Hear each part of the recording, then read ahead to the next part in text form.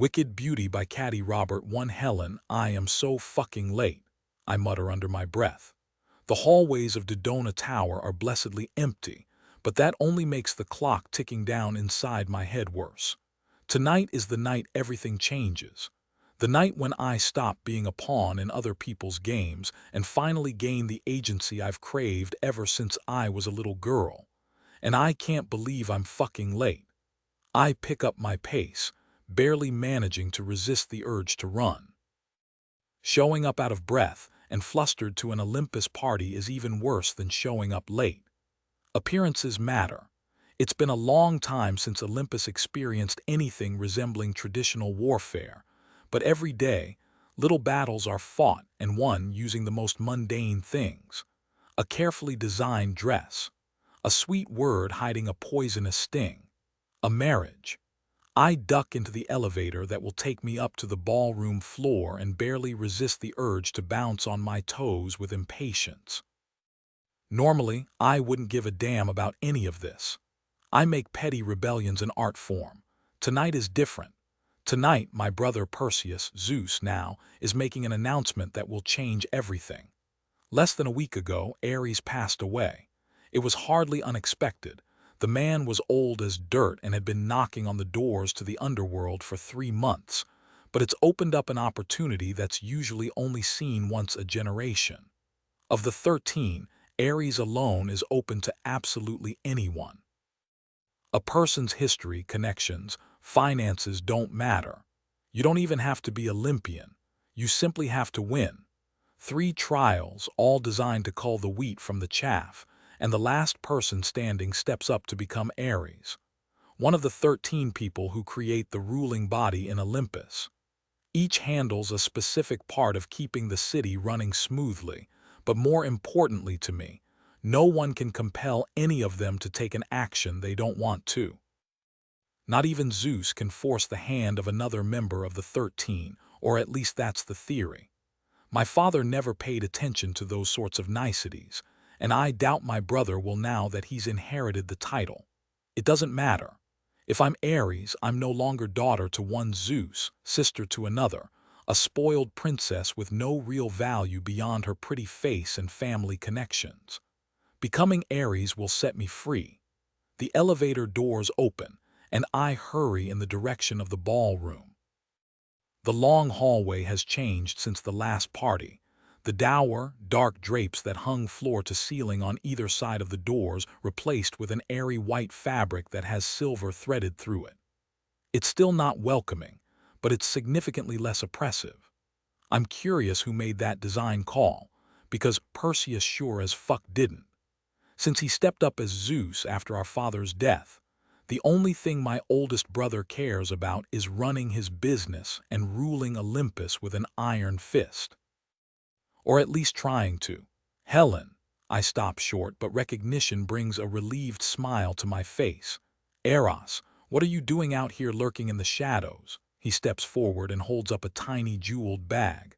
Psyche forgot her purse. He should look ridiculous holding the purse, especially considering the violence those hands have done, but Eros has a habit of moving through life as if he's untouchable. No one would dare say a word and he knows it. What a good husband you are. I take the last few steps and press a quick kiss to each of his cheeks.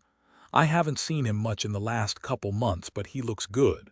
Eros is one of the most gorgeous people in Olympus, which is saying something. A white guy with curly blonde hair and a face to make painters weep at its perfection. Marriage suits you, more and more every day. His gaze sharpens. You've pulled out all the stops tonight. Do you like the dress? I smooth my hands down my gown. It's a custom piece, the golden fabric molded to my body from shoulders to hips before flaring out the slightest bit. It's heavy with a subtle pattern that's designed to catch the light with every move. A deep V dips between my breasts, and the shoulders have been shaped into sharp points that give the slightest impression of military bearing. It's a showstopper, as my mother would have said. I ignore the twinge in my chest at the thought, just as I always do when my mind tries to linger on the woman who died far too young. She's been gone 15 years, having suffered a mysterious fall when I was 15. Mysterious.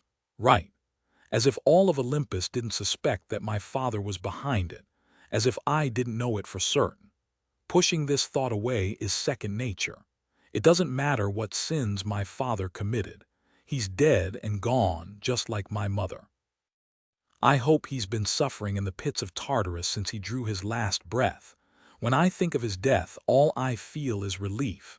He died before he could marry me off to secure some bullshit alliance, before he could cause even more of the pain he seemed to enjoy inflicting so much. No, I don't miss my father at all. She'd be proud of you. Maybe. I glance over his shoulder at the doors. Maybe she'd be furious over what I'm about to do. Rock the boat. Fuck, I'm about to tip the boat right over. Eros doesn't miss a beat.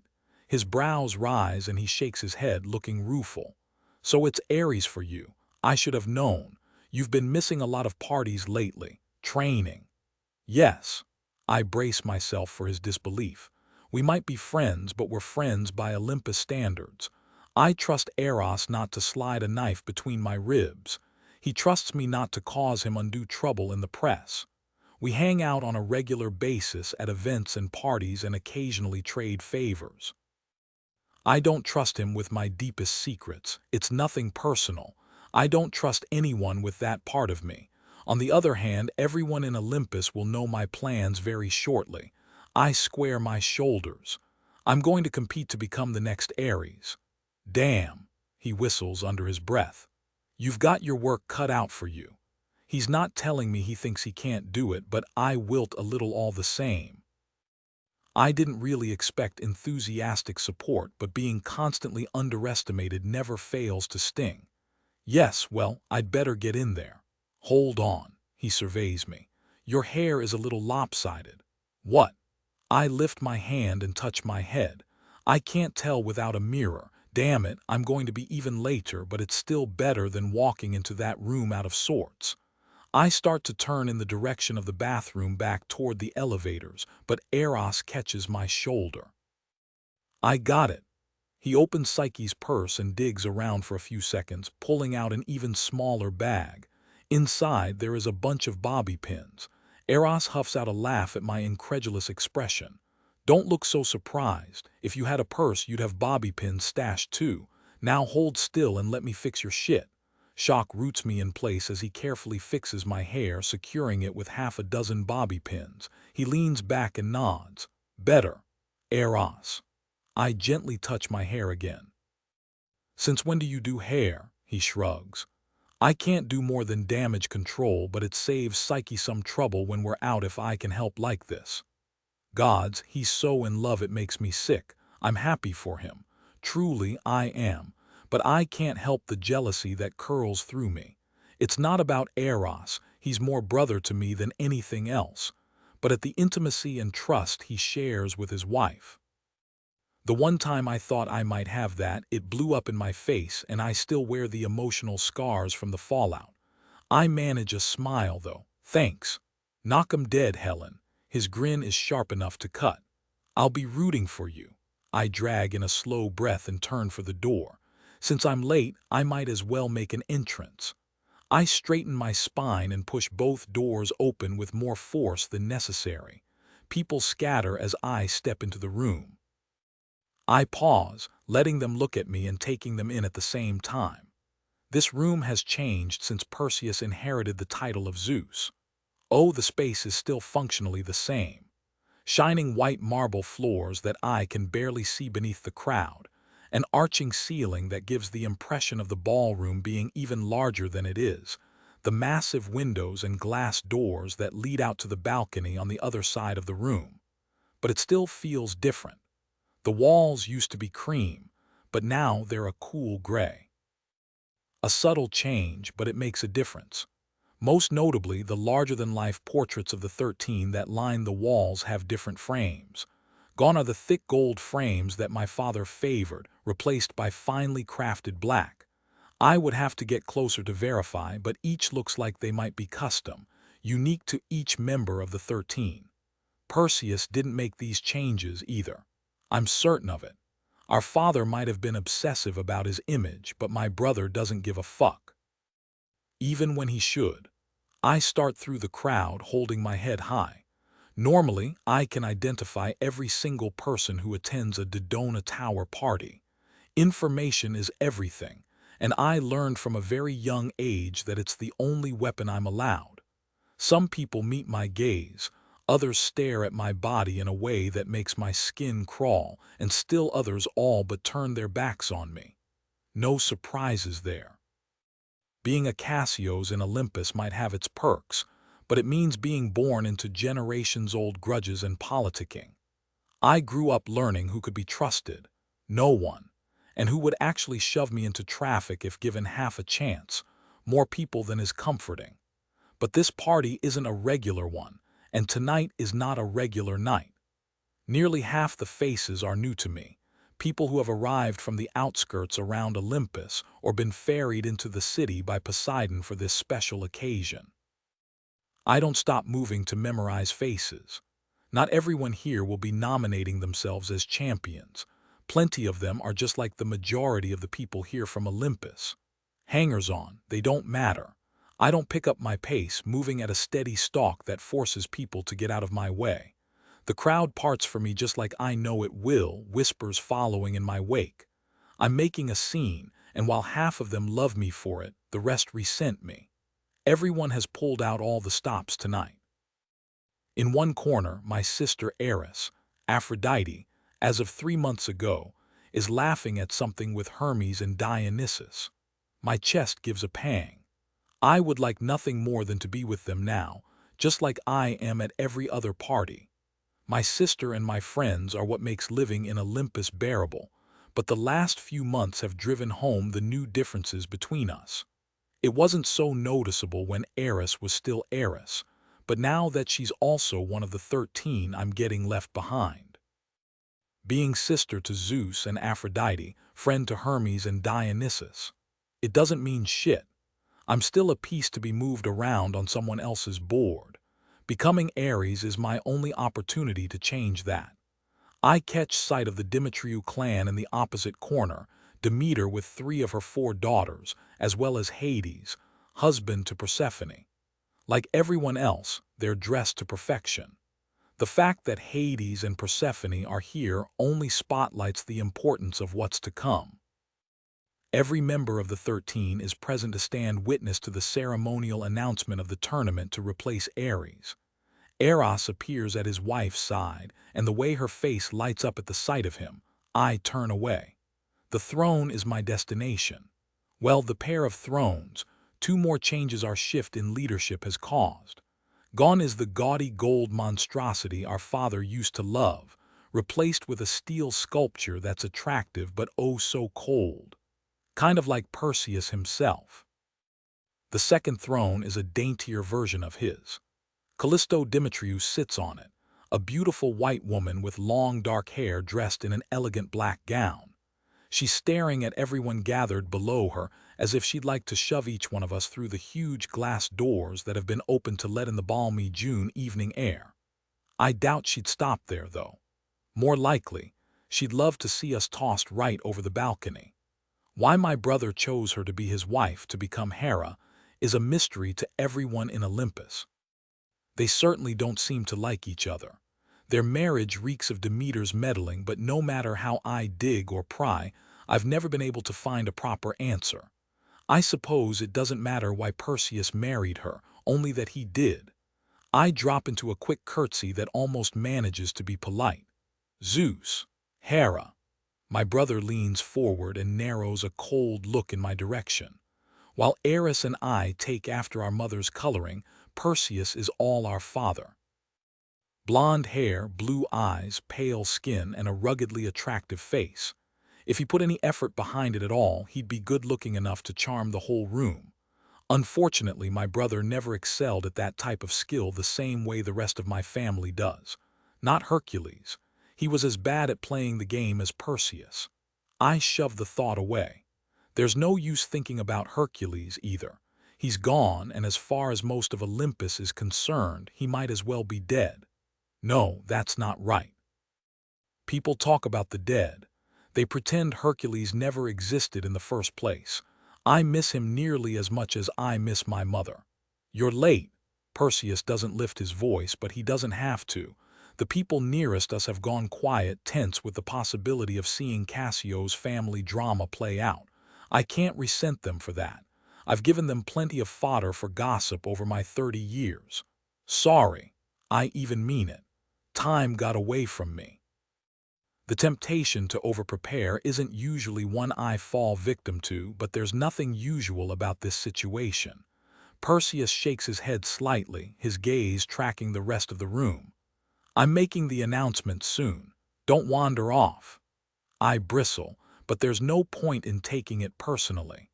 Perseus talks to everyone as though they're a small child or a dog. He has since we were little. I might understand that it's just the way he is, but his preferred method of communication is already breeding resentment among Olympus's elite. That's not my problem, though. Not tonight.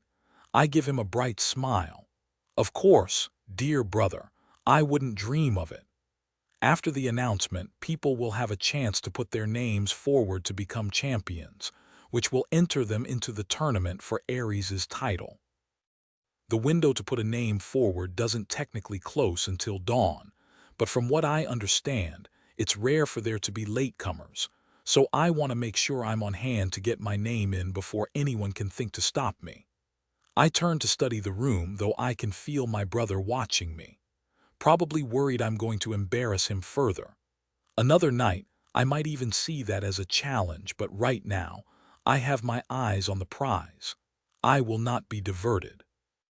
After tonight, everyone will know that I'm a force to be reckoned with.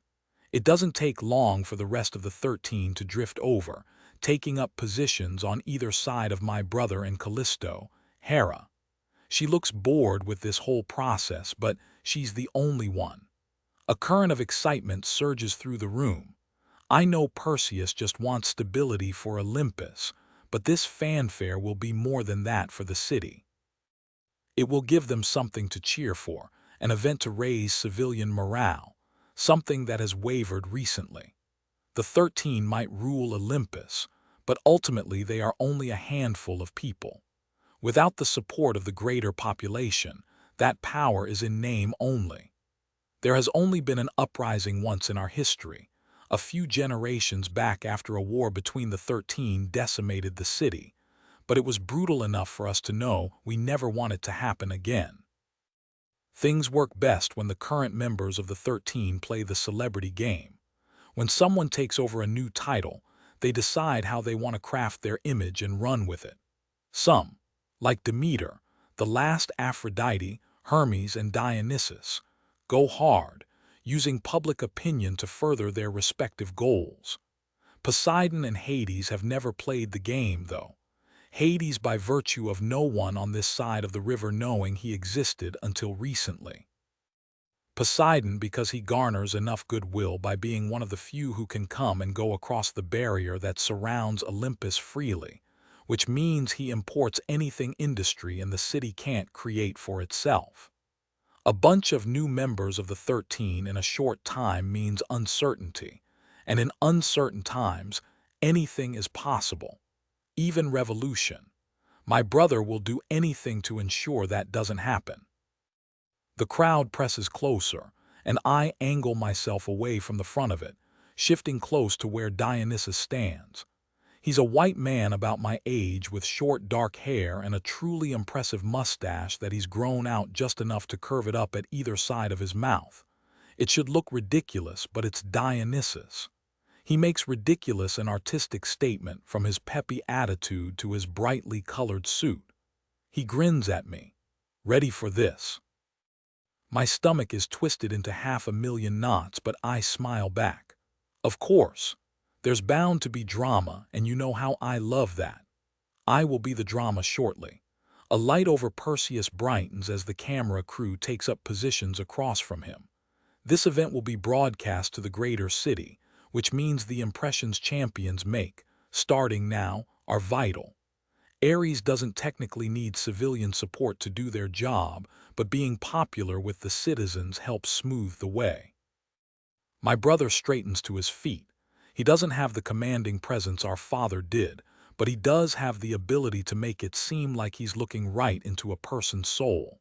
He uses that now, his icy gaze shifting over the people gathered before landing on me. Something flares there, something I don't recognize, but he moves on before I can identify it. You all know why we're here. He doesn't raise his voice, but he doesn't have to. My siblings and I were trained to speak in public from a very young age, to be perfect symbols of our perfect family line. We're here to honor the passing of Eris. He served the title for nearly 60 years and he's gone far too soon. Nice words, meaningless words. The last Eris was, quite frankly, a dick. Perseus turns to the other part of the room. Tonight, we begin the process of finding our next Eris. Tradition states that 3 trials will be issued, the first of which you'll know in 2 days' time. The winner of the 3 challenges will become the next Eris. A weighted pause. Again, that strange look passes over his face. It's the only warning I get. Perseus looks at me, something akin to sympathy in his blue eyes as he seals my fate. And marry my sister Helen. Oceanoff. Calm to Achilles told you so, Patroclus murmurs. I don't have to look at him to know what he's thinking. I always know what he's thinking. Namely, too damn much. At least the fawning groupies that descended the moment we walked through the door earlier have dispersed now that the show is underway. It's a relief. I can turn the charm on when it suits me, but this shit is exhausting. The last Eris never worried about playing to the public. He was a right old bastard, and he didn't care if everyone knew it. I don't know if he started out that way when he took the title, but by the end, everyone hated him. Even his own people. It's not how Athena operates, and I learned everything of value I know from her. Better to use honey than vinegar. Better to get someone to do what you want with a little manipulation than by bashing them over the head with whatever weapon is closest at hand. Eris could have used a few of her lessons, but he was the type of guy who put himself on a path and didn't deviate. Things are going to change when I'm in charge. Zeus is still talking, spinning a whole lot of bullshit about tradition. Olympus is up to its tits in tradition. It's their excuse for everything, a line of reasoning that conveniently takes the responsibility from the people actually doing the actions. Yeah, I mutter. You don't need to say it, though. I was already hearing the I told you so loud and clear. Patroclus had been sure the title would come with a wife.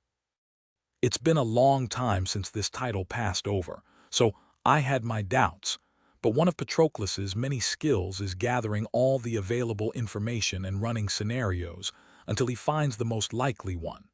It makes him irritating as fuck to be around sometimes, but he's brilliant. I glance around the room. No one seems particularly surprised by the announcement, so either they did their research like Patroclus or they have excellent poker faces. He moves closer, pressing his shoulder to mine. He's frowning, that big brain of his working overtime. I didn't expect it to be Helen, though. I didn't expect Aphrodite to choose her. Yeah. Even though I know better, my gaze tracks to the white woman standing in an empty circle, as if the people around her inched away to avoid being associated with what happens next. I can only see her profile, but it's enough. To call Helen beautiful is the understatement of the century. She's flawless, the kind of perfect that only comes around once a generation. Her whole family is full of attractive bastards, but she's on another level entirely. She's also a reckless party girl whose exploits are constantly splashed across the gossip sites. She doesn't follow the same rules as the rest of us. She's never gone hungry or had to fight for anything. The woman is a princess in a tower, and what's a princess good for except bait? She shifts, the subtlest squaring of her shoulders. When she turns to face the room, she looks happy, as long as one doesn't stare into her amber eyes. They're as cold as Zeus's. She gives the room a little finger wave. Lucky you, a scattering of laughs. Neither I nor Patroclus make a sound. I glance at him. He's a few inches taller than me and built naturally leaner.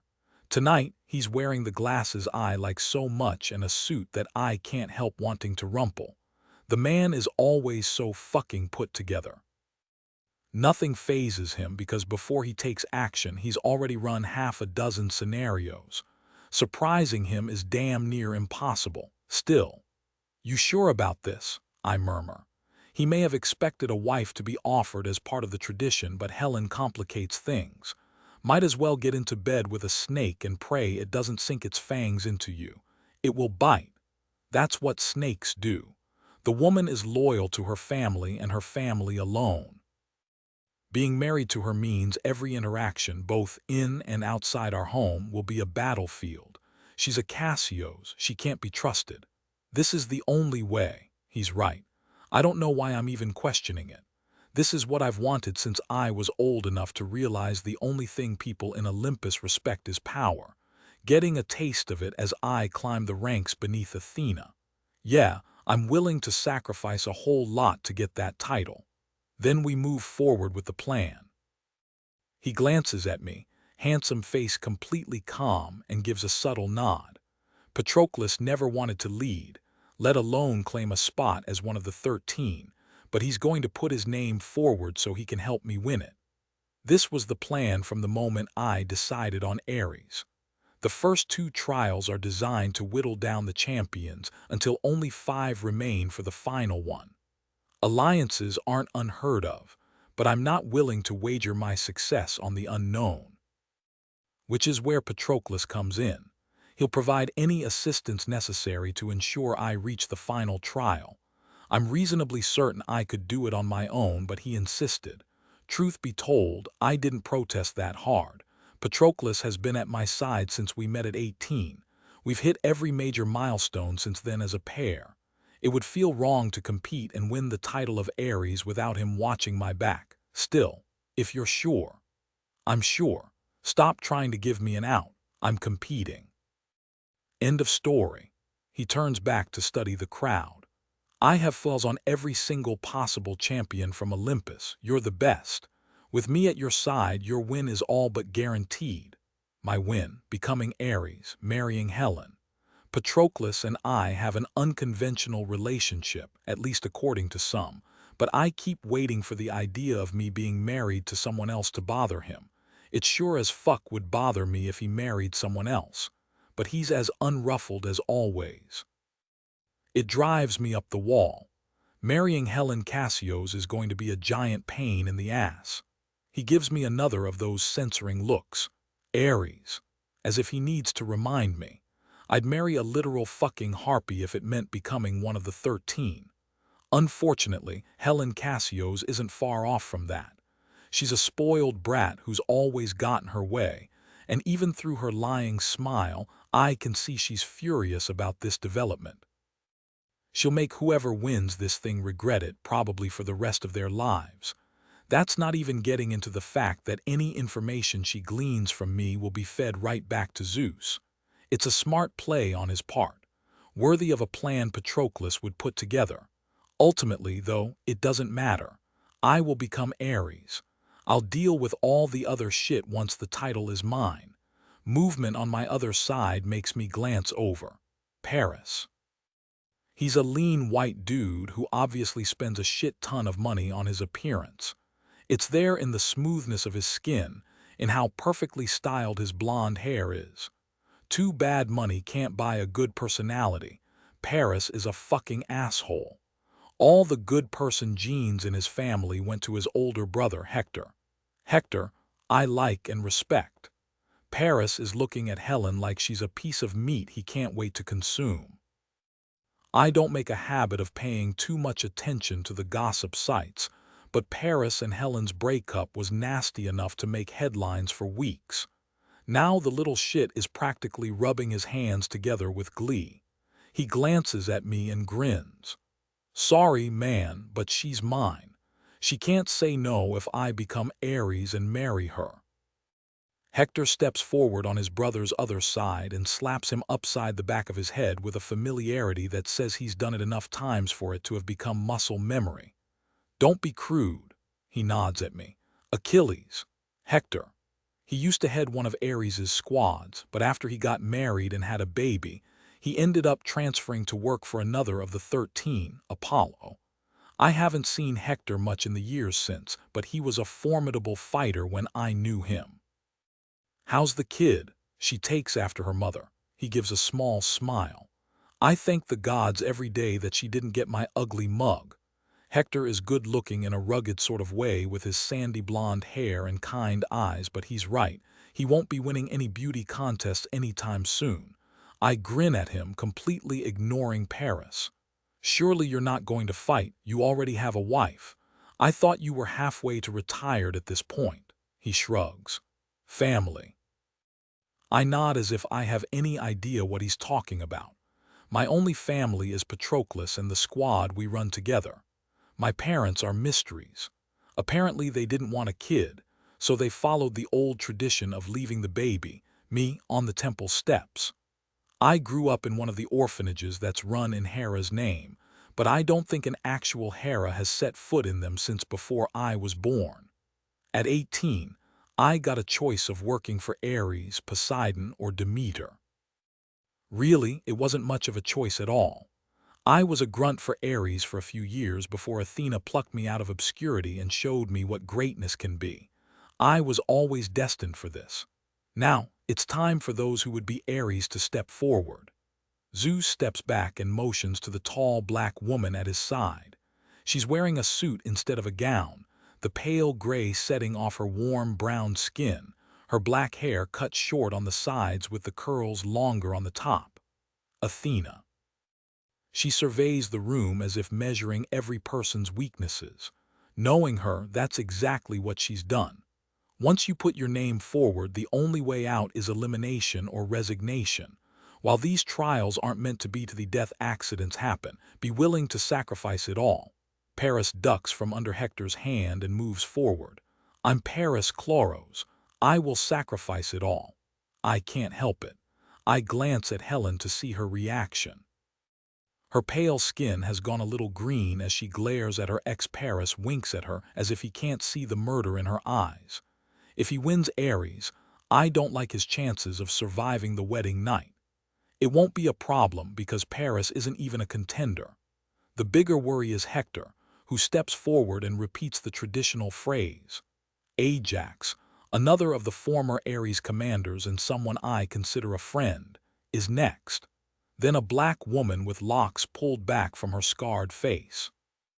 Her name is Atalanta, and she's light enough on her feet that I already know she'll be quick as fuck. Person after person comes forward in an endless stream. I note the ones Patroclus expected and the ones he didn't. None of them matter.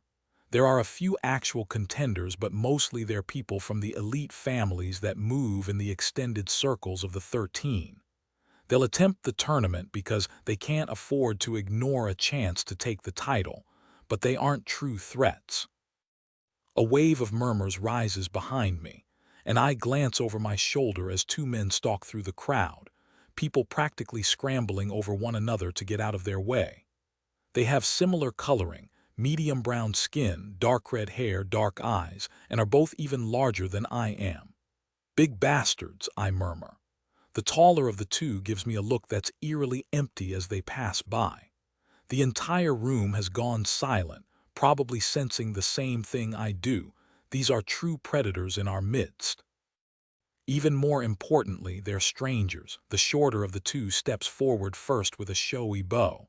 I'm Theseus Vitalis, and I'm willing to sacrifice it all.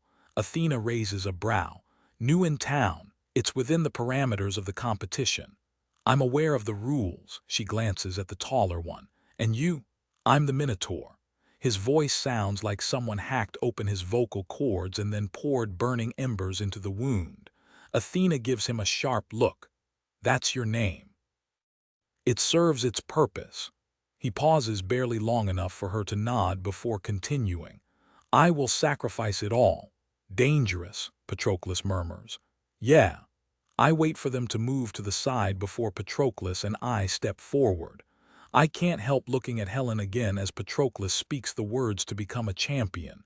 She's doing a shit job of masking her expression, and I hate the sympathy that I feel in response. She obviously didn't choose this. Fuck, she obviously didn't know about it before Zeus made his announcement. This woman is nothing to me, but when I win the title Eris, and I will win, I'll ensure she's not mistreated. After the wedding, I don't care what she does or who she fucks around with as long as she stays away from me and Patroclus. It's a better deal than she'll get from anyone else. Then it's my turn to speak, and I shove all thoughts of Helen effortlessly away. I'm Achilles' Calles, and I'm willing to sacrifice it all. Athena doesn't smile, but approval warms her dark eyes. It's about as effusive as she gets, and it makes me feel a little strange in response. I'm not someone who needs outside approval for validation, but I respect the fuck out of Athena, and her opinion matters to me. She waits several long moments, but no one else steps forward. She lifts her voice to be heard in every corner of the room. The deadline for putting your name forward is dawn. Best of luck. The lights brighten slowly, signaling the end of the pageantry. The party will go on for hours, but our reason to be here is over. I turn to Patroclus. Let's go. For a second, it seems like he might argue, but finally he nods and turns with me for the door. People get out of our way. I've been to these kinds of parties a handful of times in the years since I was promoted to Athena's second-in-command, but she prefers to keep her people out of the viper's nest. Her words, not mine. I don't see the big deal, but then I'm not one to be swayed by a pretty face or prettier words. I know my fate. I hold the door open for Patroclus, and we exit into the long hallway leading to the elevator down. He's got that look on his face, and I inwardly roll my eyes. Tell me you're not worried about that golden princess. I feel bad for her. He shrugs, completely unashamed of his bleeding heart. It can't be that comfortable being so close to so many members of the 13. Her life was never her own, not even from birth. This time, I can't stop myself from rolling my eyes. Right, poor little princess, born into the richest family in the city, having everything she could ever dream of at the tips of her fingers. She's never had to fight for a single thing in her life. Not like me, not like you. That's not entirely true, at least for me. If things had fallen out differently, I'd be Aphrodite's son. It's different. If you say so. Another shrug. I don't have the same ambition you do, Achilles. Working for Athena is just a job for me. It always has been. I love the man, but sometimes I really don't understand him. If you're not fighting for something, you're going to get used as a stepping stone for the people who are. Patroclus is one of the most brilliant people I know, but he's too soft. Without me to watch his back, he would have been fucked over dozens of times since we met each other as teenagers. Then again, without me in his life, I don't think he'd be in Athena's special forces. With his love of knowledge and research, he might have gravitated to Apollo's businesses the same way Hector did. Something like guilt slaps me in the face, but I shove it away. When I'm Eris, Patroclus will be free to do whatever he damn well pleases. With that much power at my disposal, that many resources, he won't have to work at all if he doesn't want to. I sling an arm around his shoulders and press a quick kiss to his temple. Don't worry so much. When I'm Eris, I'll take care of both of us. I grin. Fuck, I'll take care of Helen too if that will make you feel better. Even if she is a spoiled brat. Oceanoff, Com3 Helen, are you fucking kidding me? I dig my fingers into the fabric of my dress. It's do that or punch my brother in his infuriatingly square jaw. No matter how satisfying it would be, I can't risk injuring my hand. Not if I want to be Eris. Except how the fuck can I be Eris when Patroclus named me Eris's wife? You made me a prize to be won, married off to a stranger, without even talking to me. I managed to hold it together until the party wrapped up and a small group of us ended up in Perseus's office. Me, Perseus, Eris, and Callisto. Me, Zeus, Aphrodite, and Hera. Perseus sits behind his large desk, looking bored with my theatrics. Eris has one hip perched on the desk and is smiling in a way I really don't like. I love my siblings. I do. but I can never forget that they're focused on power and ambition before all else. They always have been, even before they became members of the 13. It's how we were raised, after all. The only exception was Hercules, and look what happened to him. Callisto stands in front of the floor-to-ceiling windows, seeming to be totally checked out of the conversation, or argument more accurately. Eris examines her nails. It's tradition for a wife to be part of Eris taking the title. Somehow, in all my preparation, I missed that little detail. I was so focused on what the trials could be that I never bothered to look into the rest. The last Eris had several wives over the course of his time holding the title. It never occurred to me that one of them was the result of him gaining the title itself. That's no excuse. You could have chosen someone else. You should have chosen anyone else. Why did it have to be me? Perseus steeples his hands before his mouth. Because you're a Cassios, I flinch. I didn't ask to be born into this family. I didn't ask for the consequences I've lived with my entire life. So I'm going to be punished for having our father's blood in my veins. Stop being dramatic, Helen. I hate how patronizing he sounds right now. No, fuck you. You don't know what it's like. He pushes slowly to his feet, cutting me off. I don't know what it's like to. What exactly? Sacrifice in the name of the 13. Marry a stranger for the sake of a greater good. He doesn't look at Callisto. I'm not asking anything of you that I haven't already done myself. I didn't ask for this, I finally manage. Don't be a child, you're not special. None of us asked for this. He turns for the door. You were always going to be married off in a power match. You know this. Honestly, it's a minor miracle that I've avoided it to this point. My father thought to break me before offering me up as a pawn to someone else, which is the only reason I haven't had a ring shoved on my finger and been carted down the aisle. But I didn't expect it from Perseus. Silly me. Of course my brother would never let a little thing like my happiness get in the way of his bottom line. Our father taught him too well. He taught all of us too well. Even Zeus, with his petty cruelty, protected Olympus in his own way. No one could protect Olympus from him, but at least we didn't have to worry about outside enemies with him on the throne. But the 13 are too fractured, and with the changeovers, that's causing unrest. I will bring them all to heel, one by one, no matter what it takes. You will do your part by influencing Eris to my side, exactly like you were taught to. The side effect of being destined for a political marriage. It wouldn't stop being political the moment I said, I do. I will be walking a tightrope between my spouse and my family, and gods know my family might not be perfect, but they still have my loyalty, no matter how much it kills me to do what's required, which means there's only one answer available to me. I understand. Good. He turns and pins me with a cold look. You will be there tomorrow during the opening ceremony, and you will sit next to Athena in a pretty dress and inspire the candidates to greatness. They need to put on a show for the ages, and I need your help doing it. It's your duty, Helen. You haven't forgotten the price of the life we live, have you? Shame lances me, and it's everything I can do not to bow my shoulders. No matter how awful it's been growing up as one of Zeus's children, the fact remains that when it came to having my material needs met, I wanted for nothing. The best schools, the best clothing, a home in the upper city, moving through the circles of the rich and powerful. All of it was because of the family I was born into. But, as my brother likes to remind me, there is a price to be paid. Perseus is right in a way. He's not asking me for anything he's not willing to do himself. He married one of Demeter's daughters, after all. No matter my bitching, even I can recognize that alliance as valuable, even if I don't fully understand why it had to be Callisto. Of all of us, he's most aware of the horrifying legacy we carry in our blood, of the sins our father committed while he was Zeus. Perseus is already going out of his way to ensure he follows a different path. He might aggravate me in the extreme, but I can respect that about him. But I don't want this responsibility. I didn't choose this. It doesn't matter.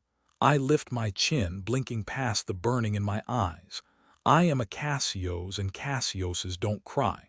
I'll do my duty. What are my other options? Run. The idea is laughable. The only way out of Olympus is at Poseidon's hand, and there's no way he'll help me.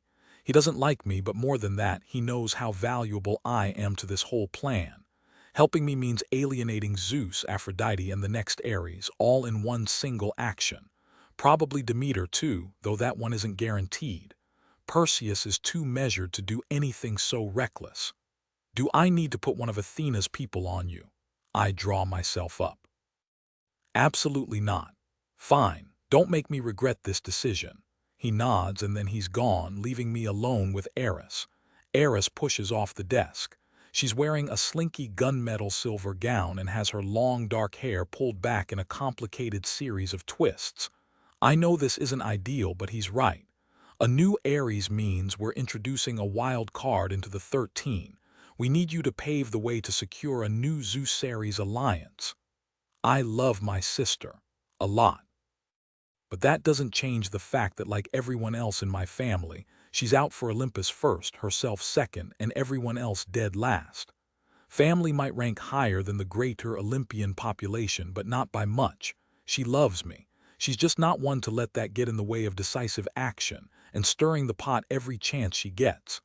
You could have chosen someone else, anyone else. She shrugs, a small smile pulling at the edges of her lips. You'll come out on top, Helen, you always do. I tilt my head back and stare at the ceiling. That was quite the backhanded compliment. My voice is high and tight. I have too much control to throw a fit over this turn of events, but I want nothing more than to throw something at my sister's smug face. I'm very angry at you right now. You'll get over it. It's dog-eat-dog in this city, especially among the 13. You know that. Yeah, well, I would have secured an airtight Zeus-Ares alliance if you'd let me become the next Ares. She jolts like I've surprised her. You can't really mean you considered stepping forward as a candidate. I thought you gave up that ridiculousness when we were still children. It shouldn't hurt so much that my sister doesn't take me seriously. Of everyone, I'd think she'd realize my ambitions go more than skin deep. Apparently I was wrong. I never gave it up. She gives a tight smile.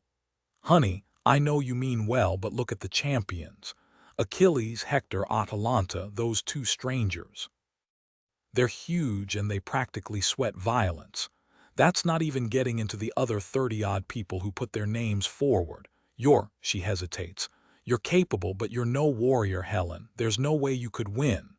Somehow, this is worse than the fact she hadn't taken my ambitions seriously. She honestly doesn't think I could do it. My chest tries to close, and only years of practice keep me from buckling. I would have won. I guess we'll never know now. Eris presses her lips together, looking almost apologetic in a way she wasn't when she effectively sold me in marriage without asking first. I'm sorry, Helen, truly I am, but you know how it goes. Olympus comes first. Sometimes that demands sacrifice. Keep telling yourself that. You're not sacrificing a single damn thing. I'm so angry I'm shaking. The temptation to let the rage out here when it's just family in this room is almost too strong to ignore. It's been many years since I brawled with Eris. The last time was when we were teenagers.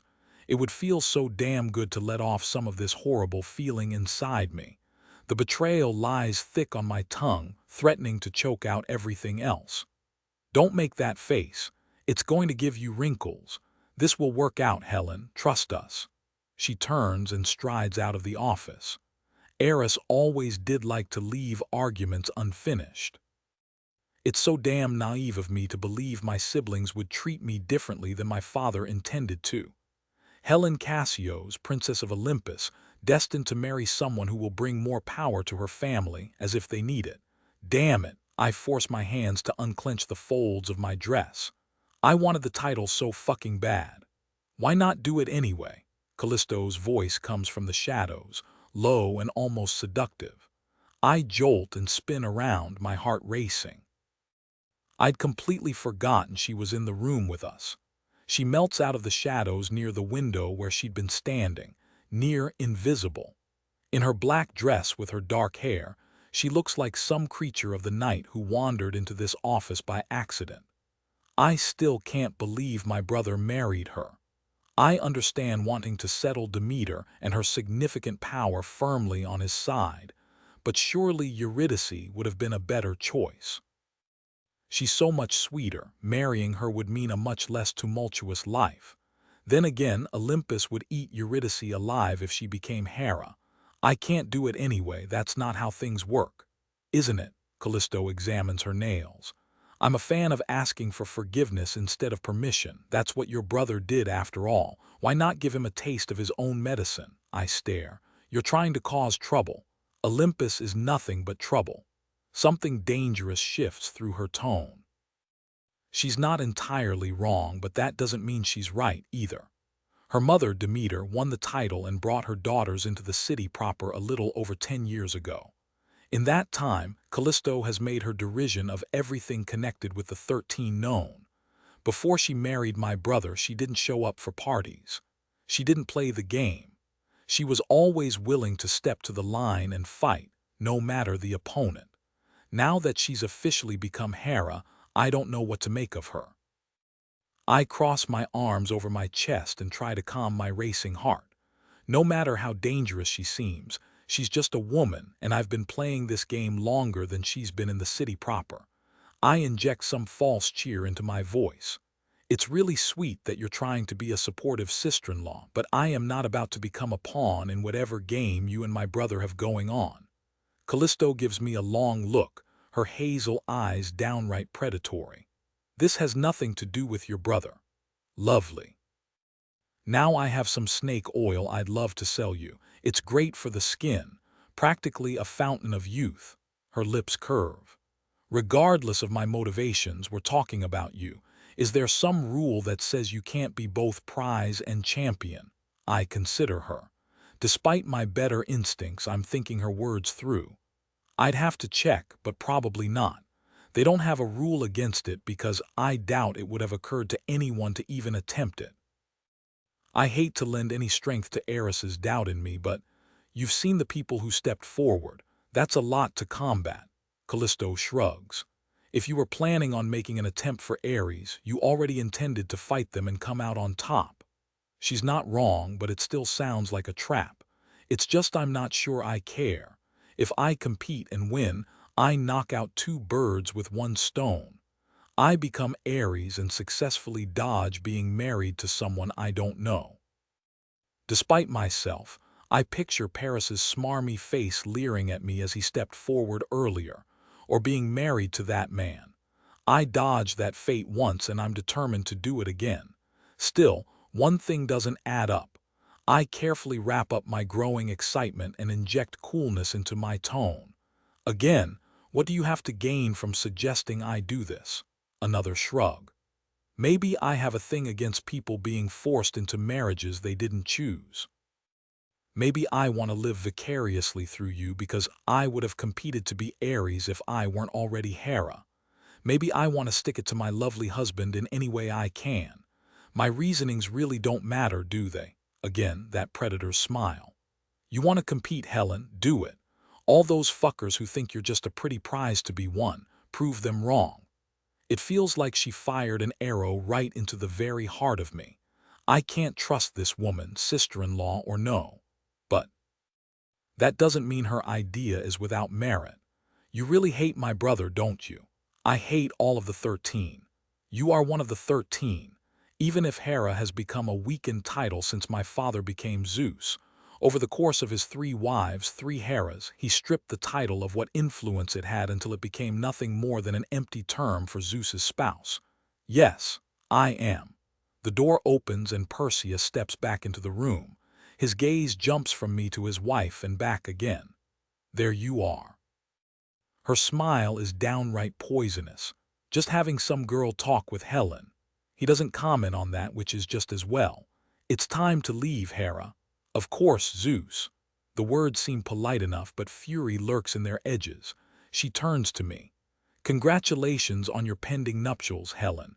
I'm sure you'll make a lovely piece of arm candy for the next Eris. I watch her stalk across the room toward my brother, and the small hairs at the back of my neck rise. This woman is more predator than most of the 13, and I can't shake the feeling that Perseus is going to greatly regret marrying her. For his part, he turns easily and places his hand at the small of her back. Always worried about appearances, my brother, even when no one else is here to witness the lie except me.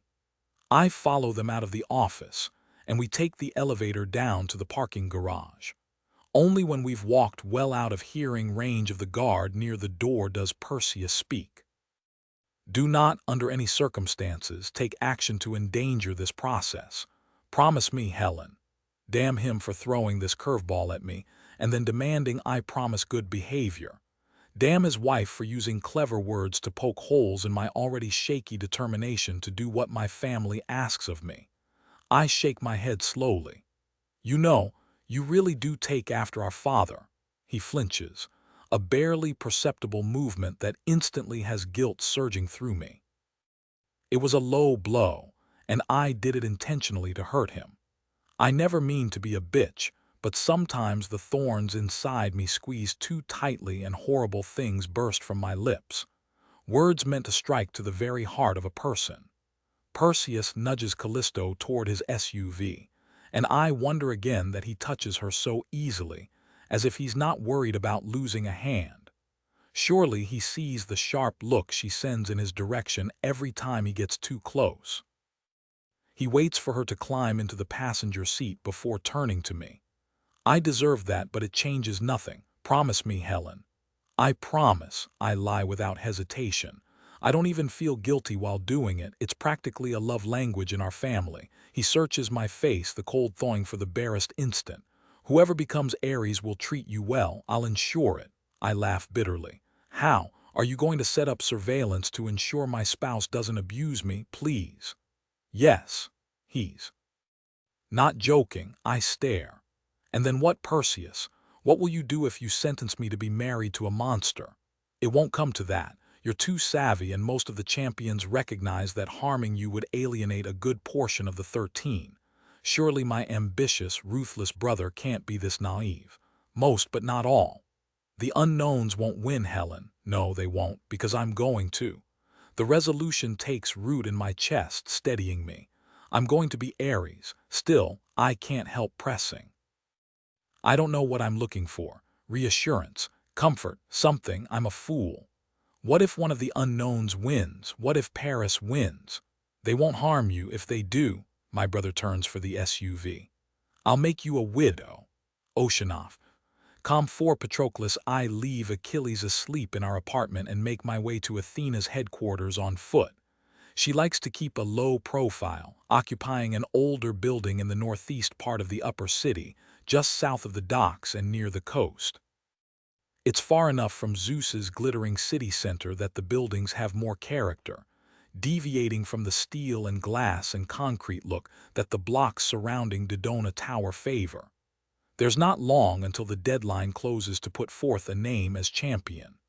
I expect most of the major players have already shown their faces, but I don't like being surprised. Dawn is a few hours off, and if anyone is going to be a late addition, they'll do it now, under the cover of darkness. Historically, the 3 trials are more physical in nature, but the advantage of a surprise contender cannot be overstated. In order to ensure Achilles wins, I have to consider all variables and plan around them, which is why I'm here instead of in the warm bed beside him. Trees line this street at regular intervals, tall oaks that create a pleasant coolness in the early summer heat, even at this hour.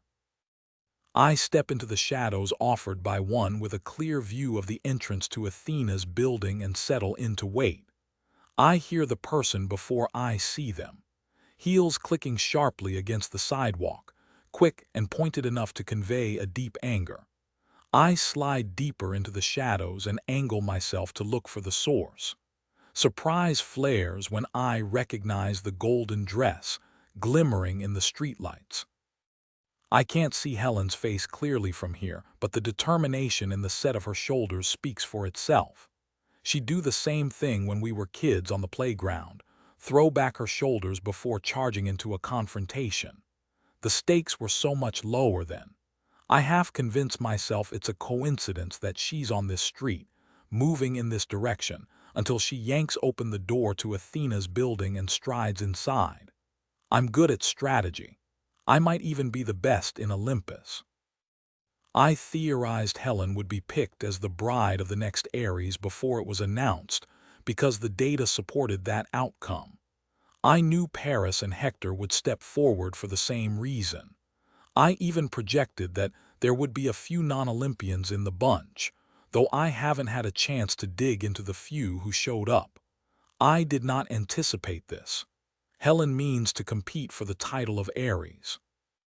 The very idea is ludicrous, though as I mentally flip through the histories I read on the subject, I don't think there is any rule against it. It's simply never been done before. There is no precedent. What happens if she dies in one of the trials? Champions get killed from time to time, though it's the exception rather than the rule. Zeus is hardly going to be able to switch out spouses as prizes on a whim. Even if he could, and the 13, the public, and the champions would stand for it. The very idea is laughable. Who can compare to Helen Cassio's when it comes to connections and beauty? No one. It will be a disaster no matter which way I look at it. I'm so busy thinking that I don't hear her exit.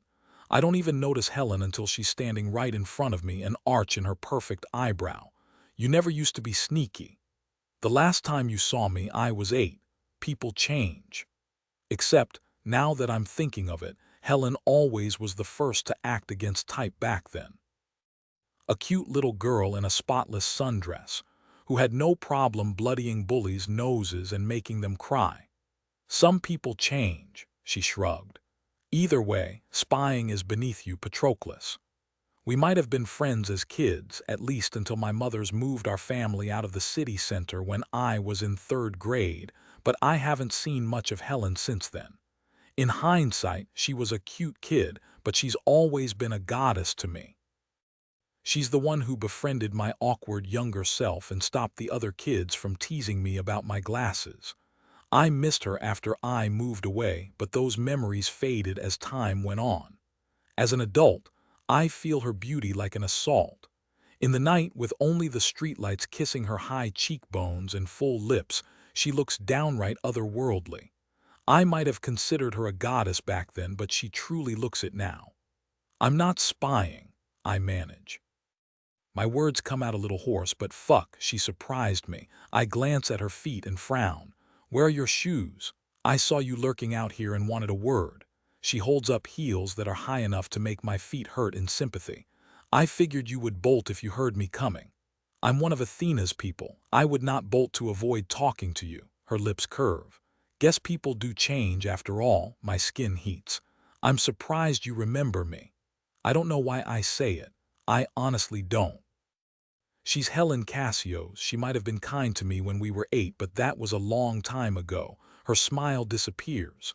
We were friends, Patroclus. Of course I didn't forget about you. I missed you after you were gone. I can't read her tone. She sounds almost stung, but I must be imagining it. What are you doing here? I know the answer, but I want to hear her admit it. I thought you and I could have a little conversation. We have nothing to talk about. Especially if we're about to both be competitors for Eris. I have no intention of winning. It was never the goal when I put my name forward. But by watching Achilles' back, I can ensure he makes it to the final round and wins. The best case scenario, of course, is that we're the 2 last standing and then I'll step down, but in looking at the competitors, I'm not certain I'll last that long. My strength is in strategy, but I lack a fundamental trait that Achilles and several of the other competitors have, a drive that propels them beyond what normal people can accomplish. Frankly, I don't like Helen's odds either, but being taken under Athena's wing and learning from her brilliant mind means I know better than to take anything in Olympus at face value. Helen seems like a party girl who flits from event to event, a beautiful bird in a gilded cage. I can't afford to assume that's the truth. I bet she still has a wicked right hook. Patroclus. She says my name slowly, almost as if she's tasting it. You're the only one who knows I've put my name in as a contender aside from Athena, of course. I'd say we have more than a few things to talk about. Easy enough to catch her meaning. You want me to keep it to myself? Yes, at least until it's announced in the opening ceremony tomorrow. I'm already shaking my head. No. We might have been friends once, but that was a long time ago. I don't wish you ill, but you're not my priority in this tournament. Achilles is. She tilts her head to the side, and once again her sheer beauty steals my breath. I love Achilles, I have since I was a teenager, but there's something about Helen that hits me in a place logic can't touch. She's like some old-world queen who could inspire entire countries to go to war on her behalf. She's dangerous now. She laughs, low and sinful. What Achilles doesn't know won't hurt him. The words almost sound like she's trying to seduce me. It worries me how hard it is to take a step away from her. My body fights my mind, which worries me even more. I'm sorry, Helen, but I'm going to tell him. I clear my throat. Is that all? Actually, one other thing. She motions at my shoulder. Would you mind? Go ahead. I hold perfectly still as she braces herself on my shoulder and slips on one shoe and then the other. Strange to realize how small she is. The last time she touched me like this, leaning on me to slip on her shoes, she was taller than I was. She's got to be at least 6 inches shorter than my 6'3" now, probably closer to 9 because even with the ridiculous heels, she still has to look up to meet my gaze. Beyond that, she's built lean enough that I would call her breakable. What are you thinking, entering this tournament? I don't mean to ask the question. What the fuck am I supposed to do with this strange surge of protectiveness? She's not a kid in need of protection. Fuck, Helen never needed my protection. Ultimately, it doesn't matter why she's doing what she's doing. The only thing that matters is how she's complicated the possible scenarios moving forward. Her presence will affect things, and I have to consider how. She tests the second heel and then straightens, running her hand absently down my chest.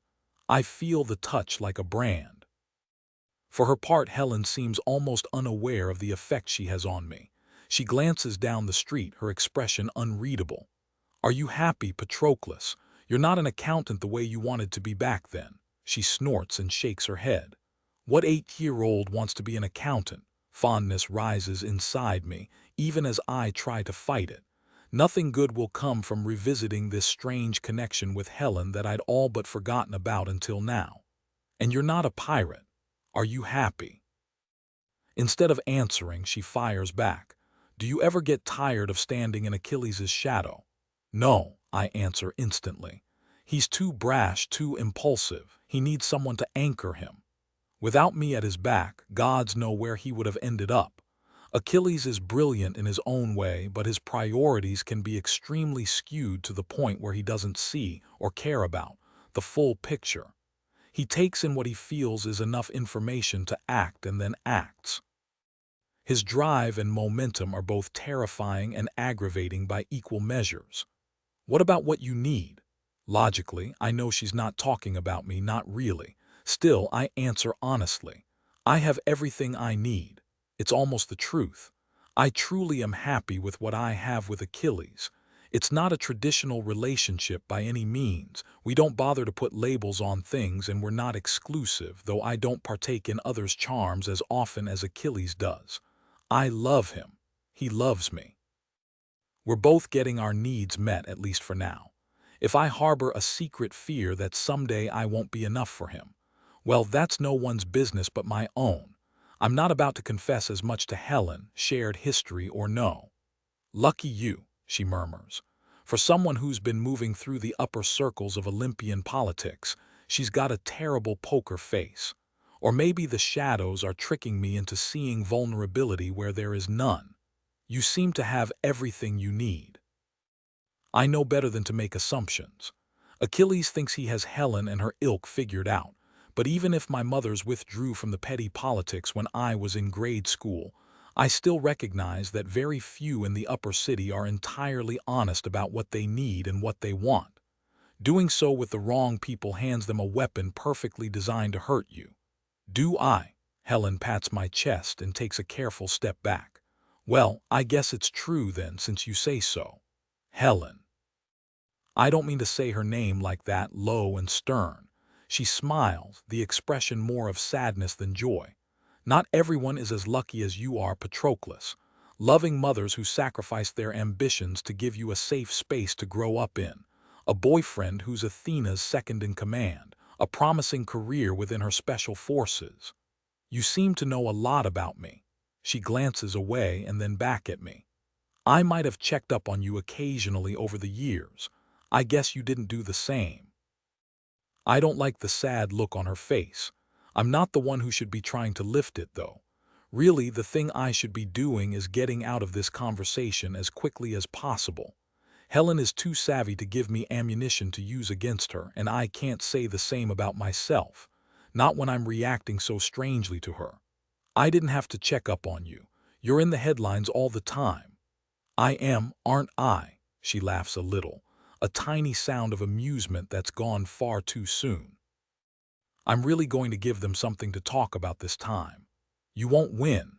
I don't say it to be cruel, but she flinches all the same. Still, I press on. You might even die. It's not too late. If you ask Athena to strike your name from the list, she will. No one has to know you entered in the first place. Helen gives me a bittersweet smile that makes my chest ache in response. Some things are worth even the risk of death. Good luck, Patroclus. You have your hands full with that golden jackass. She turns and strides back the way she came. I don't mean to move. I have a plan, after all, and that plan involves holding this position until dawn to ensure I know the identities of any champions who want to keep their identities secret until the opening ceremony. Or at least going back to Achilles and reporting this new development. But my body makes the decision for me, one step turning into two, turning into a jog that brings me even with Helen. I'll walk you to your car. That's not necessary. Despite my longer legs, I have to concentrate to keep up with her quick pace. The streets are safe enough in this neighborhood, but you're Helen Cassio's. Surely you realize you're in more danger being out alone without a security detail than the average person. She gives me a strange look. Isn't it in your best interest to let a champion be eliminated before the tournament even starts? No. The word comes out too forcefully, but there's no walking it back now. I make an effort to shrug the tightness out of my shoulders. I don't know what it's like moving in the circles you do, but I don't believe in acceptable losses, not if they're avoidable.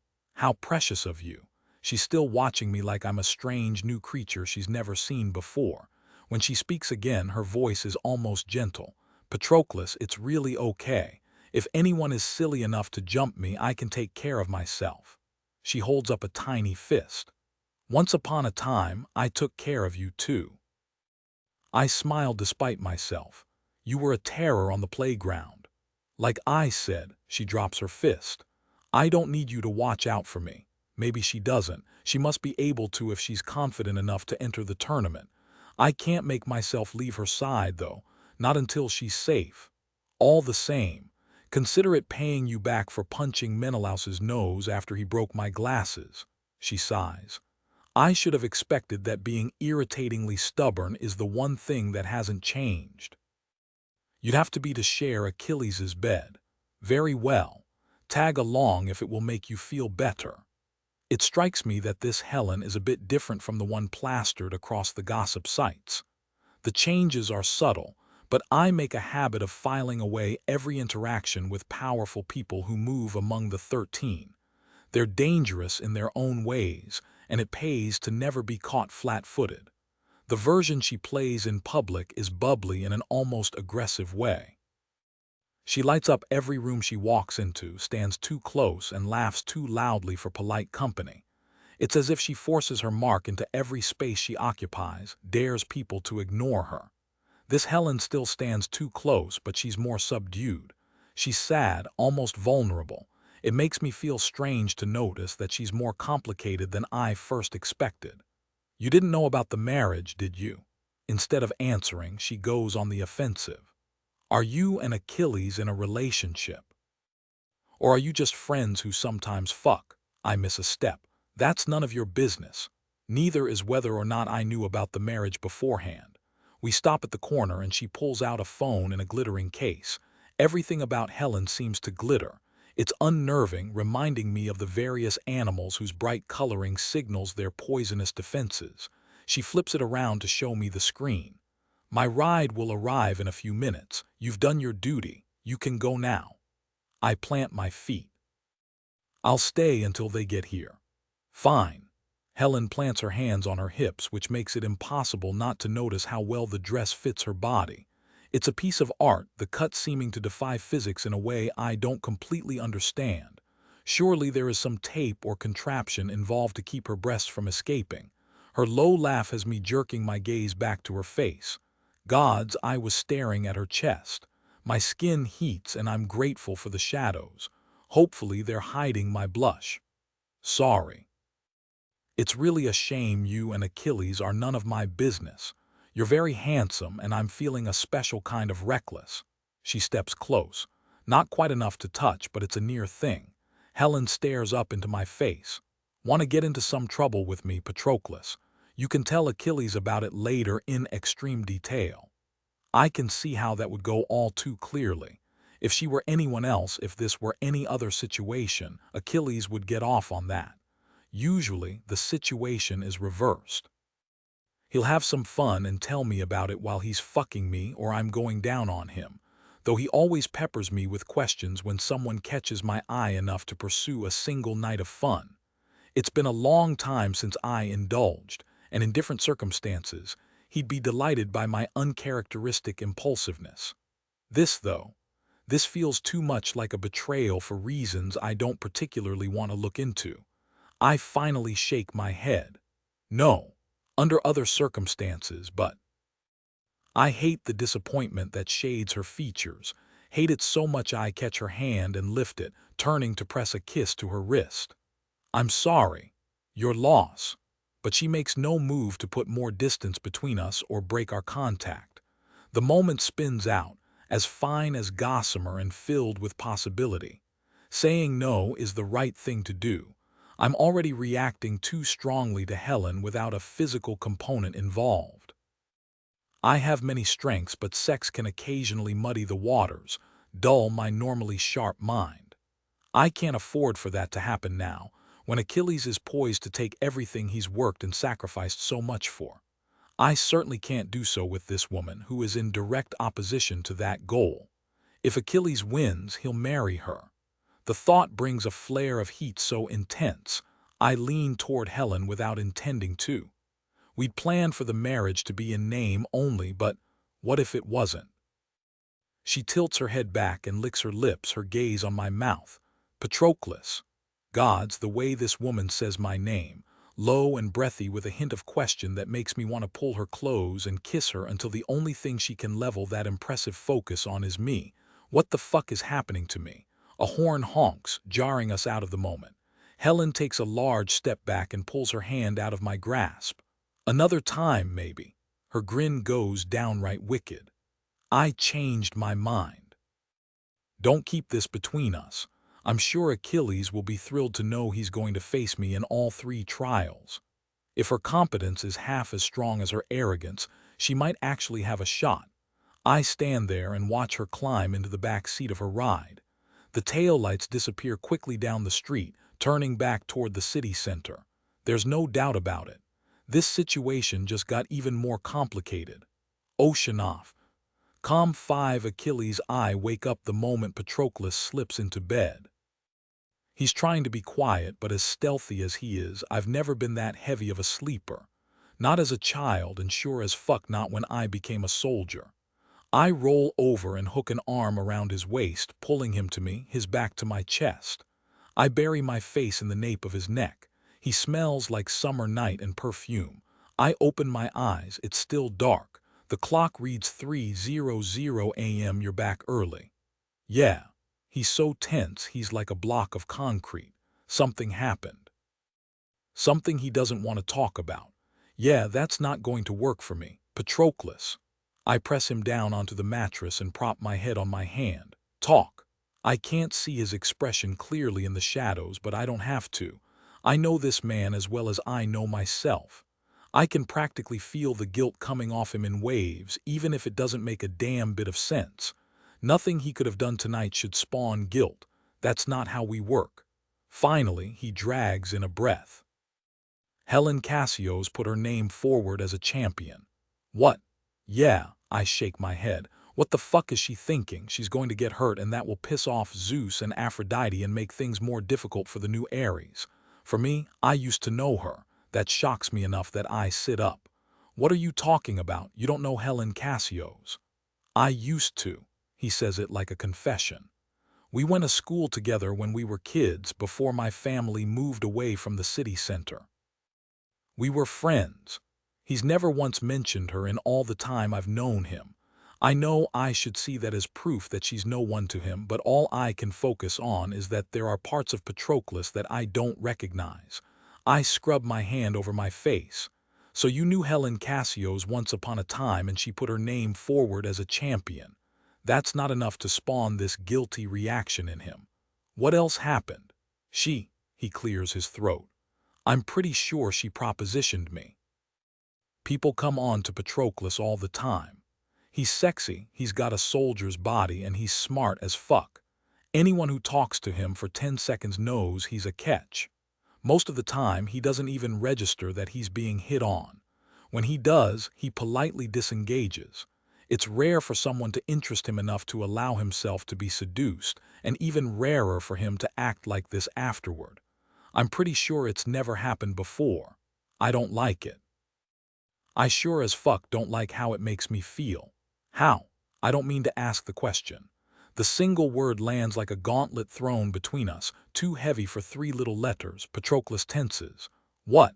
I'm already moving, climbing out of bed and motioning impatiently at him. Show me how. Achilles. He reluctantly follows and moves to stand in front of me. He's naked and half erect, and that shouldn't piss me off, but nothing about this situation is like it should be. Patroclus sighs. Why are you doing this? I want to know. I sound like an asshole, but I can't stop myself. I've seen Helen Casio's. Fuck, I've talked to her a few times, though her aggressively bubbly personality grates. She's easily the most beautiful person in Olympus. The kind of beautiful that would make a person forget themselves and act against their own best interests. The kind of beautiful that can spark wars and doom relationships. I won't let her doom mine. I don't give a fuck if she's turned her eye on Patroclus. She can't have him. He's mine. Patroclus sighs again. Nothing good will come of this. Since when do we keep things from each other? Nothing happened, Achilles. I don't understand why you're jealous. Jealousy, that's what this feeling is. I hate it. I want to kill it with fire. Emotions aren't as easy to conquer as physical challenges, though. I step closer to Patroclus, close enough that I can feel the heat coming off his body. Did she stand close to you like this? He curses. Fine, we'll do this. Patroclus takes my hand and places it on his shoulder. She leaned on me to put her shoes back on. Put her shoes back on. I don't have a chance to voice the question because he tightens his grip on my wrist and drags it down my chest. And then she did this. That was literally it. You're being ridiculous. His defensiveness tells me more than his protests do. Patroclus doesn't get defensive. You wanted to fuck her. He sputters, which is answer enough. I drag my knuckles over his stomach and wrap my fist around his hard cock. Hard for me, hard for her. The lack of confirmation makes something ugly snap inside me. I stroke him roughly. She's gorgeous. You say that like everyone in Olympus doesn't already know it. His breathing goes choppy as I keep stroking him. Achilles, let's go to bed. I pause. Patroclus. I don't have to say anything else. He knows me just as well as I know him. He knows what I want. He digs his hands into my hair and presses his forehead to mine. This won't make you happy. It might. Patroclus huffs out a laugh, though he sounds pained. Fine. Yes, I wanted to fuck her. If she wasn't destined to be your wife, I might have taken her up on her offer. My wife. I had no intention of doing anything about the wife aspect of winning the title, and I still don't. But in that moment, it's impossible not to let my imagination run with how a wedding night might look with Helen Cassio's. Spoiled brat, yes, but I'm not immune to her. I don't think anyone alive is. She'd be fire in the bedroom. I don't know how I know, but I'm suddenly sure of it. Patroclus kisses me, or maybe I kiss him. It doesn't matter. We stumble back toward the bed. His hands are in my hair, stroking down my back, grabbing my ass and hauling me harder against him. There's no denying the source of this frenzy, and we both know it. He drops to his knees, and I barely get a chance to reach for him before his mouth closes around my cock. Fuck. Sometimes when he goes down on me, he's a little fucking tease, tormenting me with the slow slide of his mouth and his clever tongue until I lose my patience and haul him to the bed to fuck him. That's not how he sucks my cock tonight. He pulls me deep until his lips meet my base. I stare down at him for a long moment, but Patroclus has his eyes closed. He moves over me with a determination that has my balls tightening, like he wants to escape something, like he's trying to prove something. You're sucking me off like you're apologizing for something. I tilt my head back and close my eyes. You're forgiven, Patroclus. He's right. He didn't do anything wrong. I don't know why I'm reacting like this, but I recognize that it's bullshit. His moan in response to my words confirms it. This man loves me as much as I love him. He'll fight to keep from endangering us. I believe that. I do, most of the time. This time I don't topple him to the bed. I let him pay a penance he doesn't deserve because I know it will make him feel better. Every pull on my cock deflates my jealousy. It doesn't matter that Patroclus wants Helen. Fuck, I want Helen. What matters is that he's here with me. I tighten my grip on his hair. I'm close. His only response is to reach down and cup my balls. He knows what I like, what will get me off the hardest. I curse and come so intensely my knees buckle. Patroclus doesn't stop sucking me, not even when I have to catch myself on the edge of the bed to keep from hitting the floor. Only then does he release my cock and press a kiss to my hip. I'm sorry. You have nothing to be sorry for. It doesn't feel like that. I sink onto the floor next to him and lean against the bed. I was out of line. Maybe a little. Definitely. Even with the orgasm blunting my thoughts, the jealousy lingers. There are thousands of people in Olympus who Patroclus could fuck, and I wouldn't think twice about it. Helen, she's a different story. I'm sorry, too. I hold up my hand. Spit. Fuck Achilles, he obeys, though. He always does. Patroclus spits into my hand and watches with that look on his face as I wrap my fist around his cock and stroke him lazily. He always reacts like this, as if he can't believe he's here, that I'm touching him like this. We've been partners for a decade, ever since our friendship turned to fumbling hands and messy kisses when we were 20. I'll make it up to you. Oh yeah, his lips curve. More importantly, the tension lingering in his shoulders dissipates. He leans against the bed, leaning his head back to expose his throat. Yeah. I waste no time pressing an open-mouth kiss there as I jack him. It feels good to have him in my hand, to have him pulling me up for a rough kiss. I could finish him like this. I have so many times before. It's not enough. I break our kiss, ignoring his sound of protest as I drag my mouth down his chest and stomach to take him into my mouth. The tremors in his thighs confirm it won't take long to get him off, which is just fine with me. I'm not any more interested in teasing tonight than he was. I suck him down hard, working him with lips, tongue, and that little edge of teeth he likes sometimes. Holy fuck, Achilles. He doesn't get a chance to finish, at least not verbally. He comes in my mouth and I moan as I drink him down. I don't stop there. Fuck, I don't stop until he tugs my hair, pulling me off his cock. Damn. I press a quick kiss to his lips. See, nothing to worry about. I never said there was anything to worry about. There's a smile in his voice now. But I've apologized and you very effectively staked your claim. Yeah. I grin, completely unrepentant. Now bed, he agrees. We brush our teeth and do some minimal cleanup before climbing back into bed. This time, when I pull him back against me, he's relaxed and sleepy. He's still Patroclus, though. I think the only thing that will shut off that big brain of his completely is fucking him damn near into a coma. A single orgasm barely slows him down. I'm not remotely surprised when he runs his fingers over my forearm and says, "I tried to talk her out of competing." "I bet you did." I tug him closer. "I take it that went over well." "Not even a little bit," he sighs. "It's going to complicate things."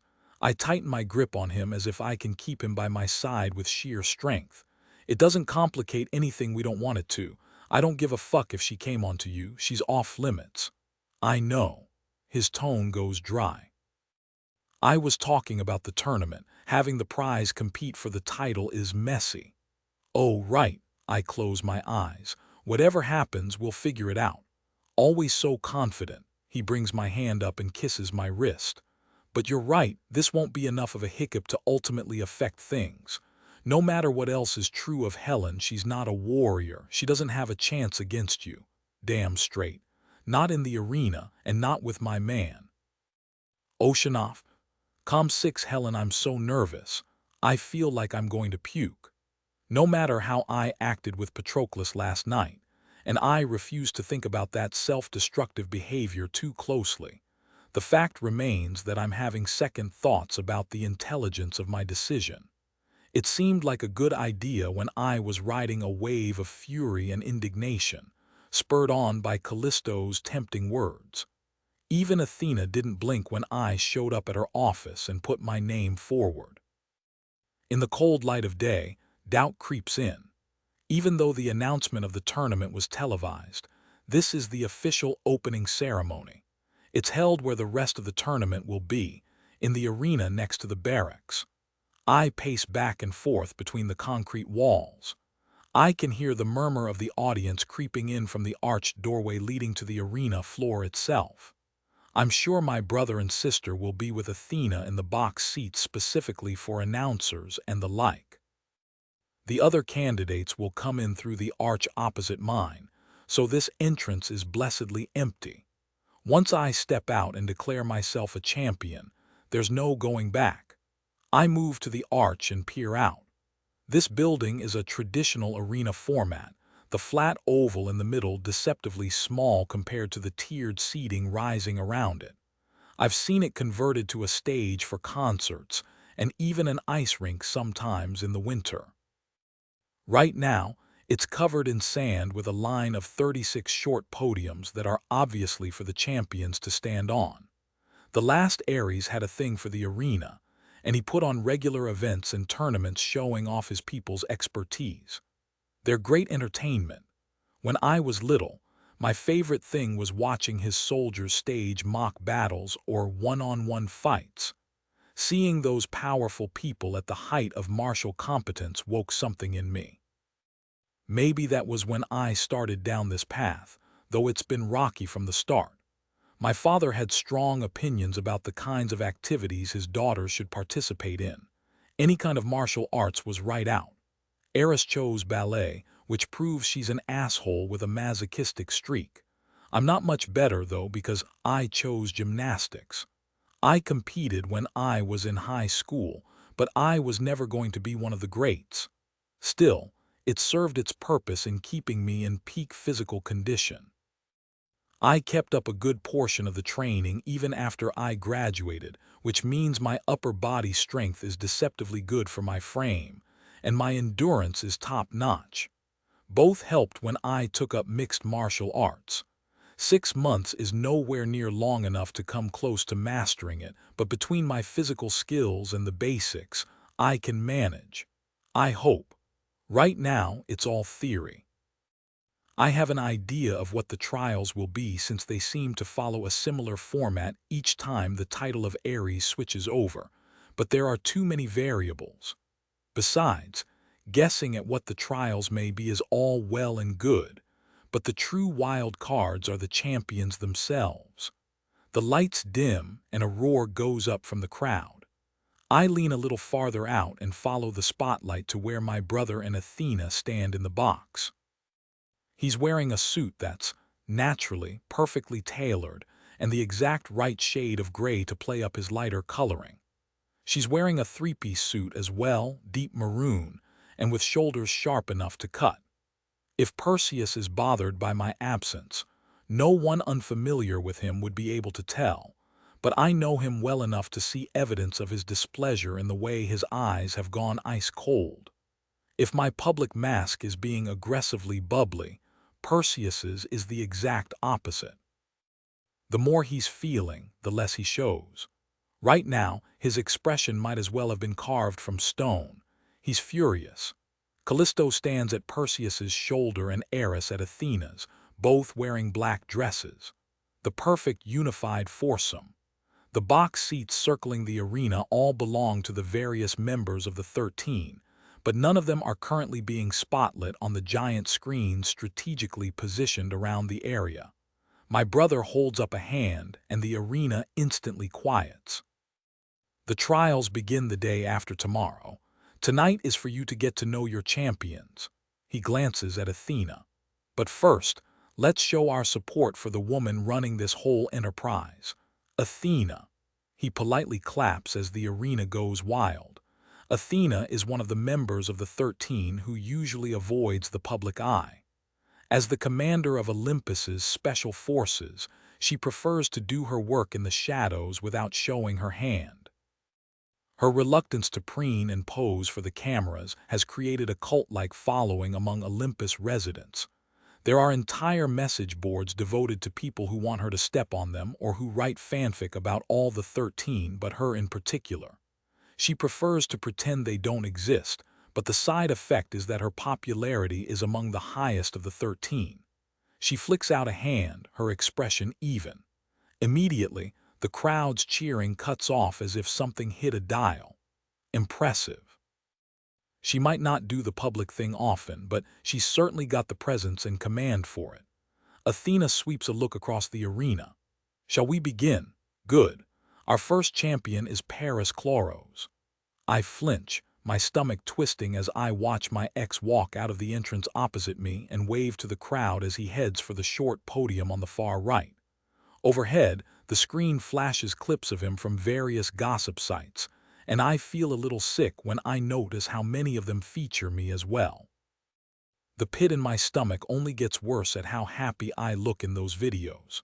Some of it was a lie. Dealing with the paparazzi means learning to project the image you want them to run with. But I really was happy with Paris, until I realized that my nice guy boyfriend was an even bigger liar than I was. Paris provided this video. I know because I was asked to provide the same thing for my entrance. What the fuck is he trying to prove? Surely this isn't all a bid to get me back. I shake my head. No, with Paris, this is more likely some kind of pissing contest, reminding everyone that I was his before I was the next Eris's wife. I shudder. There's a reason I broke things off with him, and I'll commit truly outstanding acts of violence before I let him near me again. Out of everyone in Olympus, he's the one person I thought I could trust, the one I confessed my doubts and fears to. Instead of providing a soft place to land, he sharpened those same doubts and fears and shot them right into the heart of me, all with a smile on his handsome face. By the time I ended things with him and managed to make the breakup stick, he'd brutalized my instincts and ruined most of my close friendships. I hadn't even realized he was isolating me until the relationship ended and I was left standing alone. Our second champion is Hector Chloros. I smile despite myself as Hector moves easily across the sand to the second platform. All the good genes in that family went to the elder brother, a fact proven by his video.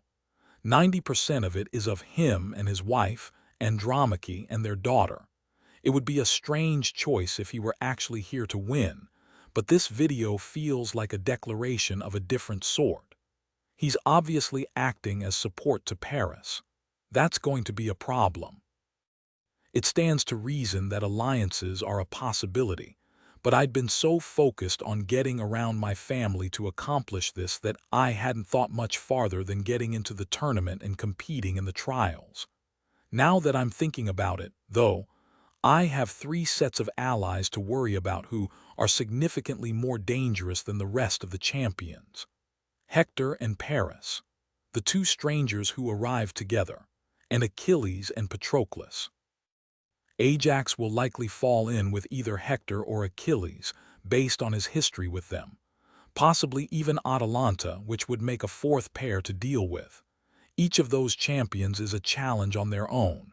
Together, things just got significantly more complicated.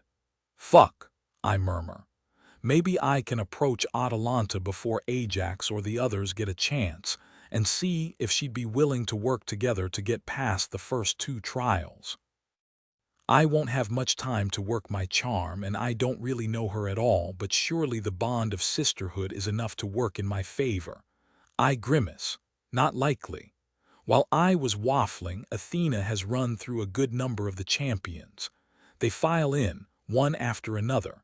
Some slump alone with their shoulders bowed, obviously not here because they want to be. Others strut and wave at the crowd. I know most of them on sight, but it's clear that after Paris and Hector, Athena is saving the true contenders for last. Sure enough, Ajax and Atalanta were announced next. Then comes the Minotaur. Seriously, what kind of name is that? And Theseus. They look even bigger when lined up with the others. Hector and Ajax are no joke, but these 2 have several inches and quite a few pounds of muscle on both, which means they positively tower over everyone else. Hopefully that means they'll be slow and we can knock them out in the first trial. Patroclus photos. My attention drags back to the entrance as Patroclus walks through. The others have all dressed to impress, but he's wearing jeans and a white t-shirt. He looks like he wants to be anywhere but here, which is somehow endearing. I can't help comparing him to the boy I knew once upon a time, sweet and quiet and positively nerdy. He doesn't look the same, but he's familiar despite that. Not to mention the man is hot now. No one is going to look at him and decide he's an easy mark, not with those broad shoulders and big hands. And he's so damn smart, too. I could practically see his impressive brain whirling and spinning out from being so close to me. My personal taste these days leans more toward pretty and vapid, but I can't deny that I loved ruffling his feathers. I want to do it again. I want to ruffle them a whole lot. Achilles' Callies. Despite myself, my breath catches at the sight of Achilles in a deep blue suit. He's so damn attractive and he knows it, stalking across the sand with an intent that feels almost violent. Why is that so sexy? He's exactly the kind of person I would have gone for in the past, the exact kind of person who would have seen my proximity to Zeus as a tool to be used to their benefit. Paris certainly did. I can practically feel Achilles' intent and ambition. The others are dangerous, but he wants this more than anyone. Except me. Once the cheers die down, a small smile pulls at Athena's mouth. And our final champion, Helen Cassio's. Chaos breaks loose as I smooth my hand over my short golden dress and stride down the walkway to the arena floor. Ultimately, it doesn't matter what the greater Olympus population thinks of any of the individual champions, because the victor is the one who becomes Eris. With all that said, only a fool wouldn't start to curry favor from the very beginning. Achilles obviously has considered this, but he doesn't have the kind of practice I do with manipulating public opinion. I wink and blow a kiss at the camera pointed in my direction that's feeding video to the large screens overhead. The chaos morphs into cheers. Perfect. I wave and head across the sand to my podium. Walking gracefully across sand in heels is harder than it looks, but I practically live in 6-inch stilettos. I make it look easy. Achilles moves before I reach the podium, jumping down and closing the distance between us. I tense but manage to keep my smile in place. Is he really going to try to stop me? The asshole grins and offers his hand. Fancy seeing you here, princess. I speak through gritted teeth. You really don't think I need help stepping up 12 inches, do you? His charming smile doesn't slip. Everyone loves a gentleman. Oh yeah, Achilles knows exactly how to play the game. I'd find it impressive that an orphan soldier had a better public persona than some children of the 13 I know, but I'm too irritated to give him any credit. With one move, he's put me right back into damsel territory. I can't ignore his hand or I'll look like an asshole, which is something I can't afford this early in the game. I set my hand in his, a secret part of me thrilled by how he seems to dwarf me, even when I step up onto the podium and am technically taller than he is. He holds my hand a beat too long, his gaze coasting over me in a way that feels appreciative without being gross. You know, last night I thought having you as a wife was just a side effect of getting the title I want. You won't have me as your wife, I hiss. Oh yeah, I really will. His grin widens, his dark eyes lighting up with something I could almost believe is desire. You won't win this, princess. Better to get some egg on your face now and keep those pretty features intact. Being married to me won't be so bad, trust me. I glare. Take your hand off me. He releases me easily, turning that winning smile on the crowd as he jumps back onto his podium. I swear I can hear people actually swooning in the stands, which only makes my blood pressure rise. Maybe that's the reason I forget myself and look up to the box seat where my brother stands. I can feel his glare from here, even if he's not on any of the screens. I have to fight back a shiver. It's too late to go back. Not even Zeus himself can remove a champion once they've been announced. After this point, we'll all be housed in a secondary location and cut off from everyone else in the city. It's intended to avoid any meddling or attempts to cheat, but for me, it means that my siblings won't be able to show up unannounced and try to convince me to back out. The only member of the 13 who can come and go freely from the champion's quarters is Athena. Athena waves an arm in our direction. Greet your champions, Olympus.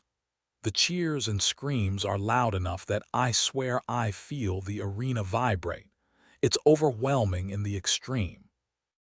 Up until this point, my interactions with the general public have been through a carefully curated filter. I'm a public figure with a public persona, and am often featured on MuseWatch, our resident gossip site. But I've never done anything like this. Even my gymnastics meets were with closed audiences, a stipulation my father put on me if I wanted to compete. It certainly didn't earn me friends among my teammates and competitors.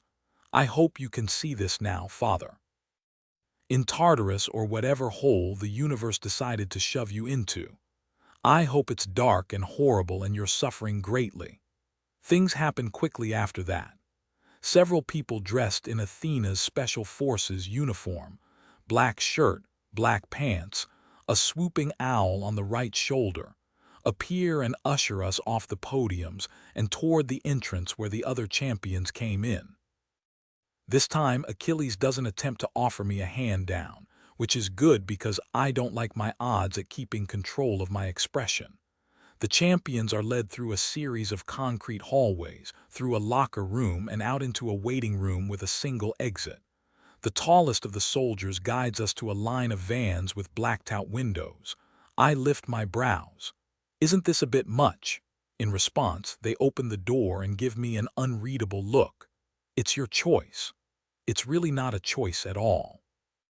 Failing to follow protocol now means I'm eliminated before the trials even begin. I sigh and climb into the back of the second van. It doesn't occur to me until far too late that I should have watched where everyone else was going and chosen accordingly. By that time, Paris is already climbing into my van and sitting next to me, too close. Hector follows, a resigned expression on his handsome face. Atalanta rounds out our foursome, her locks pulled back from her scarred face. Paris leans close, his features so perfect that I have the sudden desire to break his nose and give him some character. Not that I minded his pretty face when we were dating. It's what tricked me into going out with him in the first place. He gives a small smile that has goosebumps raising across my skin. Helen, what are you doing? I'm not sure what you mean, Paris. No matter how hard I try to control my tone, My words are strained by his proximity. His smile widens, his eyes sympathetic. I get that you weren't happy about being the designated prize, but this is one step too far, don't you think? You're going to embarrass yourself and, more importantly, your family. I can't help tensing. Excuse me. Don't get me wrong, you look sexy as fuck in that little golden dress, like a princess. He makes a sympathetic noise. But you can't honestly expect to get past even the first trial. Honey, you're too delicate for that. Delicate. Just another word for weak. I turn my face from him. It's not your business, Paris. Worry about yourself. He laughs. I really look forward to being your husband, Helen. It will give us the fresh start we need. I think I hear Hector sigh over the roaring in my ears, but I can't be sure. That's the thing about Paris. To anyone who doesn't know him, his charming, confident tone seems totally reasonable. Even his words aren't overtly horrible. He used to keep that same patient look on his face when he'd burrow under my skin until I turned into a shrieking monster during our fights. He made me feel crazy, and that sensation is all too quick to rise again whenever I'm forced to interact with him. Let's get one thing straight, Paris. I keep my tone sweet and light, even though I feel like screaming. If you win Eris and think that means you get a single marital privilege, you won't live past the first time you touch me without my permission. He smiles, completely undaunted. I can't believe I used to find his persistence sexy. It took me longer than I want to admit to realize there's a fine line between a welcome pursuit and straight-up stalking. Paris has a nasty habit of only hearing what he wants. Obviously, our time apart has not cured him of that habit. When we're married, I'll have plenty of time to seduce you. You liked what we did together before, Helen. You will again. This time, Atalanta snorts. She crosses one long leg over the other and leans back against the wall of the van. Take a hint, pretty boy. She's about crawling out of her skin to get away from you right now. She's right, but I hate that I'm being so transparent. I usually have a better poker face than this. I lift my chin. I'm more than capable of defending myself. Atalanta gives a careless smile. Maybe, but I'm going to marry you when I become Eris. I'd be a poor wife if I didn't defend you against scum like this. No one needs to defend Helen from me. Paris leans in, crowding me. All I can smell is his cologne and my stomach lurches in response. Atalanta's smile goes sharp. Touch her without her consent and that's assault. Assault will get you eliminated. Paris sits back with a muttered curse, but I can't appreciate the new space. My stomach drops out. I don't know how I didn't consider this in all my scrambling to put this plan into action. By entering as a champion, I've inserted myself into a group of people who fully intend to marry me. I'm the chum to their sharks, tossed into the water to drive them into a frenzy with my proximity. Shit. Oceanoff. Com7 Achilles, I suspect they're transferring the champions out of the city proper, just like Patroclus predicted, and were proven correct when the doors opened to reveal several large buildings surrounded by trees. In the distance, I can hear the soft sound of the ocean, confirming that we're on the coast just north of the agriculture district. If we kept moving west, we'd hit the farmland Demeter overseas. Ajax huffs out a breath as he hauls his big body out of the van. He hasn't stopped talking since we sat down, which is pure Ajax. That doesn't mean I don't want to gag him to get some peace and quiet. He whistles under his breath as he takes in the area. Tall walls.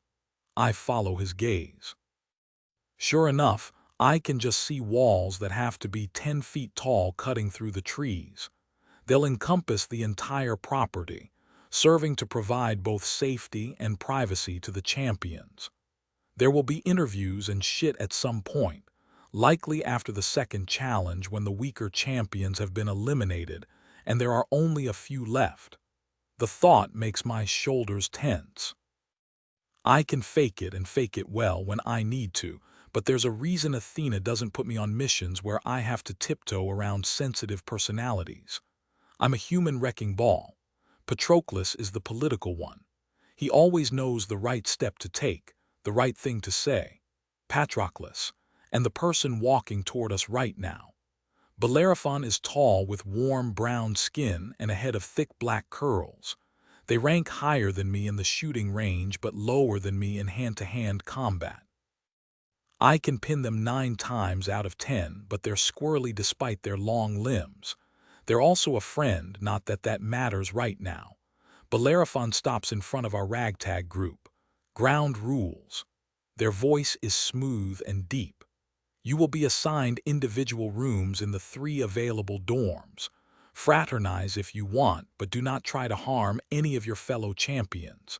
Doing so results in an instant disqualification.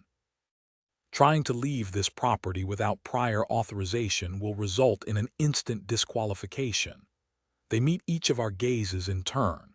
Do we have an understanding? There are various grunts and muttered assents in response, which seem to satisfy Bellerophon. Each room has a schedule for meal times and open gym times, as well as a map of the common area. If you need something for your training that we don't have on hand, we'll see about getting it. First trial is the day after tomorrow, so you'll be expected to keep yourself entertained in the meantime without becoming a pain in my ass. They turn and head for the front door. Let's get you to your assigned rooms. They point at the 2 people at their back. You take the right third, you the middle, everyone on the left come with me. They sweep their hand to encompass me, Patroclus, Helen, and another 6 people. It's highly absurd to have a bunch of large warriors following Bellerophon like little ducklings. A bunch of warriors and Helen Cassios.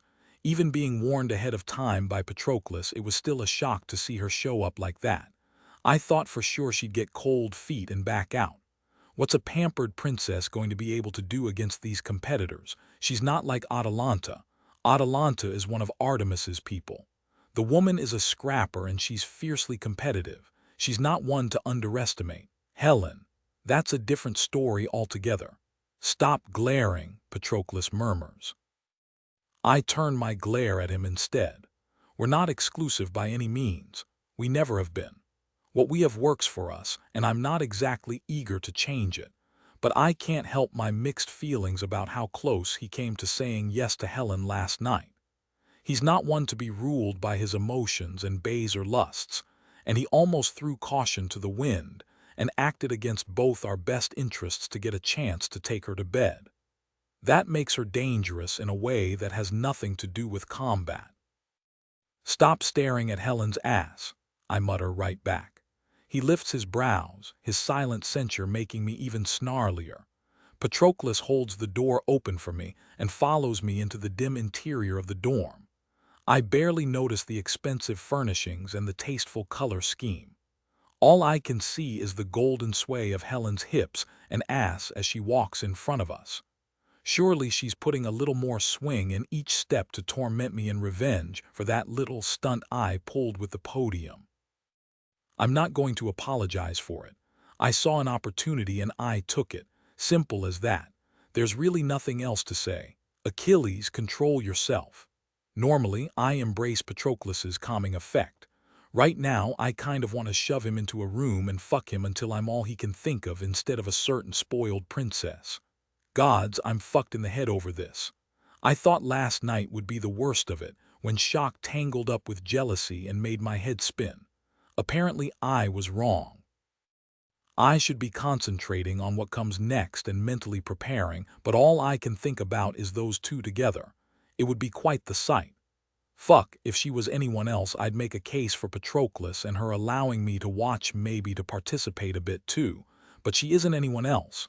She's Helen Cassios, precious princess of Olympus, sister to both Zeus and Aphrodite, future wife of the next Eris. Fucking her is out of the question. Getting near her at all is out of the question, a fact that complicates the current situation because someone is going to knock her out of the competition, which means there will be bad blood between her and whoever that may be. It can't be me. Fuck. It can't be Patroclus either, because he's a permanent fixture in my life and will be even after I become Eris. Creating animosity between her and either of us is a terrible idea. She's put every single champion in a truly shitty position and she doesn't seem to care, which just lines up with what I know about her. Selfish, pampered princess. She decided she didn't want to be the prize, so she threw a tantrum and entered the competition herself, despite being outmatched and outgunned. She has no fucking chance of winning. Frankly, it pisses me off. She pisses me off. Stop glaring, Patroclus repeats. No one here to see it. Bellerophon turns down a series of halls to one that has 3 offshoots. They point to the first one. 3 people in here. Room choice is up to you, but don't get precious about it. We all wait for those 3 to peel off and head down the short hall to the pair of doors on either side and then walk to the second hallway. 3 more. It happens so quickly. They peel off and then there's just 3 of us left, me, Patroclus, Helen, fuck. Last 3. Helen doesn't look at any of us marching down the hallway. I hate how gorgeous she is. Her short golden dress seems designed to catch every ray of light, molding to her athletic body and giving a truly excellent view of her round ass. If I remember correctly, she used to be a gymnast or some shit like that. Looking at her body, I believe it. A day ago, I'd have said my attraction to her isn't a bad thing. I plan to marry the woman after all. Attraction is near enough to liking someone that we could have made something work. Now I'm not so sure. Helen glances over her shoulder, lifting her brows when I jerk my gaze to her face. This one's mine. She opens the middle door and steps inside, closing it with a click that feels final. Did she choose that room so she'd share a wall with both of us? I highly doubt it. No matter how pretty her smile, she's obviously not that savvy if she's here in the first place. Bellerophon crosses their arms over their chest. Is this rooming arrangement going to be a problem? No, I answer quickly. Too quickly. They give me a long look. I wasn't aware you have history with Helen. We don't. I don't give a fuck if Patroclus used to be sandbox playmates with her. That was a long time ago and it's ancient history now. He feels no loyalty to her. This is fine. It is fine. Patroclus shakes his head. The room arrangements change nothing. That's the problem. My man had a plan and nowhere in that plan did it include us competing against Helen herself. Knowing Patroclus, he needs some quiet time to get his thoughts in order and figure out an updated strategy. He thinks best when I'm not hovering, as he calls it. I nod. I'll be over in a bit. Achilles. He holds my gaze. Don't do anything impulsive. I laugh and put on my most charming smile. Me, impulsive, never. Patroclus shakes his head and walks to the door on the right, disappearing through it. Once he's gone, I turn to Bellerophon. Athena around? No. They prop their hands on their hips. Even if she were, she doesn't answer to you and she has her own reasons for allowing Helen to participate. It's too late to do anything about it but move forward. Keep your eye on the ball, Achilles. We're all rooting for you. Of course they were. Having me as Eris would create a new peace between Eris and Athena that hasn't existed in decades. By the nature of the 2 titles, responsibilities, as often as they work together, they're also competing for the same resources. Eris holds the security forces that most of the 13 utilize and Athena heads up the special forces. Both answer directly to Zeus, and the last Zeus liked to play them against each other. This one promises to rule with a more even hand, but having one of Athena's former people as Eris would smooth the way even more. I'll get it done. I nudge their shoulder. I'm the best after all. Yeah, they snort. Get some rest and try to stay out of trouble. Bellerophon hesitates. And keep an extra eye on the Minotaur and Theseus. They seem like trouble. I think so too. We don't get a lot of outsiders in Olympus by nature of the difficulty to pass in and out of the city. A barrier wraps the city and surrounding area, large enough to encompass the farmland Demeter oversees and ensure the people are fed. I've never gotten a solid answer on why Poseidon and a select few of his people are able to pass back and forth freely. Patroclus has his theories and it has to do with bloodlines, but that shit is above my pay grade. For better or worse, Olympus is where I was born and it's where I will make my mark. I couldn't give a shit about the rest of the world outside it. I eye the door Helen disappeared through. I need to have a conversation with the little princess. The glance I shoot at Patroclus's door isn't quite guilty, but I can't help feeling it as I lightly rap on Helen's door. He told me to behave, and I'm pretty damn sure he wouldn't approve of the conversation I'm about to have. If there's even a chance I can get Helen to resign as champion, I should try. It's better for everyone if she's not competing, even her. Patroclus would agree with that reasoning, probably. Helen opens the door but doesn't move out of the way. She also doesn't seem surprised to see me. Achilles. We should talk. There, that's nice and neutral. She considers me for a long moment before finally stepping back and holding open the door. You should know, if you try something, I will make you regret it. I'm careful not to brush against her smaller body as I step into the room. I'm a big guy, and I'm not ashamed to say I've used my size to intimidate people in the past. It was part of my job, after all, but that's not what I'm here for right now. Even knowing that, my mouth gets away from me. What are you going to do, princess? Stomp on my foot with one of those spike heels.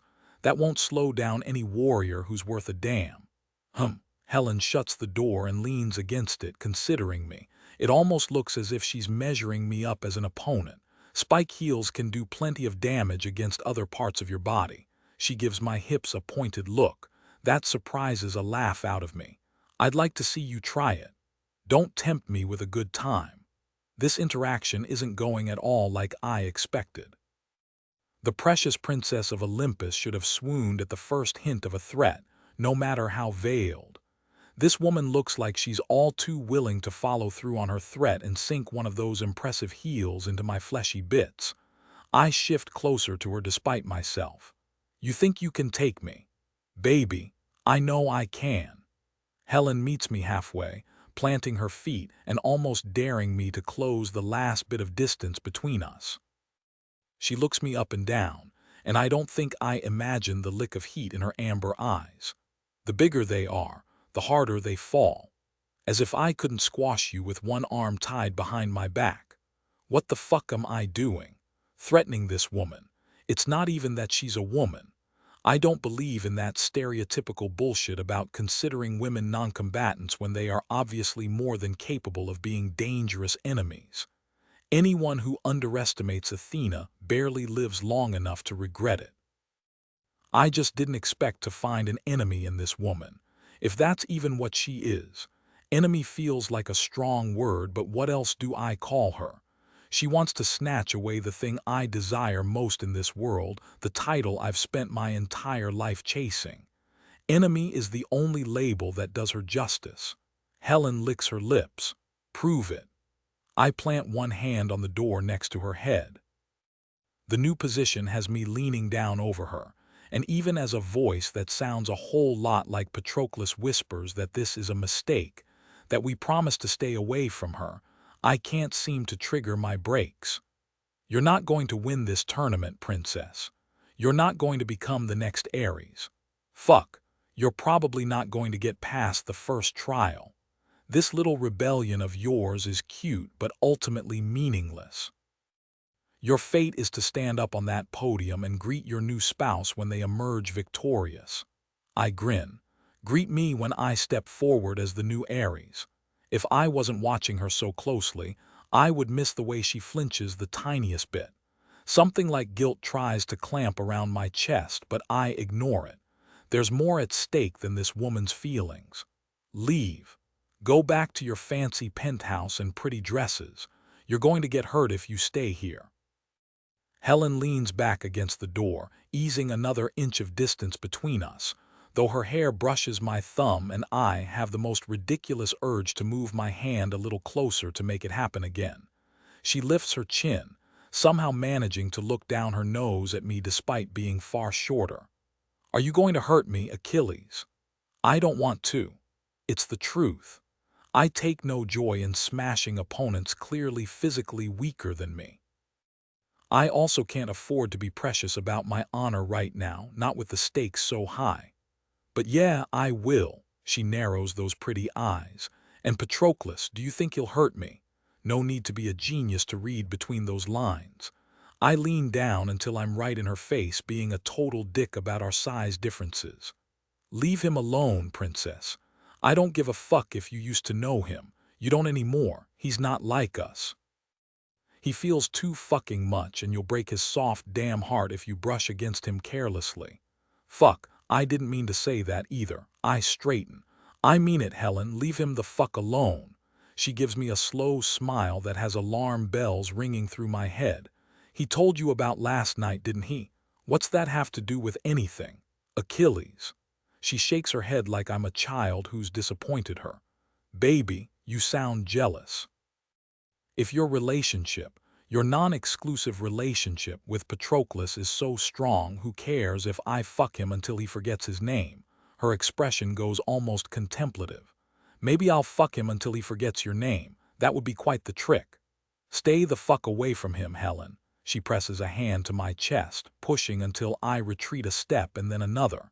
Helen uses the new distance to open the door. This was a nice chat, Achilles. We should do it again sometime.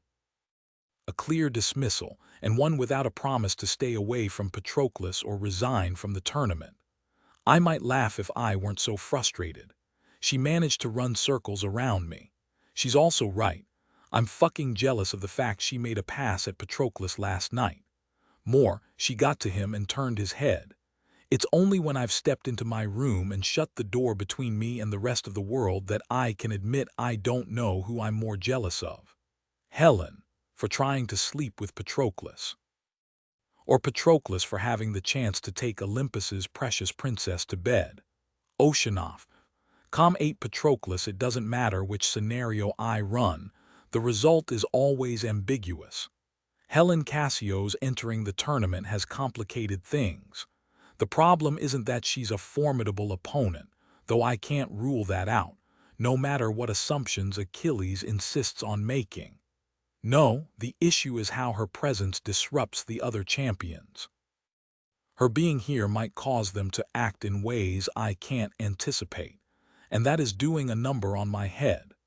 Paris's emotions are compromised when it comes to Helen because of their history. I can't decide if that means he'll try to help her to get in her good graces or go out of his way to ensure she's eliminated early. Hector has obvious guilt about the way his brother has treated her, and that might cause him to help her if it outweighs his loyalty to Paris.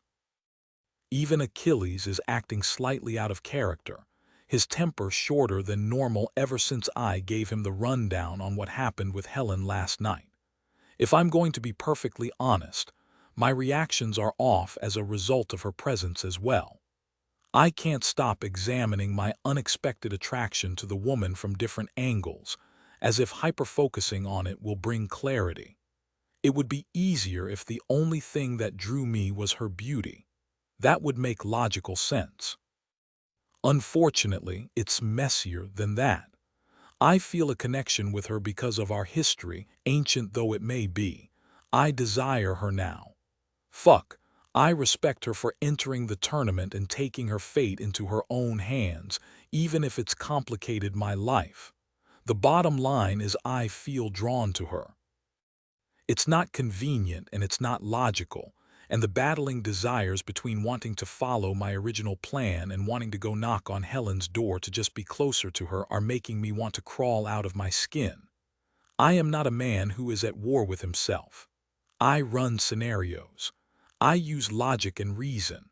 Emotions play into it. I'm human after all, but they don't rule me. My brain does. Until now, when I can least afford to alter my course. A knock on my door has my heartbeat speeding up, and I curse myself for the fledgling hope that it's her. It's not. Of course it's not. Helen has no reason to seek me out. We haven't spoken in more than 20 years aside from last night, and that was a conversation of circumstance. She'd been caught putting her name in as a champion and wanted to persuade me to silence. She probably hasn't given it another thought. A second knock is in the brisk tempo I recognize as Achilles' preferred way of announcing he's about to enter a room. I bite back a sigh and open the door before he decides to knock it down. He nearly bowls me over entering the room. That woman is a menace. I stare. You want to talk to Helen? Why am I surprised?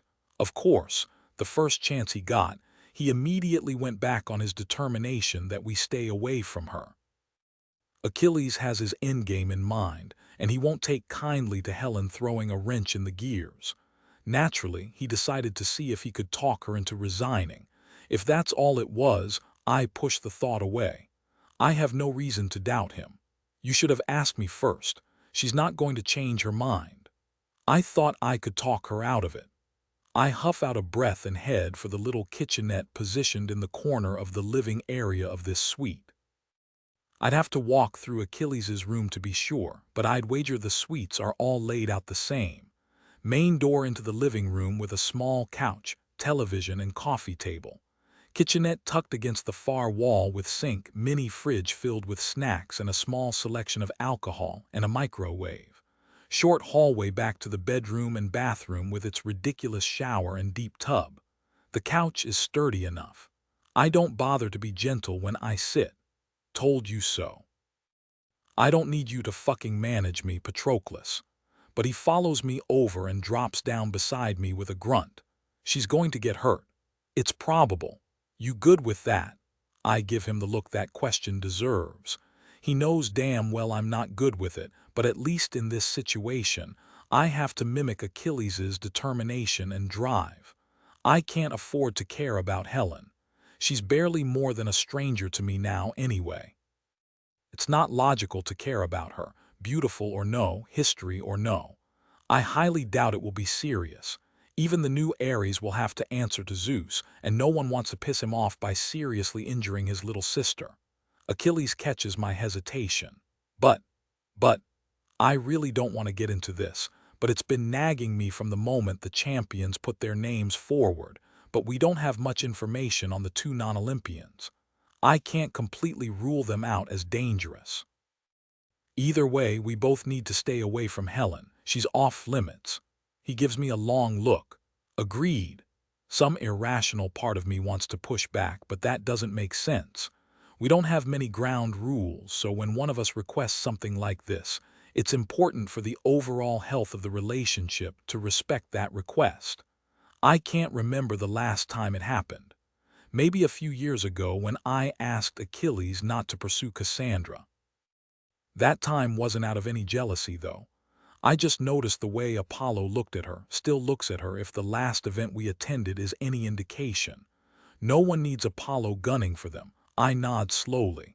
I already agreed last night. Nothing's changed since then. Helen is off limits. Good. Achilles stretches out his big body, kicking off his shoes and setting his feet on the coffee table. He catches my frown and laughs. This isn't our place. Who cares if I have my feet on the table? It's still rude. Relax, Patroclus. He nudges me with his elbow. We're where we're supposed to be. It'll all work out. I frown harder in response. Don't pull that lazy god bullshit with me, Achilles. I know you're worried about this. He might put on the mask for other people, but he's not supposed to do it with me. We need to relax. He hooks a hand around the back of my neck and toes me down into a kiss. It's a little rough, a little sweet, and all Achilles. I'm tempted to keep arguing, but he's right.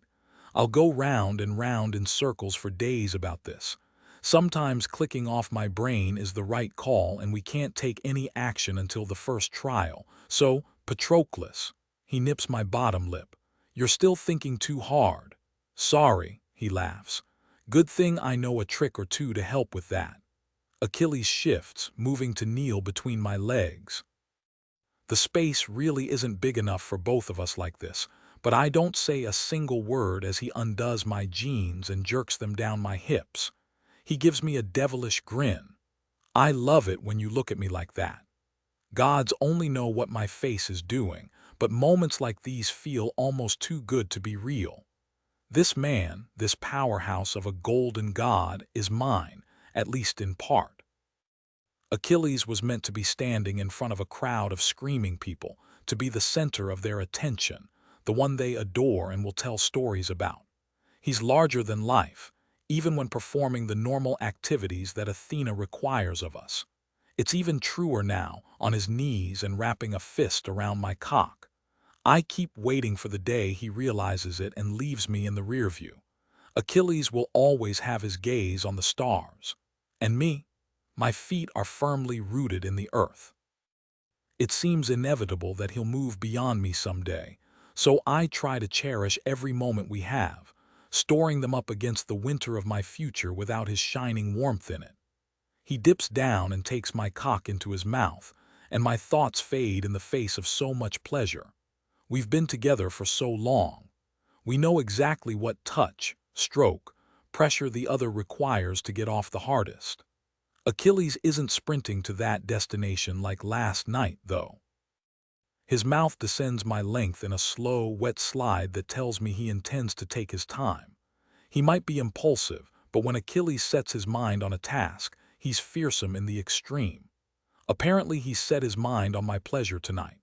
I sink my hands into his dark hair, not trying to guide, merely along for the ride. He teases me, alternating the deep strokes with long licks and flicks of his tongue. My legs start to shake all too soon and I yank on his hair. Achilles. His slow smile makes my chest hurt. Times like these are damn near perfect. Too perfect. How can I not wait for the other shoe to drop? He wraps his fist around my cock and gives me a few slow strokes. I'm going to take you to bed, don't be quiet. Understanding dawns slowly within the fog of my desire. I glance at the wall I share with Helen. You want her to hear? He shrugs, completely unrepentant. I'm still feeling a little jealous. The concept of Achilles jealous of anyone is almost beyond comprehension.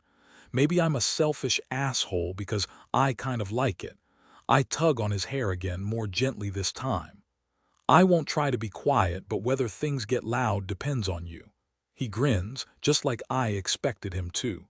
Challenge accepted. He rises easily despite kneeling for so long and grabs my hand to tug me to my feet.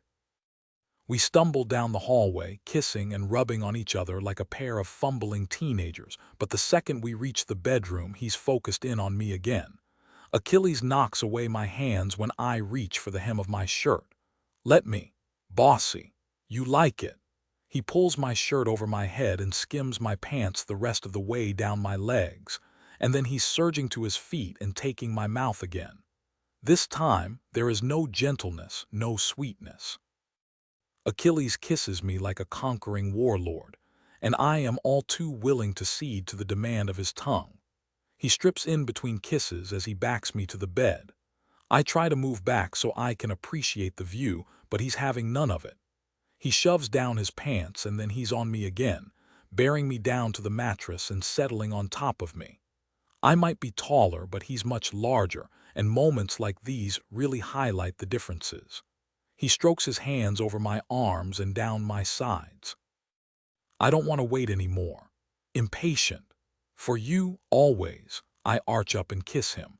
There are times when I want the slow build-up and the careful readying that being with a man Achilles' size sometimes requires, but tonight I'm just as impatient as he is. Yes, I need you now, I don't want to wait. He moves off me long enough to yank open the nightstand. I'm already blushing when he laughs because I know what he's going to say. I'm right. Achilles shakes his head.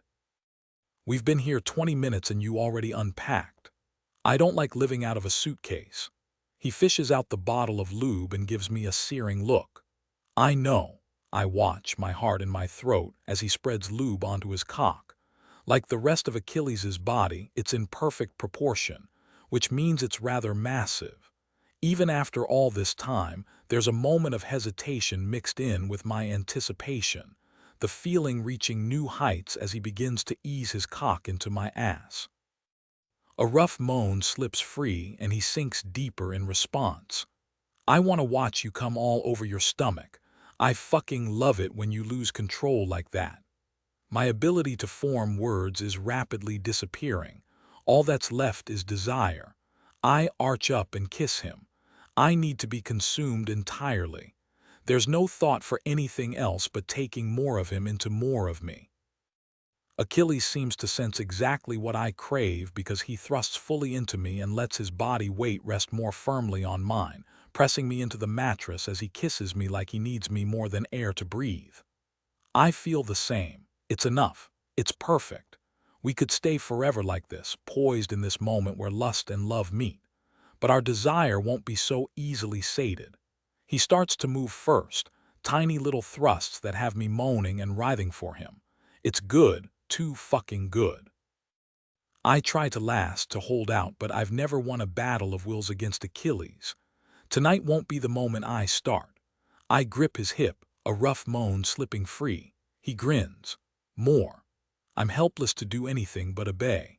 Every thrust drags another moan from my lips. It feels so good to have him fuck me like this, all his focus narrowed on me and me alone. Each thrust is rough and perfectly controlled, designed to curl my toes and short out what little thought remains in my head. By the time my body overrides my control and I come all over my stomach and chest, I'm chanting his name. Achilles shifts back, propping himself up on his hands as he picks up his pace, chasing his own pleasure. He devours me with his dark gaze, a possessive stroke that I can almost feel over my face and down to where my seed marks my skin. "You're mine, Patroclus," he curses, his rhythm going irregular. "And I'm yours, say it." "I'm yours," I gasp out. I reach down to grab his hips, urging him deeper. "And you're mine, at least for now." Oceanoff. Calm 9 Helen, I don't touch myself to the sound of Achilles fucking Patroclus, but it's a near thing. The rhythmic thumping of his headboard, interspersed with low moans and Patroclus practically yelling Achilles' name, doesn't do much for my ability to sleep. I lie in my bed and try very hard not to picture those two going at it.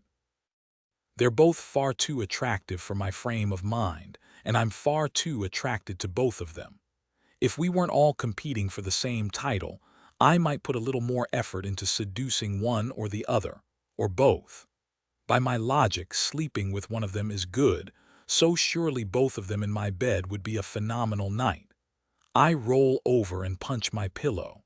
My desire for them might be real and inconvenient, but it's just my recklessness talking. I spend so much of my life carving out the sensitive parts of myself so no one else can see them, touch them, hurt them.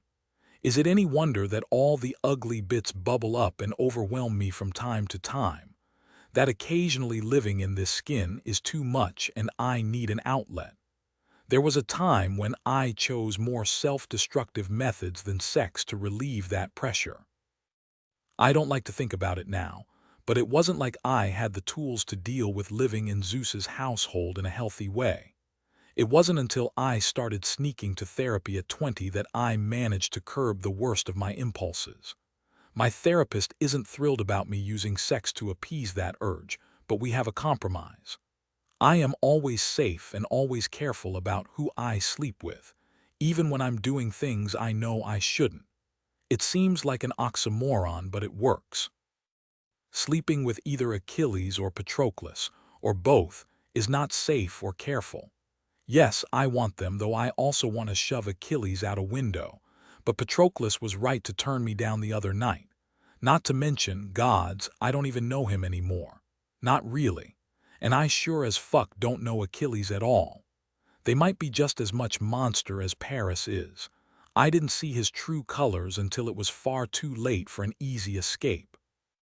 Sex complicates things, even with the most emotionally unavailable person. Sex with two men who want the same thing I do, who will crush my dreams without a second thought. Surely I'm not that self-destructive, surely. On the other side of the wall, the bed starts thumping again. Are you fucking serious? There's no sleeping like this. I might as well not even try. If it were another situation, I might appreciate their stamina, but I'm tired and overwhelmed, and listening to Patroclus get his back blown out is making me both crankier and green with envy. I sigh and climb out of bed. Maybe the couch is more comfortable than it looks. We don't have overly long until the first trial, and I need sleep and to be mentally preparing. It should be easy. This is what I want after all. but when I try to gather my thoughts about me, they scatter like marbles. I'm just tired, that's all. As I pad down the hall and step into the main living area, I half expect to find Hermes and Dionysus poking around. They like to play the part of stray cats, always showing up in your house when you least expect it. Except, I'm not home, and even those two would hesitate to trespass on Athena's property during the Eris tournament. Silly to miss them. Silly to miss my apartment and my carefully curated bedroom. Silly to have the faintest hurt that neither Perseus or Eris have come to check on me or yell at me or even acknowledge how thoroughly I've fucked up their plans. I don't know why I expected it. Our father taught us too well. When he was truly furious at me for one thing or another, he would stop acknowledging my existence. In hindsight, I should have taken that for the blessing it was, but I had even less self-control as a child. I would get louder, angrier, more dramatic, and he would simply ignore me as if I were really a ghost banging on the walls that no one could see or hear. I shudder. I hate that my siblings are using Zeus's old tricks. They know how much it hurt when he'd do that, and they're doing it anyway. I shake my head. Way to make yourself the center of everyone's universe, Helen. They're probably off doing important 13 things, and I'm too far down the list of priorities. I can't keep the bitterness out of my voice. At least I'm the only one to witness it. I circle the living room. Times like these, when I'm feeling particularly isolated, I have the nearly overwhelming urge to call my little brother Hercules. We weren't particularly close growing up. Even from a young age, he was too earnest, too pure, and it made him a target of our father's firm instruction. The rest of us distanced ourselves from him to avoid the same fate. In hindsight, the cowardice tastes foul on my tongue. Maybe if we tried to step in, but the joke's on us elder siblings. Hercules got out. He's living in a happy little polyamorous relationship in Carver City, freer in his exile than he ever was within these city limits. Most people who live in Olympus are so focused on the city center that they never stop to think about how we're essentially rats trapped in a cage. Ultimately, the barrier's existence doesn't matter. For better or worse, I have no intention of leaving Olympus. I am glad Hercules got out, though. I'm glad he's happy. He's very careful to keep his lovers away from us, to shield them from the taint of this city and the Cassio's family. Smart man. The rest of us are still dancing to the tune Olympus sets. I won't call Hercules this time, just as I haven't called him any of the other times when loneliness and self-pity threaten to become overwhelming. The idea of his warm attitude is great in theory, but we have nothing to talk about, and an awkward sibling conversation where it becomes clear how distant we really are is worse than not talking to him at all. I head back into the bedroom and glare at the wall where I can still hear Achilles and Patroclus fucking. The couch it is. I drag the comforter off the bed and do my best to make the couch comfortable. It's obviously not meant for this type of thing, but just when I think I'll never get to sleep, I wake up to the morning light streaming through the window. I sit up and rub my eyes. My back feels like it's got a permanent kink in it, but hopefully that will dispel once I'm up and moving. I stagger to the fridge and eye the schedule that's been put there. A quick glance at the clock on the microwave says I need to hurry if I want to make breakfast. Since I can't cook my way out of a paper bag, skipping a catered breakfast isn't an option. I need my strength, which means I need the calories. A quick shower later, I pull my hair back into a simple braid and get dressed in running tights and a sports bra. After I eat a light breakfast, I'm going to find the gym and work myself hard enough to earn a nap this afternoon. Hopefully Achilles and Patroclus take tomorrow's trial as seriously as I do and don't plan to have another all-nighter. I grimace at the thought of another night on the couch. Honestly, if they're going to be fucking like rabbits, maybe I'll request a room change and take Achilles' room so I don't need to share a wall with them. It was a silly power play to take the middle room, but I didn't think I'd come to regret it so quickly. It's not hard to find the breakfast room. The three dorm buildings create a U-shape around the main area, which contains the breakfast room, a living room, and a massive gym. The space is obviously designed with a group in mind. The kitchen is huge and filled with industrial appliances. A dining room holds 4 tables with seating for all the champions, and then some. Even the living room has groupings of couches around a massive television, though I doubt many people will take advantage of it. I circle the long kitchen island, eyeing my options. I finally decide on some of the scrambled eggs from the buffet-style setup with salsa and avocado. A scoop of mixed fruit and a giant mug of coffee finish things up. The dining room table is empty except for the 2 non-Olympians. I almost sit near them to prove they don't unnerve me as much as they truly do, but the threat of indigestion is too strong to risk. Instead, I take a spot at the opposite end of the table. It allows me a good view of the 2 men. I study them as I pick through my food. They're both attractive enough in a rough sort of way, but even I would hesitate to flirt if we met at a party. There's something dangerous about them, though I can't say explicitly what gives me that vibe. The short-haired one, Theseus, has a bold, crooked nose that would almost be too big for his face if not for his square jaw. The other, the Minotaur, has long hair that falls in a gentle wave to his shoulders. He obviously takes care of it because it's thick and healthy looking, which is a feat in and of itself for some guys. The hair almost distracts from the scars. Thin, faded white lines, so many that it looks like someone tried to cut his face right off. I shudder at the thought of what those wounds might have looked like fresh.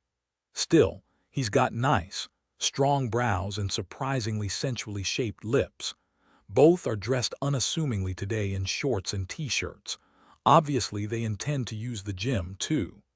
The short sleeves give me glimpses of tattoos crawling up their arms, but I'm not close enough to get any details. Maybe they're organized crime. They wouldn't be the first to attempt to infiltrate Olympus. The way the 13 are chosen means some outsiders are tempted to make a bid for power. The theory is that anyone could take over enough titles to wrest power away from Zeus, Poseidon, and Hades to run the city. It's why so many of the upper city families flock to the Dodona Tower parties and indulge in arranged marriages with each other. Everything boils down to the power and politics, and the alliances that hold the majority of the 13 who effectively rule Olympus, or at least the upper city. Sometimes people outside the city realize the same thing. It's hard to cross the barrier, but not impossible.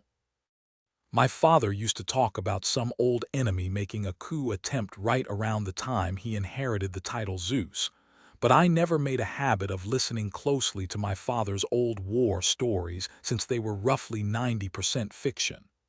Ultimately, it doesn't matter. These 2 men are opponents, and their motivations for joining the tournament don't change that.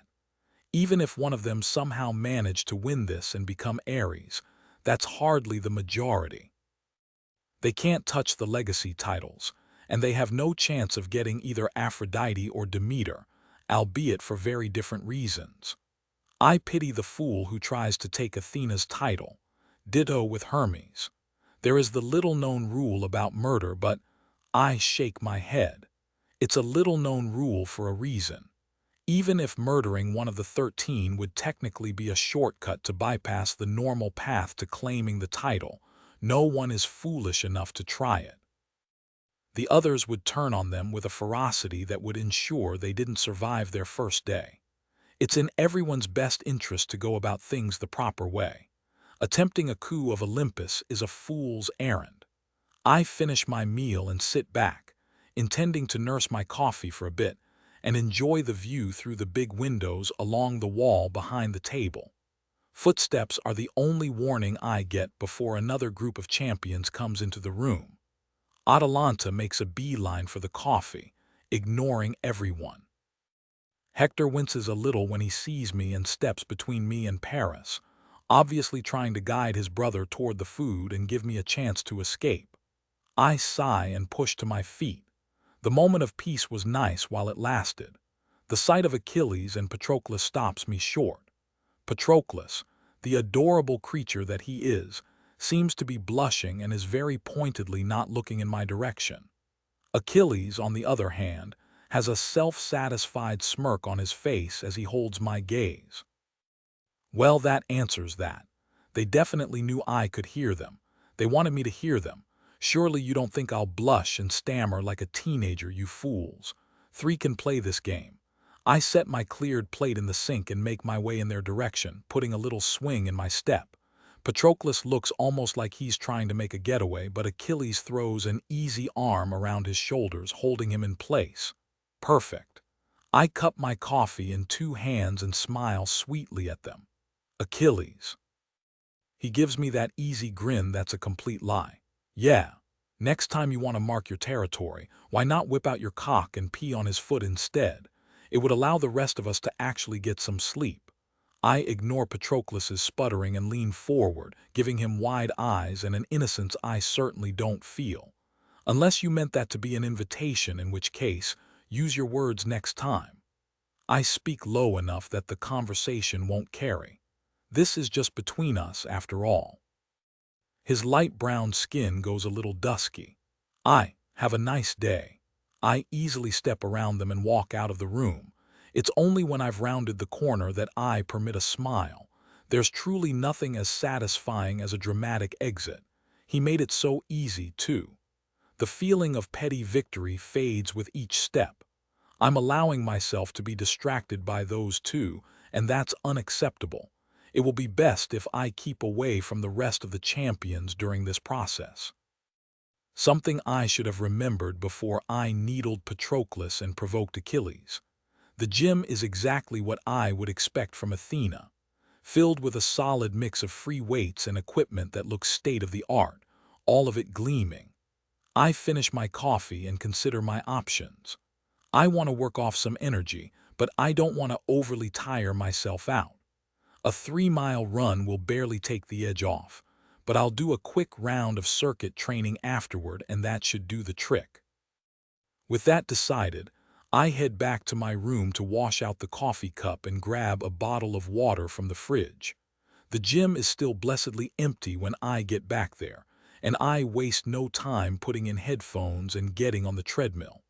By the end of the first mile, my muscles unclench and I start to relax. Things haven't gone as planned, but that's okay. I've been adapting to the whims of others my entire life. Why should this be any different? Sure, I didn't think Perseus would follow so literally in our father's footsteps. He told the truth when he said he's made sacrifices too, but he's intentionally neglecting to remember that he chose his sacrifices. He didn't give me the opportunity to do the same. Instead, he made the decision for me and expects me to dance to his tune, a puppet on strings he commands. And Eris, she of all people should realize that I understand the inner workings of Olympian politics. If they'd asked this of me instead of ambushing me with the announcement, I shake my head, wishing I could shake the thoughts clear as easily. Eris knew I'd argue and she'd have to convince me, so she jumped right over that conversation and went around me. I don't see her lining up to marry a stranger, but she was all too happy to throw me to those wolves. Gods, my family really is the worst. I turn up the pace on the treadmill. It's only 3 miles. I can go a little faster, a little harder. Anything to avoid thinking too closely about the fact that my brother and sister sat down and decided together that they were willing to sacrifice me for the goodwill of the next Eris. I don't care what reassurances Perseus mouthed. In that worst-case scenario, I would already be harmed. Vengeance isn't for the victims. It's to make the people around them feel better for not doing anything to stop it in the first place. I am no victim. Not anymore. I was helpless in my father's house. My mother tried to help, but all she got for her trouble was a broken neck while my father moved on to another woman, another Hera. People used to joke about his Heras being interchangeable, toys shattered by an angry man and replaced just as easily.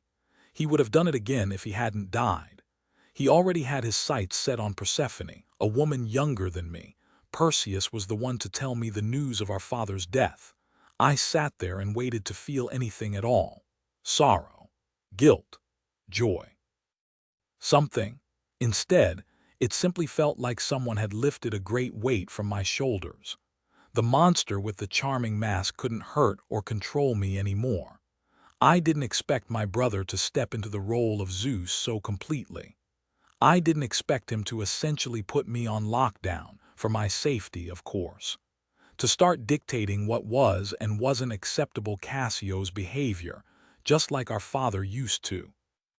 To designate me a pawn to be sacrificed, just like our father planned.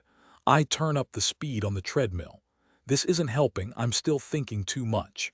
I can't outrun the skeletons rattling around inside my brain, but I can exhaust myself until they slumber.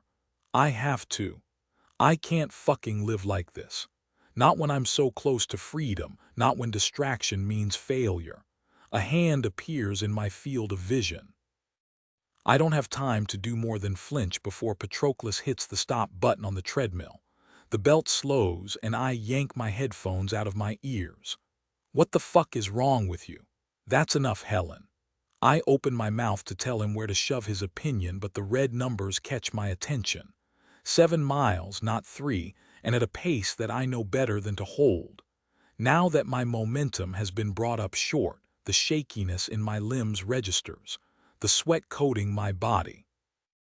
How each breath saws painfully in and out of my lungs.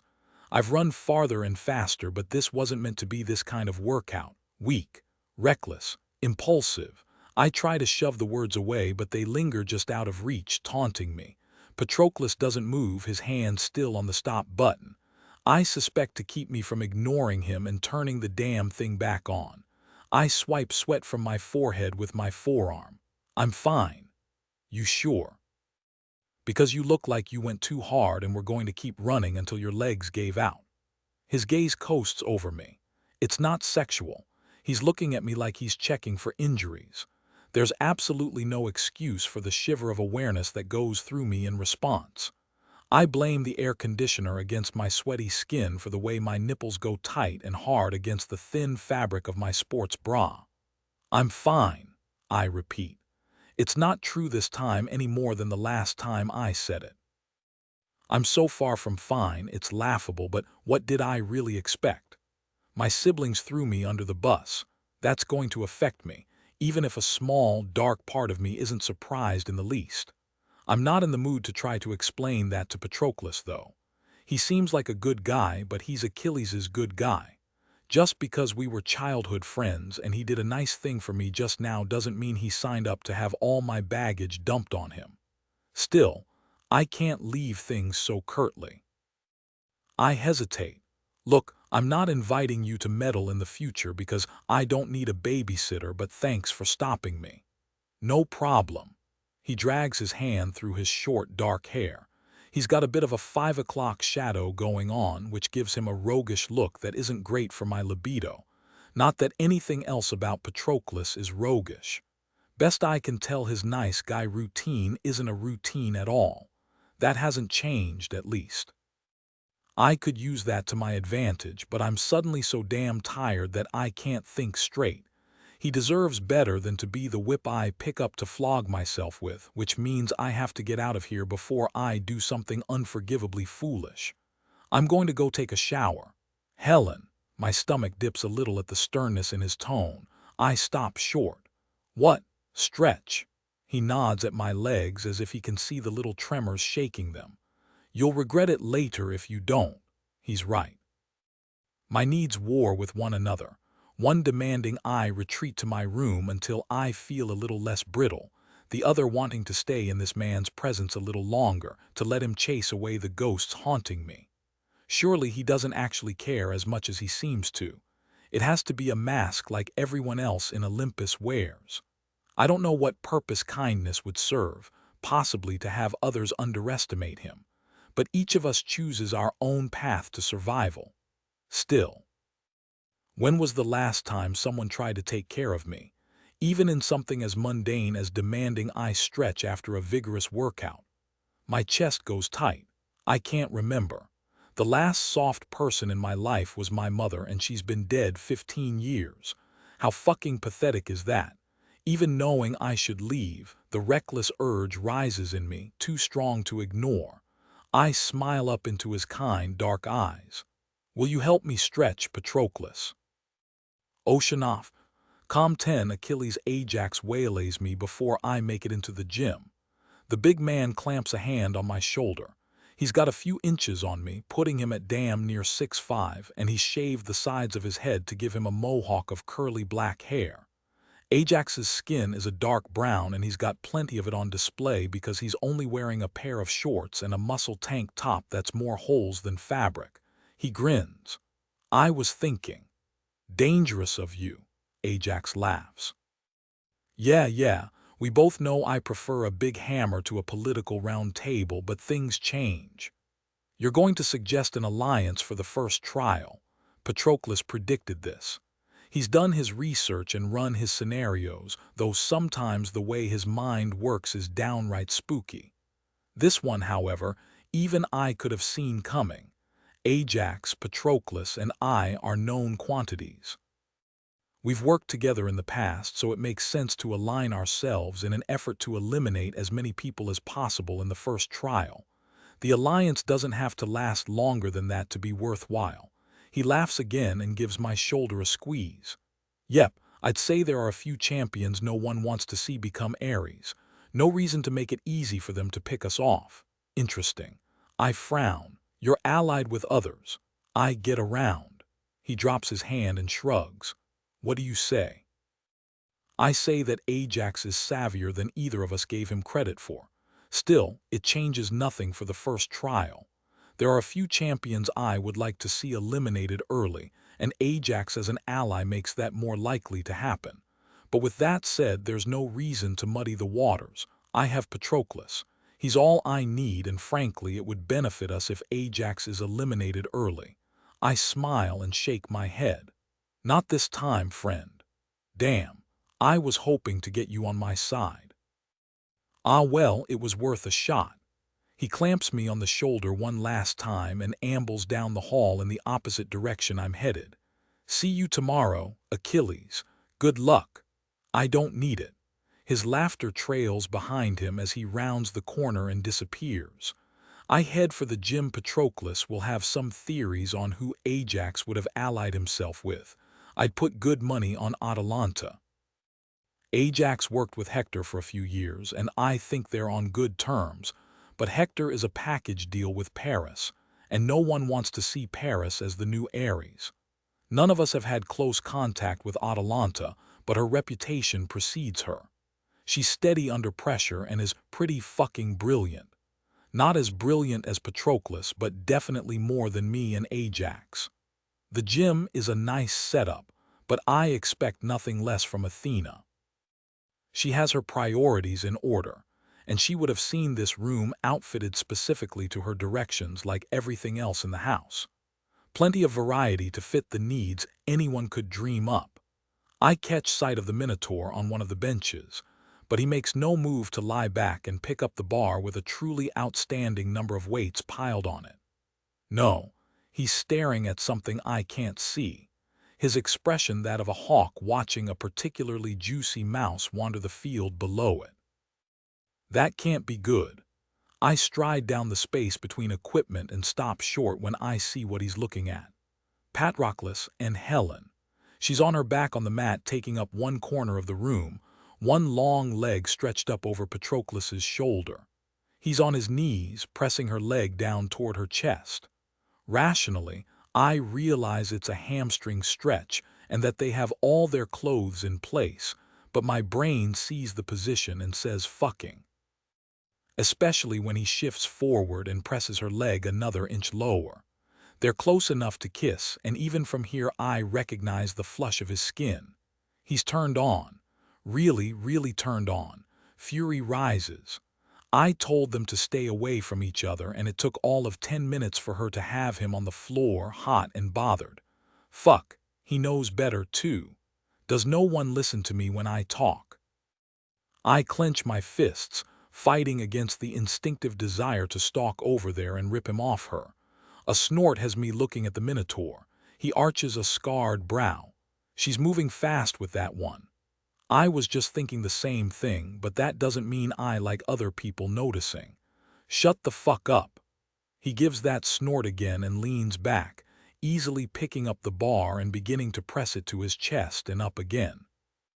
I watch for several repetitions before I turn back to Patroclus and Helen. She switched legs, and it irritates me further that neither of them even noticed me standing here. That spurs me into motion, the possessive, ugly thing inside me taking control. I stop a foot from them and snarl. Get up. Patroclus startles, which pisses me off more. He's damn near impossible to sneak up on because he's always thinking 10 steps ahead, and yet he's so focused on this woman that it put his big brain on hold. He sits back and shifts his hips as if I can't tell that he's got a raging boner. I glare at him and then turn my attention to her. Up. Helen looks good. Damn it, I hate that she looks good. She's got on a pair of pants and a sports bra that cling to her sweaty skin, showing off her toned stomach and nice tits. She sits up slowly, her expression pure challenge. He was helping me stretch. I can see exactly what he was doing. It would be bad enough to have been the one to catch them, but with the Minotaur watching, judging, fucking laughing, I can't get a hold of my anger. You, I point at Patroclus, get your head on straight. Achilles, I ignore the exasperation in his tone and turn to Helen. And you, back to your fucking room, princess. Funny thing that. She pushes to her feet, and I fucking loathe the way Patroclus watches her as if he's going to jump in and catch her if she stumbles. The Minotaur is right. She's working fast, and she's working on my man. Helen stretches her arms over her head, pure challenge in those amber eyes. You're not the boss of me. Helen. Now Patroclus turns that exasperation in her direction, which is another indicator of how close they've gotten in such a short time. He might be soft, but he's very careful about who he extends his circle of protection to because of it. It usually takes ages for him to warm up to a new person. How the fuck did she manage it in just a few days? It can't be because she knew him before I did. It can't. I might not be the boss of you right now, but I'm going to be your husband, and you will stop acting like a spoiled little brat. Patroclus sucks in a breath, and Helen's spine goes ramrod straight. Say that again, she snarls. I don't bother. Instead, I grab her and toss her over my shoulder. Patroclus starts to move forward, but I hold up a hand. I don't want to hear shit from you right now. Do your workout, we'll talk later. I don't give him a chance to respond. I just turn and haul a cursing Helen out of the gym and through the halls. After the briefest hesitation, I go through my door instead of hers. I barely have a chance to set her on her feet before she swings on me. I dodge back, easily catching her fist. Sloppy. I'll show you sloppy, you asshole. She aims a kick for my balls, and I turn my hips. The impact hits my thigh, and she's put enough strength behind it to stagger me. She's quick too, dancing back a step and snapping another kick at my face. I catch her ankle and yank her off her feet, following her to the floor when she immediately tries to jump back up. She's scrappy, I'll give her that. She manages to elbow me in the face before I wrestle her to the floor and pin her wrists on either side of her head. That's enough. Fuck you. She's so furious, she's vibrating, her amber eyes practically shooting lasers at me. No wonder you want to be Eris. You're just like the last one, a fucking bully. Shut up. But she doesn't. She snarls in my face and tries to throw me off her like I don't outweigh her by a shit ton. And she keeps running that goddamned mouth. Poor little Achilles got his pride hurt because Patroclus was nice to me. Gods, you're pathetic. Shut up, I grind out. Make me. There is no excuse for what happens next.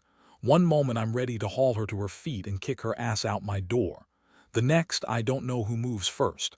Maybe she arches up. Maybe I dip down. The end result is that I'm kissing Helen Cassio's precious princess of Olympus, the woman I fully intend to marry when I become Eris. She tastes like victory. I jerk back and stare down at her.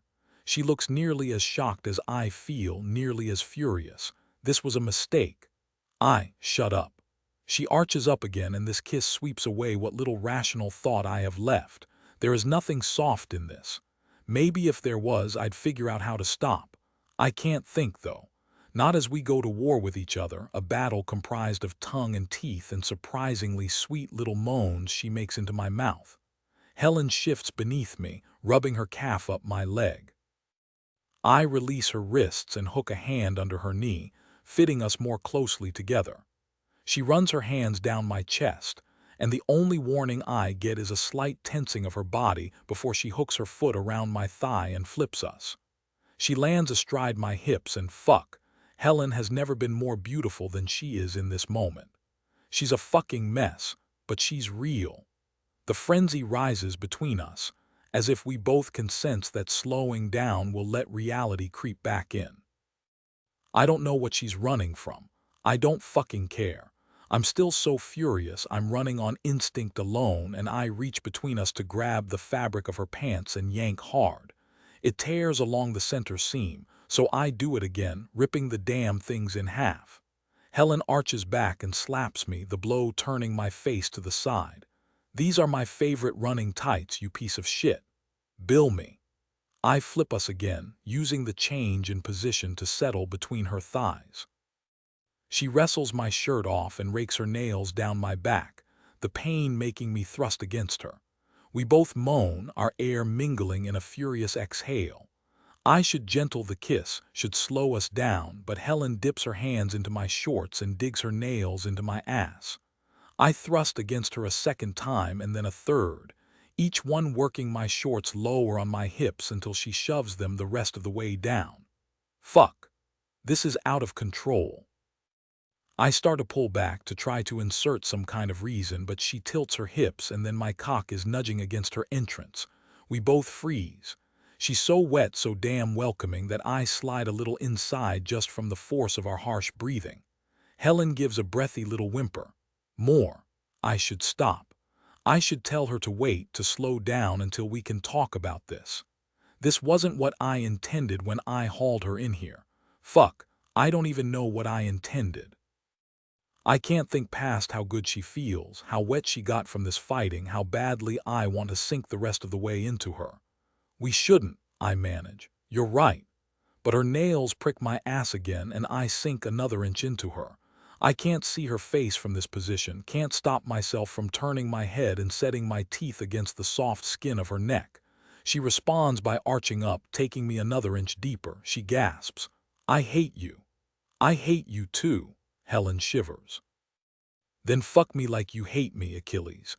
Stop pussyfooting around and do it properly. The last thread of my control frays and snaps. I jerk back, her moan of protest only spurring me on. I yank her pants the rest of the way off and then do the same to her bra. She tries to slap me again, but I grab her wrist and use the hold to flip her onto her stomach.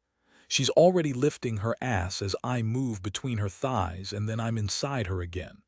This time, I don't stop. I don't hesitate.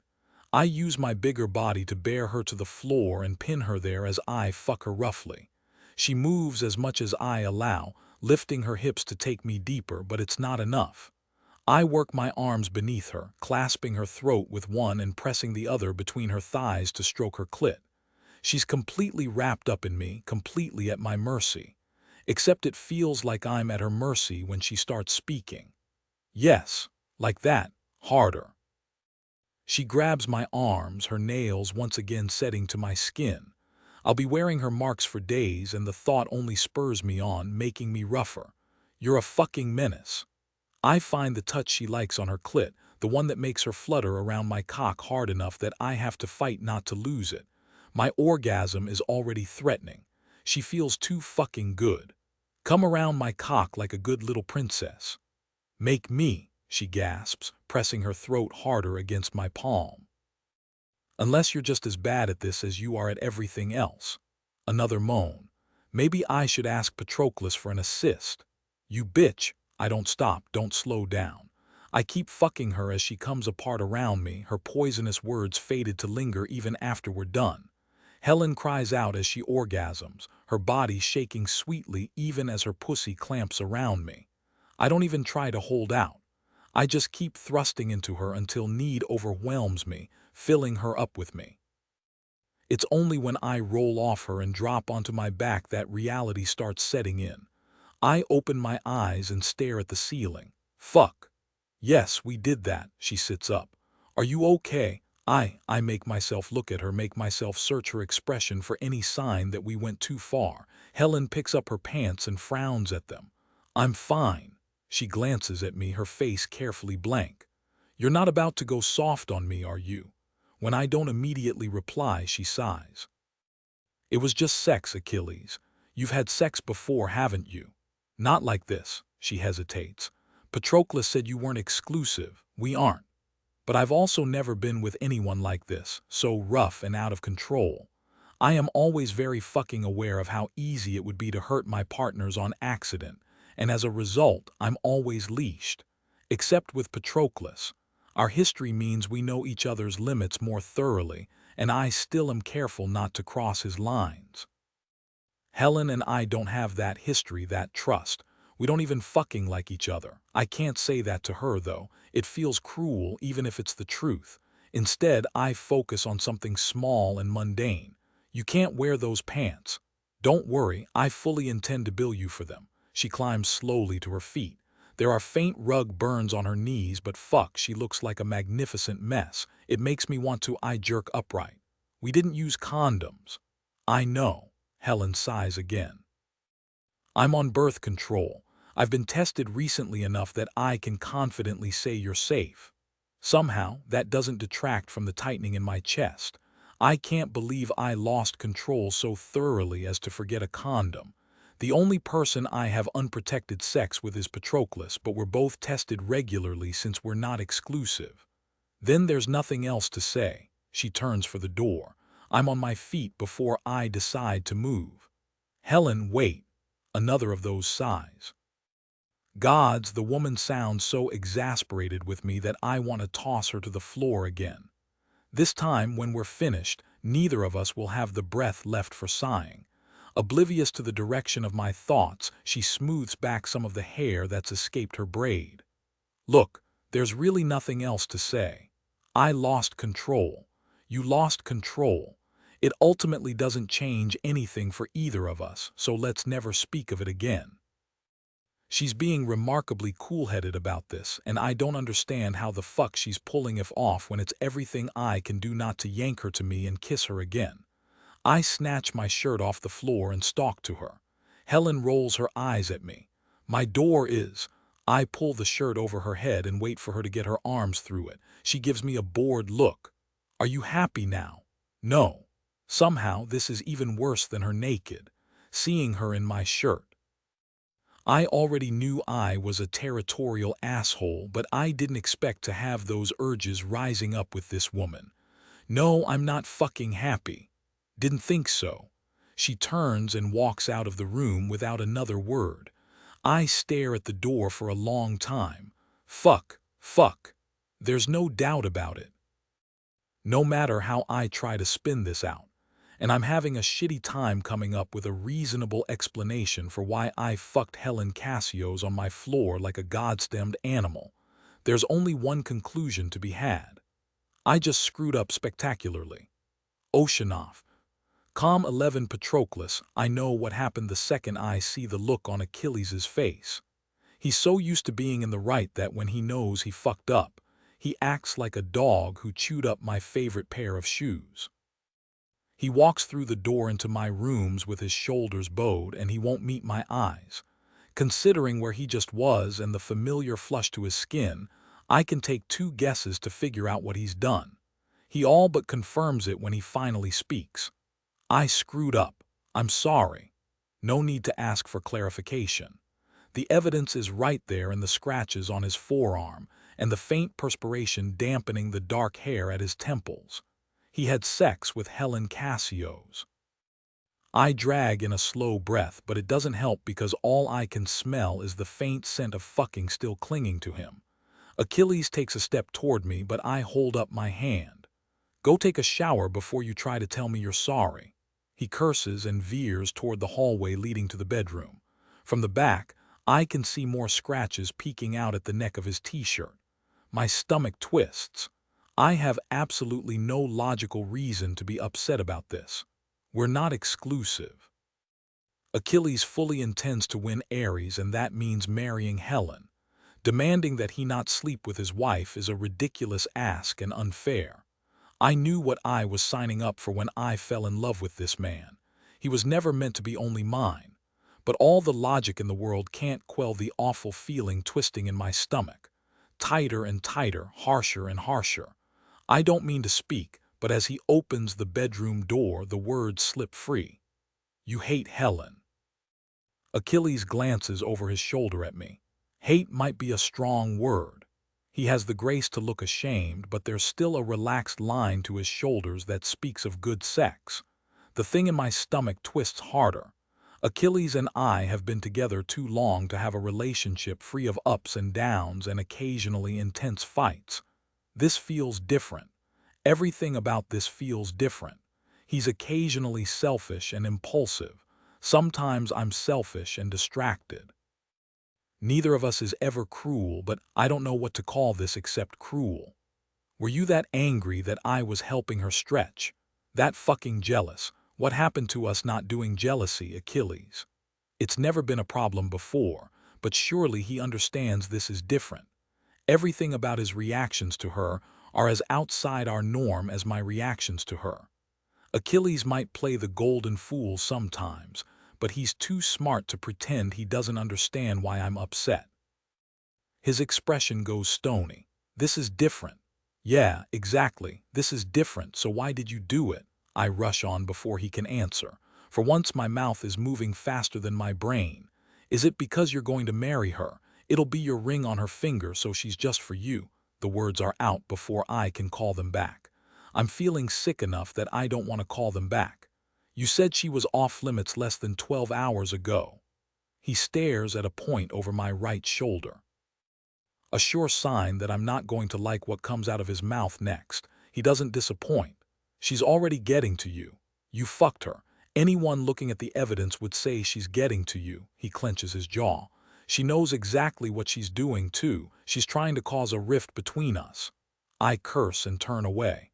I can't look at him right now, not when he's being so damn stubborn and misguided, not when he's being a fucking hypocrite. Stop blaming her for your actions. Did she tie you down and fuck you, Achilles? No, he grinds out. Yeah, I didn't think so. It took the two of you to have sex, and I'm not in a relationship with Helen. I'm in one with you. She didn't put down a ground rule and then promptly break it in a jealous rage after we both agreed to it. She isn't putting all our goals and plans in jeopardy because of her impulsiveness. She isn't the problem. Patroclus. I reluctantly turn to face him. Achilles looks angry, but that's no surprise. For as long as I've known him, he'd rather be angry than upset or regretful. It's an easier emotion for him. I thought we'd gotten past him doing that to me, though. I'd thought a lot of things up until we became champions. Now I'm not sure what the truth is. I changed my mind about the shower. I need you to go. He jerks like I reached out and struck him. What? Get out. I can't stand looking at you right now. It hurts too much. I suspected things with us would eventually reach some kind of conclusion, but not like this. Never like this. I thought we had more time. This isn't the end, not yet, but it's the first sign of it. I need time to process, and I can't do that with him near me. For the first time since he walked through my door, he actually looks worried. We need to talk about tomorrow. An excuse, and we both know it. There's nothing to talk about. Ajax wants an alliance. I shrug. We predicted that. It doesn't mean anything has changed about our plans. It's even the truth. Nothing has changed. I will still follow Achilles into the underworld and damn myself in the process. It's always been that way with us. Maybe if I were a better person, a stronger person, I would cut ties now before things spiral fully out of control and he tosses my heart into a meat grinder. He would never harm me on purpose, but he's careless. He's always so fucking careless with other people. I'm not a better person. I'm certainly not strong enough to walk away from him, no matter how painful the future is destined to be. I just can't look at him right now. Go. He doesn't move. I'm sorry. I don't believe you. If I let him, he'll hug me and promise never to do it again, but I can't stand the thought of him lying to me, even unintentionally. One of the things I love most about this man is that I never have to guess where I stand with him. He speaks his truth, even when it might be hurtful. A small price to pay for that clarity. Right now, nothing feels clear. He might intend to never touch Helen again, but he never intended to touch her in the first place, and look where that's gotten us. Go, Achilles, please. He finally nods and walks to the door. Achilles isn't one to run from a fight. It took years before he realized that trying to hash issues out all at once instead of giving me time to process is a surefire way to escalate things. It still feels fucking terrible to watch him walk out of my rooms and close the door softly behind him. A premonition, a vision into our future. Someday, Achilles will walk away from me, and that time he'll never return. I move to the door and flip the lock. I'm not in the mood for company right now, not that anyone is going to seek me out the night before the first trial. I pace around my living room, too agitated to sit down. Achilles didn't cheat on me. That's not what we're about. But it still feels like a betrayal. I can't parse out my feelings properly. There's anger and hurt, yes, but also a thread of guilt. I can't guarantee I wouldn't have done the same damn thing if the opportunity came my way first. There's something about Helen that gets all my wires crossed. It's not just that she's beautiful, though she is. It's not that once, a very long time ago, she saved me from a bully. It's not even the cunning mind she's given me glimpses of during our handful of conversations. It's the strange vulnerability that crept into her amber eyes the first night and then again when she was on the treadmill, obviously trying to outrun something in her head. The woman is a puzzle, and I know myself well enough to recognize that I am weak for a puzzle. Most people act in ways I can anticipate, even if it's illogical. Humans are driven by basic urges, even when they're playing political games. Everyone wants something, and once I figure out what it is, it's easy enough to see 10, 20, 30 steps ahead. I can't figure out Helen's purpose for becoming a champion. She has power, influence, more money than most people can spend in a lifetime. She's savvy enough not to balk at a political marriage. She'll have been prepared to navigate it from the moment she became an adult. Is she just another power-hungry Cassio's making a grab for a title? Or is this all a rebellious act to stick it to her brother? Neither of those answers feels quite right.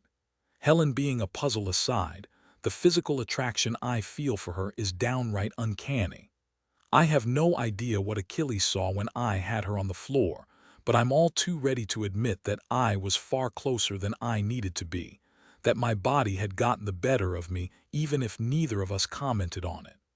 And the way she kept looking at my mouth, I don't blame Achilles for having sex with her.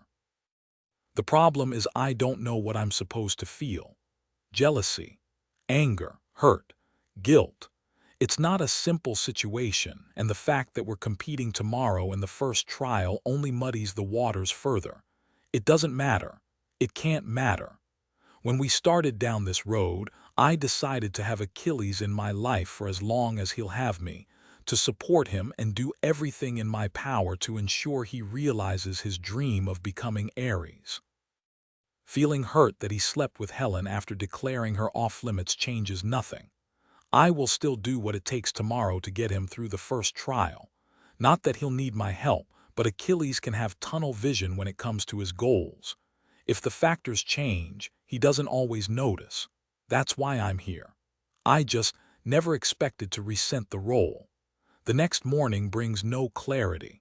I duck into the main living space earlier than anyone else and grab food to take back to my room. I'm still not ready to face Achilles, and I don't even know what my reaction will be upon seeing Helen. I was telling the truth yesterday. I don't blame her for what happened.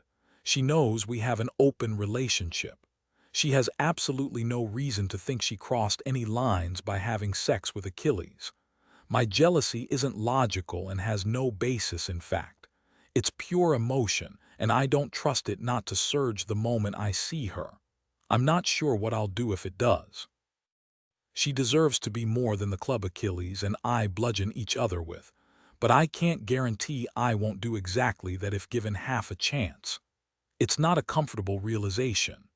By the time Bellerophon comes to collect us, I'm filled to the brim with restless energy.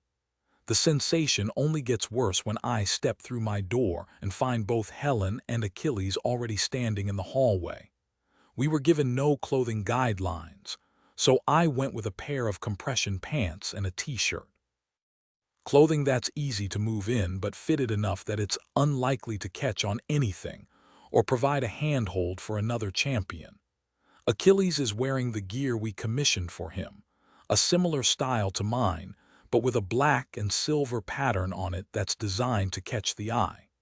He looks good, just like the handsome god he plays when he's required to deal with the public on Athena's behalf. Helen looks like the princess Achilles has named her. She's wearing tiny shorts that leave her long legs bare and a tank top that clings to her skin, both a black gold that shines even in this low light. There's also glitter on her skin and in her slick back hair. She hasn't downplayed her beauty today. Smoky eyes and black lipstick should be too intense, but combined with the glitter she appears otherworldly. They look like a couple. Bellerophon clears their throat and I realize I've been staring. Let's go. They turn, leaving us to follow them down the hall in the direction of the exit. Achilles tries to catch my eye, but I shake my head. I'm not in the mood to try to hash out anything, and even if I were, now's hardly the time. Stick to the plan, I murmur. He nods, but not like he's happy. That's fine. I'm not particularly happy at the moment either. I glance at Helen again, but she seems lost in her own thoughts, her gaze 1,000 miles away. The other champions are already gathered by the time we make it out there, and everyone is quiet as we file into the vans, even Paris. I end up sitting between Achilles and Helen, which might make me laugh at the irony if I could draw the breath. My emotions are a messy tangle in my chest, so I do the only thing I can think of. The only thing that makes sense. I focus on the trial ahead. It will be physical. All the trials for Eris tend to be physical. It's also likely to be something timed rather than a trial that pits champions against champions. Historically, they save those for later, usually the last one. In the last 4 out of 5 Eris competitions, the first trial has been some kind of race. An easy way to cut out the majority of the champions in one sweep. That's what I'd put my money on. But just because it's a race doesn't mean there won't be fighting. That's usually well within the parameters of the trial. People love a good show, after all, and blood sport is the oldest show of them all. The van stops and the doors open. It's time. I move first, needing to get out of the enclosed space with these two. It doesn't matter that neither Helen or Achilles have so much as looked at each other, or that the simmering connection between them might be all in my head. I need space. Unfortunately, space is the one thing I don't have access to and won't until the trial ends. My nerves don't settle as the other champions file out.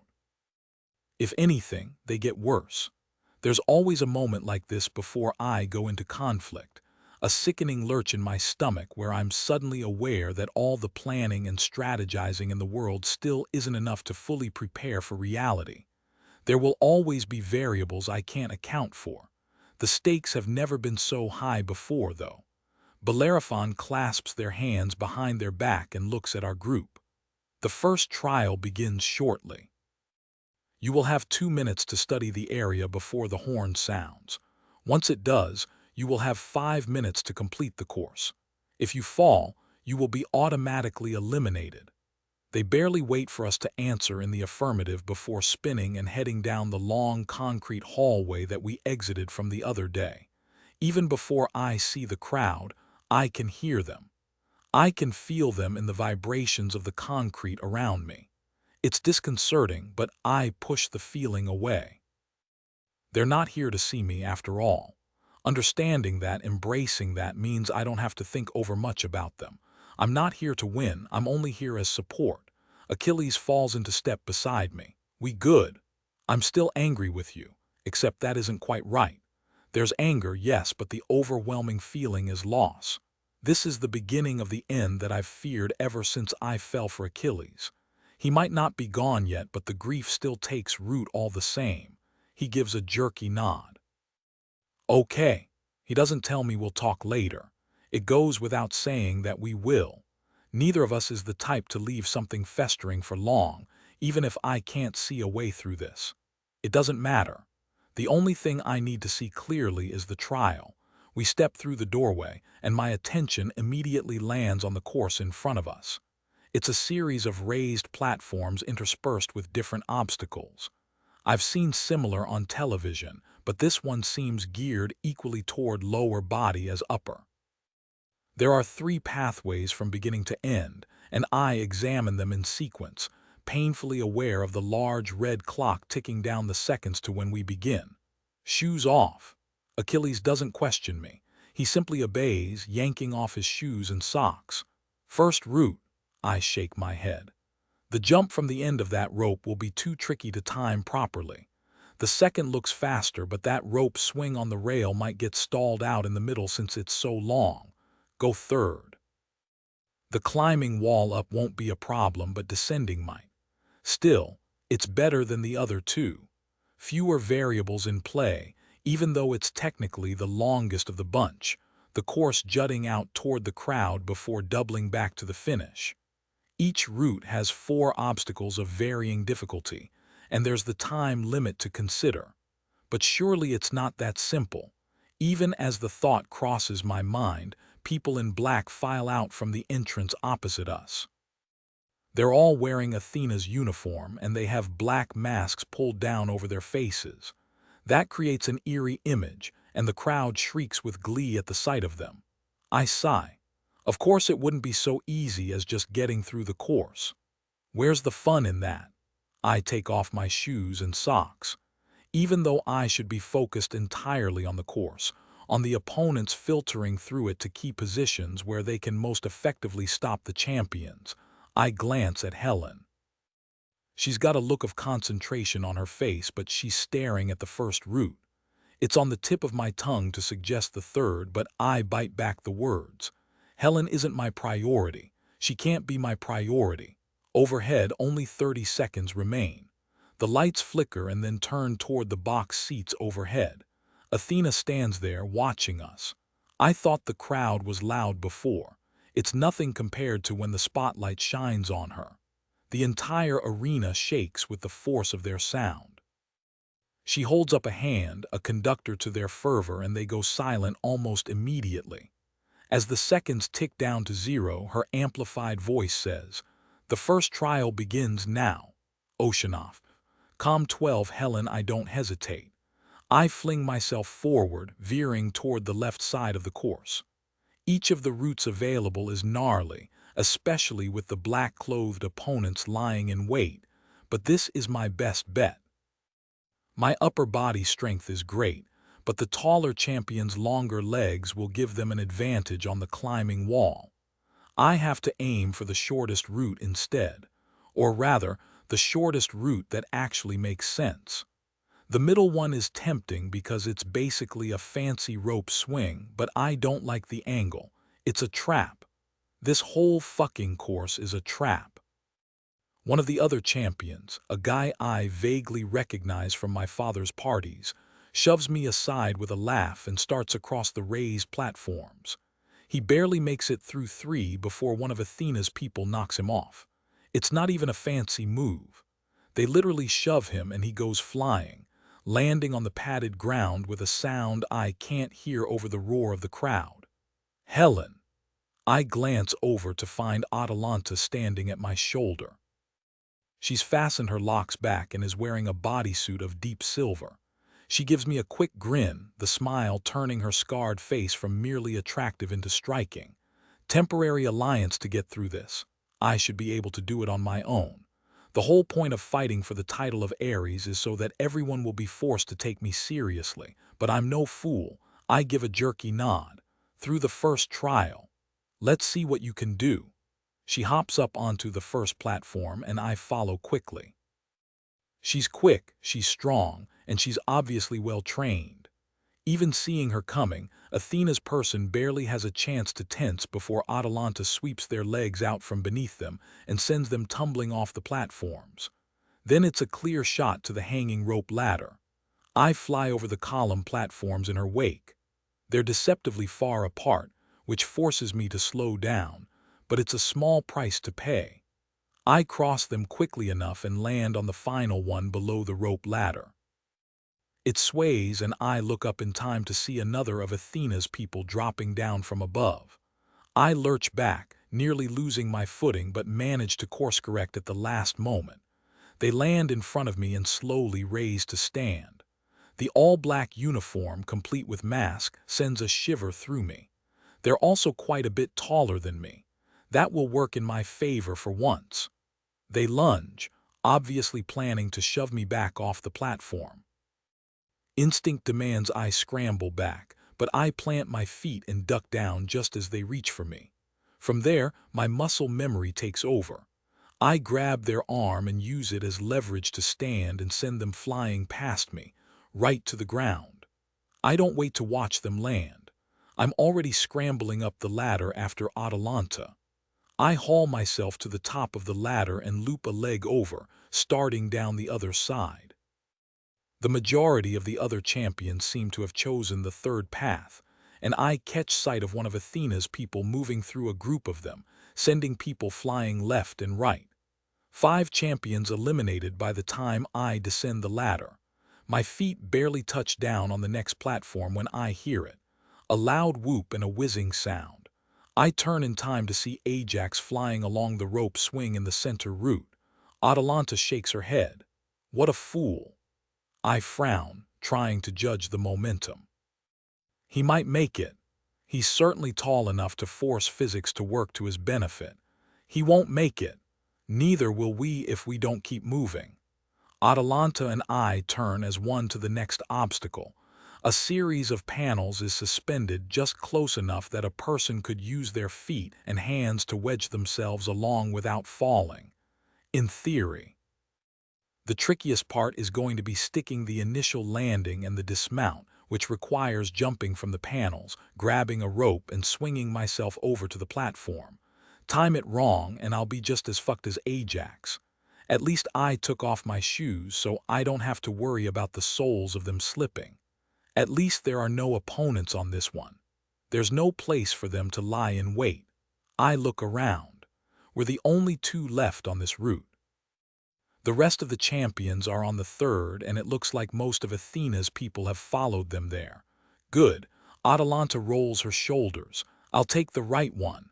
It's slightly wider, which would make it damn near impossible for me to move well. I glance at the taller woman. Why help me? I don't need to fuck with you in order to win. She shoots me a grin. I'm currying favor with my future wife.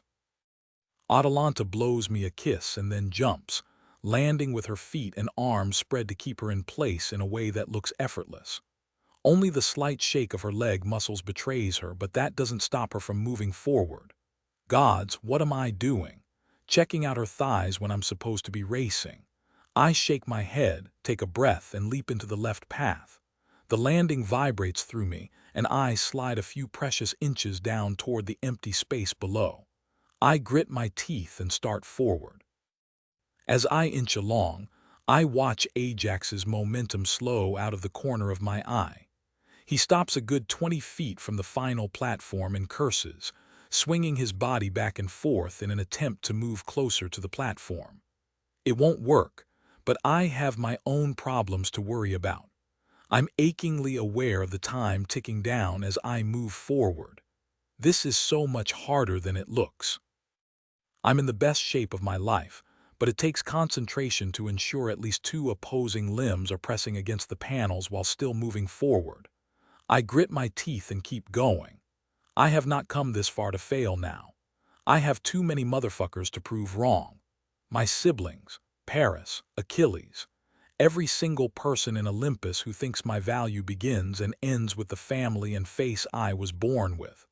Atalanta is outpacing me, which tempts me to rush, but a single mistake means ruin. I concentrate on breathing as I move down the panel. Step, press, over and over again. By the time I reach the end, my body is shaking. I eye the distance I'll have to cross to reach the rope and swing to the next platform. It looks like miles. I could make it easily if my muscles were still fresh, but I'm exhausted. I can do this, I mutter. It doesn't matter if I can or can't because I don't have time to waffle. Every second clicking by pushes me closer to ruin, to the time running out or my body giving out. I leap. The second my feet leave the panels, I know I've misjudged. I hit the rope several feet lower than I planned, too close to the bottom. The rope swings, but I slide down a few more precarious inches, my legs flailing. Fuck. The platform is higher than I expected based on where I planned to grab the rope, and my momentum is less than anticipated. It doesn't matter. I have to jump. I release myself at the pinnacle of the swing and slam into the platform, only my upper body clearing it. My breath whooshes out of me, but I don't let myself freeze up. If I do, I fall. I scramble for purchase against the flat surface, but I lose an inch, sliding back toward the floor, back toward defeat. No, damn it, I have come too far. I'm not going to let a little thing like gravity beat me now. I force myself to go still, to think. If I can get a leg onto the platform. A dark boot appears in my field of vision, and I look up in horror to find one of Athena's people standing over me.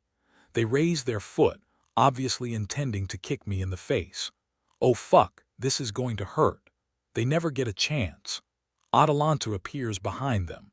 At first I think she's simply going to shove them off the platform, but she's more of a showwoman than that. She hauls them around and delivers a devastating punch to their face. They go boneless and fall to the platform. Holy shit, she just knocked them out with a single hit.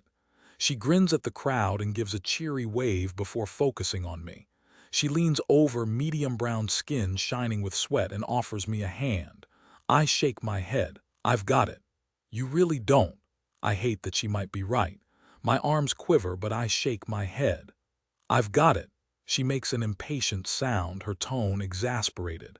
Stop wasting time and take my hand, or I'll leave you and you'll fall. When she puts it like that, there really is no other choice. I slap my hand into hers and let her pull me up onto the platform. The crowd goes wild in response, the very arena seeming to shake. Atalanta gives me a quick grin, and then I'm in her arms. She doesn't give me a chance to react before she bends me back into a showy dip and gives me a quick kiss. She sets me on my feet and then she's gone, racing up the last obstacle, a thick knotted rope that we'll have to climb to reach the final platform. There are 3 ropes, so I hurry to the one in the middle. My arms and legs protest violently at the thought of more, but I've worked through that kind of pain more times than I can count. Being a gymnast hurts, sure, but not more than growing up in my father's house. Really, I've been training for this moment my entire life. I start up the rope, fighting against gravity and my own weakness as I ascend.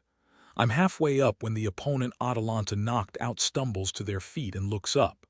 I can't see their face through the black mask, but I feel our eyes meet. They start for my rope, staggering a little. No, I whisper. I did not come this far only to fail now. I fight against my exhausted muscles, fight against gravity itself to pull my body up another 6 inches. It won't be enough. They're too tall. They reach the bottom of the rope and jump, grabbing my ankle. The contact almost rips me right off the rope. I slide down a few inches with a shriek that the screams of the crowd swallow up. Another yank rips me clean off the rope. The platform rushes up to meet me and I land flat on my face. It hurts. Fuck, it hurts. But if I stay down, I'll be eliminated, and that isn't an option. I stagger to my feet, the arena spinning wildly around me. The crowd sounds like a feral beast baying for blood. They want to see me fail. Everyone wants to see me fail. On the other side of the rope, Athena's person is climbing to their feet as well. They still don't look steady, but if they're anything like Achilles and Patroclus, that won't make them less dangerous. I'll only get one shot at this. I don't stop to think about all the things that could go wrong. There's no time for that. I take 2 quick steps and leap, grabbing the rope. It's too heavy to swing much, but my momentum works in my favor. I straighten my legs just as my feet make contact with their chest. The impact nearly takes me off the rope again, but it sends them flying off the platform. There's no time to savor my victory. I haven't won yet. Fuck, I haven't even passed the first challenge yet. A quick glance at the clock has panic seizing me. If I fall again, I won't get another chance. Fear gives me strength. I haul myself up, hand over hand, with a speed I would have thought impossible. This time, no one assists me as I reach the final platform and scramble onto it. I look at the clock, barely daring to believe it. I did it. I'm here. I passed the first trial. You didn't do it on your own. You needed help, and everyone saw that you weren't strong enough. The voice sounds horrifyingly like my father. I shudder, my chest going tight and throat trying to close. It doesn't matter that I needed help. I won't let it matter, even if it means I have to go above and beyond the next time. All that matters is that I passed this trial, so there will be a next time. I stretch my arms overhead and concentrate on breathing through the ache in my body. Easier to focus on that than the tumultuous emotions running riot inside me. I force myself to look around and take stock of those on the platform around me. Atalanta is nearby, looking barely winded. From the third route, there are 10 people who passed the first trial, among them Hector, Paris, the 2 strangers, and Achilles and Patroclus. Despite myself, my attention narrows on the latter 2. Of course they made it. I doubt they needed help either. Even more irritatingly, they both have a fine sheen of sweat on their skin, and the sign of exertion only makes them both more attractive. A traitorous little zing jolts my body, and I force myself to look away. Up to this point, I've done my best not to think about what happened yesterday. I can't believe things got so out of control. I never would have slept with Achilles if I wasn't already reeling from the events of the last couple of days. If he hadn't tossed me over his shoulder like I truly was some princess, a conquering knight happened across and ripped from her safe tower. If he hadn't essentially offered himself as the perfect target. Someone to take all my ugly emotions out on without having to worry about the aftermath. I highly doubt I can do a single thing to hurt that man, either emotionally or physically. He might not have been the safe choice of an outlet, but I can't deny that he was the perfect one all the same. He took my blows and let me provoke him to do exactly what we both wanted, to fuck me like he hated me. Except, it didn't entirely feel like that. I know what it's like to have sex with someone who hates you. Paris proved that toward the end of our relationship. He hurt me on purpose. Never physically, of course. He's a gentleman. But he spilled poison into my ear when I was most vulnerable, when my barriers weren't as strong as normal. Gods, Helen, if you're not going to do it right, you can leave and I'll do it myself. Sorry that you didn't come, honey. You're so damn hard to please. You keep acting like I'm the problem. Have you ever thought that you're the only one with an issue in this relationship? Even when Achilles was tossing me around, even when he was growling at me, I still felt safe in a way I never felt with Paris. I didn't have to worry about being called a selfish bitch because I was after my own pleasure. Achilles simply took it as fact. More than that, he made sure it was good for me. That orgasm wasn't feigned, and he didn't leave it up to me to get myself off. He didn't act like it was a chore to make sure we both had a good time even while hate fucking either. After. Well, I can't think about after too much. I need to dislike Achilles. He's standing between me and what I want most in this world. I absolutely cannot afford to soften toward him. Patroclus glances at me, and the second our eyes meet, guilt swarms me.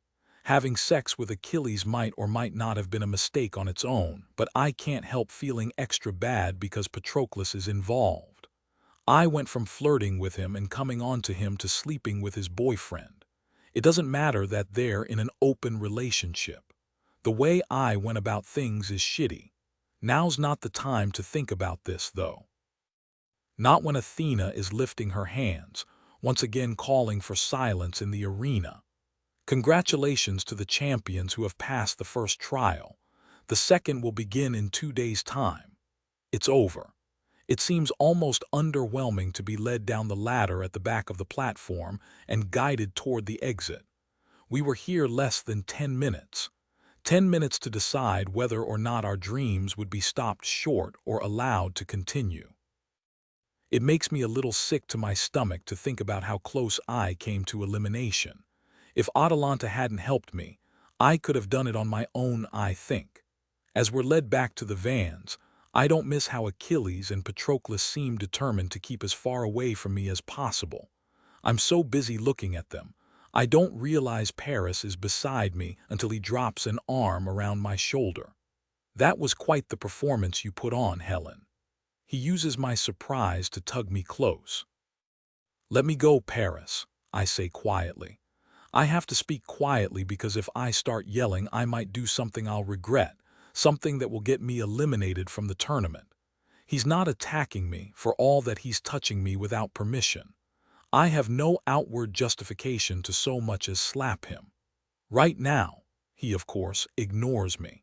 His arm probably doesn't appear tight from the other's point of view, but I can't get away from him without making a scene. You would have fallen if Atalanta didn't step in. No matter what you look like, cute getup by the way, even if I prefer you in dresses, you're the same old Helen. You can't function without someone there to hold your hand and tell you what to do. It's okay, honey. I'm more than happy to give you a guiding hand. His words sink deep into the raw spots I don't show anyone. How fucking naive had I been to confess my darkest fears to Paris? He's never missed a chance to sink the knife in deep and twist it. He's wrong, though.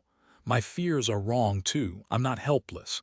I don't need a savior, I don't. It takes everything I have to keep a quiver from my voice to offer only calm even as panic flutters in my chest. Get your hands off me or I'll remove them myself. Do it. He grins, every inch the charming prince. I know how you like it rough. Daddy's little princess in public and my little slut in private. Words designed to hurt me, to turn something that I thought was a safe space dirty and unclean. I thought we were having fun and playing out fantasies I'd never admitted to anyone. Paris was simply adding more weapons to his arsenal. My skin prickles and I have to concentrate in order not to drop my gaze. I will not back down from this man, will not let him undermine my confidence in myself, will not let him shame me for something he enjoyed just as much as I did. Let go. You liked protesting then, too. He squeezes me tighter. Keep going. I like it. A chill skitters down my spine. This is the scariest thing about Paris. He never actually threatens, hardly ever yells. But his unrelenting determination to see the world his way regardless of evidence to the contrary. His nice guy smiles even as he's calmly launching verbal assaults. It's terrifying. The panic fluttering in my chest gets stronger, and a little tremor flickers through my tone when I speak. You don't have the right to touch me. Attacking another champion is strictly forbidden and he knows it. He's using it against me. I try to duck out from beneath his arm, but he tightens his hold. I'm trapped. All the training and all the preparation, and I'm held captive in the arms of a man who means me harm. I try to swallow past the way my throat closes. Not again. I will not do this with Paris again. I look around for help, but Achilles, Patroclus, and Atalanta have disappeared into the first van. Hector and the other 4 champions are nowhere to be seen, and Bellerophon is occupied arguing quietly with the Minotaur and Theseus. There's no one coming to save me. Wait, I don't need saving. Goddamn it, it took Paris all of a minute to slam me right back into the helpless skin I've worked so hard to escape. I am not helpless. I am more than capable of saving myself. I turn toward him until we're nearly chest to chest. Paris. His gaze drops to my lips and his voice deepens. Yeah. I grab his cock in an iron grip and squeeze. He makes a pained noise and tries to jerk back, but I have too good a hold. All he manages to do is hurt himself. My body hides what I'm doing from Bellerophon, which is just as well. This would definitely qualify as an attack. I twist my wrist a little, enjoying the way Paris goes a sickly green. If you touch me again without my permission, I'll gut you. Bitch. His voice is a little too high. You want to play rough, we'll play rough. I ignore the wave of fear his words bring and twist harder, hard enough that his knees buckle. You will never ever play with me again, you bastard. You'll pay for this, he wheezes. No, I won't, because you're not going to win. I am. I release him and take a quick step back, putting some much-needed distance between us. He straightens slowly. Helen. Gone is the anger, quickly masked behind the charm. He's always been able to tuck away his negative emotions like that. At least until the rare occasions when they explode without warning. Paris winces a little and smiles as if I just did something clever. Always so reckless, always so willing to hurt yourself to hurt me. Shut up. I realize my mistake the second I say the words. I might as well wave a red flag in front of a bull. Paris loves nothing more than getting beneath my skin. Sure enough, his smile widens. Do you really think your brother is going to let someone like you become Eris? Your temper alone will bring down Olympus. You're not strategic, you never know when to fold or bend.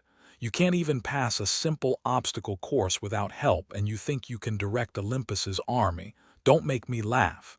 You'll make us weak, easy to pick off for our enemies. Enemies like them. He nods at the van that the two non-Olympians have disappeared into. If you really want what's good for the city, you'd step down now. Even as I try to come up with a response, his words burrow deep and plant poisonous roots. I am impulsive and reckless. I have been my entire life. How many times have my father, my brother, accused me of the very same thing? If I weren't reckless and impulsive, I would never have had sex with Achilles last night. I wouldn't have made a pass at Patroclus. I wouldn't have done a lot of wild acts I've committed over the course of my life when the pressure beneath my skin becomes too much to bear. I never would have dared attempt to become Eris. I don't care. Paris is wrong. He has to be wrong, and I will not let him make me doubt myself. Not ever again. I swallow past the thickness in my throat. Next time you touch me without permission, I'll cut off your arm and beat you to death with it. Temper, temper. He laughs and moves around me to climb into the nearest van. I'd rather cut off my own arm than follow him, so I turn on my heel and head for the next one down the line. Bellerophon lifts their brows at me. Problem? Of course not. I can't quite manage a smile, so I duck around them and climb into the back of the van. It's not until I'm sitting there between the two strangers that I pause long enough to wonder if I've made a mistake by picking this van. Then the doors shut, and it's too late. Damn it. I'm too raw to keep my shit together, practically vibrating out of my skin with feelings I don't know what to do with. I'm not up to sparring with either of these men, verbally or otherwise. The one with shorter hair, Theseus, stretches out his big legs and gives me a long look. Back where I'm from, women know their place. Wow, he's not even going to try to soften me up, is he? Weirdly enough, that's almost a comfort. I don't have to be sweet and sunny and political in my response. I blink slowly at him. That must be so nice for you. Where you come from, do they also offer unsolicited opinions to strangers? He smiles briefly, but it's not a happy look. You're not a stranger, though, are you? You're the prize. Thanks for reminding me. I glance at the Minotaur. He watches both of us with an empty look in his blue eyes, creepy. I give them both a mock sympathetic look. You don't stand a chance of winning, and our women know their place is equal to everyone else. Go home before you embarrass yourselves. I feel sorry for the women in question if he's telling the truth, but where could he possibly originate from? Mars. Theseus shakes his head. You're proof that Olympus is soft. You and your people have lived in the lap of luxury for so long you've forgotten what it's like in the real world. Cold slithers through me. I suppose you're here to teach us the error of our ways. Lucky us. You have quite the mouth on you. We'll work on that. The panic I experienced from that confrontation with Paris comes back, with interest. A single conversation with this man, and he's quickly competing with my ex for the person I least want to win. It's more than the threat he poses to me personally. It's the way he's calling Olympus soft as if he'll have an opportunity to change it. Maybe I was too hasty in writing off a coup attempt. We cannot allow either of them to win. I shudder. Thanks, but no thanks. He leans forward, but the Minotaur grunts. Whatever the relationship between these two, that sound is enough to call Theseus off. He leans back and closes his eyes, effectively ending the conversation. It's just as well. I feel a bit like cracked glass at the moment. One wrong move will shatter me completely. It doesn't make any sense. I passed the first trial. I should be ecstatic. I should be celebrating. Instead, I'm fighting the urge to cry. What in the gods' names is wrong with me? I don't have an answer by the time we arrive back at the dorms. I keep my gaze on the floor as we file back to our respective rooms. It's only when I close the door between me and the rest of the world that I start to shake. At least I held it together until this moment when I can break down alone, which is right around the moment I realize I'm not actually alone. Hermes and Dionysus lounge on my couch. She's flipping through channels so quickly, there's no way she's registering each one. He's supine on the couch, his head in her lap while she idly sifts her fingers through his hair. I should be happy to see them. They're my friends after all, and I was just thinking about how much I missed them last night when I was all alone and out of sorts. I sigh. I should stop using the word should. It doesn't matter that they're my friends because they're my friends second. As with my siblings, for Hermes and Dionysus, being a member of the 13 comes first. What are you two doing here? Silly question. We came to see you, bestie. Hermes clicks off the television and angles her body to face me. Her hair bobs around her head in black ringlets, and she's wearing bright pink lipstick that sets off her dark brown skin and matches her jumpsuit and shoes. Her style is flawless, as always. Dionysus lets out a faint snore. He's got on a graphic t-shirt from some band I've never heard of and a pair of faded jeans. His mustache is curled perfectly despite the nap, so he's either faking it or he just fell asleep. It doesn't matter. I don't have the energy for this right now. I need a shower and a meal before I do anything remotely entertaining. Not that I can leave the house or property while I'm a champion, but Hermes and Dionysus are more than capable of creating their own entertainment, especially with the kinds of people the champions are comprised of. Oh fine, you caught me. Hermes rolls her eyes, though she's still smiling, enjoying herself at my expense. No reason to take it personally. Hermes enjoys herself at everyone's expense. I have a message for you from your brother. Disappoint lashes me. Trust my brother to send Hermes in her official capacity instead of coming himself. I try to keep my feelings off my face. How strange that he couldn't make the time to have a polite little sit-down with me. It's enough to make a sister doubt where she stands on his list of priorities. Kind of like when he makes plans to marry off said sister without consulting her first. You know how it is. She shrugs and starts braiding Dionysus's hair. It's short enough that she makes quick work of each braid, but they stand out straight from his head. Zeus is busy being Zeus, ruling Olympus, putting out fires, entertaining our out-of-town visitors. She gives a mischievous smile. And being married to that Hera is a full-time job on its own. I don't comment on the fact that Hera is the one who suggested I join the tournament in spite of me being the prize. If Hermes doesn't already know, and how could she? I'm not about to be the one to tell her. I don't think she'd run right to my brother with the information, but she likes to keep people on their toes, so I can't guarantee it. Besides, I'm certain Callisto's motivation was simply to stir the pot and cause trouble, even if she indirectly helped me in the process. If Perseus finds out his wife prodded me into this action, it will cause even more drama. No matter her reasons, Callisto did me a favor by snapping me out of my self-pity spiral. I won't out her. No one twisted his arm and forced a ring on his finger. Not like he's done to me. You'd be surprised. She finishes another braid. Will you hear the message, as if I have a choice? Yes. She clears her throat and a startling approximation of my brother's deeper voice emerges from her lips. You've had your fun. It's over now. Resign before the next trial. I wait, but she seems to be finished. That's it. Normally he likes to threaten some kind of consequence. Hermes shrugs. He's a little distracted. The Minotaur and Theseus didn't come to Olympus alone, and your brother has his hands full dealing with the leader of their little group, Minos. Easy enough to read between the lines. Their leader is here, watching me make a fool of my brother and the rest of the 13. It's undermining Zeus's authority and doing the exact thing he doesn't want, making us look weak. More like making him look weak. Olympus needs a firm hand. A sliver of regret goes through me. I might want to wring my brother's neck right now, but even I can admit he's likely doing the best he can in circumstances not of his own making. He hadn't thought to take over the title of Zeus for years yet, but our father's unexpected death changed the whole timeline. I do want Olympus safe and stable.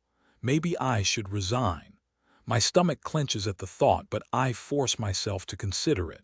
If I resign now, I shake my head. It won't help. The damage was already done the moment I put my name forward and defied my brother publicly.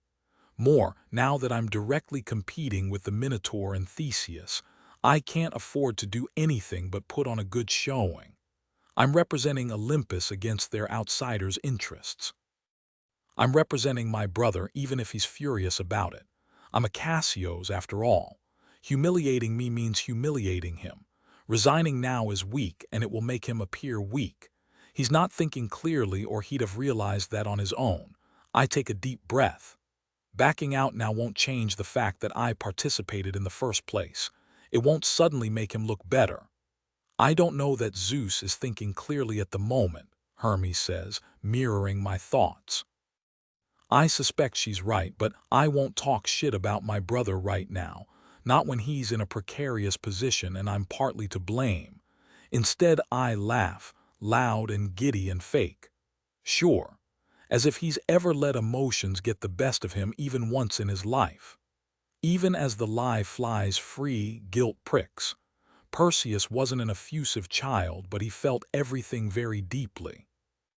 Our father saw it as a flaw, a weakness to be exploited by future enemies, and spent most of our childhood carving that softness out of my brother, piece by piece. Hermes considers me for a long moment, and I find myself holding my breath. I might have been friends with her for years, but in this moment we stand almost as equals. Her one of the 13, me a contender for being a member of the 13 as well. She finishes a braid and sits back. Are you sure about this? Please inform my brother that while I appreciate his request, I'm seeing this through. Will do. Hermes pats Dionysus's chest. Time to go, love. He opens his eyes, blinking at me. Hey, Helen, when did you get here? Hey. I manage a tired smile. Have a nice nap. Always do. He sits up and stretches. The little braids in his hair give him the look of a startled bird. Good show on the obstacle course. We're rooting for you. Thanks. I don't know what else to say. These are my friends, but if, when I win this tournament, the dynamic of our relationship will have to change. I'll be one of the 13, too. I wave a tired hand at them. Are you sticking around? Nope. Hermes jumps to her feet. The night is young and we're off to have fun. Dionysus takes my hands and presses a kiss to each of my cheeks. She means we're off to get some of Minos's people drunk and see what information we can mine from them. That pulls a laugh from me. All in a day's work. I don't tell them to be careful. Despite outward appearances, both Dionysus and Hermes are more than capable of taking care of themselves and each other. Beyond that, this is part of Dionysus's specialty. He might play the fool in public, but he didn't win his title by accident. He's got a cunning mind behind that ridiculous mustache. I walk them out and lock the door behind them. Only then do my shoulders slump, weighed down by all the things both said and unsaid. No one believes I can pull this off. Not my enemies, not my family, not even my friends. No matter what words they mouth, they're all waiting for me to fail. They're sure of it.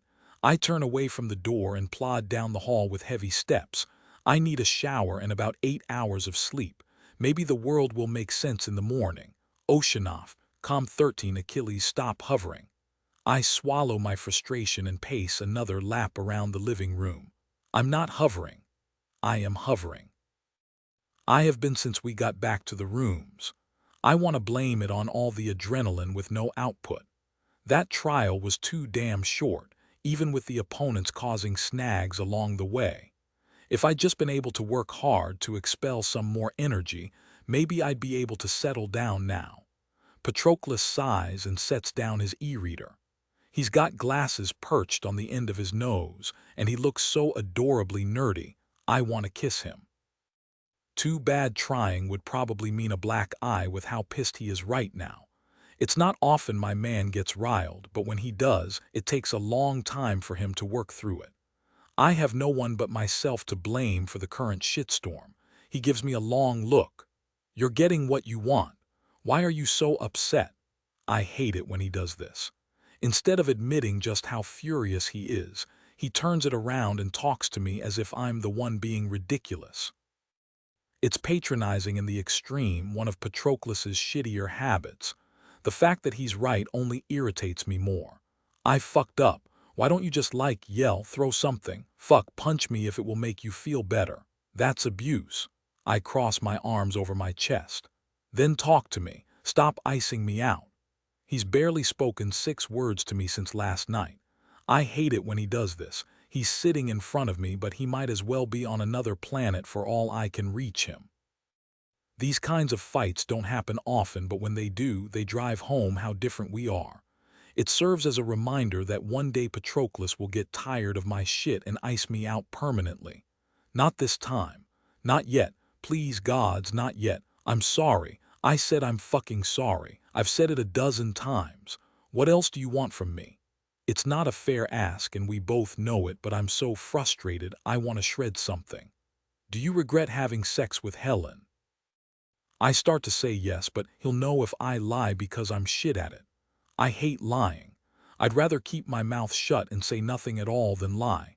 Neither is an option under his intense look. No, God's help me, but I don't hate her as much as I thought I would, and I can't blame the orgasm on that shift. She's nothing like I expected, and yet somehow also everything that I expected. I don't really get it, but I'm intrigued all the same. And the sex was so fucking good. It was intense and a little terrifying, but I can't say I wouldn't do it again. When I become Eris and she becomes my wife, it's almost a certainty. Which means you will do it again. He considers me for a long moment. And if I said I want to sleep with her, even as I try not to tense, I can feel my body locking up. Patroclus nods slowly. Yeah, I thought so. You're a fucking hypocrite. I've been called worse. Worse has been true, too. I know. He picks up his e-reader again. I am still angry with you. I can't just snap my fingers and get over it, even if you're not happy that I'm angry. It's not how emotions work. There he goes, being patronizing again. I exhale harshly. I know how emotions work, Patroclus. He doesn't look up. He just adjusts his glasses and leans back against the couch. I need some time. I thought I'd made my peace with your pending nuptials, but I have to work through my side of it because it's significantly more real now that Helen is more than just a theory. My stomach drops. Is it happening? Is this the end? It's come at me too fast, too out of left field. I swallow hard. What does that mean? I love you. He taps his e-reader, turning the page. One fight doesn't change how I feel, and it doesn't change the plan. Just give me time, Achilles. That's the problem. If his impressive brain gets going on this tangled situation, he might decide that the end of this tournament is the end of our relationship. I know it's selfish as fuck to want to keep him even while I'm married to someone else. It's even more selfish now that I've had sex with Helen, and there's a distinct possibility of it happening again, no matter what protests I make. Most of all, It's damn near unforgivable that I can't stand the thought of him and Helen together without me in the picture. No matter which way I look at it, we're no longer speaking about a political marriage of convenience. Now it's messy. It's my fault, but there's no easy fix for this. Damn it. I'll give you time then. The words come out dull.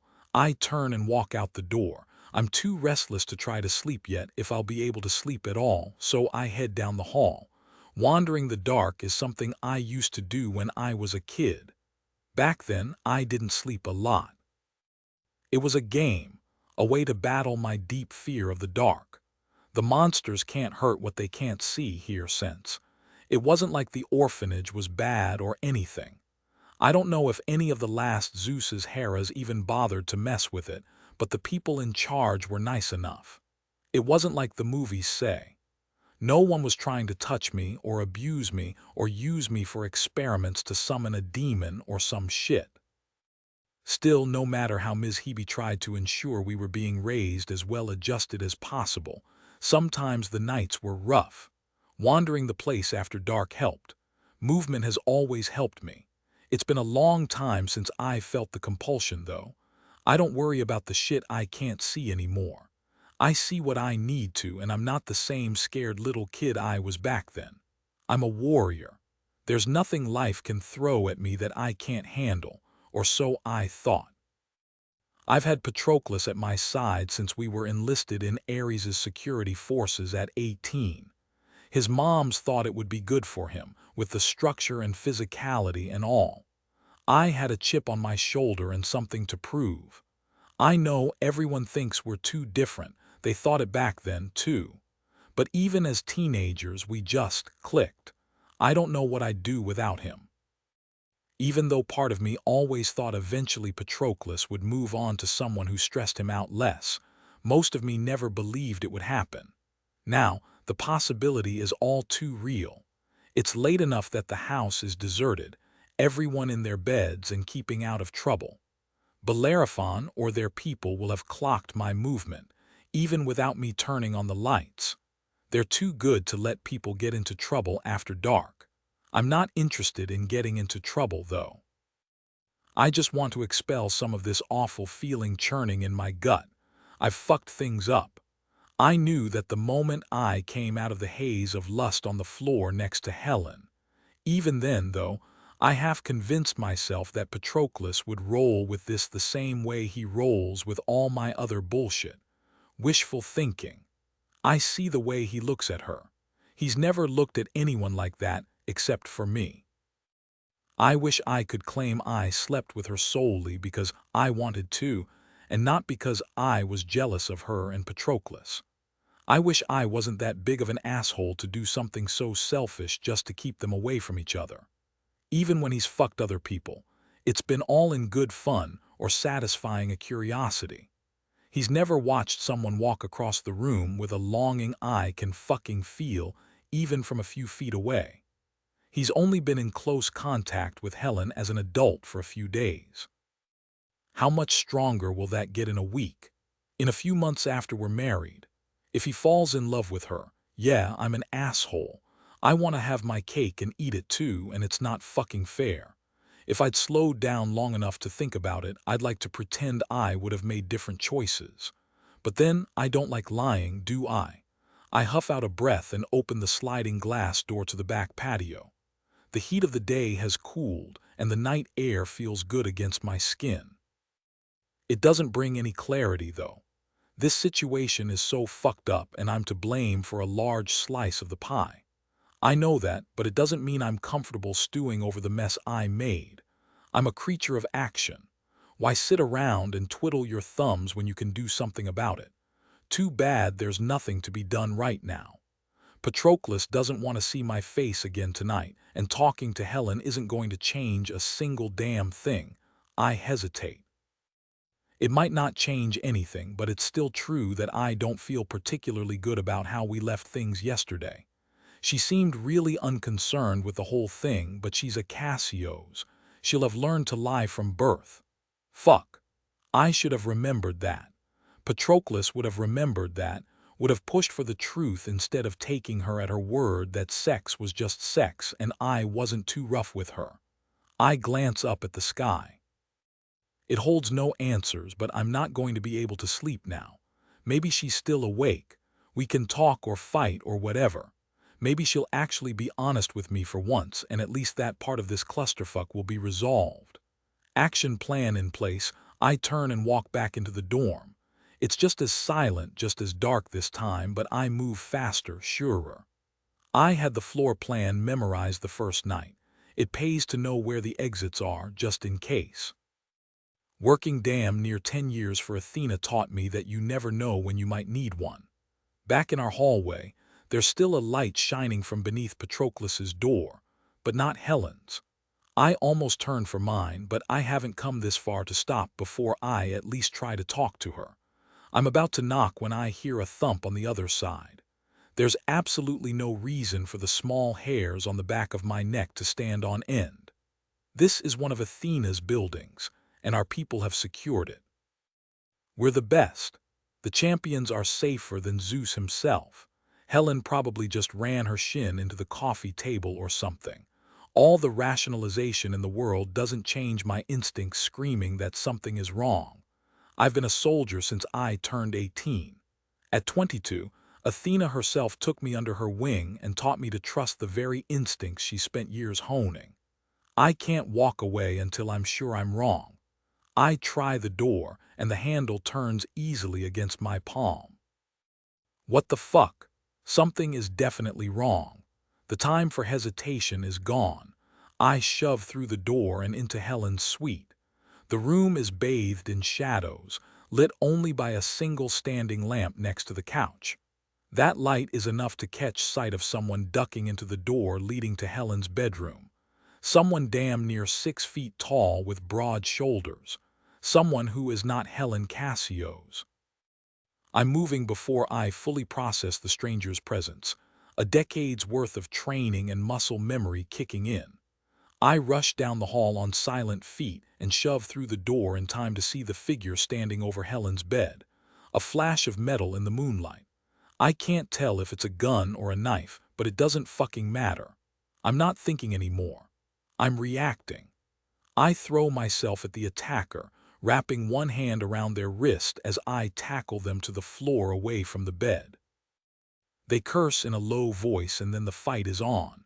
They roll us, managing to come out on top. I've got a shitty grip on their wrists so I can't force them to break their grasp on the weapon. They jerk their arm down, breaking my grip, and scramble off me to stand. With the black clothing and black mask, they almost look like one of the opponents we face today. All they're missing is the owl on their shoulder. But this is not one of Athena's people.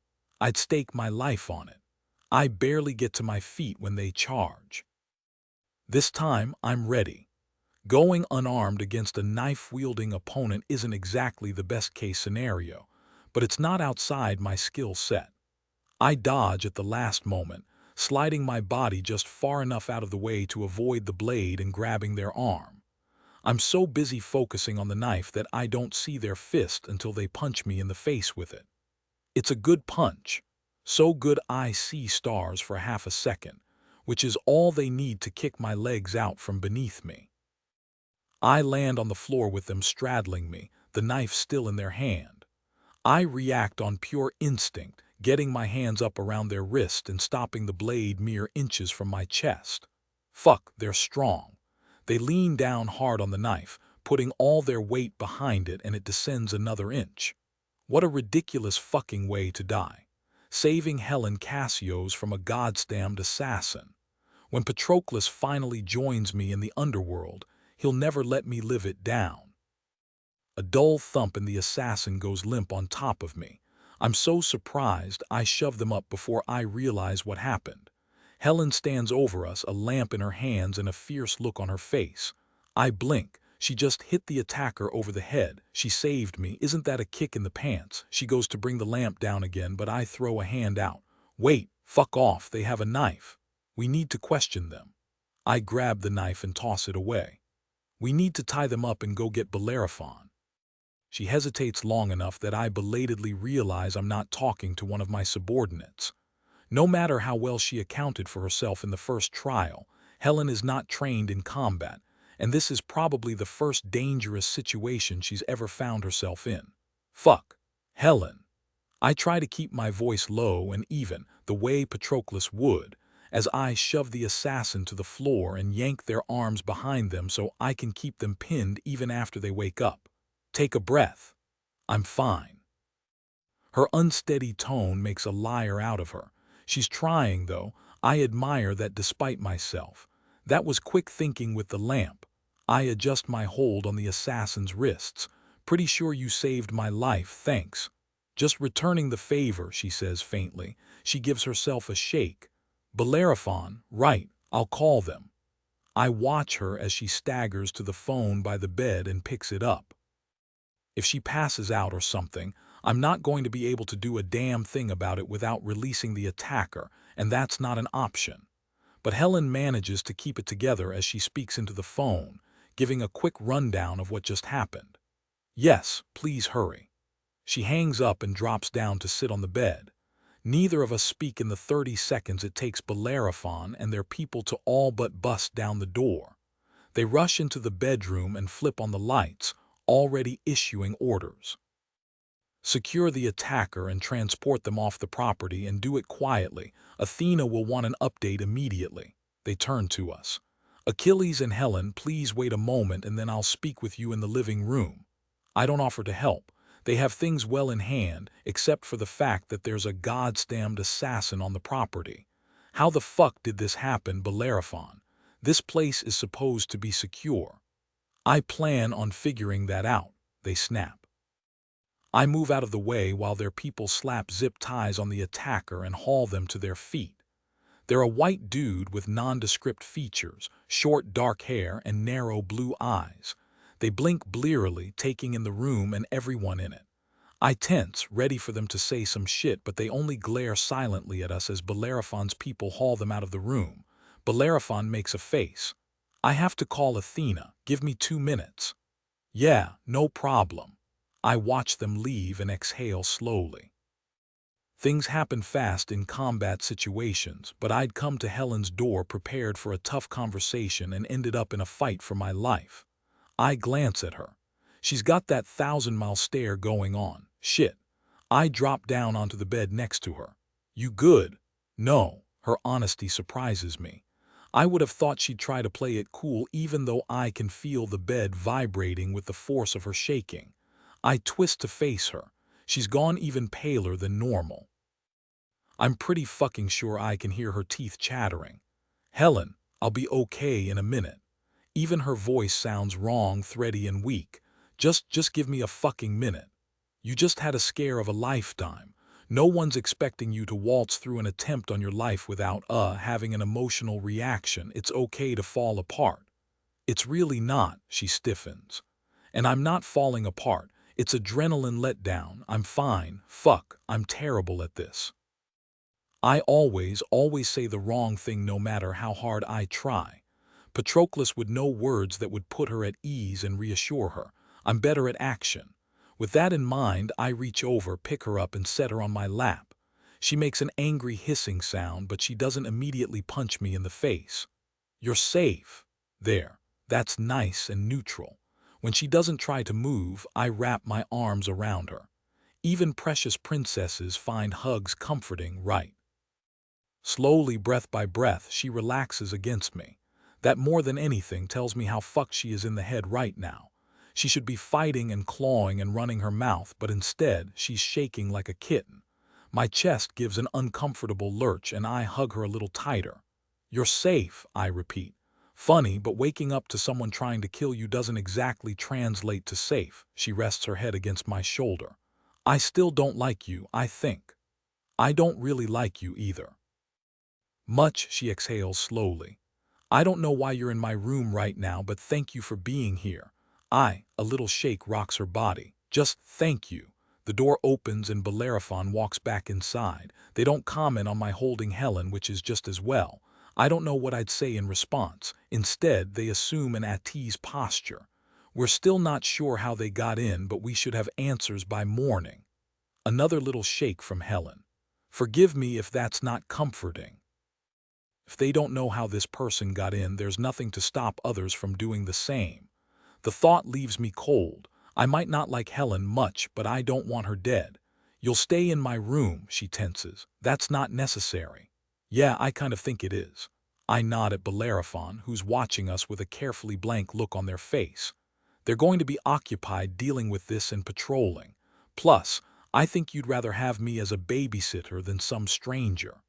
You're barely more than a stranger. But she makes no move to get up. As much as I want to press, I've learned at least a little patience from being around Patroclus for so many years. Sometimes, the best way to win an argument is to sit down and shut up and let them see that you're being logical. I'm rarely the logical one, but it's been known to happen once in a blue moon. I know I'm right this time. It takes Helen roughly 30 seconds to realize the same thing. Fine. I'm willing to stay in your room. The breath I release isn't in relief. It's really not. I sure as fuck wouldn't be losing sleep worrying about her if she hadn't agreed to this. I give her one last squeeze and set her on her feet. Get your shit, princess. Time to switch rooms. Oceanoff. Calm 14 Patroclus. I'm still at war with myself when someone knocks on my door.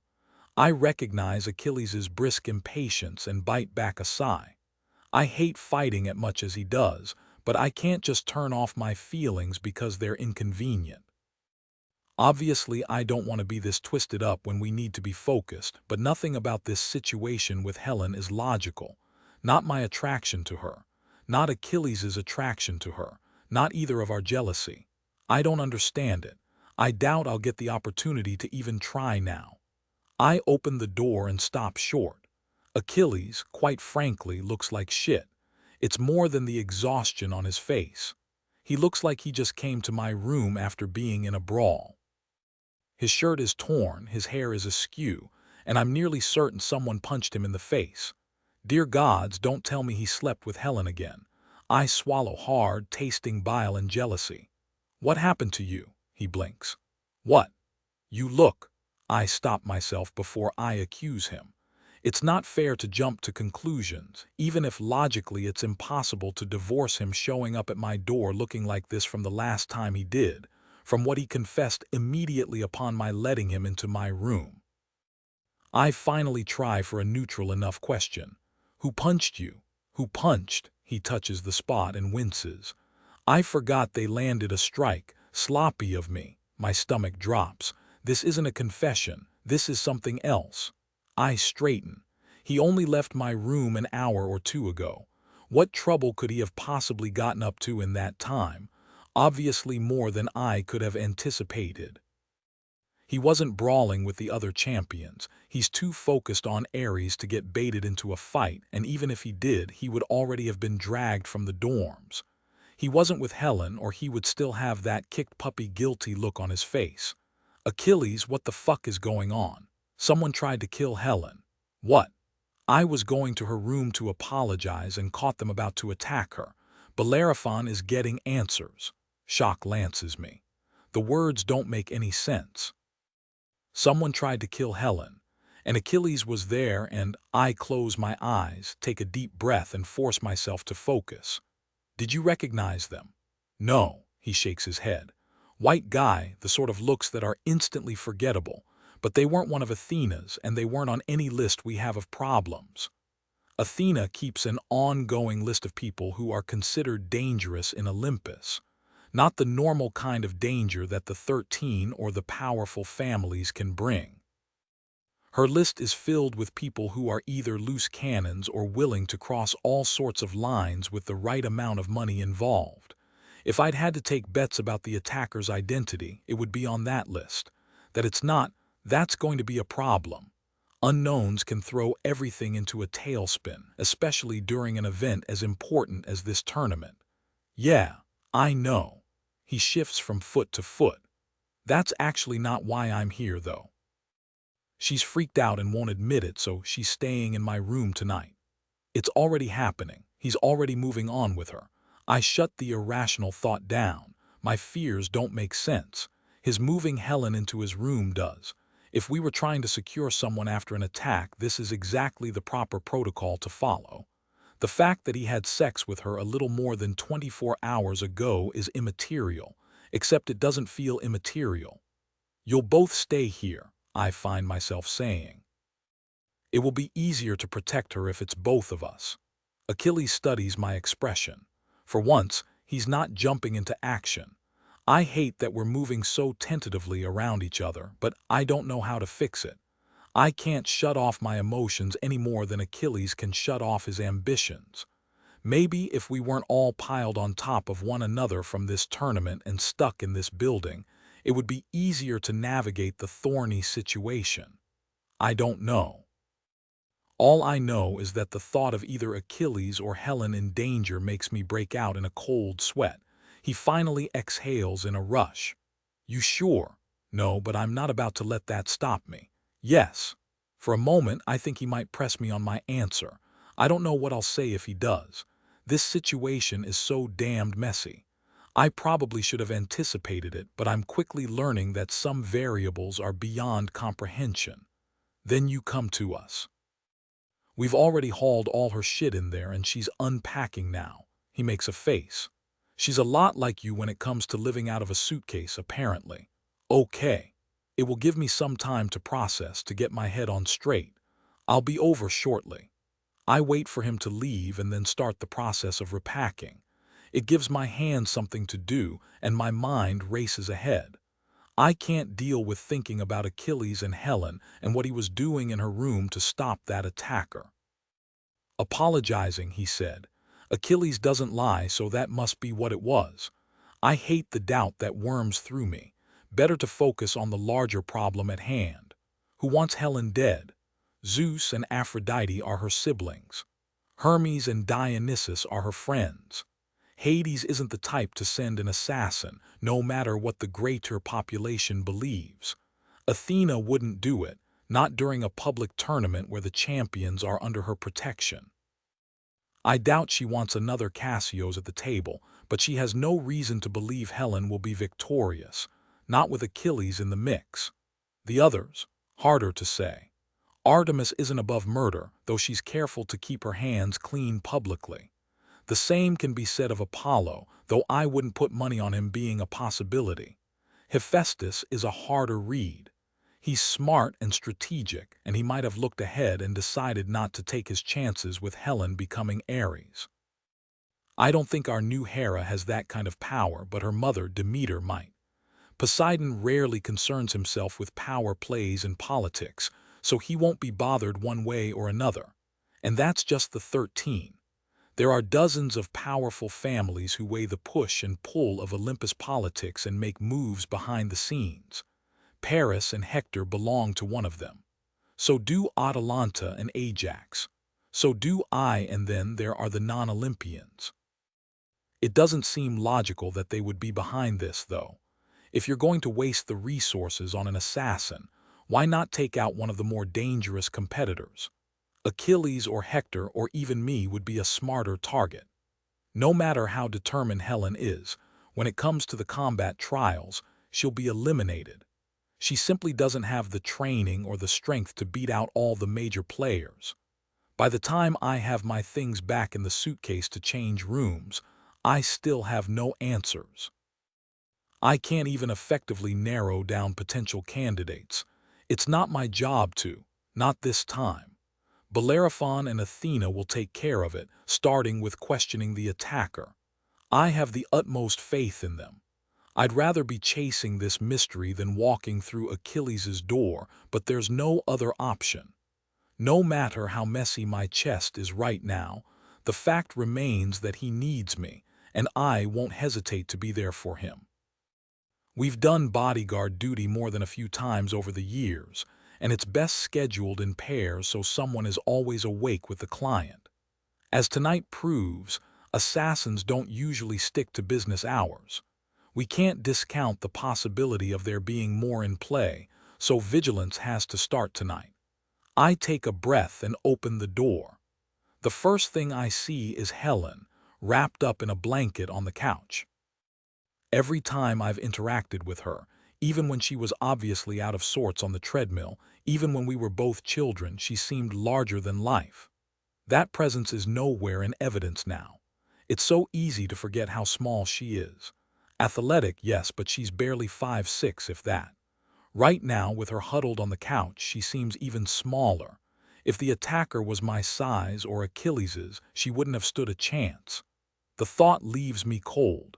She looks up and blinks those amber eyes at me. She's paler than normal, her perfect features drawn and exhausted. Even her hair is a bit of a mess, the dark strands tangled with sleep. She still smiles when she sees me, a little movement that seems almost fragile. Hey, my heart starts racing, which is the most ridiculous response.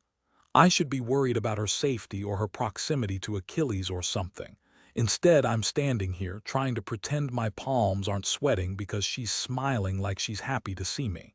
I clear my throat. Hey. She pulls the blanket a little more firmly around her. He roped you into this too. I offered to help. I set my suitcase down. Now that I'm here, I'm realizing I didn't need to repack things.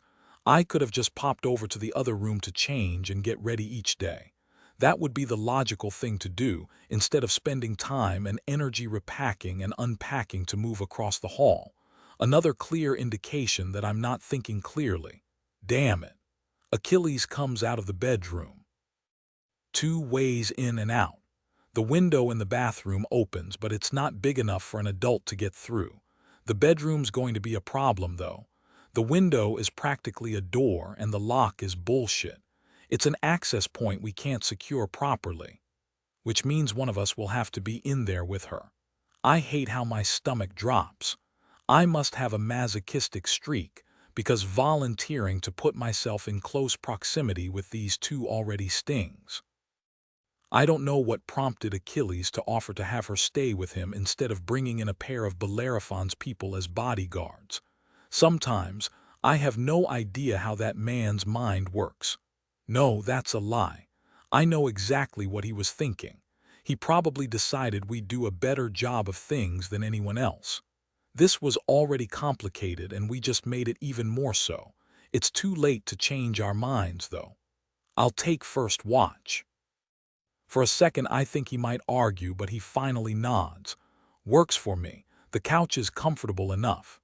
It's really not, Helen mutters. He shrugs. I've slept in worse places. Achilles studies her for a long moment. Does he realize how transparent his expression is? He keeps saying he doesn't like her, but he looks at her like she's this strange creature he doesn't understand and yet wants to keep safe. He's always had a desire to protect those who can't protect themselves, but this is different.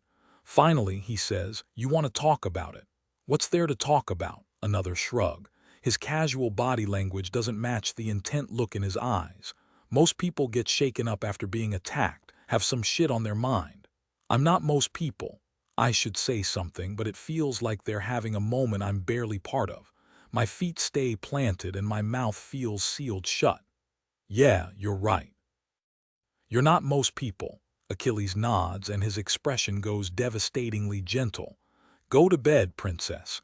You can get back to fighting everyone who looks at you sideways tomorrow. Her smile firms up a little, losing the fragile element. I don't fight everyone who looks at me sideways, Achilles. I just fight you. Guess I'm special then. Guess you are. I turn away, unable to bear witness to what feels like such an intimate moment.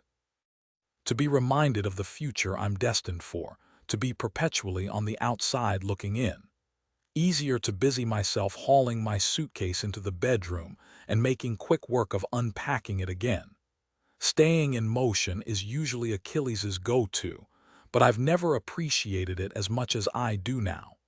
The rhythm of unpacking calms me, even if it doesn't soothe the ache in my chest. I'm nearly done when Helen walks into the room.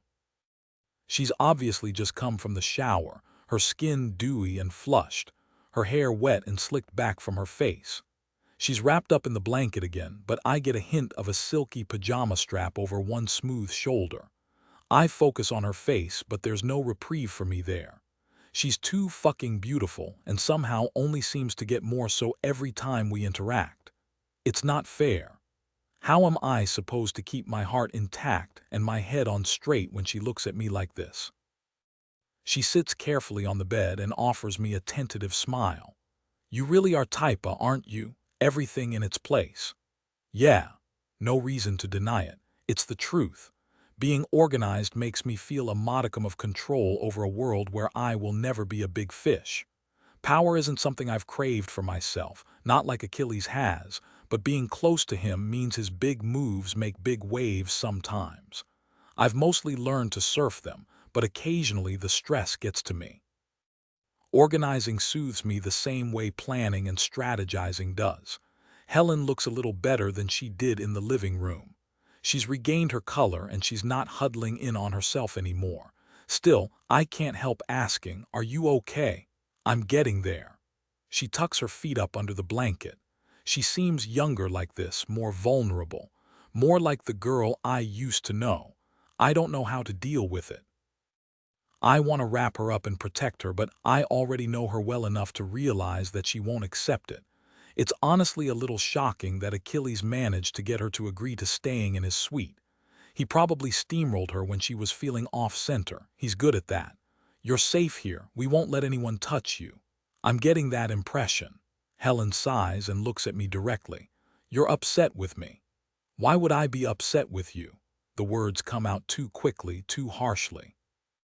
Her smile goes a little sad, a little bittersweet, because I had angry sex with Achilles. We have an open relationship. Again, the right words. Again, the wrong tone. That's what I told myself, but it doesn't mean I was in the right. She huddles further under the blanket, but she doesn't drop my gaze. I respect that, even though I'd be able to think a lot clearer if she wasn't looking directly at me. It wasn't like I set out to do it, but intentions don't really matter. Actions do. I'm sorry. They both keep saying sorry as if that changes what happened, and I have a feeling that they'd both do it again if the circumstances lined up. And why not? They haven't done anything wrong or violated any agreement. I'm the fool who let my feelings get tangled up with a woman I barely know. I have never, not once, reacted to Achilles being with someone else the way I'm reacting to him being with Helen. It's a me problem, not a them problem. The logic makes sense in my head. What comes out of my mouth is something else entirely. That's not going to stop you from doing it again, she blinks. I have no intention of fucking Achilles again. You had no intention of fucking him the first time. You've got me there. She fiddles with the edge of the blanket. It strikes me that this is the first time I've seen Helen fidget. He's irritating, isn't he? I try not to bristle, but I can't help it. Fuck, I'm a mess right now. He's a lot of things. Yeah. Her expression goes contemplative. I don't want to hurt you, Patroclus. I never did. I'll try really, really hard not to fall on Achilles' cock again. I shake my head and stalk to the window. Achilles is right. It's impossible to secure properly. It's large, and while it doesn't face the fence, it would be all too easy for someone to perch on the roof across from us and shoot her through the glass. I shut the curtains. You'll be safe tonight. Hopefully we'll have some answers tomorrow. Why are you doing this? I turn to face her. What? This? She motions vaguely at the room.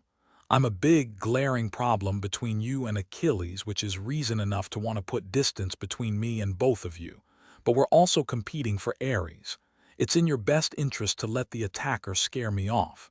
So why help me? It can't be because we were friends a lifetime ago. Why try to make me feel safe when it runs counter to your goals? That's a good damn question. If I were more ruthless, maybe I'd do exactly that. I don't want Helen hurt, but fear never killed anyone. That's the problem, though. I don't want her afraid either. Achilles has always accused me of having too soft a heart, and it's never been more apparent than right now. Even though it fucking hurts to have both of them in the same space, to see their obvious connection, I can't hurt her to save my own feelings. I'm not willing to stand by while people are terrorized just to reach my goals. That's naive, don't you think? I stare. She's not being snarky, she's asking a serious question. There's always another way. Even if there's another way, sometimes it's easier to be the bad guy and save yourself the trouble in the future. She doesn't look away. You're very smart, You must have played out all the scenarios. If I make it to the final trial, whoever eliminates me will earn my enmity forever. If it's you or Achilles, that will endanger your ability to act effectively as Eris. Surely you've considered this. I have. I don't know why it's surprising that she has as well. She's more than proven herself to be as intelligent as she is ambitious. It's still strange to have my own thoughts mirrored back at me. I clear my throat. There's always another way, I repeat. But go to sleep, Helen. I'm sure Bellerophon will have information tomorrow. For a second, she looks like she might argue with me, but she finally drops the blanket and crawls up to climb under the covers. Her black pajama set is holy fuck. I shouldn't be staring, but I can't stop. The sleep shorts are split up the sides to reveal tantalizing glimpses of her hips, and that tank top barely covers the essentials, riding up to reveal her toned stomach and pressing tightly enough to her breasts that they're in danger of escaping. She's not trying to be seductive, and yet seduction is there in every move she makes. I jerk my gaze away. What the fuck am I doing? Ogling her after she's just had a traumatic experience. Ogling her after she slept with Achilles. Ogling her when she's not for me has never been for me. Patroclus. The tentativeness in her tone brings me back to myself. I give myself a shake and cautiously look at her. Thankfully, Helen is fully covered now, the blankets pulled up to her pointed chin. I breathe what I hope is a soundless sigh of relief. Yeah, the bed is huge and you're making me nervous standing there. Can you sit or lie down or something? I almost choose the chair by the window. I even take a step in that direction before my brain decides to provide all the reasons Helen might have suggested I take the bed, too.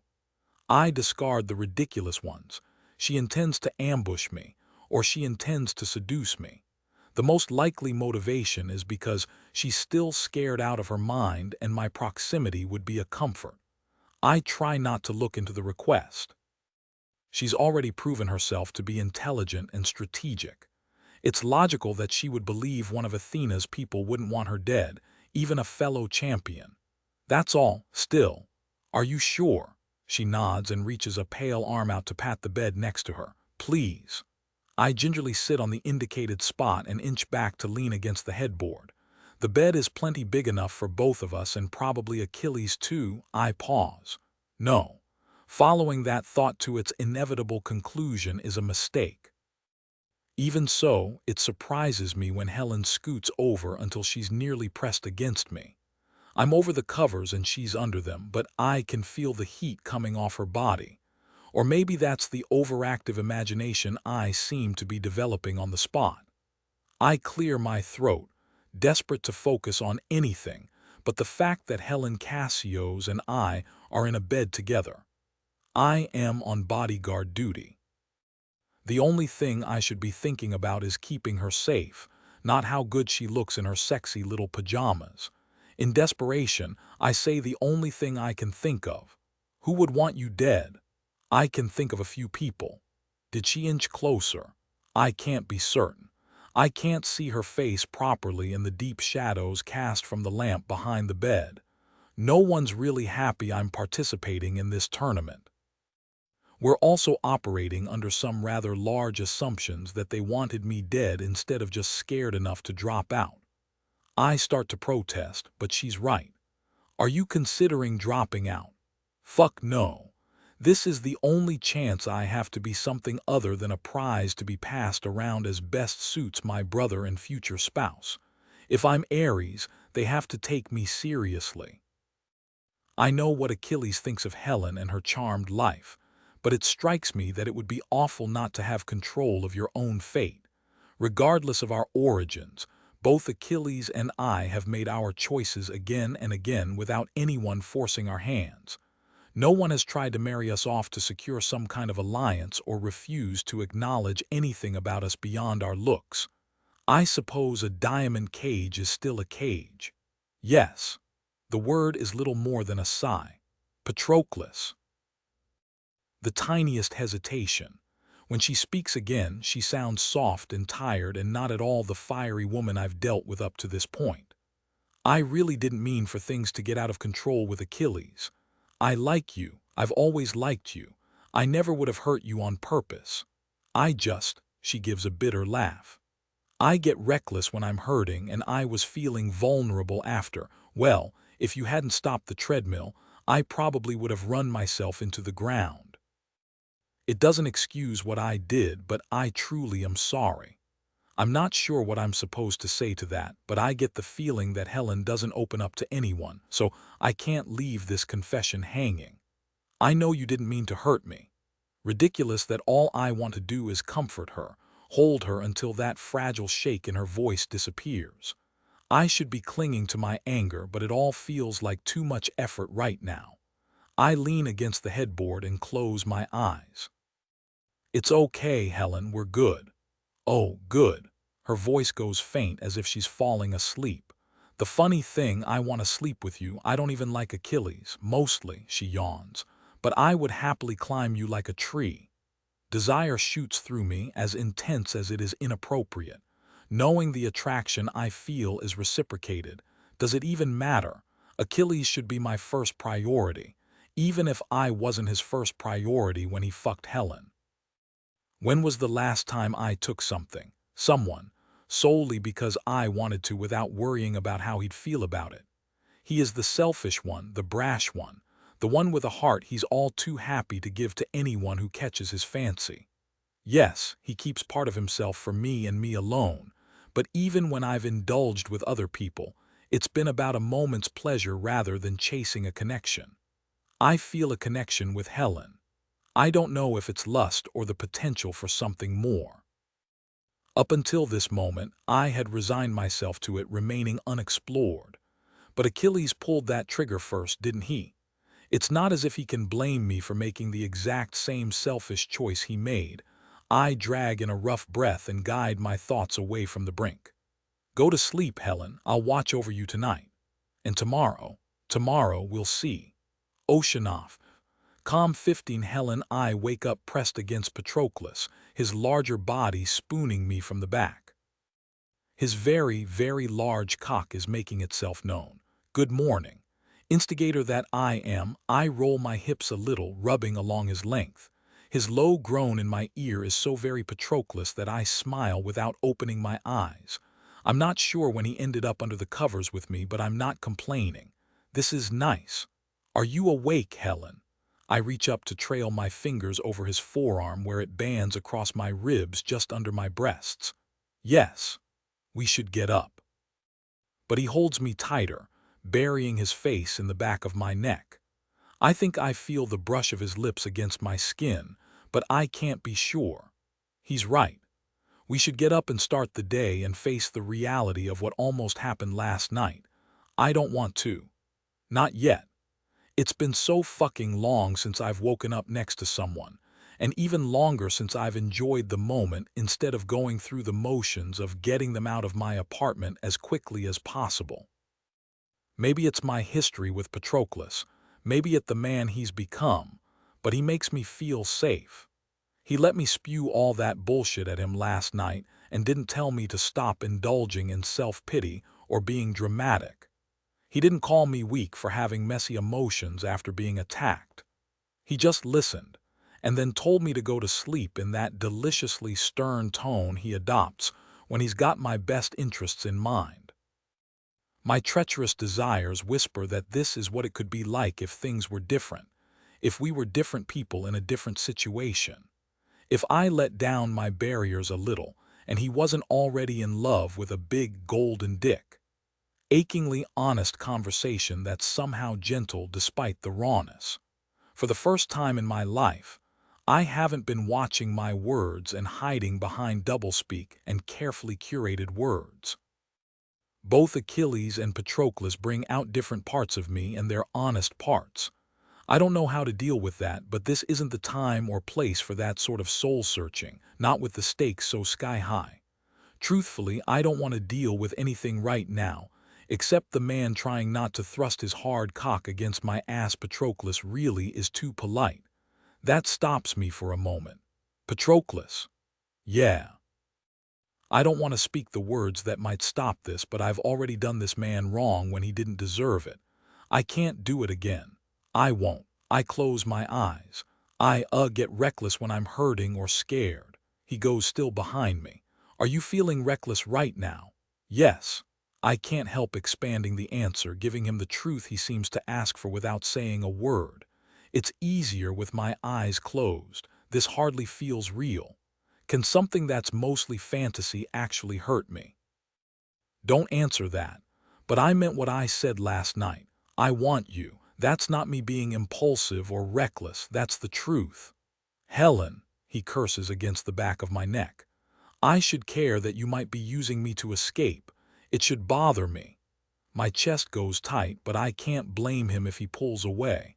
I've never really talked about this before outside therapy, and never with a person I'm aiming to seduce. It's so much easier to let my partners see what they want to see so I can get what I want. A few hours of pleasure where I don't have to think about anything but the next touch, the next kiss. This isn't a carefully orchestrated hookup, though. This is Patroclus. With him in this moment, I can stop being selfish for once. Do my reasons bother you? Maybe they should. His arm goes tight around me and he curses again. I don't give a fuck what I should be doing or feeling. I want you too much. Let me touch you, Helen. The relief his words bring makes me almost giddy. I sink back into him, letting his strength buoy me. Patroclus might be a brainiac, but his body is all soldier. I want to explore it at length. I inhale deeply, relishing the way the move drags the underside of my breasts against his forearm. Touch me, Patroclus, please. I need you to. I expect him to do it all at once. I really should know better, even after spending so little time with him. Patroclus is a man with a plan, and that's never more evident than it is right now as he shifts his hand to press to my stomach. His thumb brushes the curve of one breast, a slow drag that has me shifting restlessly against him. He moves to tug the thin strap of my pajama top over my shoulder, easing it down to free my breast. It's an almost teasing move, and it only feels more so as he traces the line of fabric, brushing my exposed breast to tug down the other strap, too. It takes a little more work since I'm lying on my side, but once again he doesn't rush. It's a fucking torment, Patroclus. I like the way you say my name. He cups one breast and then the other, trailing his fingers over my nipples. Not enough. Nowhere near enough. I worry my bottom lip, but I can't keep silent. More, please. I like the way you say please, too. His voice sounds rougher than normal, but he doesn't move faster as he trails his hand down the center of my stomach and teases the strings of my shorts. His touch isn't tentative, but he's sure as fuck not rushing. Not like I want him to. Each small tug against the strings creates an answering tug deep inside me. I press my lips together, determined not to beg. Not yet. Finally, what feels like an eternity later, he dips beneath the band of my shorts. I expect him to move slowly in this the same way he has in everything else, but it's as if all his patience has been used up. Patroclus cups my pussy, his touch rough. We both exhale harshly at the contact.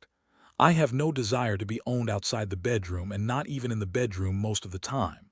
The power balance in my life is too precarious, too keen to tip to weigh against me.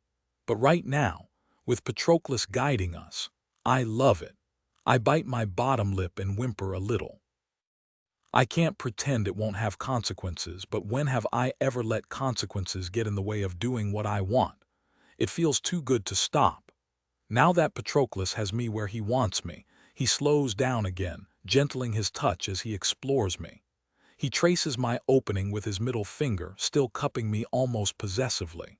He doesn't act a caveman and shout mine, but he's holding me like he owns me, like he's claiming me.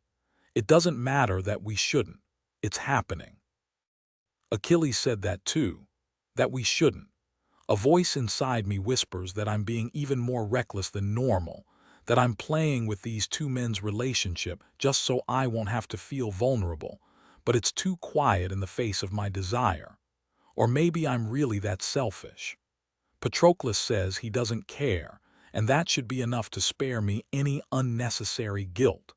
It's not like I've been honest with partners in the past about the fact they're just a convenient escape. It's not like they've cared enough to ask. I meant what I said last night, what I said this morning. I've liked Patroclus since we were kids, have wanted him since I met him again as an adult, when he essentially gave me an itemized list of why we couldn't go home together the night before the trial started. I'm not sure I care if he's using me as a weapon to hurt Achilles. All that means is that we're both using each other for selfish purposes. I should just enjoy it instead of thinking so hard. The whole point of indulging in this reckless behavior is that I'll stop thinking. Helen, he goes still. Yeah, you're thinking very hard right now. Do you want to stop? I'm already shaking my head before he finishes speaking. No, absolutely not. Give me more. For a moment, I think he might stop anyway. This isn't the impulsive wave that overtook me with Achilles. This is intentional, and maybe that means it's a mistake. I don't care. I still don't want to stop. Apparently Patroclus agrees, because he shifts behind me and wedges his other arm between me and the bed. The new position brings me even closer to him, gives me the sensation of being entirely wrapped up in this man. He palms one breast. It's less a stroke than him holding me to him, but I'm not complaining. Not when he's working two blunt fingers into my pussy in the process. Methodical. Patroclus is so damn methodical. It's sexier than I could have anticipated. It's more than that, though. He holds me like I'm something precious, something he's all too capable of shattering into a million pieces. The difference between him and Achilles is stark, but they're similar in one aspect. No partner I've had in the past has touched me like either of them. I've never been cherished. I've also never been tossed around like an equal, my strength taken as a given instead of a fantasy. Neither of them treats me like I'm a princess to be coaxed into giving up my supposed virtue, or a weak thing that a harsh word will leave crumpled and broken on the floor. The entire time Achilles and I were fighting, I was an enemy to be conquered through mutual orgasms. I never expected it to be so sexy.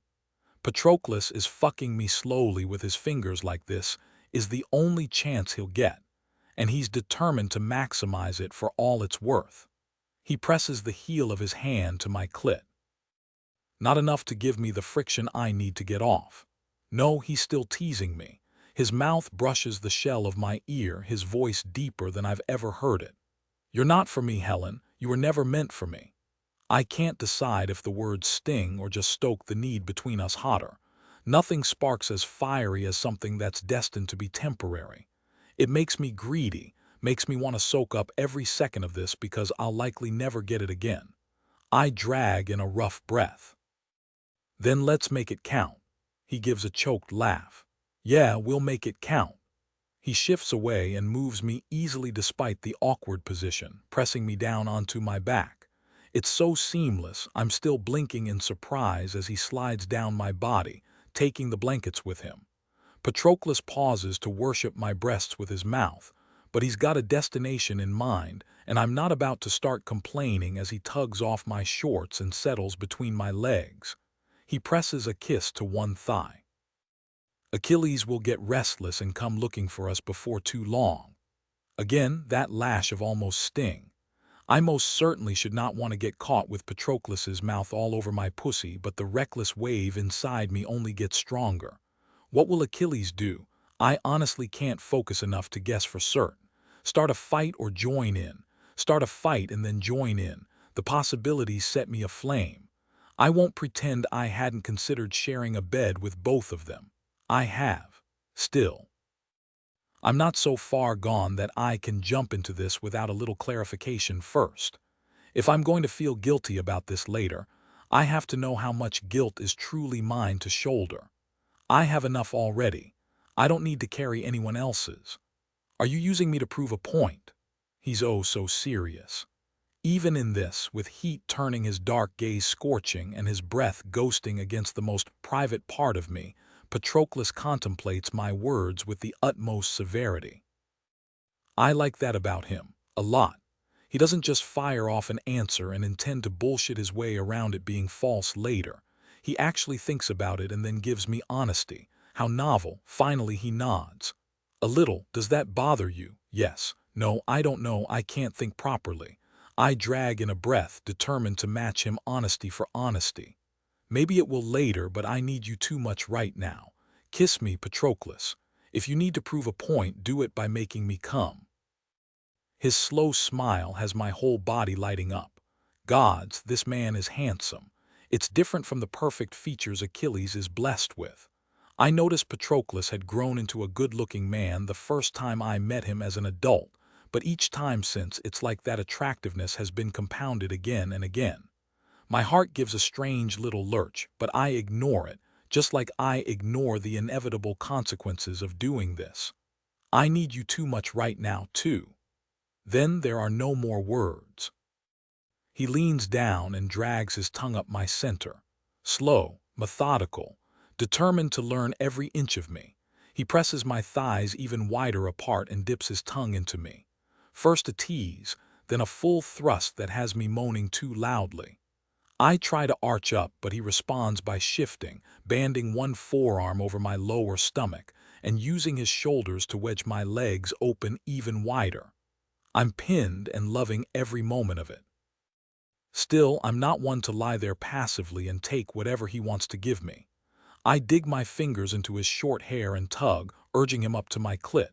He doesn't hesitate, following my unspoken instructions to give it the same thorough treatment he's given every other bit of my pussy. He tests out motions, his gaze on my face, until he finds the one that has me arching and moaning and writhing against him. Yes, like that, I moan. Pleasure builds in me higher and higher. Patroclus never deviates. He doesn't speed up or slow down and shift the pressure the slightest bit. He winds me tighter and tighter, and the bedroom door opens. Achilles steps into the room and pulls the door shut behind him. We both freeze. I'm so fucking close, I could cry. I should have known this wouldn't last, that we'd get interrupted before things escalated enough to truly offer me a reprieve. I should have known this was a foolish, impulsive thing that would most certainly backfire in an aborted orgasm. I should have known a lot of things. I tense, waiting for Patroclus to scramble away from me, to sputter out excuses, to fight or leave. He doesn't move. If anything, he tightens his grip on me, a silent command to stop trying to inch up the bed away from him. I freeze. Patroclus gives me a quick look as if testing my reaction. Whatever my face is doing, apparently it satisfies him. He turns his head just enough to look at Achilles. You're interrupting. Achilles' slow smile doesn't reach his dark eyes. Yeah, I know. He stalks to the chair next to the bed and drops into it, stretching his big body out and taking up too much space. He waves a negligent hand in our direction. Don't stop on my account. Oh my gods. I look down my body and meet Patroclus's gaze. I expected him to look ashamed or guilty, maybe regretful. I sure as fuck didn't expect his desire to burn even hotter. He doesn't seem happy, but there's no doubt that Achilles' casual command sparks something in him. Still, he is Patroclus, and because he's Patroclus, he hesitates. Are you okay with this? I don't know. I feel like I'm free falling. It's one thing to know I'm neck deep in a messy relationship and sinking deeper. It's entirely another to I don't even know what's happening here. But my aborted orgasm beats just as strongly as my need to escape for a little while. Didn't part of me hope this would happen? Yes, I didn't expect it to happen like this, but it's not as if it was outside the realm of possibilities when I urged Patroclus to touch me, to make me come. I glance at Achilles and wow, his smile might not reach his dark eyes, but he's looking at us like we're a banquet laid out for his pleasure and he's not sure where he wants to start. I shiver. There's no taking back what I've done, and maybe that's an excuse, but I don't care. I don't want to stop. I want to charge forward and see what happens next. I'm okay with it. If you change your mind, for fuck's sake, she said she was good with it. Even I can see she's about to fucking come. Get on with it. Patroclus turns his head to glare at Achilles. Audiences should be seen, not heard. Said no one ever. Gentlemen. I wait for them both to look at me. I can't stop shaking. I'm about to come out of my skin with need and they're bickering like an old married couple. If you're going to argue, go do it in the living room and I'll finish myself off in peace. Achilles snorts and Patroclus offers another of those little smiles I'm starting to like so much. He doesn't give me a chance to decide if I'm bluffing or not. He just dips down and resumes stroking my clit with his tongue in the exact same rhythm that had me dancing on the edge before we were interrupted. I whimper. Oh fuck. Take off your top, princess. If you're going to put on a show, do it properly. I don't even think. I just obey, wrestling my pajama top off while Patroclus works my pussy like we've been lovers for years instead of less than an hour. I manage to get the offending garment off and toss it at Achilles. He snatches it out of the air and sifts the silk top through his fingers almost contemplatively, but his gaze never leaves us. Patroclus's gaze threatens to light me aflame. Later, I'm sure I'll have some complicated feelings about playing the part of a pawn in a game between these two men. Right now, I'm too close to coming to care about anything but Patroclus's tongue working my clit. So close, so fucking close. I palm my breasts, pinching my nipples as he edges me closer and closer to orgasm. It felt so good before, but with Achilles watching, there are no words. I've never done anything like this before. Oh, I've been plenty experimental when it comes to sex, but only with a trusted handful of people over the years. Being Zeus's daughter means anyone caught in my bed would see horrific consequences. Olympus likes to pretend it's forward-thinking, but that so-called progressiveness doesn't include the purity culture that pervades the upper circles. As a result, I've never trusted someone enough to let them watch while I fuck. It would be all too easy for them to record while I was distracted and then. Patroclus turns his head and nips my thigh. Stop thinking so hard. Means you're not doing your job properly, Achilles rumbles. He stretches out his legs, 2 fingers. I barely comprehend his words when Patroclus moves, releasing my thigh and pushing 2 blunt fingers into me. He shifts the angle a few times, searching. He grins. There. He flicks his fingertips against my G-spot. Holy shit, that was fast. My whole body goes molten, the feeling only compounded by the fact that he's following Achilles' directive. I look over at the other man, but his gaze is on Patroclus, his eyes narrowed. Now her clit, make her come loud and messy.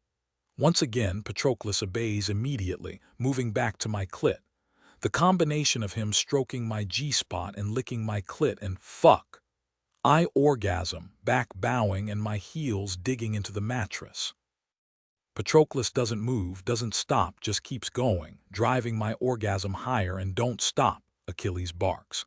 I cry out. It's almost a scream. The pressure builds and builds and then something gives inside me and I squirt all over Patroclus's hand. Only then does he gentle his touch, easing me down until the only thing I'm able to do is stare at him and shake. He gives my pussy one last long, thorough kiss and lifts his head. Achilles' low laugh draws our attention in his direction. His body language is perfectly relaxed, but the way his giant cock presses against his sweatpants gives lie to the image he's projecting. As I stare, he palms his cock roughly and grins. That's a good start. Oceanoff. Com 16 Achilles. I can't decide if I'm more pissed off or turned on. When I heard Helen's moan, I knew what I'd find the second I walked into the room. She and Patroclus fucking around or just flat out fucking. I walked through the door anyways. There's something selfish in that. If I were a better man, I would have let Patroclus have his moment with Helen without me involved. I'm not a better man. I'm a selfish asshole. Watching him eat her pussy, the way he responded to my commands, we've never done anything like this before. I'm naturally bossy in bed, and we've shared partners in the past, but not like this. Not with me taking the lead so intensely and him following along without a word. Not with a woman both of us are drawn to in different ways. Helen is nothing like anyone we've shared in the past, and this situation is a first for us in so many ways. I'm not ready for it to stop. Patroclus leverages himself up to look at me. The entire bottom half of his face is wet with Helen, and fuck if that doesn't send a bolt of lust straight to my cock. I want to kiss him, to taste both of them mixed up on his tongue. Not now. If I cross that line, I'll be fucking her again before I leave that bed. He shakes his head a little as if waking from a dream. What? I make an effort to keep all the tension from my body. You know you're not satisfied with one orgasm. You're so hard you're about to come in your pants. I lean forward and prop my elbows on my knees. Fuck her, Patroclus. You think that pussy tastes good, feels good clamped around your fingers. It feels even better around your cock. Helen makes a little writhing motion and turns her head to blink those big amber eyes at me. She's got a shell-shocked look on her face, but that doesn't stop her from running her mouth. I'm right here. Yeah, you are. And what a fucking picture she makes. Hair all fucked up from sleep, her skin golden in the morning light, flushed from coming all over Patroclus's face. Her tits are even more perfect than I remember, and with this minuscule distance, I can appreciate the deceptive strength of her body. Every single muscle stood out when she came. I want to see it happen again. I think they want it too. There are a dozen reasons to stop this now, but I ignore every single one of them. Don't pretend like you haven't been panting after Patroclus's cock since that first night. You think he eats pussy good? Let him focus all that attention on fucking you properly. She gives another of those long blinks and I can practically see her brain jumping back online. You are such a dick. I've been called worse by you. Yeah, guess so. Helen bites her bottom lip. Patroclus. A whole lot of subtext in that single word, and for once, I can read most of it. She wants this. She doesn't want to, is pretty sure she's going to regret it, but she wants it too much to be the one to stop us. I can't speak to regrets. I don't fuck with them all that often. Once something's done, it's done, and there's no point to wish on stars that you can go back in time and redo things differently. You live with the consequences and move on, maybe learn a thing or two in the process. Maybe this shit is a mistake, maybe it's not, but if all three of us want it, why shouldn't we go for it? For once, Patroclus isn't lost in thought. He's staring up her body like he wants to taste every inch of her, like he's finally found someone besides me who clicks off that impressive brain of his and leaves only instinct behind. He's still Patroclus, though, so he shakes his head and attempts to focus. To reason. I want you, Helen. I don't want to stop. If you're good with this. Yes. I snort at how quickly she responds, and he gives a little laugh. You sure? Yes, this is. Helen drags in a breath that makes her tits jiggle. This is messy, but I think it's safe to say neither of you is going to use it against me. What the fuck is she talking about? Use what against her? I frown. The only thing we're going to use against you is Patroclus's cock. He understands, though. He always seems to be able to make the jump even when I'm floundering behind him. Patroclus smooths a hand over her stomach. You're right, this is messy, but what happens in this bedroom is between us. It goes as far as you want, but it won't affect what happens once we leave the bed. That sounds like a whole lot of bullshit. He's already thinking of the future. She is, too. Fuck, even I am. It's already messy. I can't keep the impatience out of my voice. It was messy the moment we fucked, the second you came all over his face. It's not going to get messier. I get what her fear is now. Someone has used sex against her in the past and left her bruised because of it. I try to soften my voice, but it still comes out in a rumble. Helen. I wait for her to give me most of her attention. Patroclus is right. What happens in this bedroom is just between us. It will stay just between us. Okay. Her smile is almost tentative, trusting. She clears her throat and looks away. Look, guys, this is really hot, and I don't care if I'll regret it later. I don't want to stop. That snags at me even as I tell myself it's none of my goddamned business if Helen regrets this. She doesn't have to see things my way to believe that the experience is worth the consequences. Not yet. I have plenty of time to convince them both. You're going to be coming too hard to regret anything. Maybe. She shoots me a sharp look. But we'll see how I feel when you two start fighting again. Don't worry about later. I slice my hand through the air, wishing I could cut off that inevitable future as easily. She's probably right, which is frustrating. This might be my selfish version of an apology, but ultimately it doesn't fix shit with me and Patroclus. I'm still not really sure how to fix shit between us. A worry for later, just like Helen's regrets. This is now, you in? Yes. Again, no hesitation. I might not really understand Helen, but I do appreciate that once she decides on a course, it doesn't seem like much deters her. We have that in common. I very carefully don't think about what else we might have in common. Patroclus, he hesitates, searching my expression. I don't know what for.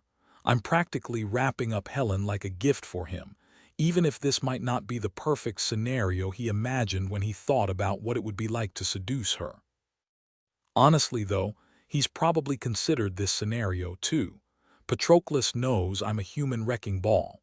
Just like I know his mind is 10 steps ahead of us right now and thinking too hard about potential outcomes and consequences. I see the exact moment he discards all that and throws caution to the wind. He gives a short nod and turns back to drink in the sight of her laid out for him. Yeah. Relief and anticipation twine through me, but I refuse to show any of it. With these two and their determination to overthink any given situation to death, there was a decent chance one of them would have slammed on the brakes and stopped this before I was ready to end it. It takes me a few seconds to let that concern go and refocus. They both said yes. We're in this. Time to have some fucking fun. I inhale slowly, letting my plan spin out. I want them both to come hard, but I also want a damn good view. I snap my fingers. Patroclus on your back. Helen on top. I prefer to be in the middle of any sexy shit happening, but I can't deny how fucking hot this is. I might not be the one having sex, but they're acting out my commands. Patroclus stretches out on the mattress on his back, and Helen wastes no time moving to straddle his hips. She's a little shaky still, and he catches her thighs, holding her steady. They look at each other, and it's like I can see the connection between them. It pisses me off and turns me on. I guess that's no surprise. Everything about this pisses me off and turns me on. Isn't that connection the reason I lost control and fucked Helen on the floor like an animal a single day after badgering Patroclus into promising to stay away from her? I can't erase what's obviously growing between them, but I'm starting to realize I can ensure I won't be left behind. Rub on his cock, princess. Let him feel how wet he made you. She plants her hands on Patroclus's chest and rolls her hips. My chair is angled just right to see everything. The way she drags her pussy over his cock, pressing its hard length down between them. It wouldn't take much for him to be inside her now. In fact, Helen and I didn't use protection. They go still. Patroclus looks at me, a line appearing between his brows. I speak before either of them have a chance to. There's no reason for you two to use it either. She's on birth control. You aren't with anyone else but me right now. All of us are tested regularly. Helen shoots me a sharp look, her pretty lips thinning with irritation. Speak for me again and I'll gut you. Promises, promises. I shouldn't enjoy her threats so much. But the last time she threatened me, she ended up coming around my cock. Hard to complain with that kind of reward in mind. Except no, right now isn't about only me. I drag in a breath. The room smells of sex with the promise of more. The promise of more if I don't fuck this up and piss one of them off. I can do this. I can pump the brakes just enough to make sure everyone is on the same page. Do you want to use a condom, princess? I smile slowly, enjoying the way her gaze narrows in response. Or do you want to ride Patroclus's cock bare and let him fill you up? She flushes a pretty pink and shifts her attention to the man between her thighs. While I'm inclined to protest just to piss him off, I'm not one to cut off my nose to spite my face. She shivers a little, her rosy nipples peaked on her perfect tits. I like the idea of you fucking me bare, Patroclus. I like it a lot. I'm okay going without a condom if you are. It's not a good idea. I cannot count the number of times I've heard him say those exact same words in that exact same tone. It's a protest for the sake of protest. Patroclus wants this just as much as we do. More, even. There's a fine tremor in his hands where they grip her thighs. He's fighting for control to be the rational, reasonable one. Fuck that. We don't need a treatise on why it's a bad idea. A yes or no is good enough. I barely pause, barely give his impressive brain a chance to start chugging down the path that derails us. She feels so good, wet and tight. Tell me you don't want it. He curses, and I know we have him. He confirms it a second later. I want it. Yeah, but I don't want extra room for claiming miscommunication or scooping up more regrets than necessary. Use your words, be explicit.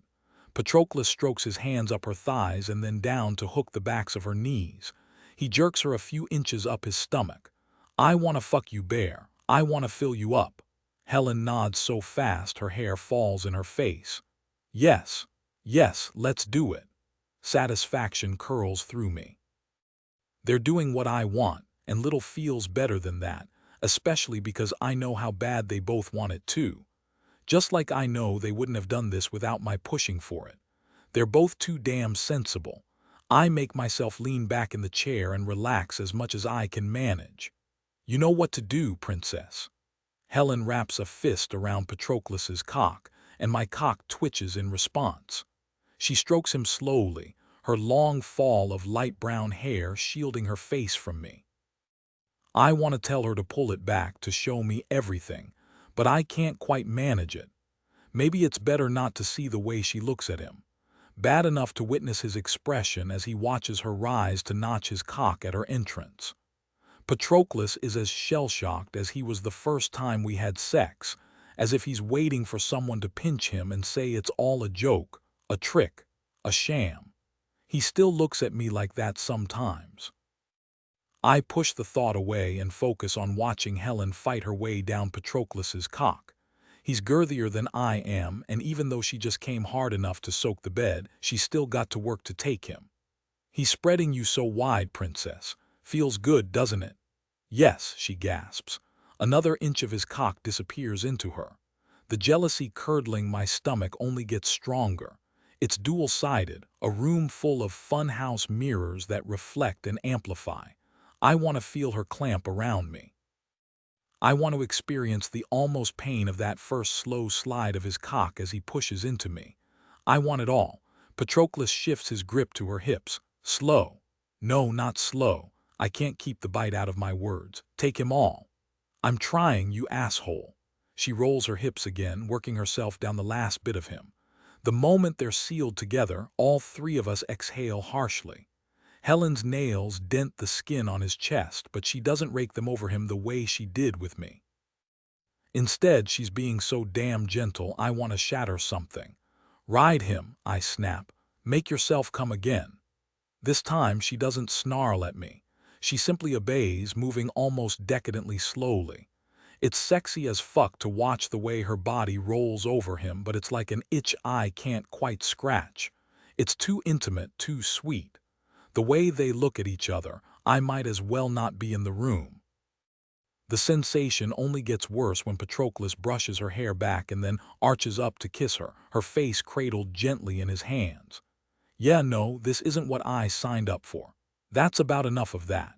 They both freeze, and the guilt written across his expression is more of a slap in the face than anything else that's happened here. I swallow past the sudden ache in my chest. It's just sex, and I don't do regrets. I fucking refuse to. Patroclus, sit on the edge of the bed. Princess on his lap facing me. This time they move slower. That causes the ache to get worse. Not even Helen's perfect tits are enough to combat the feeling of being immaterial. I'm a selfish prick. I like being the center of attention, and I'm not right now. Helen eases onto Patroclus's lap with her legs on the outside of his. If I enjoyed the view of him entering her before, it's 1,000 times better now. His cock spreads her almost obscenely, and I palm myself roughly in response. This time she doesn't have to fight as hard to take him. She leans back against his chest and slides one arm up to hook behind his neck. Is this better, Achilles? Can't pretend you're not here when you're making us stare right at you. Her lips curve. Is someone feeling insecure? Shut up. Patroclus cups her breasts, temporarily distracting both of us. She gasps at him, pinching her nipples just shy of roughly. I enjoy the way her hips jolt in response, seeking pressure against her clit. He knows. Of course he knows. He always seems to divine what his partners need next.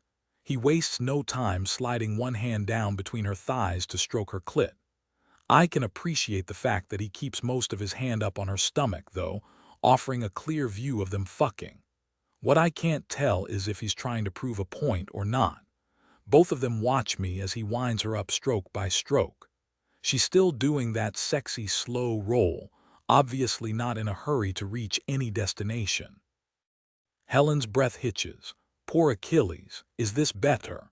Now you can watch how much I'm enjoying Patroclus's cock. She whimpers when he switches up his touch against her clit. You can see how much he's enjoying my pussy. Shut up. It's an even more terrible comeback this time because I'm just repeating myself, but I can barely speak through the lust coating the room, so intense it's like a stronger force of gravity against my skin. I dip my hand into my sweats and grip my cock. Somehow that only makes it worse, because I'm not really involved even if I am right here. Helen's gaze flicks to where my fist moves in my pants and she licks her lips. I tense, waiting to see if she'll really toss the gauntlet at my feet. I should know better by now. If there's one thing Helen can be trusted to do, it's escalate the situation. She bites her bottom lip. You want to shut me up? Get over here and do it properly. I'm on my feet before I can think of all the reasons this is a shitty idea. If I wanted to stop, though, I'd ask Patroclus to give me a bullet-pointed list. I don't want to stop. Sounds like you need a cock to choke on. She arches an eyebrow, never missing a beat of fucking Patroclus. Bold of you to assume I'll choke on you. Only one way to find out. I hardly sound like myself. I glance over her shoulder at Patroclus. He looks just as conflicted as I feel. We've shared partners in the past, yes, but we both know better than to lump Helen in with them. It was complicated enough with each of us fucking her on our own. Doing it together feels like a mark of intent that I'm not sure we can follow through on without crashing and burning. Not just ruining what little tentative peace we have with Helen, either. If this blows up in our faces, it might very well fuck my and Patroclus's relationship beyond all repair. We're barreling down a path of no return, and it's too damn late to stop. I've never had much in the way of brakes, always relying on his steadier hand and cooler head to stop us before we do shit we can't take back. With him balls deep in Helen's pussy, there's no appealing to the only god he worships. Logic has nothing on the lust bringing a sexy flush to his handsome face. I step closer, letting Helen hook her fingers into the band of my sweats. She tugs them down just enough to free my cock and looks up at me. Fuck, she's sexy, and the fact she's riding Patroclus's cock right now only makes her sexier. She licks her lips again. This doesn't mean I like you. The words might sting if she weren't looking at me like she wants to consume me whole. I can't quite laugh, not right now. I think you like me just fine, princess. Her smile goes downright mischievous. Maybe I just really want to suck your cock.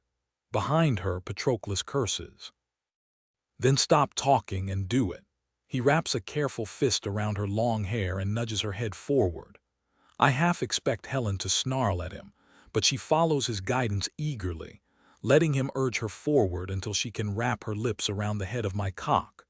For all my shit talking, I only ease forward a little, giving her time and space to adjust to my length. Patroclus does something with his hand between her thighs that has her whimpering and taking me deeper. I hold perfectly still and watch her suck me down.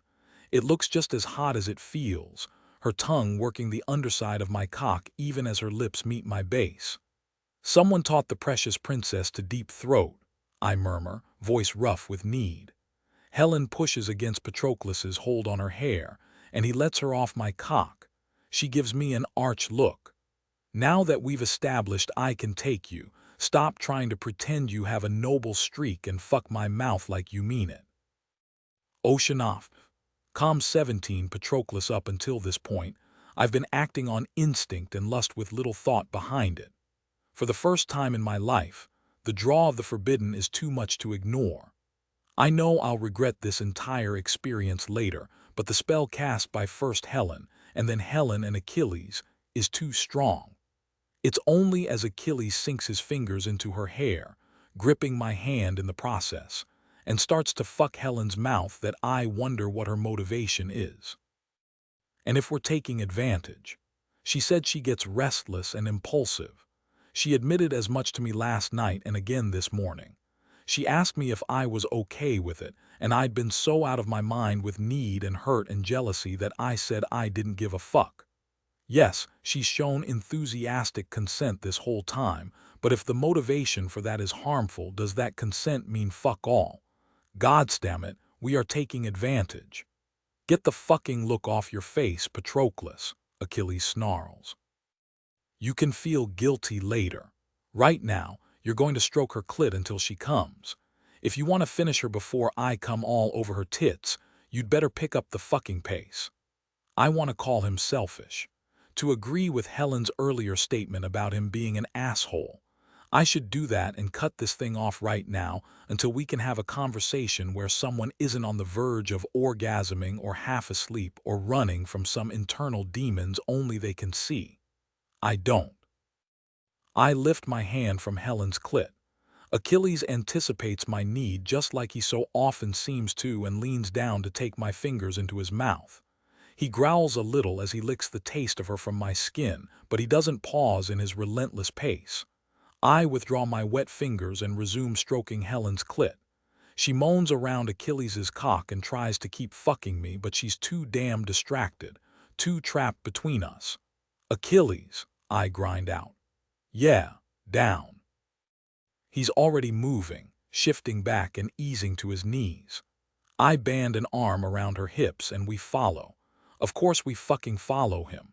Sometimes it feels like my whole life has been spent following Achilles, whether it damns me in the process or brings me untold amounts of bliss. We move down to our knees beside the bed. The new position allows me to sink even deeper into Helen's tight pussy. I don't know if I believe in the afterlife, but this must be what it feels like. Hot, wet perfection. No wonder Achilles forgot himself and fucked her bare. It feels so good, it short-circuits something in my brain. My thoughts keep trying to reassert themselves, but then she'll clench around me, and they scatter like marbles. I barely allowed myself to think about what it would be like to fuck Helen Cassios, but reality is so far beyond what I could have possibly imagined. I don't mean to match my rhythm to Achilles's. No matter how conflicted my feelings about him are right now, he is my son and I am helpless against the gravity he exerts. I work Helen's clit as we fuck her, and it doesn't take long before she's moaning and shaking. Still, I don't relent. I want to feel her come apart around me. I want to fill her up just like Achilles commanded. So easy to put the responsibility on him, on his orders, rather than admit I want to experience what he did with her, want to make my own mark so I'm not left behind. This is only temporary, but at least I have this right now. It's more than I thought possible. She sobs around his cock as she orgasms, and her pussy clamps on my cock so tightly, I lose control. I release her hair and pound into her. Too fast. Too fucking rough. It doesn't matter because she's arching back against me, spreading her thighs to take me deeper yet. Helen, Achilles leans forward and captures my mouth. He kisses me like he owns this. I'm not sure he's wrong. Even when he was sitting on the chair watching us, his presence consumed the space. Neither of us could escape it. I don't think either of us wanted to. I sure as fuck don't want to now. I come with the mingled taste of him and Helen on my tongue. He barely lets me finish before he's pushing us back. Rough. Achilles is too damn rough. But then he knows I'm there to break Helen's fall. She lands on my chest, and it's the most natural thing in the world to wrap my arms around her. I hold her steady as he pulls out of her mouth and strokes his cock once, twice, a third time. Achilles curses as he comes across Helen's breasts in jerking spurts. She moans and arches her back as if she enjoys the sight. Achilles braces one hand on the mattress behind us and drags a single finger through the mess on her chest, idly circling one nipple. Next time, he drags in a rough breath. Next time I want Patroclus to come all over your pussy and thighs, and then I'm going to fuck his cum into you. Helen makes that sexy little whimpering sound. Making a lot of assumptions, she finally manages. Nah, I know what I want, and I know what Patroclus wants, even if he won't admit it. Achilles slumps down next to us, his ragged breathing joining ours. I'm starting to know what you want, too. A shudder of near fear goes through me. Achilles has that look on his face, the one like a hound that's caught a scent. I can count on one hand how many times I've seen him look like this in the 12 years I've known him. One, when we went through boot camp to become Eris's security forces. They tried to wash us out, didn't want an arrogant orphan and a nerd who'd rather have his head in a book. Achilles had already decided he'd get through whatever they threw at him, and he did, dragging me along with him. The second time, when Athena poached him and me with him. Within the first week training under her command, he dropped onto my bed one night and grinned. I'm going to be her second in command within 10 years. It only took him 6. The third time, the final time, was when he decided becoming Eris was what he wanted. Now he's looking at us in the same way, and there's not enough air in the room. Helen doesn't know him well enough to understand what danger we're in, but she tenses up all the same. I let her push my arms away from her and sit up. Well, that was fun. She shoots to her feet, or she tries. Achilles moves before I even realize her intent, putting an arm out in front of her. Helen bounces off it and lands back against my chest. What the fuck? Yeah, no, you're not doing that cut and run bullshit again, so sit there, let Patroclus cuddle you, and enjoy the afterglow. As much as I like the weight of her on my lap, as much as I do want to put my arms around her and cuddle her clothes, he just crossed half a dozen lines. I take a deep breath, trying not to react to the scent of Helen and Achilles and sex in the air, and strive to be calm and reasonable. Achilles, let her go. You can't just keep people where they don't want to be. Except I'm bigger than her, so that's exactly what I can do. He leans back and closes his eyes, but his apparent relaxation is a lie. I used to fall for it when we were teenagers, and as adults, I've played this game with him more times than I can count with pleasurable end results. Helen didn't sign up for that sort of game, though. Achilles. He opens his eyes, and for the first time since he walked into the room and caught my tongue in her pussy, he looks absolutely furious. No, you will not be talking to me like I'm being a dick. I often am, but not this time. I beg to differ, Helen snarls. Beg all you want, first time for everything. Who knows, you might even like it. Even though I don't want to, I carefully set Helen down between us. The alternative is her vibrating with rage in my lap, and I'm only human. I won't be able to stop my body from reacting, just having orgasmed or not. Without her delicious weight against me, I can finally think a little clearly. Achilles. Don't say my name like that, Patroclus. She doesn't get to fuck us and take off without another word. She's not running away until we talk, not this time. Helen shoves her hair out of her face, but she doesn't try to stand up and leave this time. You didn't bargain for a conversation, asshole. You only wanted to fuck my mouth and come all over my chest. Mission accomplished. There's nothing to talk about. As much as I hate the way he's going about this, Achilles isn't wrong. No matter which way I look at this, what we just did complicated things beyond comprehension. I feel so damn tangled up, I can barely think straight, and Achilles still has that flinty look in his eyes that fills me with foreboding. Every other time, his goal has been a position or meeting an external challenge. I don't like to think of what he'll do if people are his goal. Maybe I'm reading him wrong. I must be. It's sex clouding my thoughts. I rub my hands over my face and try to think. It's safe to assume you're not going to resign from the tournament. Brilliant deduction, Sherlock, Helen snaps. Achilles crosses his arms over his chest and settles back against the mattress. Are you pissed because you just came harder than you ever have before and that hurt your pride, or is it something else? Helen makes a sound that has me fighting not to inch away from her. She's naked and smaller than I am. What harm can she do? Even as the thought crosses my mind, I shift my thigh so my cock isn't an easy target. She doesn't seem to notice, though. She's too focused on Achilles. I don't know what could possibly be upsetting to me. The fact that my siblings toss me to the sharks without so much as a warning. Or maybe that my ex is competing in this fucking tournament solely to win me because he finally has external confirmation that I'm nothing more than a prize to be won. Oh, I know. I bet it's because I was attacked by someone with a knife last night.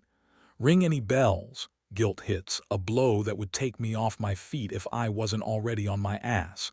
Shit, we shouldn't have done this. There he is, Achilles murmurs, right on schedule. Fuck you. Helen twists to look at me. Her mouth is pink from the fucking Achilles gave her, and there are faint tear tracks on her face, but her look of concern is for me. She reaches a hand up and cups my face tentatively, as if expecting me to reject her. It's not regrets. I'm pissed and out of sorts and all fucked up, but it's not regrets. That's not what this is about. You didn't take advantage. Ironic that she's trying to reassure me when we sure as fuck did take advantage of her. Gods, we're two of the biggest pricks in Olympus. You came into our room to stay safe, and we used that proximity to fuck you. Helen arches a brow, suddenly looking more like herself. Please, I meant what I said last night. I fully intended on seducing you the first chance I got, and I already fucked him. She jerks her thumb over her shoulder at Achilles. If anything, I took advantage of you. That's about enough of the useless blame game. Achilles stretches. Here's what's going to happen.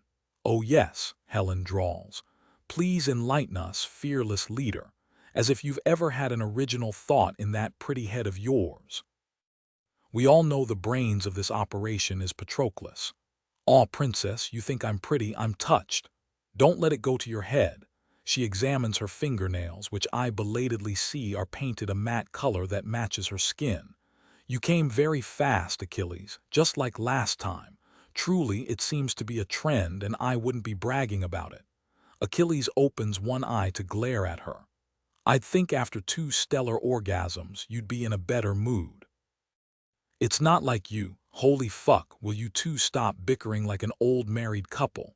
The words come out too sharply, but everything feels too sharp right now. We're in this mess up to our necks, and there's no rewinding the clock to take it back. I can't think about the fact that someday Helen and Achilles will be an old married couple. Helen, are you okay? Truly okay, and not just saying that to make us feel better. No, I'm not okay. She flicks her hair over her shoulder. But if you're asking if I'm about to sob with regret because I just had 2 outstanding orgasms and got railed by 2 sexy men, also no. Unlike some people, I can compartmentalize. Liar, Achilles says it almost fondly. But the next time you're looking for a distraction, we're here and willing. How selfless of you. Nah, you're sexy as shit and you know it.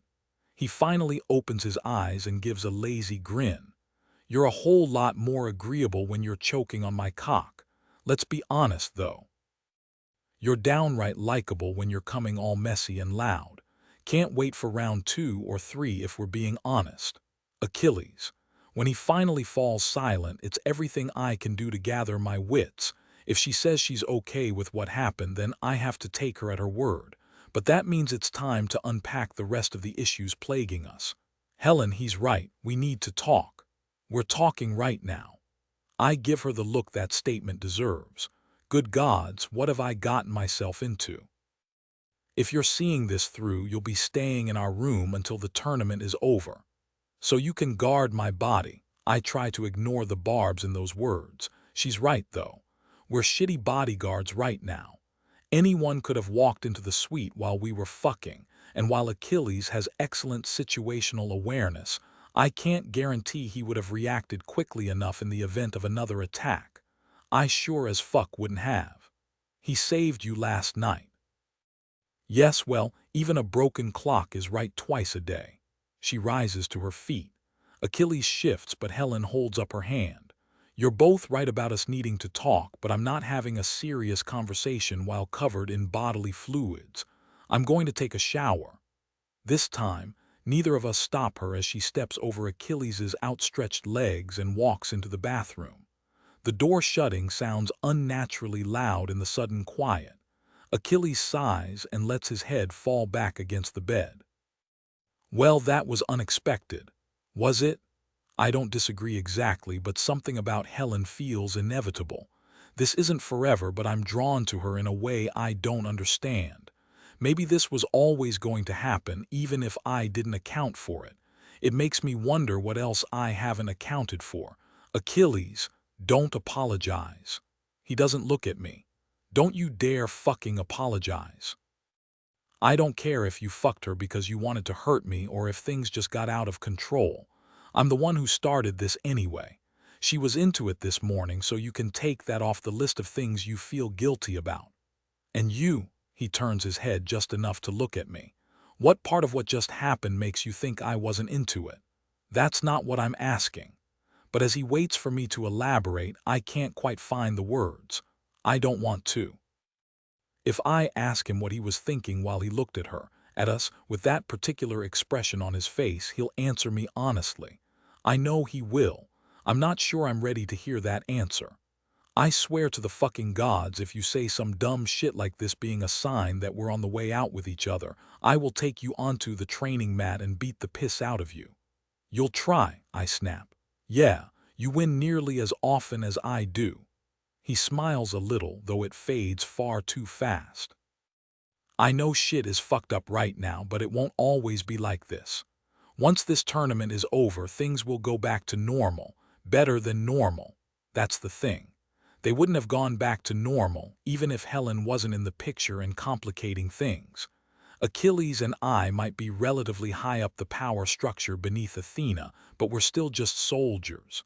At the end of this tournament, Achilles will become Eris, one of the 13 most powerful people in Olympus.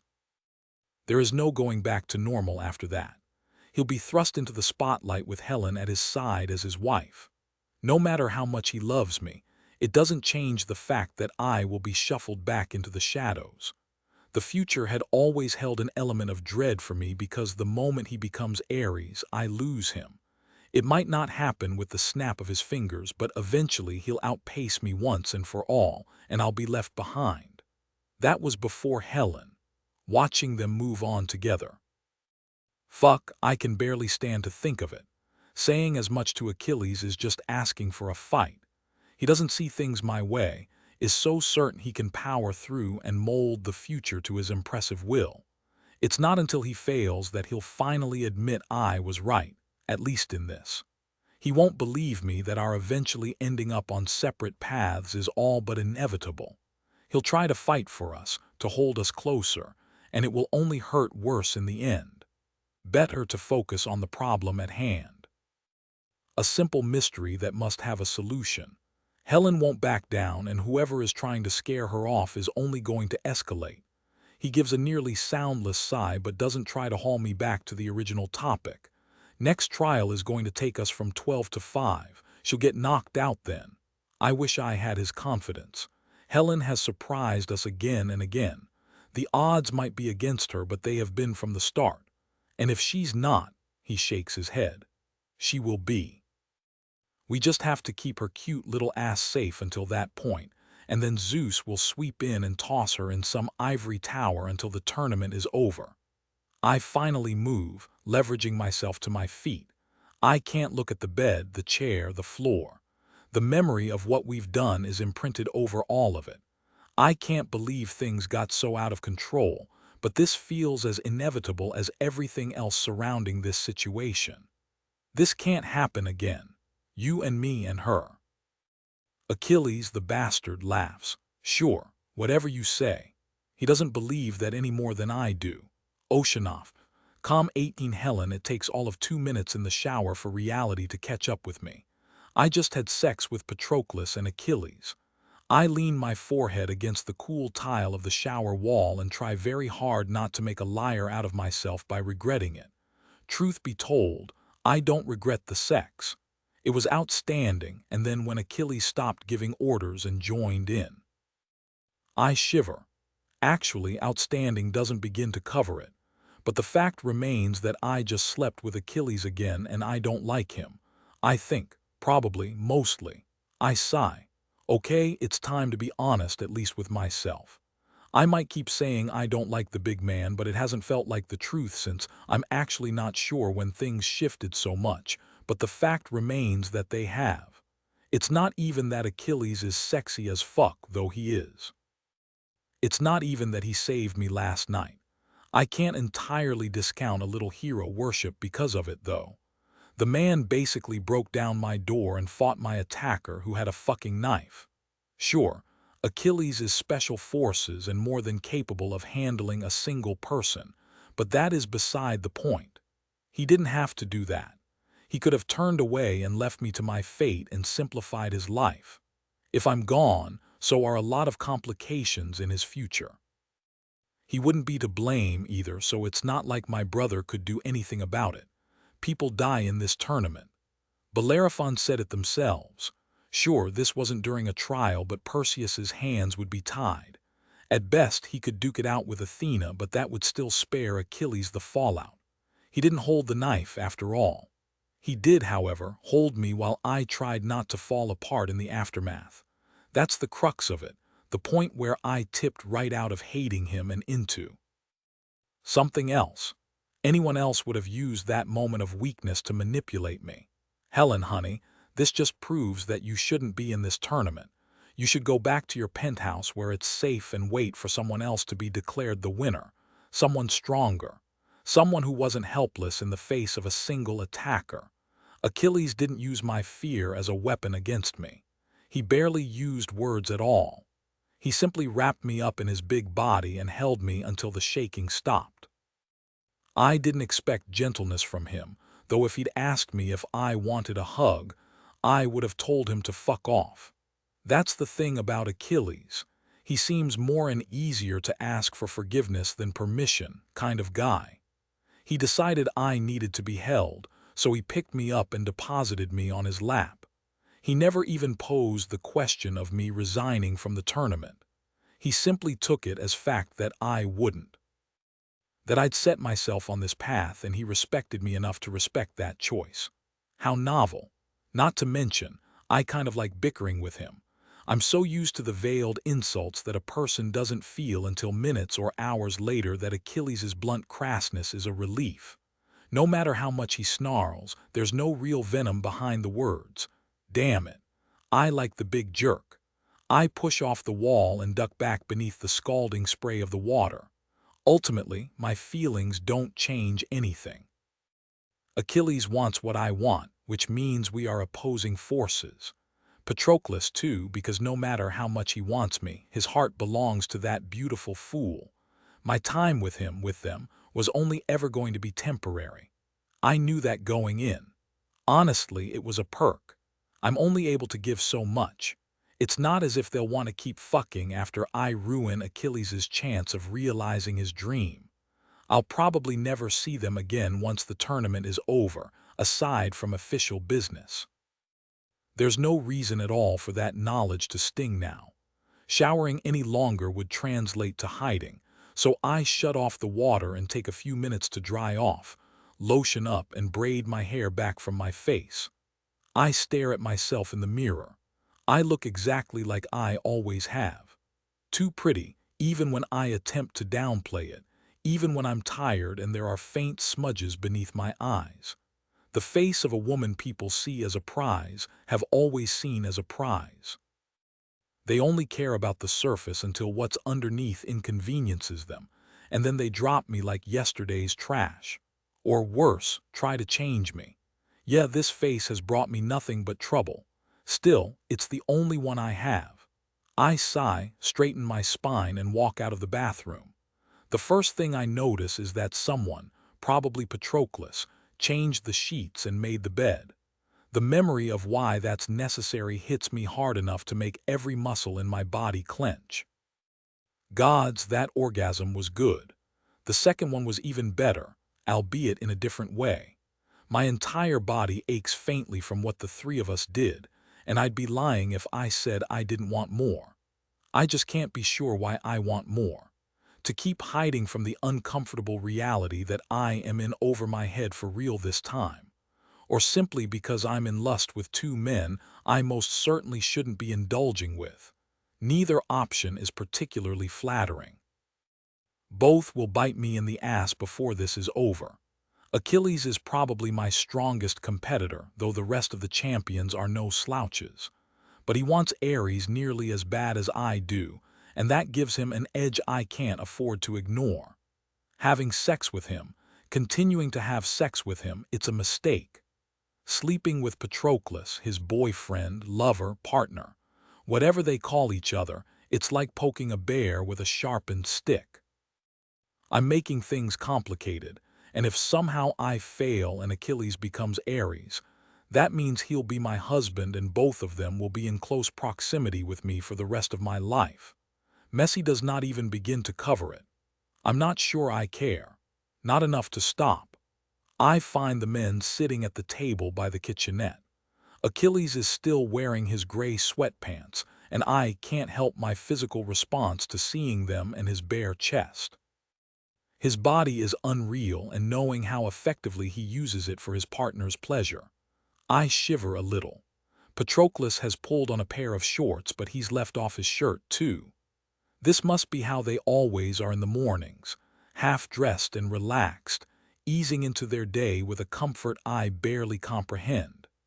After I graduated from high school, the first thing I did was move out of my father's penthouse and into one of my own. Living with Zeus was hardly a comfortable, soothing environment, and my siblings and I all dealt with that in different ways, usually by starting shit. Living alone was a huge adjustment, and I quickly became territorial enough that I rarely let people stay the night. Even, especially, romantic partners. I'm not a morning person, and that means I have a difficult time getting my public persona into place before noon. The only time I let that practice slip was when I dated Paris, and he gave me cause to regret it. It only took a few days of waking up together for the comments to start. Initially they were innocent enough. "You look tired, Helen." It didn't take long to graduate to full-on criticism. "Maybe you shouldn't leave the bedroom without makeup. What if you get photographed through the window? They're going to think you're sick." It got to the point where I'd wake up an hour before him to put my face on and do my hair so he wouldn't have ammunition against me. Paris, of course, just found other ways to pick me apart at the seams. Best not to think too hard about the fact that I haven't even thought to keep that mask secure around these two men. Achilles is the first person outside of family who's experienced my bite, and Patroclus brings out something unforgivably soft in me that I'd completely forgotten existed. More, I haven't worn makeup except when we're going to be in front of a camera, and neither one of them has made a single comment. I'm not certain they even noticed. The scent of coffee makes my mouth water, so I make a beeline for the counter. I didn't realize we had a coffee maker in our rooms. I'm sure I would have seen it in mine if I had one, but I've been understandably distracted since arriving here. We don't. We requested one after we got here because Achilles is a bear without his morning caffeine. Patroclus holds up a mug, and I realize he's already got one in front of him. "Cream and sugar, right?" I change course, heading toward the table and accepting the mug from him. How could he possibly have memorized my preferred way of drinking coffee? He wasn't even in the room when I made it yesterday morning. I consider him but decide it's a question for another day. I sip the coffee and offer a reluctant smile. "Perfect." "Helen." The small pleasure of a perfect cup of coffee fades. "I know, time to talk." Patroclus glances at Achilles. Again, I'm struck by the intimacy of the moment. They've obviously known each other a long time because they're doing that couple thing where they have an entire conversation without speaking. I ignore the stab of jealousy. It's not that I want that with either of them, but I do want that level of comfort in a relationship. Unfortunately, that means letting my guard down, and the last time that happened, I ended up with Paris. I take another sip of my coffee. This is where they either let me down gently or try to hard sell me on quitting. The former I'll accept. The latter, good luck with that. I take the third chair at the table. There were only two last night, so one of them must have brought this one in this morning. A tiny thoughtful gesture that I have no business feeling emotional over. Gods, I'm a mess. We should keep fucking. Patroclus makes a choked noise and starts coughing, but I'm too busy blinking at Achilles. Surely he didn't say what I think he just said. What? It was fun. I want to do it again. He stares at me as if daring me to contradict him. You want to do it again, too? I'd be smart to argue. The sex was mind-blowing, to say the least. I was telling the truth when I said I compartmentalize well, thanks, Father, but even I can't be sure my heart won't revolt and get involved if I keep sleeping with both of them. Maybe I could hold out against Achilles, but I glance at Patroclus. He's a mottled red, but he seems to be breathing okay now. He didn't discuss this with you first. No, he bites out. He didn't. Achilles shrugs and drinks his coffee. He puts on a good act like he doesn't give a shit, but there's a thread of tension in his shoulders that tells me he cares about the destination of this conversation more than he wants to admit. I don't have to talk about it with him first. Patroclus will let guilt get in the way of doing what he wants, but what he wants is to bend you over the table, and that's enough, Achilles. Patroclus sets his mug down hard enough to splash coffee onto the back of his hand. He doesn't seem to notice, though. He's too busy glaring at his lover. It's like you never fucking think before you speak. We took advantage, and that's about enough of that. I know he doesn't mean it to sound like he thinks I'm weak, like I can't stand up for myself or make my own decisions, but I've had too many people ignore my own words because they wanted to control me. I don't think there's a drop of malice or manipulation behind this, but it doesn't change the fact that he's overriding me about my own thoughts and feelings. Why don't you ask me? He stops short. What? Ask me, I repeat. He's being stubborn right now, and maybe another time I'll enjoy provoking him to get a reaction, but right now I have to draw my own line in the sand. Either he'll respect it and we can keep negotiating, or he won't and this ends now. When he doesn't immediately speak, I prod. It's very easy. You say, Helen, now that the afterglow has worn off, are you feeling any different about fucking us? Now you try. Achilles snorts and Patroclus glares. Finally, he says, Helen, now that you've got some distance, I would like to apologize. No. What? I shake my head, holding his gaze. No, you don't get to apologize and pretend like I'm not an adult with agency. I was not drunk, drugged, or otherwise incapacitated. You both asked me several times if I wanted to continue, and I consented enthusiastically. Are you really going to try to argue that I'm not capable of making my own decisions simply because you want to flog yourself with guilt? Patroclus stares at me, mouth agape. Achilles, the ass, leans over to press a single finger to his jaw and close it. He grins. It's not often someone leaves him speechless.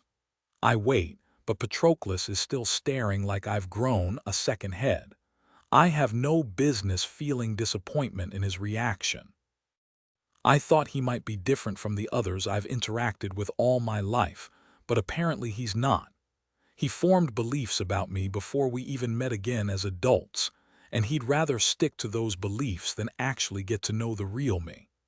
The impulse rises to get up and walk away, to retreat somewhere that I don't have to navigate other people's feelings for a little while, but I shove it down. Either I want him to take me seriously, or I don't. If I do, then I have to deal with this like an adult, and adults don't flee conversations just because they make them uncomfortable. I try for a smile, but my voice is still too sharp to pass off as humor. I mean, if you want to be flogged that badly, I'm sure I can scrounge up some latex and a whip. It's not really my cup of tea, but I'm willing to try anything once. Achilles laughs again. Told you so. Finally, a small eternity later, Patroclus lifts his mug and sips. He's looking at me like he's never seen me before. No, that's not quite right. He's looking at me like I just gave him a new piece of information to chew on, and now he has to realign his assumptions. We'll see if it sticks. When he finally speaks, he sounds almost normal. Your point is taken. Thank you. I've been around the block too many times to believe him based solely on his words. Even for someone like Patroclus, words are easy enough to fake, or that's what I tell myself. My brain is on board with the plan to leave a little distance between me and these men. My chest, though, it gives a strange little thump that has me pressing my palm to my sternum. I turn to Achilles to distract myself.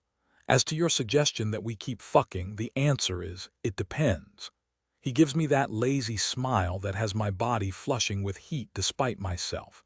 He really is too handsome to be real. What's it depend on, princess? On how badly I need to escape the thoughts circling my head. Except that's not entirely true, is it? It may have started out that way, but things are both more and less complicated now. I liked what we did together. I want to do it again. I also realize it's a terrible idea, but I doubt that will be enough to stop me. I'm not a masochist, and there's plenty of pleasure to be had in my normal life, at least these days. No, there's something that draws me to both these men, a tug deep inside me that I don't know how to quantify or deny. I haven't worn a mask with them since this tournament began. They've seen the real me, warts and all. No matter their motivations or how doomed this whole thing is, that's a heady feeling that I'm not willing to give up yet. I take a slow breath. It depends on whether or not you're going to stop trying to convince me to quit. Just because Achilles didn't capitalize on my being off-center last night doesn't mean it won't keep coming up. I know him well enough by now to know he's just as stubborn as I am. No, next question. I blink. He didn't even hesitate. What do you mean, no, no? It's a small word, but you probably don't hear it often. Achilles rolls his head on his shoulders in a slow circle, making his neck pop. You're going to get hurt if you don't quit, and you might be a pain in my ass, but that doesn't mean I want to watch one of the other champions crush you. Why? He pins me with a surprisingly shrewd look. Are you wavering so much in your goal that you think I can change your mind? No, of course not. It's the truth. If anything, I'm more set than ever. Then what's the problem? It doesn't matter what I say or do. He injects enough insinuation into the last word to sink an armada. It's a fair point, even though I don't want to admit it. Something warm and unforgivable curls in my chest at the easy belief Achilles has in me. Both that I won't change my mind and that I won't allow myself to be convinced. Does he realize what a compliment that is? More, how rare it is for the people around me. Fine, I say slowly. Then I guess we should keep fucking. Great, we're decided. He turns his attention to Patroclus. Do you want to argue in circles for a few more hours, or do you want to finish that coffee and make Helen ruin the bedsheets again? The next trial isn't until tomorrow morning, so we have plenty of time for fun before we need to sleep.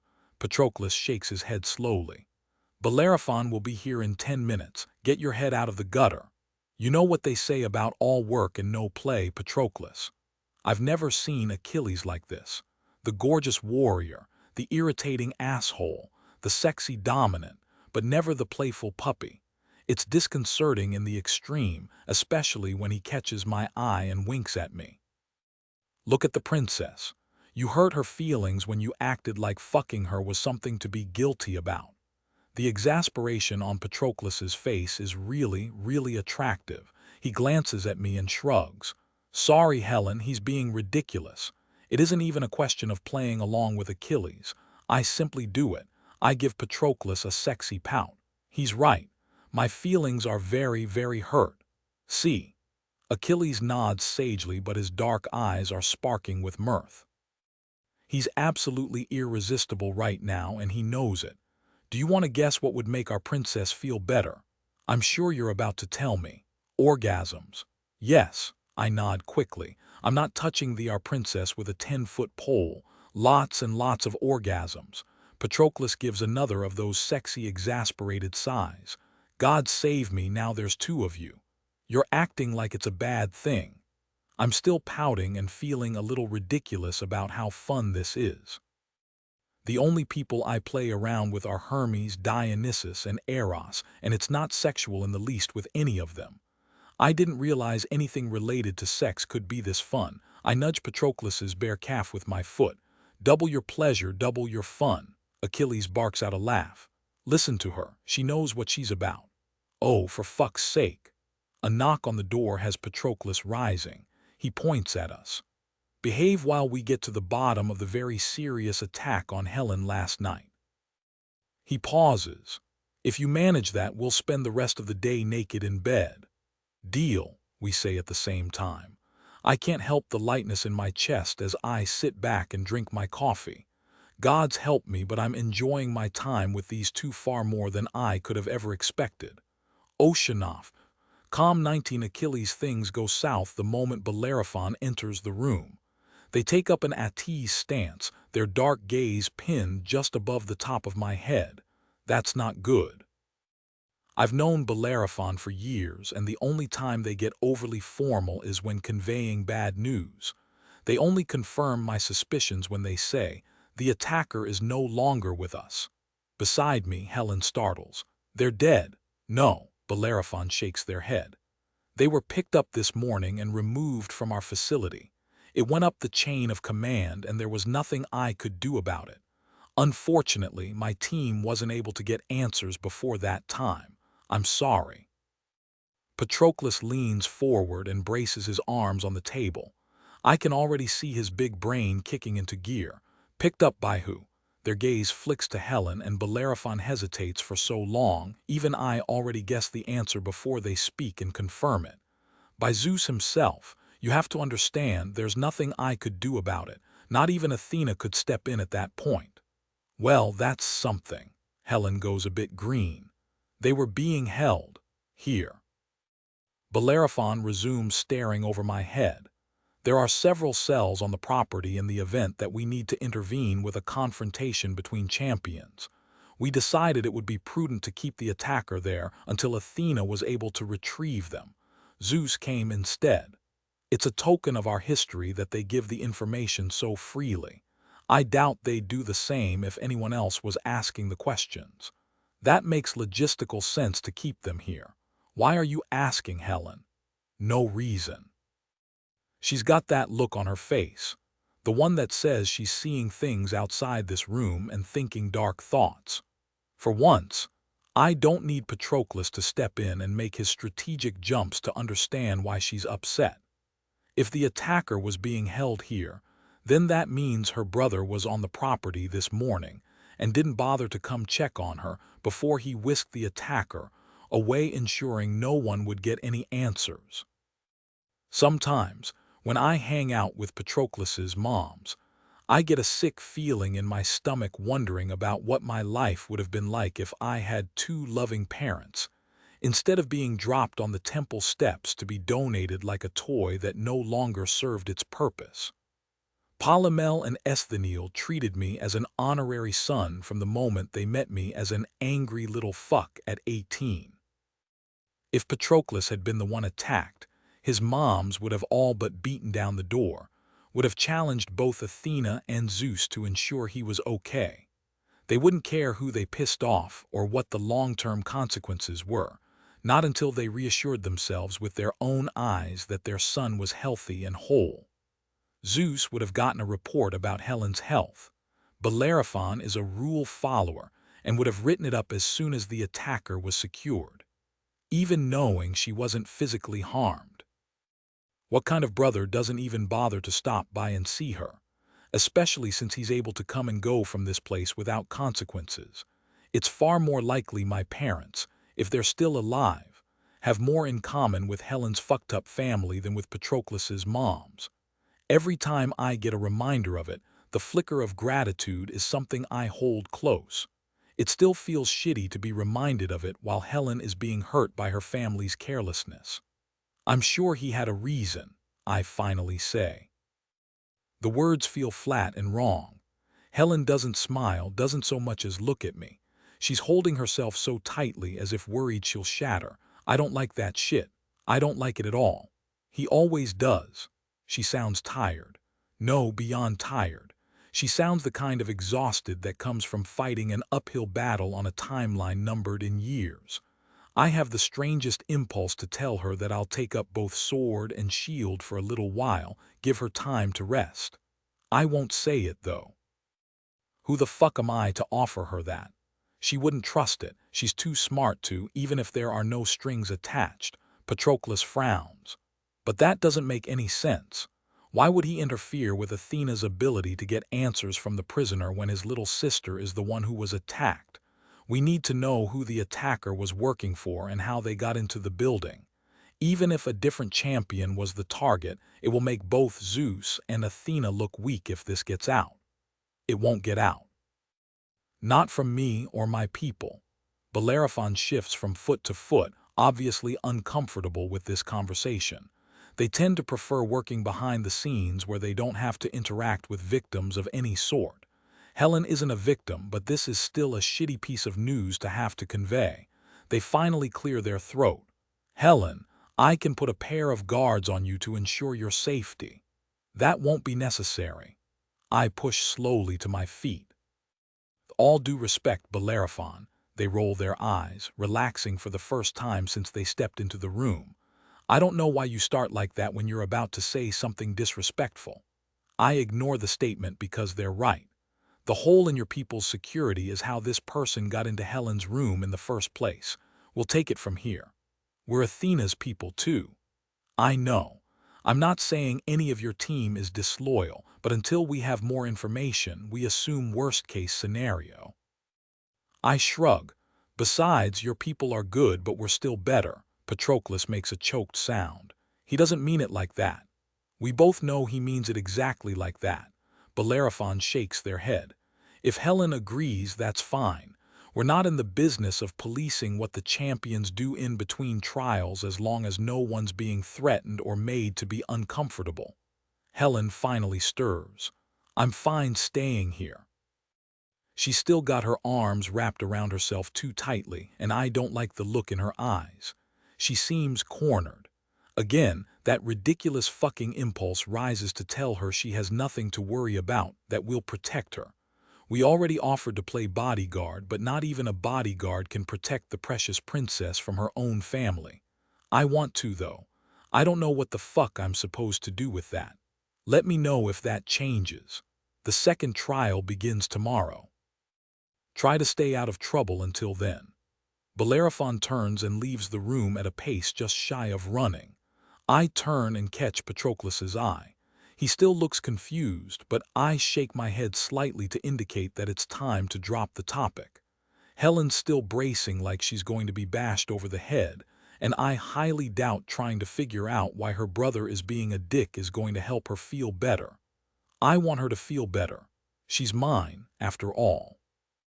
I know better than to say as much, but sometimes in life, I come across a thing or goal and I know it's meant for me. It doesn't usually happen with people. In fact, it's only ever happened once. Patroclus. After our first week in Eris's boot camp, I knew he was meant for me and I was meant for him, that we'd be part of each other's lives in a permanent kind of way. The feeling about Helen isn't identical, but it's similar. I didn't really understand until it was the three of us together, but she fits us in a way no one else has before. With her in the mix, it feels like it could make our pair even better, something I didn't think possible before this tournament. I can be patient when the goal is worth it, and right now it's worth it. If I tell Helen she's meant for me, she'll take it as me talking about Eris and marrying her again, and it'll just piss her off. Actually, that's a great fucking idea. Our princess works better when she's angry rather than sad. I just need to paint her a convenient target to aim all those messy emotions she's trying to bottle down at. She'll feel better once she exorcises them.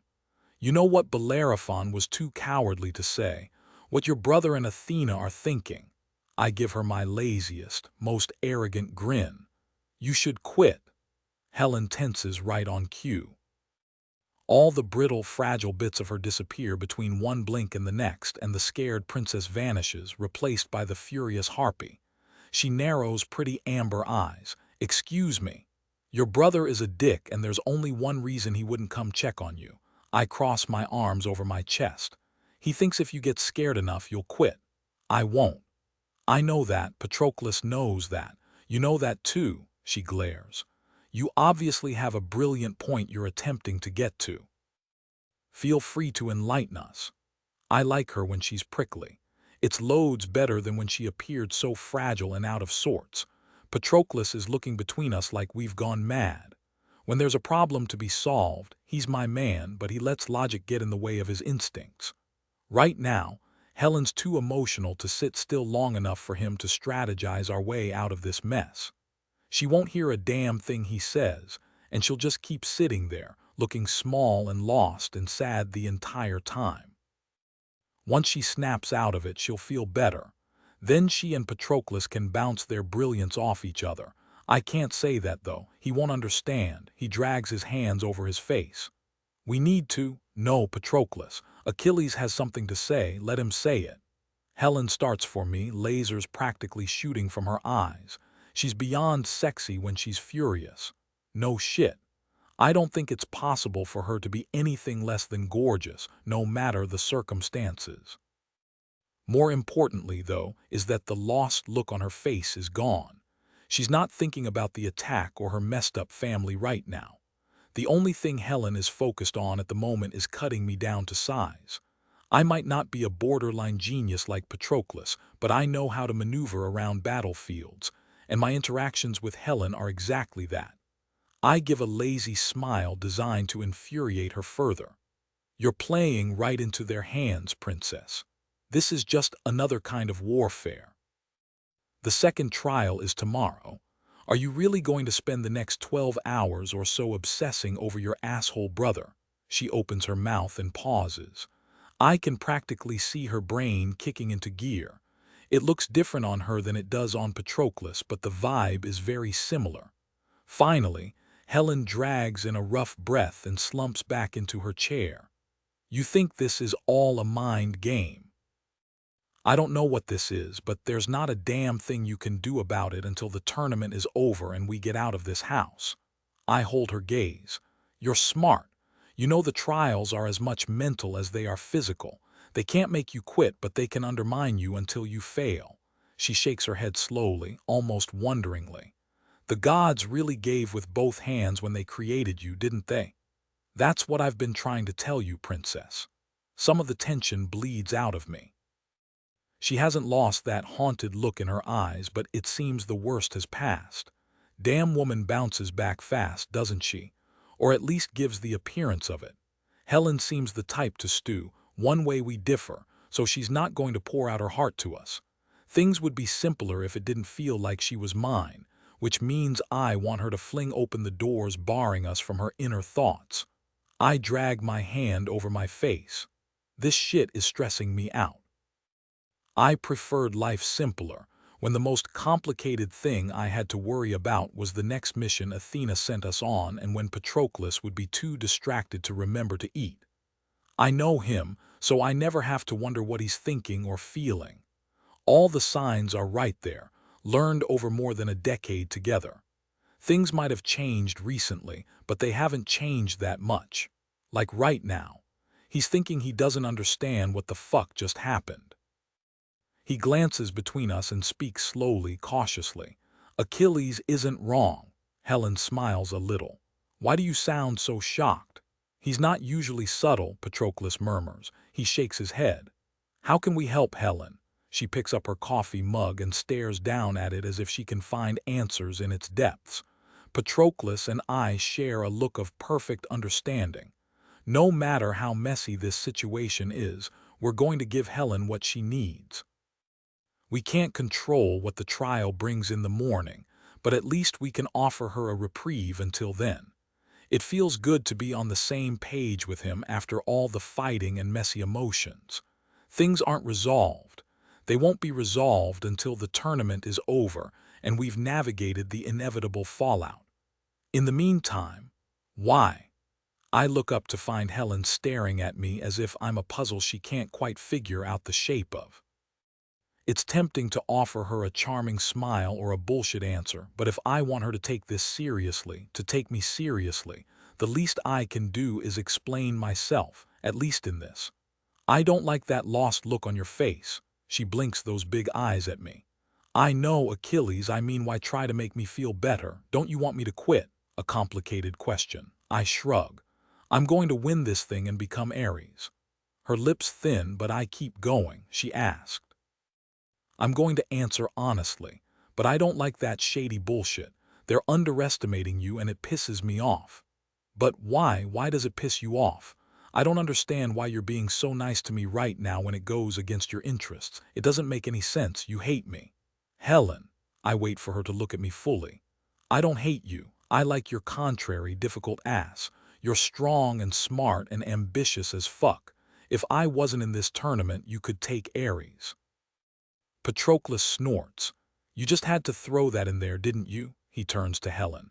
What he means is, but she's not looking at Patroclus. For once, her attention is focused entirely on me. You think I'm strong?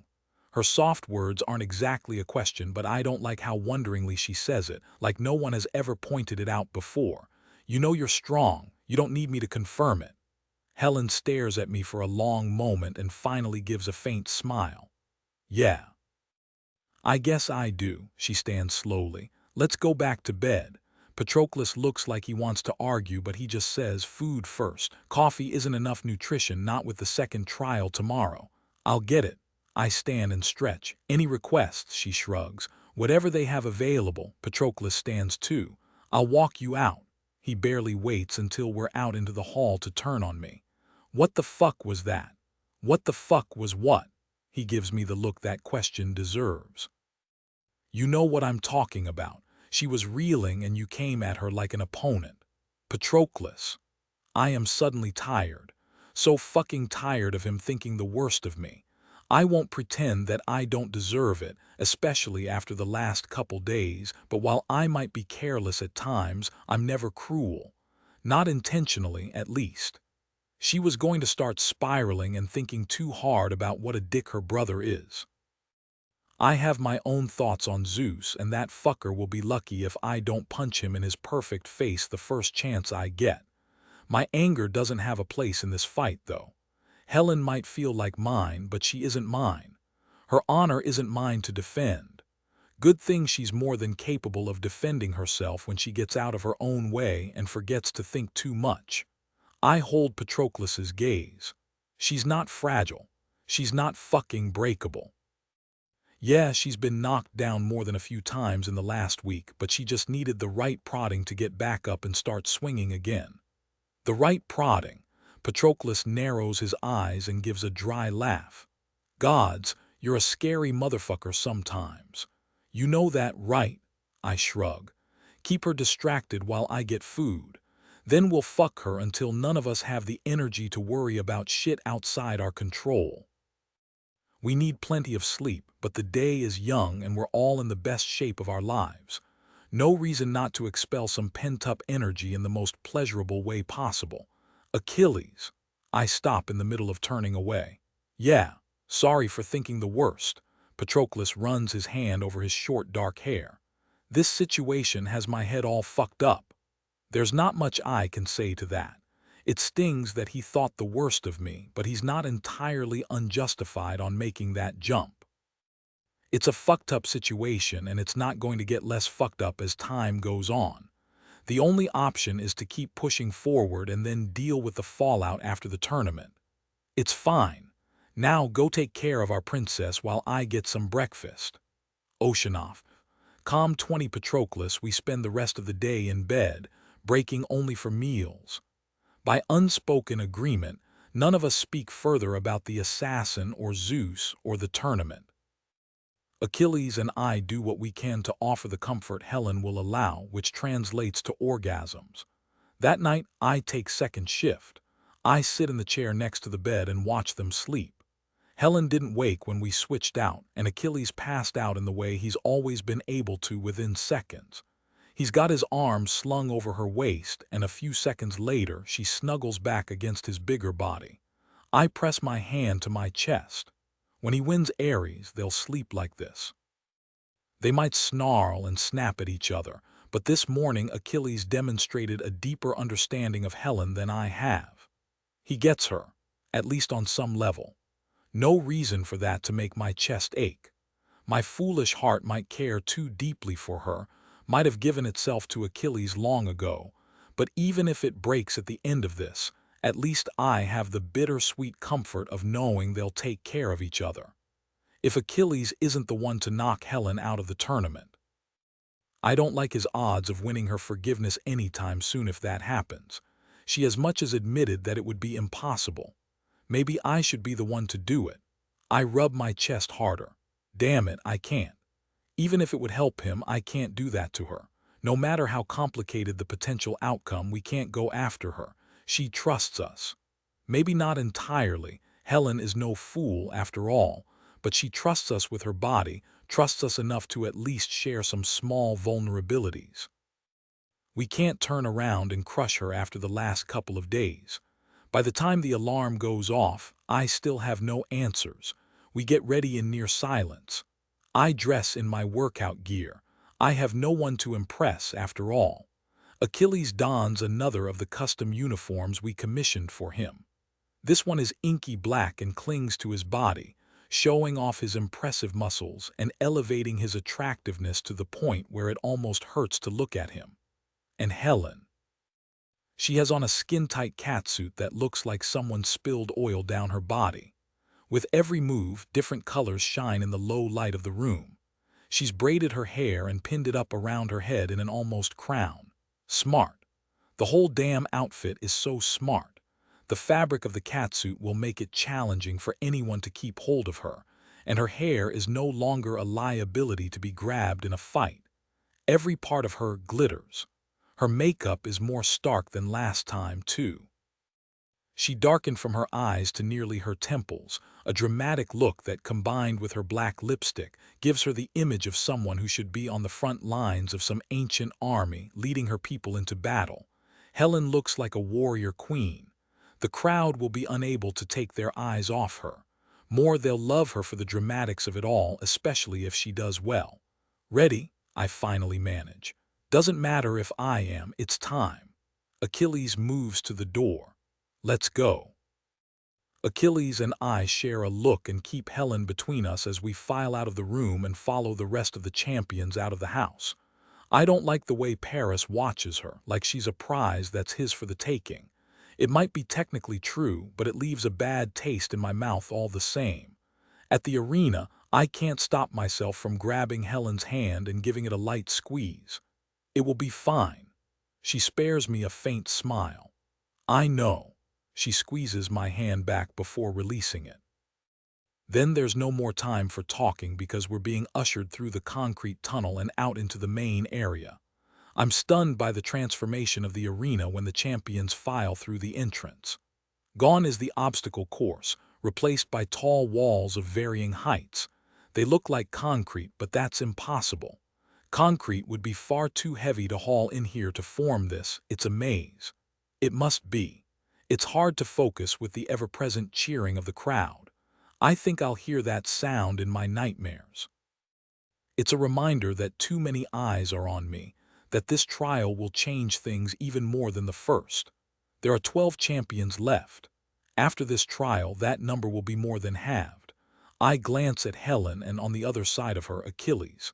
Both have their expressions locked down, but surely they feel the same tremor in their chests that I do. I have never once doubted that Achilles would win the title of Eris. I don't doubt it now. But the cost might be higher than I could have dreamed. Directly in front of us and high above, the lights point at the box seat where Athena resides. She's wearing a cream suit and is furious.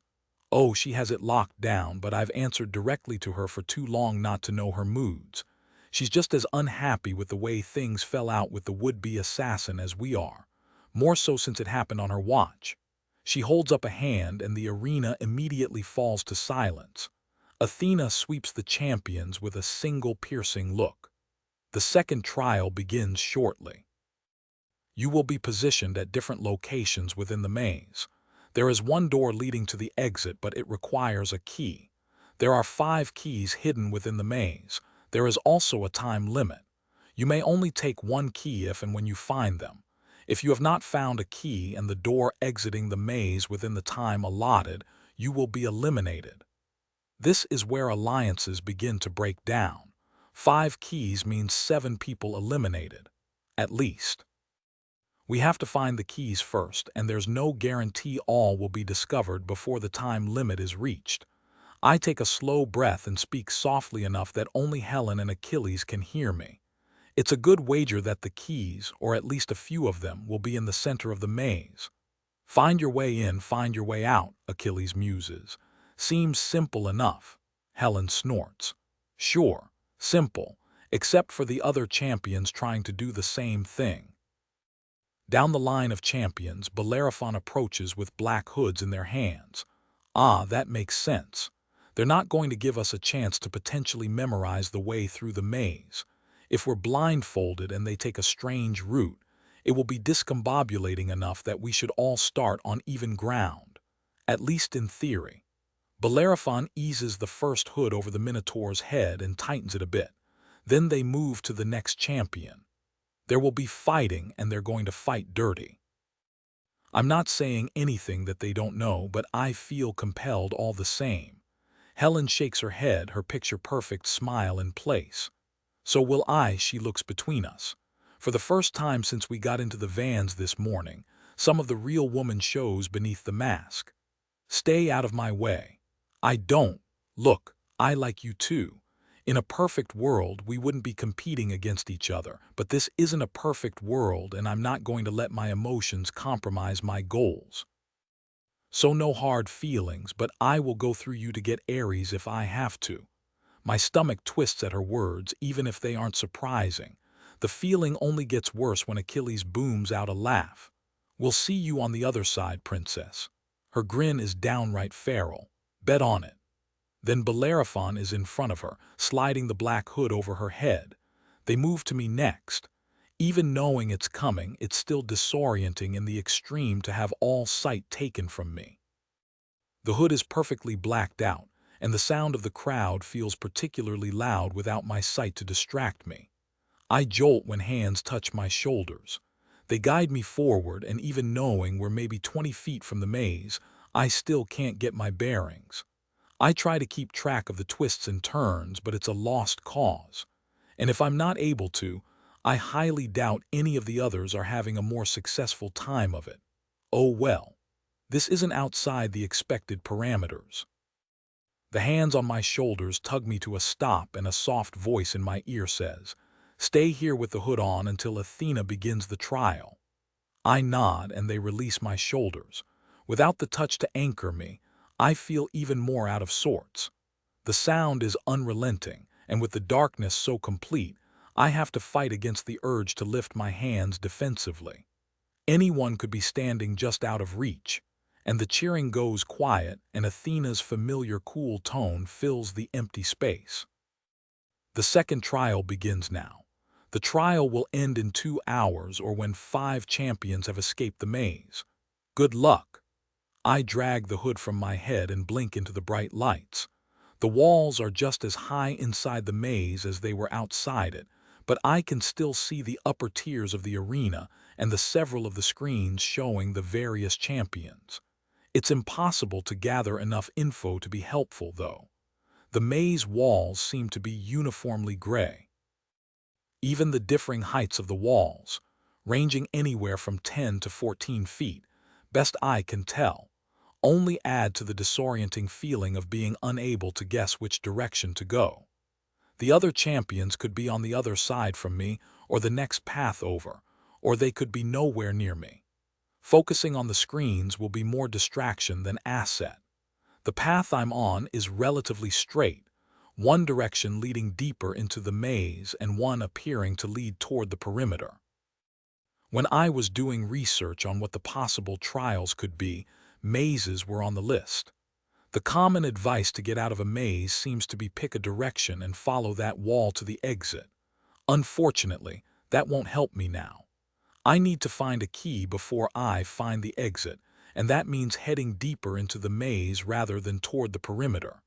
If I knew what style maze this was, oh well. There's only one way to find out. I take a deep breath and head in the approximate direction of the center in an easy jog, fast enough to cover ground efficiently, but not so fast as to be caught unaware if I come upon another champion. The only champions that will be eliminated are the ones still in the maze when the time runs out, which means the smartest way to deal with anyone I come across is to incapacitate them in some way. Knocking someone unconscious isn't an easy feat, so that means going for the legs. Knees are the best bet. Unfortunately, the other champions will be trying to do the same to me. I wind my way through the maze, the paths leading me away from and toward the center in turn. With the arena being the way it is, it's impossible to know if I'm making progress or just moving farther away from my goal. The crowd screams and I stop short, gaze flying to the screens I can see from my current position. They all show Atalanta. She's flying through the maze, sprinting at a pace that has her locks streaming out in her wake. I see why a moment later when the Minotaur veers around the corner behind her. Oh fuck, I breathe. He looks like he wants to kill her. He's almost on her when she turns on her heel, launching herself against the wall and spinning in the air to deliver a brutal punch to his square jaw. It knocks him back a step into the opposite wall. By the time he recovers, she's gone, disappeared around the nearest corner. I watch for several more heartbeats before it's clear that she got away, and I feel a strange sort of relief. We'd be better served for Atalanta to be eliminated this trial, but that doesn't mean I want her hurt in the process. I exhale slowly and force myself to refocus. Now's not the time to get distracted. I need to keep my eye on the prize. A flash of movement at the corner of my eye has me turning, right into Hector's fist. Oceanoff. Com 21 Helen, it takes several long, frustrating minutes of weaving through this endless maze before my brain kicks into gear. Athena stated the rules at the beginning. Find the key. Get to the door out of the maze. She didn't say anything about how we had to go through the maze. I eye the walls. They're 10 feet tall at their lowest point and mostly untextured, not leaving grooves or handholds to climb. But one of the potential obstacles I trained for was running up a wall. With enough lead-in, I might be able to make it. It's hard to tell how wide the walls themselves are, but I used to do the balance beam. They can't be much narrower than that. It takes me a little longer to find a section of the maze with enough space to get a good takeoff. Overhead, the clock ticks down, but there's still plenty of time. I can't see all the screens from this position, but the ones I can see show the champions trying to work their way through the close paths. If I do this, they'll video me. The others will follow suit quickly, or at least they'll try. They'd be fools not to. Whatever advantage being the first brings won't last for long if I don't hurry. I take a deep breath and wipe my damp palms on my clothing. I haven't seen anything of Achilles or Patroclus yet, and I can't help worrying about them. My life would be easier if they were both eliminated in this round.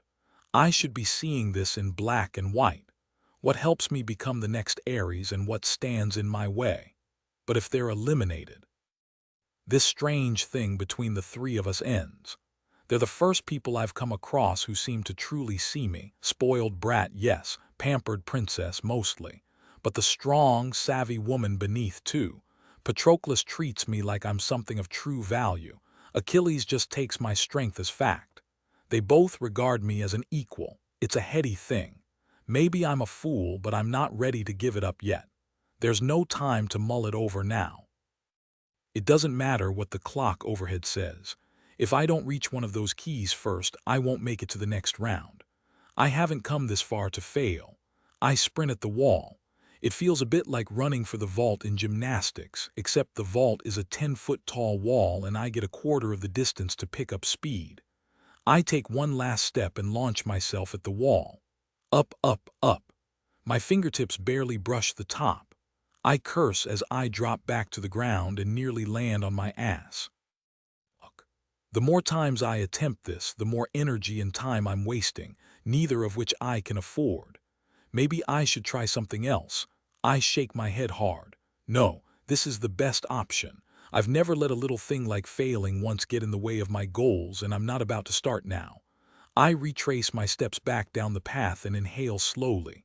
I'll make it this time. I have to. My fingers hit the top of the wall and I concentrate on firming them up so I don't fall back to the ground. It hurts. Gods, it hurts.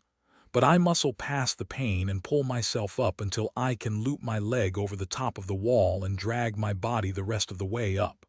At the top, it's about what I expected. 6 inches. Plenty of space. If not for the differing wall heights, I wouldn't even bother taking off my shoes. As it is, it will be slow going, but I have the advantage of being able to see my path clearer than the other champions. Around me, the sudden roar of the crowd feels like an almost physical thing pressing against my skin. It's hard to push it away, to not let it affect me. I force myself to take a moment and survey the maze. It's a twisty motherfucker, the pathways winding back and forth without any apparent rhyme or reason. I turn carefully and there it is. The center. I can follow the path with the foresight of seeing the way through, or I can take a shortcut. The maze paths are about 5 feet apart.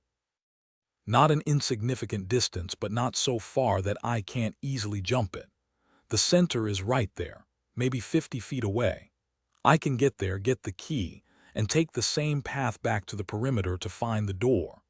The walls might be different heights, but it looks like if I can get up to the higher section next to me, I have a clear shot to the center. Against these competitors, I can't afford to be cautious. More, I'm better suited than anyone to accomplish this with my gymnastics background. 5 feet is nothing to cross, and the 6-inch top of the walls might as well be flat ground. I can do this. The screens shift above me and I take 3 seconds to watch one of the other champions try to run up the wall. He's quite a bit taller than me and manages to haul himself up, but when he tries to get his leg over, something goes wrong.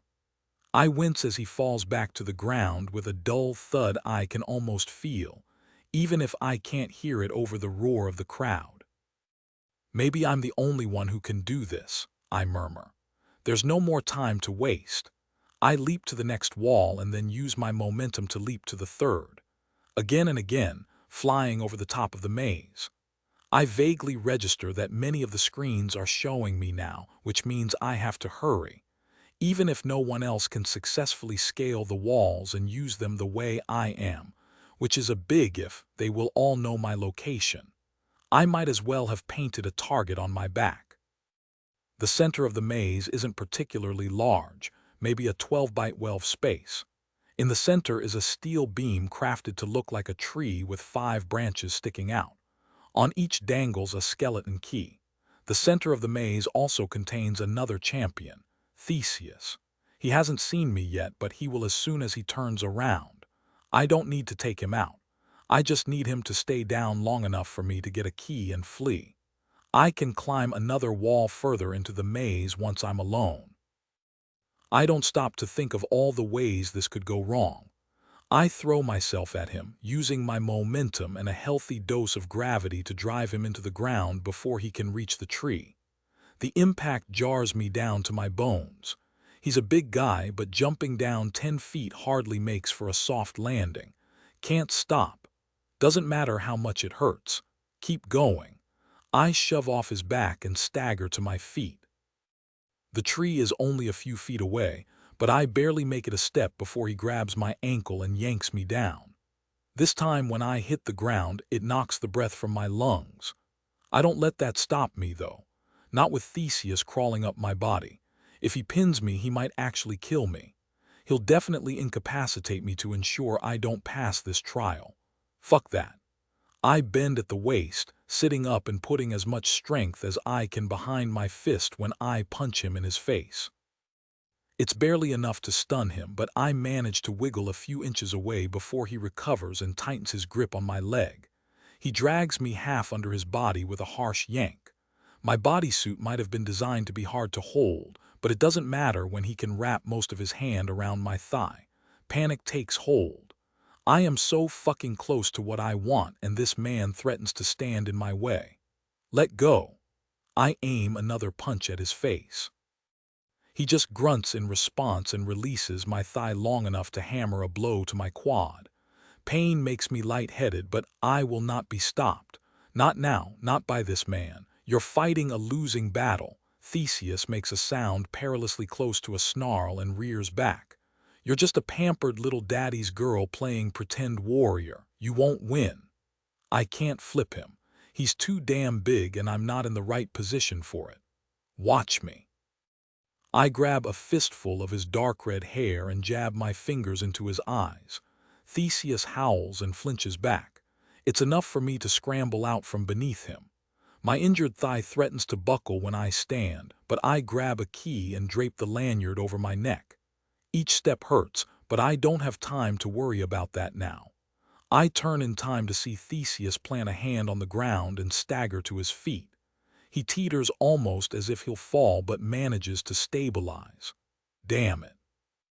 His eyes are red and watering, but he must be able to see okay because he narrows them at me. He curses. You'll pay for that. Get out of my way or I'll hurt you for real. There are two entrances to the center of the maze, but he's standing in front of the one that leads where I need to go. If I take the other, I'll have to work my way around the center again, and that's out of the question. I know my body well enough to know I'm on a timer with this thigh. I have to get out of here before adrenaline crashes and it gives out entirely. Theseus shakes his head like a bull about to charge. You Cassioses represent everything wrong with this viper's nest of a city. You're not making it past this trial. The words send a shiver of true fear through me. I'd considered and discarded the notion that Theseus and his people might be here to attempt a coup on the 13, and by extension, Olympus. Apparently I was right the first time. They truly are here for Olympus. You can't win. Even if you take Eris, you can't win. I'm not the one you have to worry about. He charges me. I dodge at the last minute, ducking under his grasp and to the side. Theseus clangs into the tree and staggers back a step, but I'm already moving. I drive a kick into his knee at an angle using all my strength. It gives with a stomach-turning pop and he lurches to the side, collapsing to the ground. A dark, sickening desire rises inside me, an urge to stomp on that knee a few more times and ensure he's truly down. But I resist. It might protect me from this man, but it won't actually benefit me in the long run. The longer I stay here, the higher the chance of someone else coming in. I curse and skirt around Theseus. He's moaning and cursing my name, but he makes no move to rise again. I don't think he can. Good enough. My leg aches something fierce. It's now or never. I take a shuddering breath and break into a sprint. Each step threatens to buckle my injured thigh, but I manage to scramble up the wall on the first shot. It takes longer this time to haul my body up to the top, and by the time I find my balance, I'm panting. Next is hauling myself up 2 more sections to the tallest bit I can easily access. I'll need the height to plot my way to the exit. This is easier, my balance surer, but I'm still overly cautious with my leg. A fall from 10 feet would hurt like a motherfucker. A fall from 15, best not to risk it. I look up at the screens in time to watch Atalanta nearly knock the Minotaur out with one well-placed punch. I manage a tired grin. Nice. I don't look forward to facing her in the final challenge if it comes to that, but from our limited interactions, I like her quite a bit. Then I refocus and survey the top of the maze. No one else has joined me up here yet, but I can't take for granted that there isn't someone else among the champions who's capable of it. I have to get moving. Unfortunately, I don't think I'm going to be able to jump from wall to wall the way I did before. If my leg gives out, a fall will do more damage than Theseus did. I twist a little, searching for the door to the exit. It's near the archway we came in, which is in front of me and to the right. I try to control my rapid breathing as I map a path there. It will take more time, but I have a key and I just need to avoid the other champions. I should be able to do it. The roar of the crowd changes. I thought it was intense before, but it's nothing compared to the sound that shakes the arena now. It's bloodthirsty. I turn in time to see the screen switch to Patroclus and Hector fighting. I gasp as Hector delivers a devastating punch to Patroclus's stomach. From the look of them, they've been fighting for some time. Both sport bloodied knuckles and their handsome faces are broken and bruised, almost unrecognizable. Both weave on their feet as they circle each other. They're in the best shape of their lives, but Hector moves more like Achilles, as if on instinct. I can practically see Patroclus's brain trying to map out his next strike, trying to anticipate his opponent. It would work on anyone else, but not Hector. He's too quick. I've never seen him fight, but he worked under Eris for years before transferring to Apollo. Apparently his time behind a desk haven't softened him at all. Patroclus is going to lose. My heart lodges itself in my throat. I scan the maze to try to figure out where they are. I don't know if I can help, but I have to try. I don't think Hector would permanently harm Patroclus.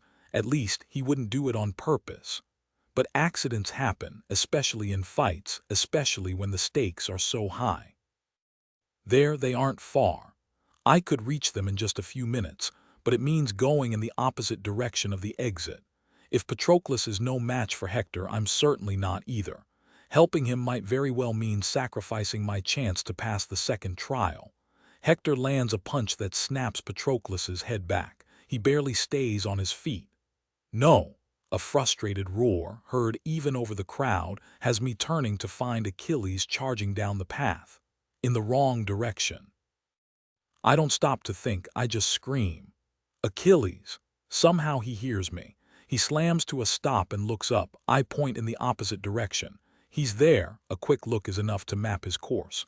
2 rights, left, right, 3 lefts. He nods and then he's off, flawlessly following my instructions. Within seconds, he careens around the corner nearest the fight and takes Hector down in a flying leap. He looks as fresh as when we entered the maze, and I exhale shakily. It will be fine. Achilles will take care of Patroclus. He won't let his lover be killed. Thank the gods. I force myself to tear my gaze from the fight. They will be okay. I have to worry about myself right now. There's nothing else I can do to help, nothing they need my help for. With one last glance at the screens, I leverage myself to my feet and start making my winding way toward the exit. My leg holds, which is a bit of a miracle, but each step is agony. I catch sight of the Minotaur lumbering through the maze a few paths over. He looks up as I move past, narrowing his eyes. I tense, but he simply turns away, heading for the last few turns between him and the center of the maze. I stop on the wall across from the door and ease down to drop to the floor. My leg finally buckles and I land on my ass. Ouch! Impressive. I look up to find Atalanta standing over me, a grin on her scarred face. In her hand, she holds a key. I offer back a tired grin of my own. Right back at you. She opens her mouth, but her eyes roll back in her head and she slumps to the ground. Behind her stands Eris. He shakes his head. Poor thing, she never saw me coming. I flinch, my body reacting before my mind fully processes that Eris has knocked Atalanta out. For a moment, something dark flickers across his face and I can practically see him weighing the chance to kick me while I'm down, maybe literally, and his desire to maintain his image as the charming playboy that Olympus believes him to be. He shakes his head slowly and leans down to snag the key from Atalanta's limp hand. Climbing the walls, huh? I knew you couldn't have gotten this far without cheating. You're taking that key from someone who truly deserves it. Pathetic. Eris turns and walks to the door. He inserts the key, opens it, and disappears through. I stare for a beat, 2, 3. I didn't cheat. I went about solving the problem by non-traditional methods, but that doesn't make me weak. The irony of him accusing me of taking a key from someone who deserves it. I shake my head hard. Damn it, I'm letting him mess with my mind again. I scramble to Atalanta's side and ease her onto her back. She's breathing evenly and her dark eyes flutter open. Motherfucker. Relief makes me a little dizzy. She's okay, or she will be.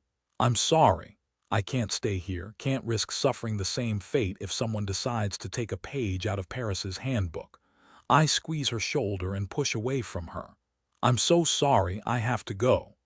The only thing that matters is getting through that door and passing the second trial. I use the wall to leverage myself to my feet and stagger to the door. It takes 2 tries to insert the key into the lock and twist. It swings soundlessly open and I step through and out of the maze. Is the cheering of the crowd louder? I can't be sure, but I straighten my spine and work to keep the limp out of my walk as much as possible. Bellerophon stands just to the side of the door, an unreadable expression on their face. They motion to a bench that wasn't there when we started this trial. Wait there, please. I nod and walk to sit on the opposite side of the bench from Paris. I can feel his gaze on me, but I refuse to look over. Instead, I pin my attention to the screens overhead. They show the various champions. Several of the others are on the ground, having suffered various bodily injuries. Theseus is still in the center of the maze, leaning against the wall and cradling his knee. I don't see Hector or the Minotaur. Achilles is half carrying Patroclus, who looks wounded but, thank the gods, okay. I fight not to react as I watch their slow progress, heart in my throat. We're over halfway through the time allotted. They have to hurry up if they want to pass the trial. I press my hands hard to my thighs, fighting to keep my expression even. Will Achilles leave Patroclus behind? Will either of them make it? Come on, you can do it, hurry. Oceanoff, Com-22 Achilles, leave me. Stop saying that, I growl. We're getting out of this together. Earlier, I accidentally found the door out of the maze, so I've got the path back memorized. We just need to find the fucking center, get the keys, and get the fuck out of here. I gingerly adjust my grip around Patroclus's waist. Did he get your ribs? No. He's leaning too heavily on me, and I can't tell if he's lying or if Hector just knocked him for a loop to the point where he's woozy. He's got a split lip, and I'm pretty sure his ankle is royally fucked. There's also a bruise darkening one of his cheekbones, and his glasses were shattered on the ground when I found him and Hector fighting. Best not to think about that too closely. I could tell at a glance that Patroclus would lose, and then Hector hit him with an uppercut that snapped his head back and he collapsed like a puppet with its strings cut. After that, I stopped thinking entirely. My only goal was to knock Hector the fuck out and protect the man I love. I don't give a fuck that Hector has his reasons for being here. He doesn't want Eris. He just wants to pave the way for his shit stain of a little brother to be Eris, and he's willing to step on Patroclus to get there. If Helen hadn't been on the walls and able to guide me, I don't like to think what might have happened. Fuck that. Overhead, the screens change and the crowd goes wild. I look up in time to see Paris walk out of the maze. The asshole looks regal as fuck in royal blue. He doesn't appear to have even worked up a sweat. Bastard. Right on his heels comes Helen. She's limping and smiling, but I can tell she's furious. It's carefully hidden in her amber eyes as she turns and gives a wave to the crowd. Part of me had hoped she'd be eliminated in this trial for simplicity's sake, but I can't stop the flare of pure pride. She made it through, and she did it in a clever way, too. That's our girl. Achilles. Patroclus's words are a little slurred, and I can't tell if it's because he hit his head or his busted lip. I'm slowing you down. There are only 3 keys left. Leave me. Shut up. I haul him around another corner and another. We're close to the center, I'm sure of it. This maze isn't so bad when you're navigating from the entrance to the center. Sure enough, the next right turn opens up into the center of the maze. There's a weird metal tree-like structure in the middle of it and 2 keys hanging from branches. Only 2 left. The center also holds Theseus. I saw a glimpse of his fight with Helen. She kicked his ass. Or rather, his knee. He leans against a wall with his eyes closed and his skin gone waxy with pain. Below the bottom of his black shorts, his knee is grotesquely swollen and turning an ugly shade of purple. At best, she dislocated it. At worst, she shattered something important. Good girl. He's out of the tournament with an injury like that even if he'd somehow managed to get a key. Still, I guide us away from him. No reason to tempt the bastard into attempting to attack. I look up. There's 30 minutes left in the trial. Plenty of time as long as we don't run into trouble. But only if we don't linger. I grab one of the keys and drape the lanyard over Patroclus's neck. The second one goes around mine. Achilles. Patroclus grips my shirt and gives me a weak shake. Stop being stubborn. I'm not the one being stubborn. Stop telling me to leave you. He glares, some of the strength coming back into his body. You're being ridiculous. I'm not going to be Eris. I was never going to be Eris. I was only ever here for support and you didn't even need me. He shakes his head and winces. Leave me behind. It's what's best for you. True fear flickers to life. I know he's talking about this trial specifically, but I don't give a fuck. I can't shake the potential future where he tells me that for real. He acts like I'm some shooting star and he's just along for the ride, that I'm the ambitious one dragging him along at my side, as if he's not a full partner, as if eventually I'll leave him behind for good. As if choosing to stop striving alongside me isn't a fucking choice on its own. I grab his shoulders, too hard. I'm holding him too fucking harshly. Listen to me, Patroclus. I am never leaving you behind, not in this fucking trial, not in life. Stop acting like a fucking martyr, he flinches. It's not being a martyr if it's the truth. We're talking about the trial and not talking about the trial at the same time. I glare. Are you done with me? What? You heard me. Are you done with me? I can't help holding my breath, even as adrenaline floods my system. He blinks and then blinks again. No, I can't. I won't be the one to walk away. Relief makes me a little lightheaded, but we don't have time to get into it properly. Not here, not like this. Then shut the fuck up and hold on. I dip down and yank him over my shoulders in a fireman's carry. He curses and sputters, but it's more out of outrage than pain. I keep an eye out as I retrace my path toward the entrance. Atalanta and the Minotaur are still in the maze somewhere. There are no keys left, which means one of them have the final key, assuming they can reach the exit. Patroclus curses me the whole time, but at least he stops telling me to leave him. I'm breathing hard by the time I turn the corner and see the door. The clock overhead reads 10 minutes, cutting it too close, but we did it. I carefully set Patroclus on his feet. You go first. He doesn't argue. He weaves his way to the door and inserts the key. The crowd goes wild as he stumbles through. I follow quickly. The moment I step out of the maze, it feels like setting down a massive weight I've been carrying for the last 2 hours. I knew we'd get through. I knew it. But there were moments when I doubted. Patroclus and I head for the bench and I see Helen. A furrow of concern appears between her brows as she watches Patroclus limp toward her. She tenses like she's going to leap to her feet, but I duck under Patroclus's arm and keep him moving. I got it, princess. Are you okay? She murmurs. For a second, I think she's talking to him, but when I look down, her amber eyes are on me. I didn't see you on the screens most of the time I was in there. Just call it anticlimactic. I didn't see anyone until Hector.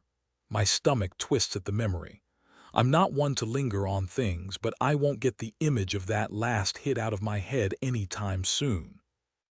Even though I knew it would take more than a nasty uppercut to take Patroclus out in any permanent way, seeing him fall to the ground was the stuff of nightmares. I swallow hard. I'm good. I guide Patroclus to the spot next to her, and my chest warms at the way she immediately takes his hand. Patroclus shakes his head. Stop staring at me like that, I'm fine. Yeah, well, you look like shit. She says it almost fondly, though her expression is worried. I sink onto the bench on the other side of Patroclus and he leans on me. Worry eats away at me. We can't get Patroclus looked at until the trial is over. The last minutes seem to take decades. With 5 minutes to spare, the Minotaur comes around the corner toward the exit. The last key is on its lanyard around his thick neck, and he's got his head down as he charges forward. It's the only reason he doesn't see Atalanta until she's on top of him. I hold my breath as I watch her sweep his legs out from beneath him. She's good, really good, but she's not quite steady on her feet despite her obvious training. That has to be why she's not able to dance back fast enough when the Minotaur lashes out and yanks her off her feet. Paris knocked her out, Helen murmurs. She watches the screen with worried eyes. If she gets hit in the head again, nothing good. On the screens, Atalanta perches on the Minotaur's broad chest and hammers him with elbow strikes. I wince. That shit has to hurt, but he's got his arms over his head and he seems to be waiting her out. His opportunity comes when she shifts to reach for the key. The Minotaur slams his elbow into her side.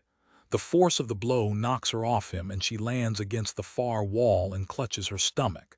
He broke a rib there, maybe more than one. I tense as he climbs to his feet.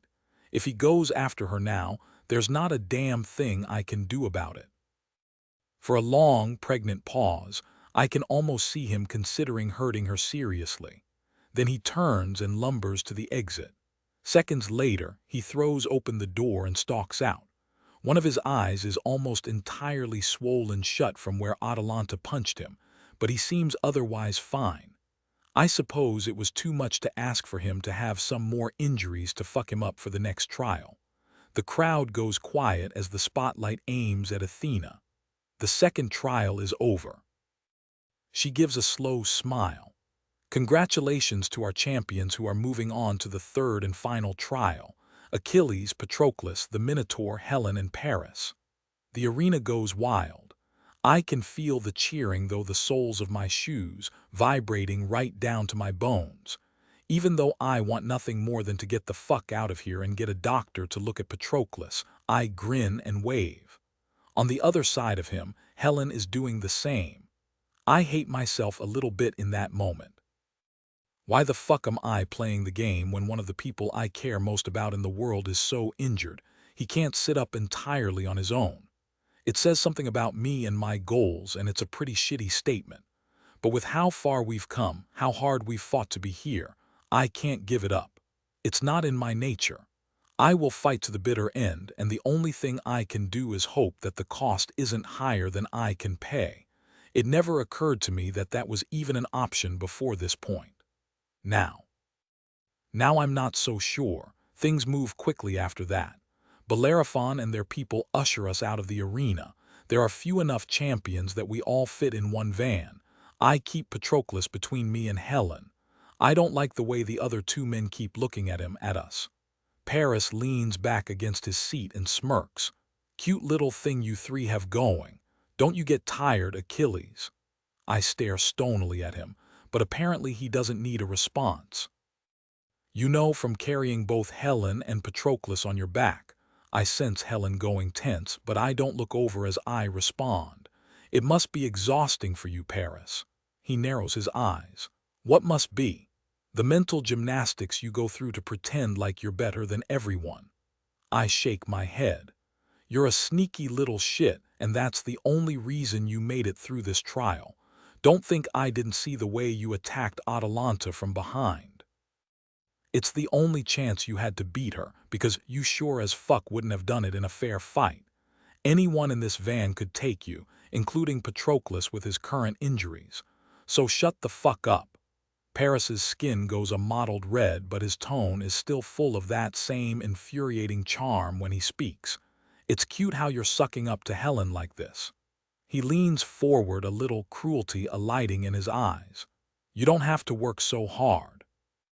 Just call her a dirty little slut and she'll be on her back with her legs spread for you. Fury has me lurching forward, but Patroclus's hand on my chest stops me. His voice is low but vicious, spoken like a man who had something priceless and fucked it up. I glance over at Helen, but she's staring out the window. I would have thought she'd go for Paris's throat for a comment like that. It's not as if she's subtle when she's furious, and she slapped me for less. Instead, her shoulders are curled in on herself, and her body language is tense and brittle. This isn't the first time he said shit like this to her. I don't really give a fuck what people think of me outside of a select few, but I've seen how Patroclus will sometimes let comments ping around inside his big brain until they muddle the truth and eat him up from the inside. It doesn't happen as often now as it did in our teens and early 20s, but this has the feel of that. Helen loved Paris. I don't understand it, but I'm sure of it now. She loved him and let him in, and she might as well have cuddled up with a cobra because he used that closeness against her. I turn back to him. I'm no longer in danger of attacking him, but my anger is no less. I smile slowly. I'm going to enjoy beating your face in during the next challenge. No Hector to protect you this time, Paris, he shrugs. We'll see, won't we? Yes, we will, the Minotaur snorts. You four with your petty little squabbles, it exhausts me. Then stop listening, I snap.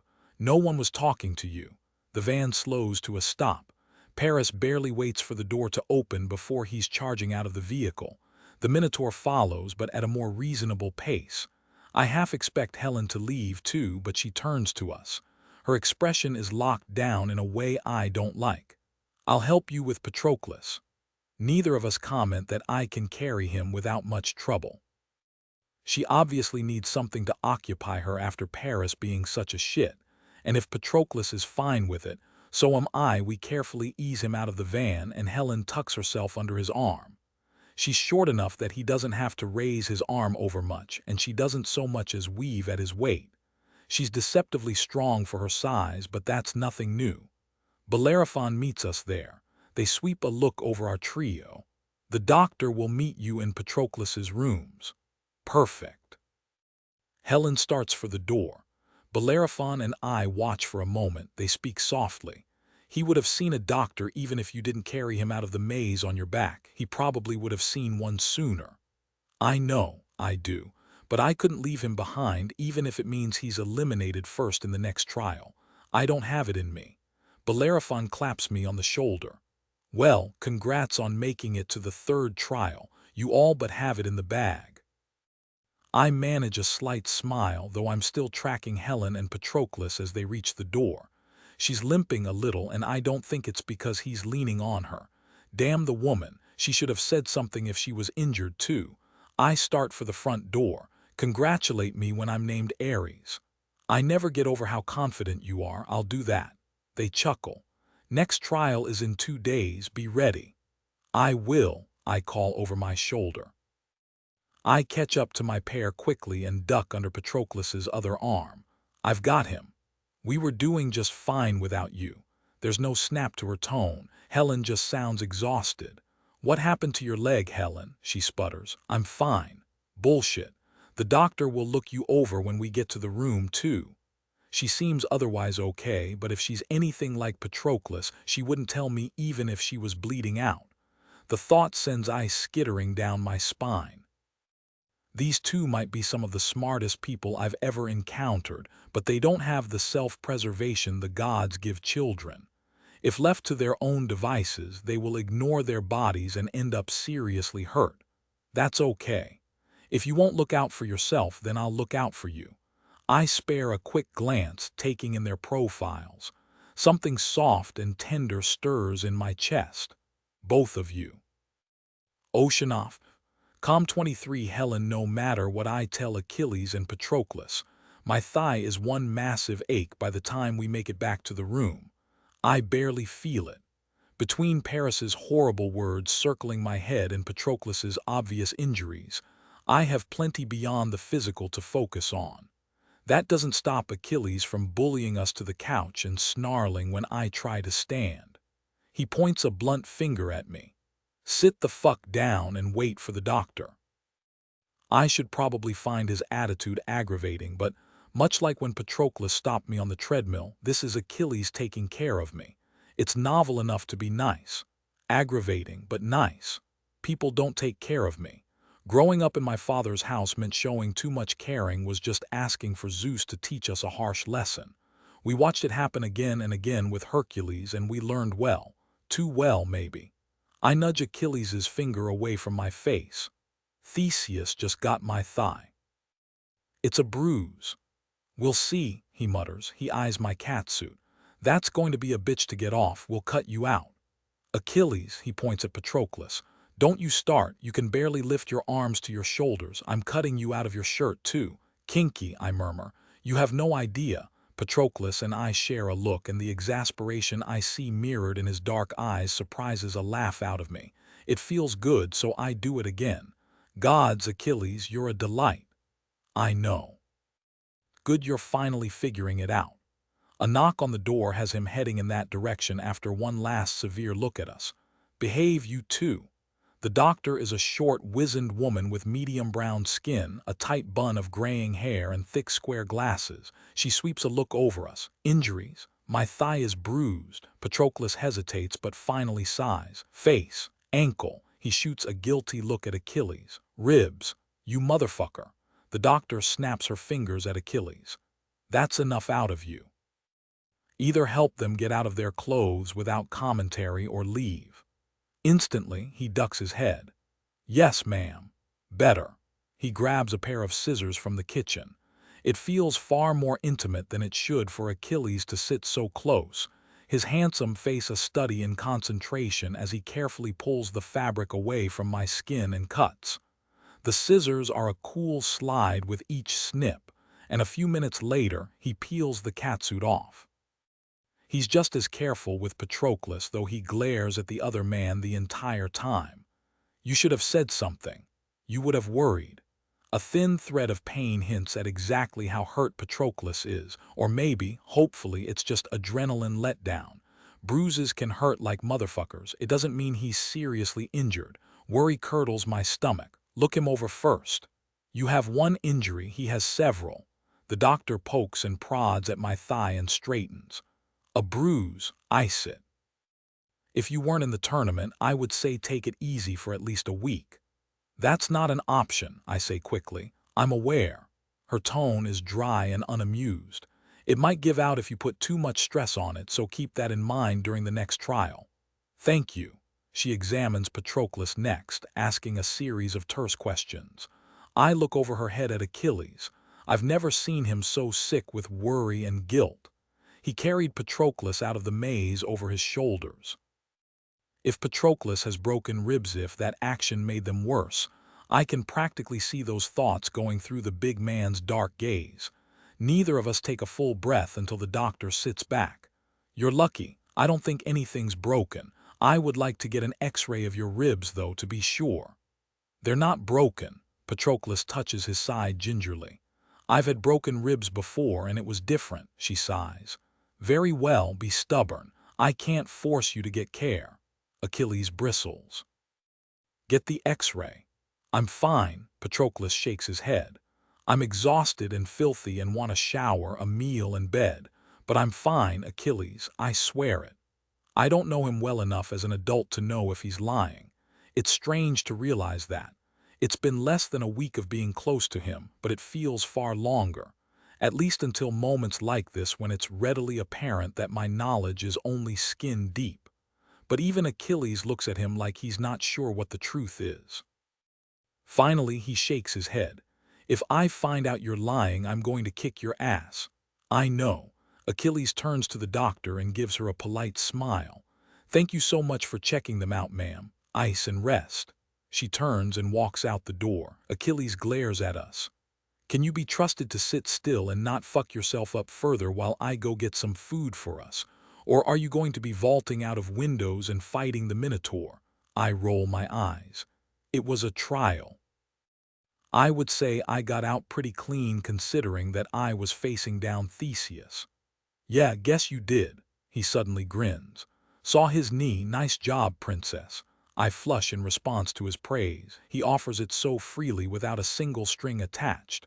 I don't quite understand it, but I like it a lot. Thanks. Go. Patroclus leverages himself slowly to his feet. It's painful to watch, but he's already moving better than he was earlier. He won't be in the morning, but that's a fight for tomorrow. Get plenty of ice, too. Of course. Achilles gives him one last long look and leaves the room. Patroclus shakes his head. Come on. If we're not sitting docilely and waiting when he gets back, he's going to take it as evidence that we're in worse shape than we claim, and he'll be hollering for a second opinion from another doctor. I smile a little despite myself. Gods forbid. You joke, but Achilles goes into mother hen mode the same way he goes into a fight. There's no winning. It's kind of cute, don't you think? I lean carefully against him and prop my head on his shoulder. It's nice, really nice, he snorts. Cute is one word for it, I guess. Achilles comes back through the door less than 10 minutes later. He rakes a gaze over us but seems satisfied. Well, that's something. He sets a giant box on the table filled with several ice packs and more food than I know what to do with. Let's eat. It's so easy to be with them. Even though I'm tired and I hurt and my heart is still aching from Paris's poisonous words, I'm more at ease here with these two men than I have been in longer than I can remember. I'm not worried about my lack of makeup or my relaxed appearance or about them trying to use my careless words as weapons to launch at me when I least expect it. It's nice. More than nice. It's an indulgence I know better than to allow myself to enjoy. Yes, we all passed the second trial and granted our little trio a reprieve, but the end result is still the same. One of us will be Eris, the others will lose out on a dream they've spent far too long chasing. Helen, Achilles' voice pulls me out of my head. He's watching me closely. What Paris said in the van, some of the warm feeling in my chest dissipates. It's not important. I refuse to admit that Paris scares me. He pokes holes in my confidence, in my emotional security, and then stands there with that little smile on his lips when I lose control and rage. There was a time when I reassured myself that at least the damage was confined to the emotional, as if that makes it better. The truth is that he's done lasting damage to me, both mentally and emotionally. I take a deep breath. He is not important. Patroclus doesn't look like he believes me. It's not right how he talks to you. No, it's not. I can see the question on their faces, and maybe that's why I answer without making them ask. Why were you with a man like him? He wasn't like that when I first met him. He was nice. Humiliation flames my face. I was raised in Olympus. I should have known better than to believe a nice facade, no matter how complete. But I was so starved for kindness that I'd fallen right into Paris's arms. It was the whole frog in boiling water thing. I didn't even notice he was cutting away at me until it was almost too late. Achilles cracks his knuckles. Want me to kick his ass for you? I smile despite everything. That's not necessary. I can fight my own battles. Thank you for telling us, Helen. Patroclus considers me for a moment and finally says, Paris won't win. He's the weakest contender, and with Hector eliminated, he doesn't stand a chance. I wish I believed that. The problem is that Paris shouldn't have managed to get past the second trial. He works out enough to keep what he's decided is the ideal body type, but he's not an athlete or warrior like the other champions. There's absolutely no way he should have pulled off being the first through the door. When it comes to combat, he might not win in a fair fight, but Paris has never been in a fair fight even once in his life. How he ambushed Atalanta more than proves that. Underestimating him is a mistake. When they both look like they're going to argue, I wave it away. It's easier to focus on this, the tournament, the champions, than it is to think about what the rest of the future holds. Not to mention we have no answers about the assassin or why they were removed from Athena's jurisdiction. The only person who can give those answers is Zeus, but he won't hand them over without a fight, and I can't do that until after the tournament is over. I can't imagine I'm going to be happy with those answers. I rarely am when it comes to things my family would rather keep hidden. And the rest, the future where this strange, tentative thing between me and Achilles and Patroclus crashes and burns away to ash. I can't stand the thought of it. Easier, simpler to focus on the more immediate threats. Besides, it's not as if he's the only one I have to worry about. Even if Paris isn't a true contender, and he is, or he wouldn't still be here, no one can argue that the Minotaur is anything less than dangerous. We'll deal with it. Patroclus speaks with such confidence as if he's already planned for this, As if life doesn't have a habit of kicking you in the teeth when you least expect it.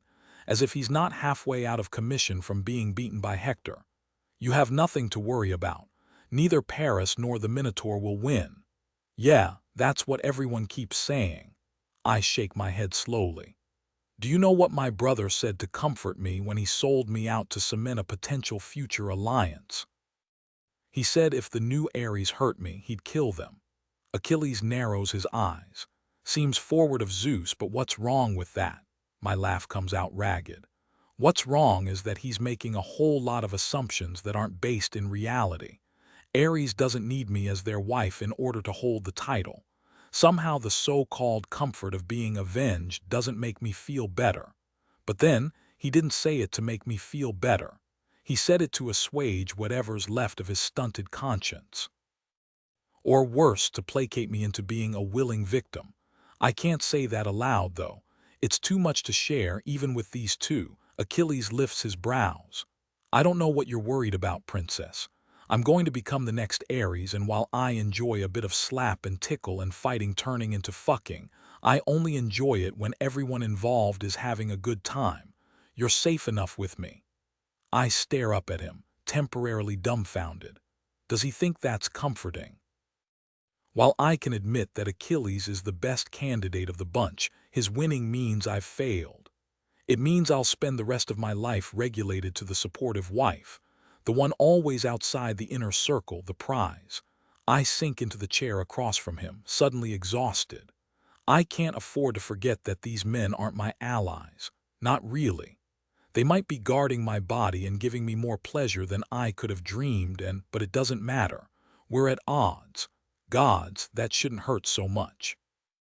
That's not nearly as comforting as you'd like it to be. Achilles has his own way of doing things. Patroclus shrugs. To be fair, he's the best option to win. I bristle. It doesn't even occur to me to cover up my reaction. Not with these two. I am the best option to win. Achilles gives that arrogant grin like he's humoring me. Really, princess? Have you dealt with a lot of soldiers and security efforts up in that gilded palace of a penthouse you live in? The question might be barbed, but I can tell he's not trying to be cruel. He's even right, at least in this. I don't have experience with soldiers, not even a little bit. I've had security all my life, but they tend to either blend into the background or keep enough distance, at my insistence, that I forget they're there. I came into this tournament prepared to have to learn from the ground up when it comes to Eris's actual duties, but I'm smart, ambitious, and not afraid to play dirty. I can figure out the rest on my way down. I lift my chin. I'm a fast learner. Yeah, that's what I thought, he grins. Look, Helen, you're a certified badass.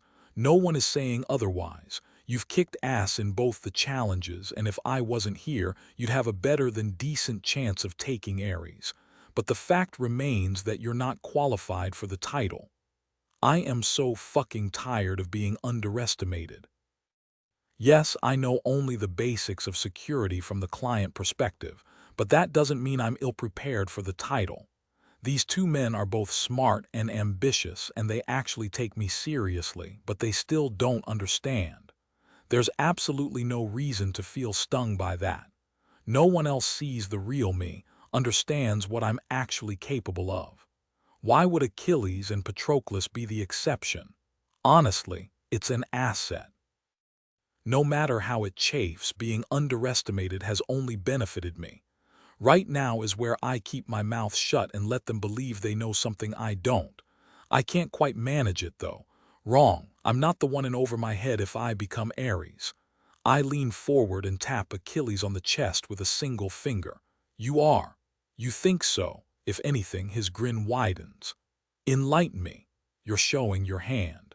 I ignore the little voice inside me and answer him in kind. I might not be out there playing soldier, but one thing I do know is politics.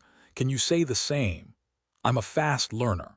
He tosses my words back at me and jerks a thumb in Patroclus's direction. And he's a fucking genius. We're fine. Cute. Even Patroclus looks convinced, though. How can he underestimate Olympus politics? Yes, he's never dabbled in them, but from what I understand, his mothers used to be particularly cutthroat in their 20s. Rumor has it that Esthenile was a top contender for the title of Aphrodite, but when Patroclus and I were 8, she and Polymele all but disappeared from Olympus politics, taking him with them. It's not a huge leap to assume they made that call to protect their family. What must it be like to be loved that much? I shoved the thought away. You can't just learn politics like you can with other skills. That's not how it works. If you say so.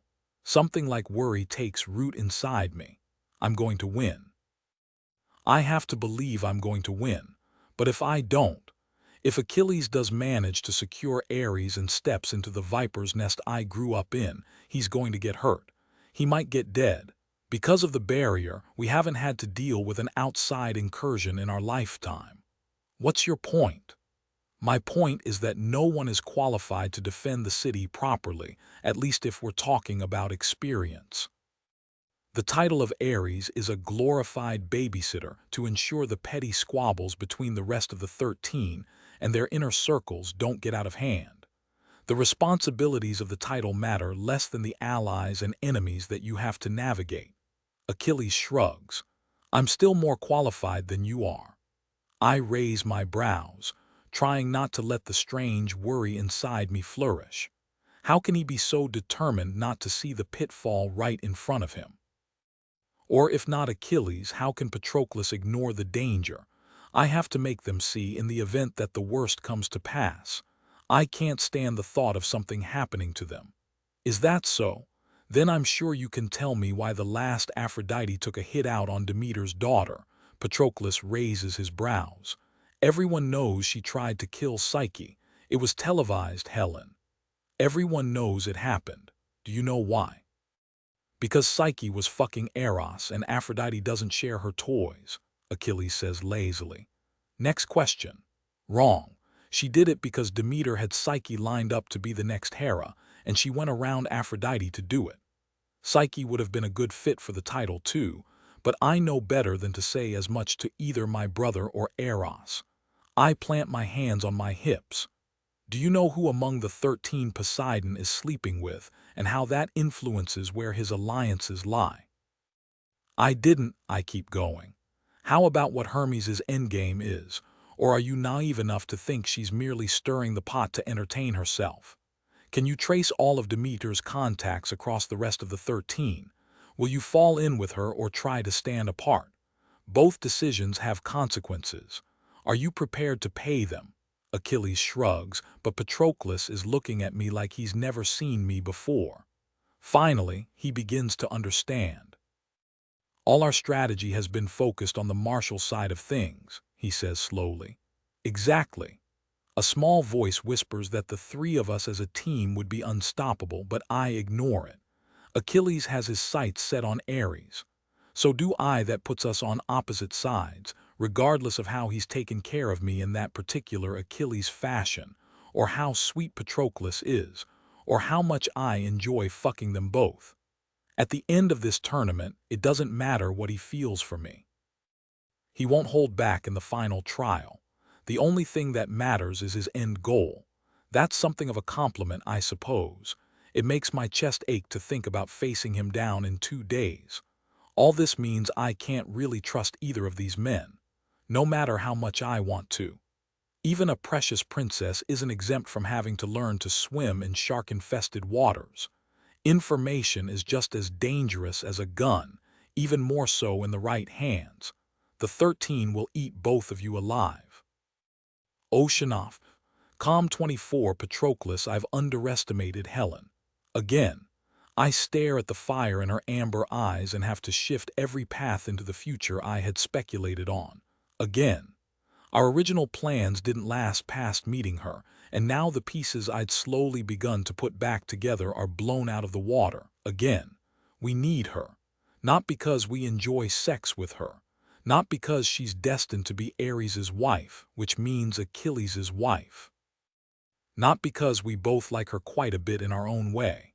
We need her because she knows things that will make the learning curve of entering into the 13 smoother and allow Achilles to dodge potential pitfalls.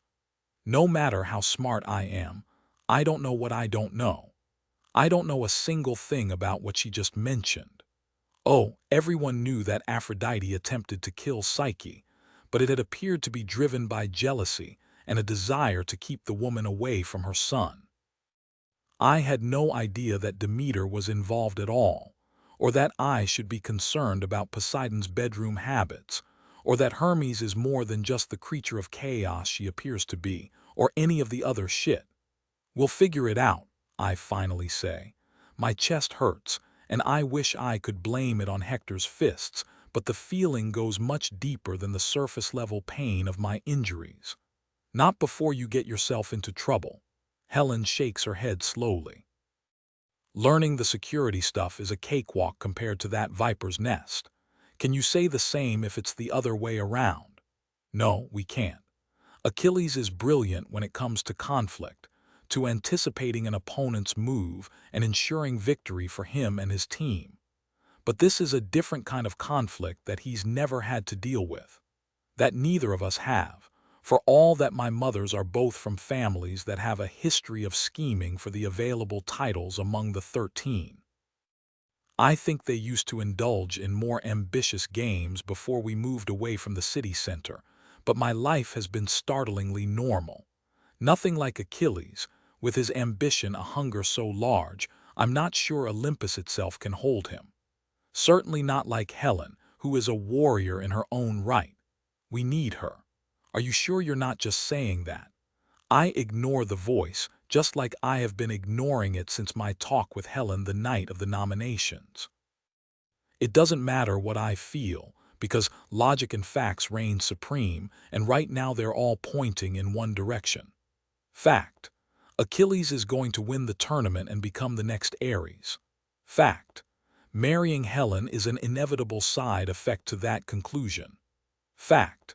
Neither Achilles nor I have had to navigate the inner circles of the 13 before, aside from Athena, who is an outlier among the group in how she deals with her people. Fact. Helen has navigated those circles and done it successfully since birth. Conclusion. It's not enough for Achilles to marry her once he becomes Eris. We need her on our side and willing to lend us her expertise. When laid out like that, it seems simple enough. It seems logical and not at all an impulsive decision made because I can't stand the thought of this thing between the three of us ending within a few days.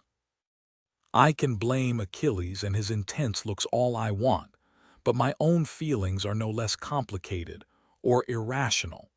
It's comforting to fall back on the strategy, to have it support the end result I selfishly want, but it does support that conclusion. None of this is new information. Nothing we've talked about as we circled each other for the last few days is new information.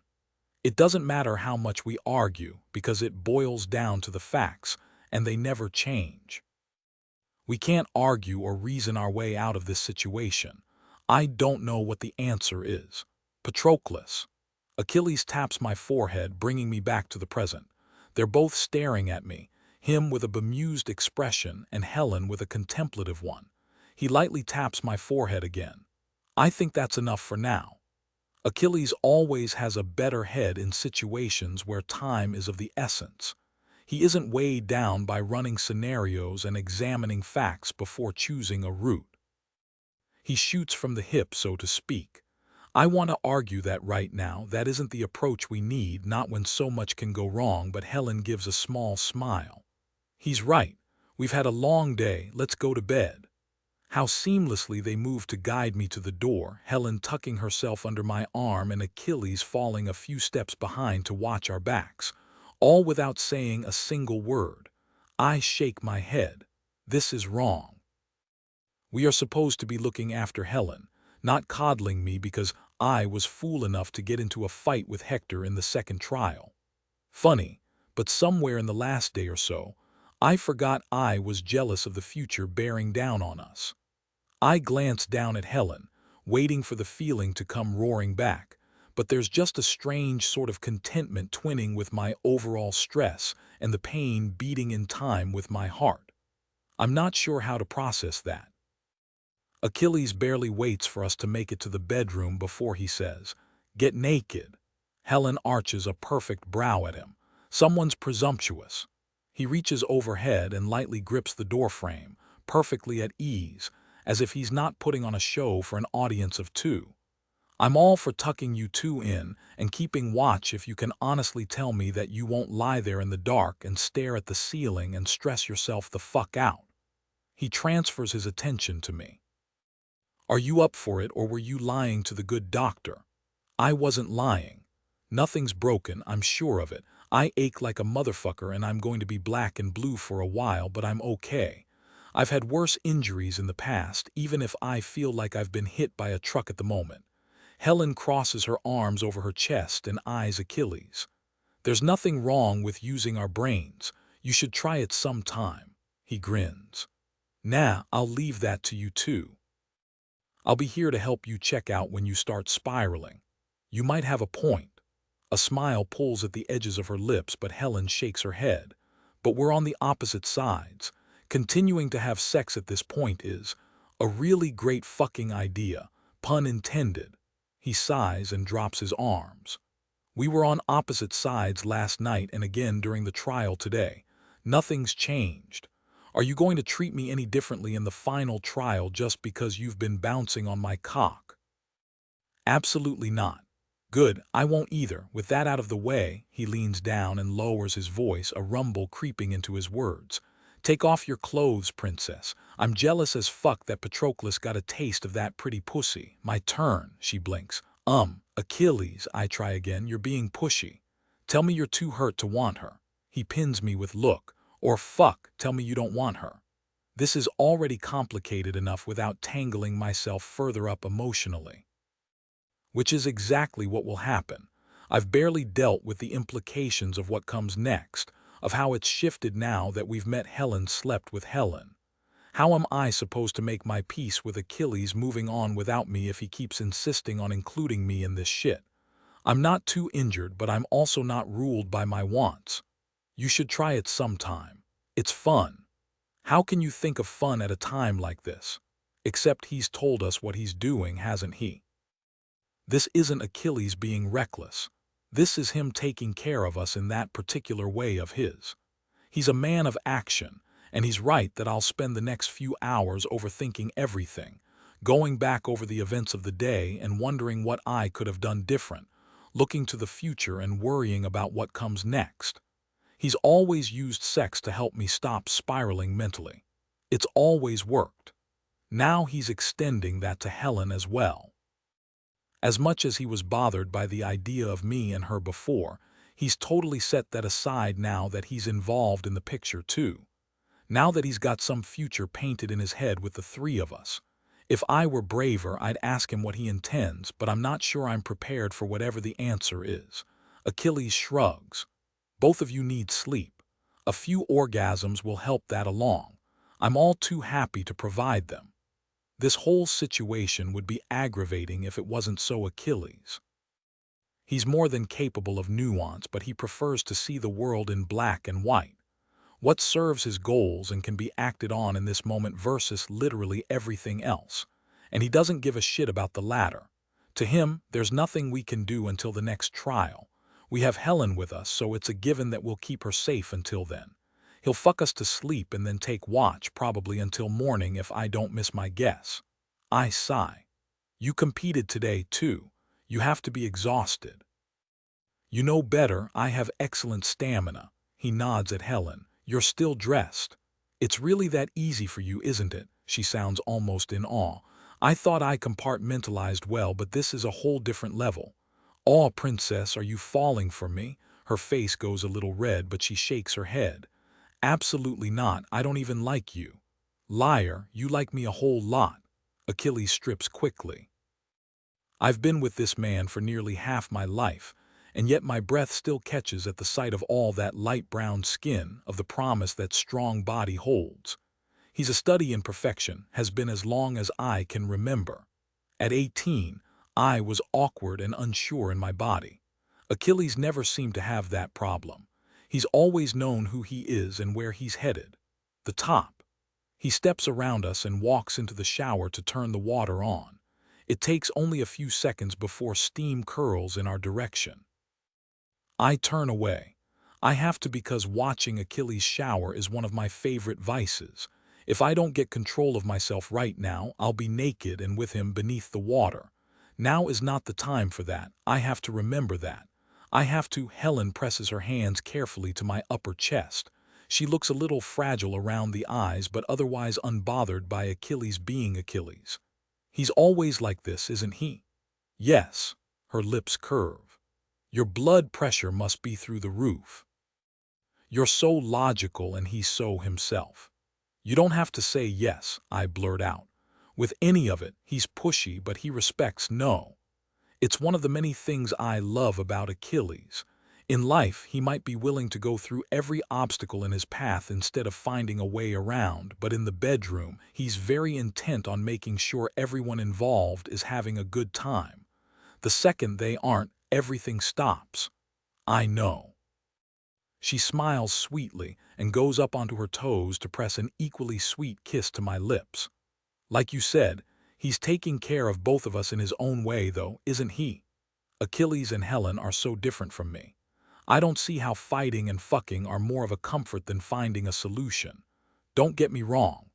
I enjoy sparring with Achilles, especially when it gets him going and results in an especially rough fucking. And I can't deny that sex will always stop my mental spiraling in its tracks. Sex won't fix things or make them less complicated, though. It's only a stopgap, a bandage, a temporary detour. Coming up with a solution, though, that will bring long-term relief. Maybe there's room for both, for us each meeting a different need because of how different we are. Helen's already looking steadier on her feet and more like herself. I nod slowly.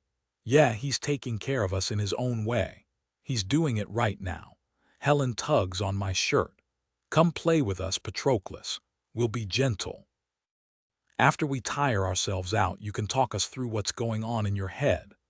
I'm so tempted, but no matter what they both say, sex changes things, has already changed things. I want to believe that we'll all land on our feet after this. I want to believe it so desperately, I'm tempted to ignore all the evidence pointing to the contrary. This results in heartbreak. Either he ends up Eris, ruining your dreams, or you do, and it ruins his dreams. Or someone else entirely wins and that smashes both of you to bits. Doubly so because at least with Achilles or Helen winning, there's a small chance to fix things and reach the future I suddenly want more than anything.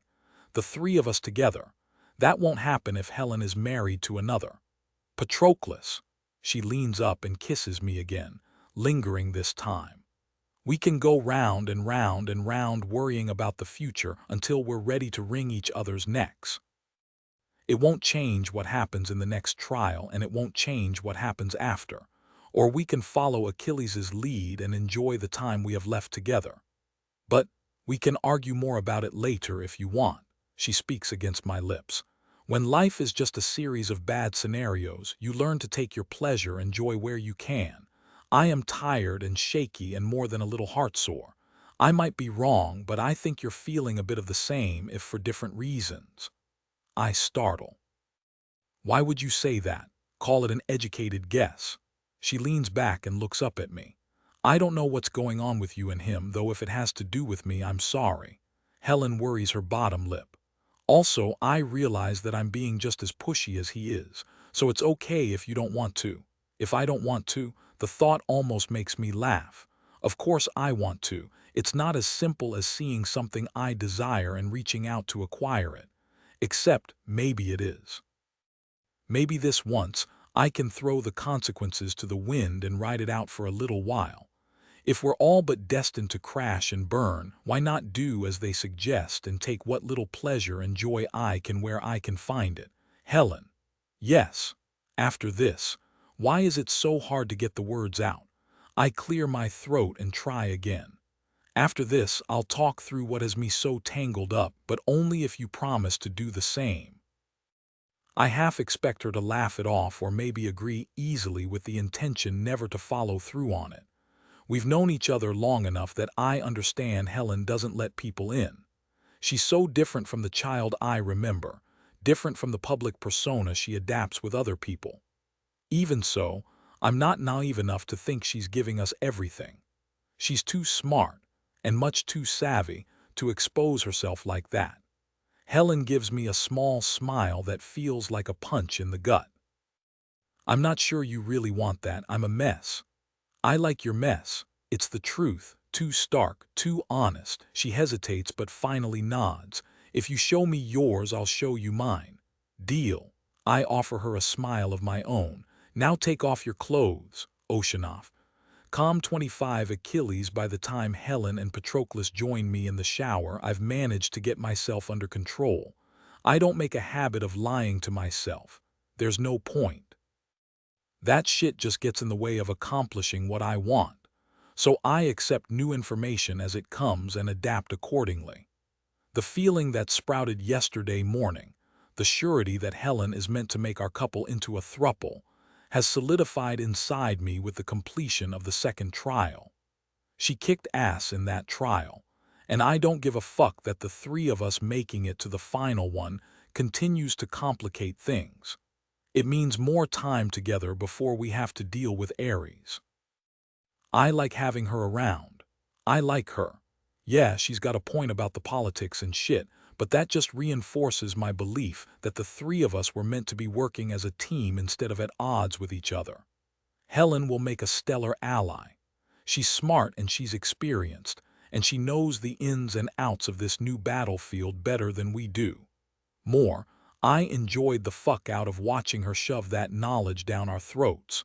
There's nothing sexier than competence, and the woman has it in spades. I can clearly see a future where I'm married to Helen. The long, lazy evenings where she and Patroclus strategize until I get tired of all the talking and drag them to the bedroom. The irritating parties made much less so by watching Helen work the room, dressed to the nines in gold and diamonds, a warrior of words and thinly veiled politics. The early mornings where Patroclus and I are up and going through our normal workout routine, and Helen wakes up in time to share a cup of coffee and a quick breakfast before we all go about our days. It feels real. It's just a matter of getting us there. There's the issue of her wanting to be Eris, but she'll get over it. She doesn't seem one to linger on things as they should be when she can adapt to things as they are. It might take some time to earn her forgiveness, but I already know her weakness. All I have to do is provoke her enough, and we'll start fighting and end up fucking. Do it enough times, and eventually we'll skip over the fighting and get right to the fucking. I don't see how that's a bad thing by any definition of the word. Besides, I don't have to be Patroclus to understand that Helen's grasp of the politics of the 13 is an asset we don't want to lose. Helen ducks underneath the showerhead next to me.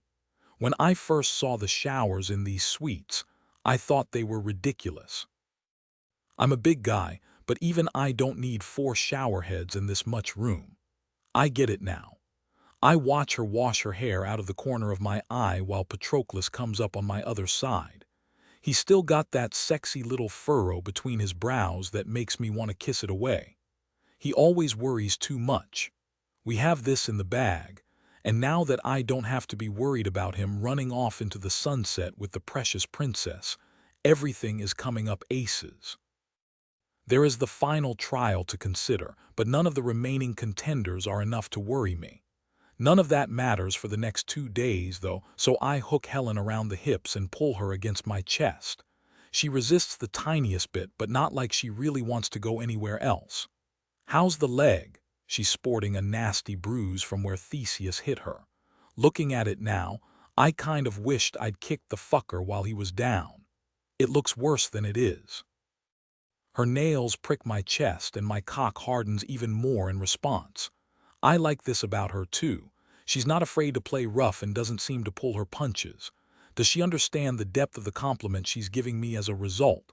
Maybe, maybe not. It's hard to tell with her. I grin down at her. Shower or bed? Helen reaches up and slicks back her hair, pressing her breasts against my chest. Why not dream a little bigger, Achilles? Let's do both. In that case, I don't hesitate. I spin her around, grab her wrists, and lift them up to pin against my chest on either side of her head. A little help here, Patroclus. I take the opportunity to get a good look at his injuries, too. He's moving okay, so he's likely telling the truth about it just being bruising. Thank fuck. I don't know what I'd do if something happened to him. His body will be a spectacular array of purple, blue, and green tomorrow, but he's okay. He watches us as he soaps up his body, his hands moving unhurriedly over muscles I want to sink my teeth into. He always was a fucking tease when given half the chance. Usually, I'm impatient so I get things rolling, but I don't have that option right now. Not unless I want to release Helen, and I'm never letting her go. She just doesn't know it yet. Patroclus drinks in the sight of us, as he finishes washing himself slowly. I don't think he realizes his heart is in his eyes. God's the way this man wants. He makes me strive to be better, to be worthy of it. Knowing he feels that way toward Helen only ramps up my determination to make us work. I don't waste time with bullshit about this happening too fast. If you know what you want, why dick around about going for it?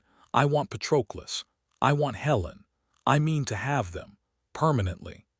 Tease, Helen murmurs. She leans her head against my chest and arches her back, putting her tits on display. Let go of my hand, Achilles. I'll do this myself. No, Patroclus shakes his head sharply. Both of you need to learn some goddamned patience. He steps beneath the spray and makes quick work of washing himself off. I watch the water course over his body and my mouth waters. Yesterday was barely enough to take the edge off wanting these two. Today worrying about them in the trial has only heightened my need. We're not doing this in the shower, though. It's hardly the safest way to fuck even if everyone was fully healthy. With Patroclus's injuries and Helen's leg in danger of buckling, it's out of the question. I want them, but I don't want either of them harmed in the process. Gods, I'm a fucking sap. Finally, Patroclus turns to face us fully and takes a step to close the distance. He plants his hands on her hips and leans forward, bypassing Helen's face to kiss me. Patroclus always had the tiniest of sadistic streaks when we entertain others in our bed, but it feels different with Helen. Neither of us gave a fuck about those other people, aside from getting them off as hard as we could. With Helen, there's more. Jealousy or possession or something else altogether. I don't know, but I fucking like it. Patroclus kisses me like it's just us, like it will always just be us. A reminder, a promise.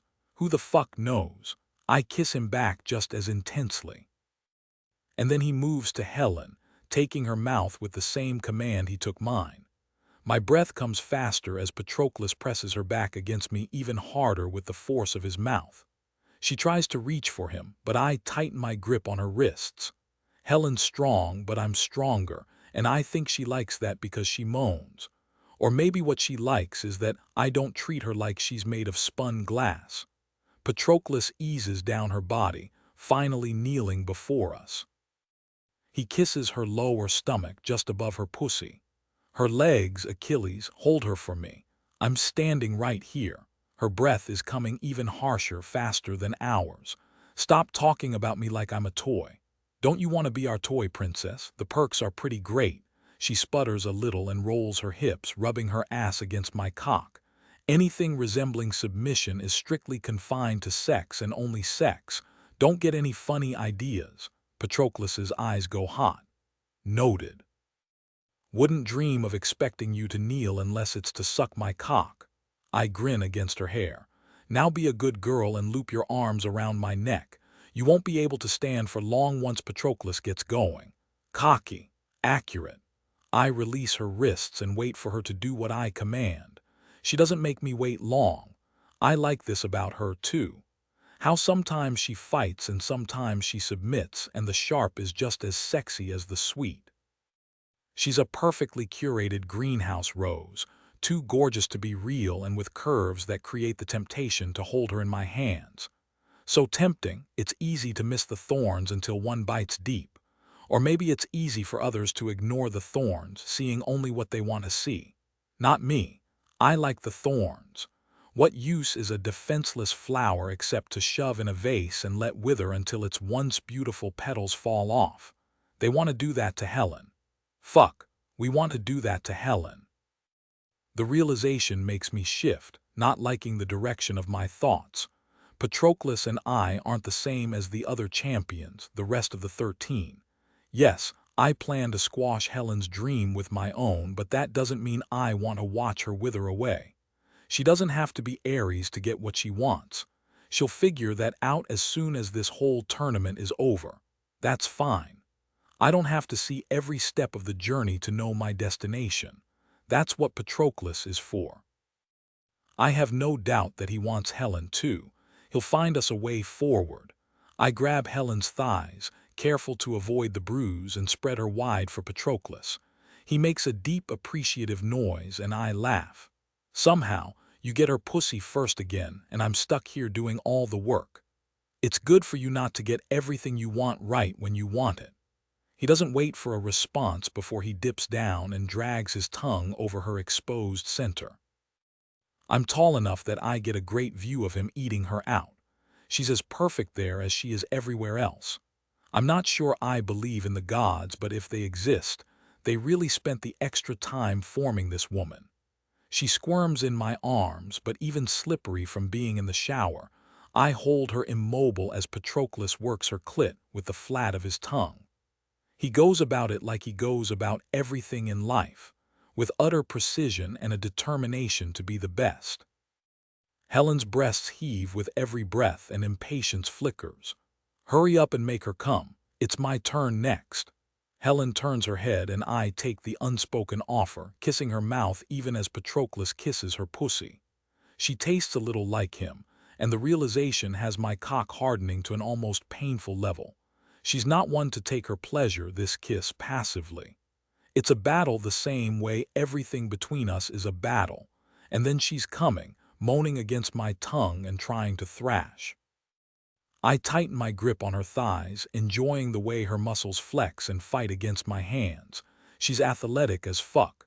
Both trials have more than proven what she's capable of. I bet we could get into some crazy creative positions between the three of us. Later, after the tournament is over and everyone is healthy and healed, I break the kiss as Patroclus pushes to his feet and reaches behind us to turn off the water. Bed, now. Don't have to tell me twice. I carefully set Helen down, but only long enough to grab her hips and toss her over my shoulder. Her screech is music to my ears, and I can't help laughing and giving her ass a light smack. Quiet, you're going to have the guards busting down the door. I'm going to kick your ass. Nah, but if you ask nicely, I'll let you kiss it. I grin when she gives another screech. Patroclus and I get rough sometimes, but we don't play like this. This fighting that turns hot and charged and morphs into fucking. I've never had this with anyone but Helen. Patroclus follows me out of the bathroom, a strange look on his face as I carefully toss Helen onto the bed. She bounces, but she's fast, already rolling before she hits the mattress a second time. I snag her calf and flip her onto her back. Don't tell me one orgasm was enough for you. I dodge a kick aimed at my face. Be a good girl and spread your legs.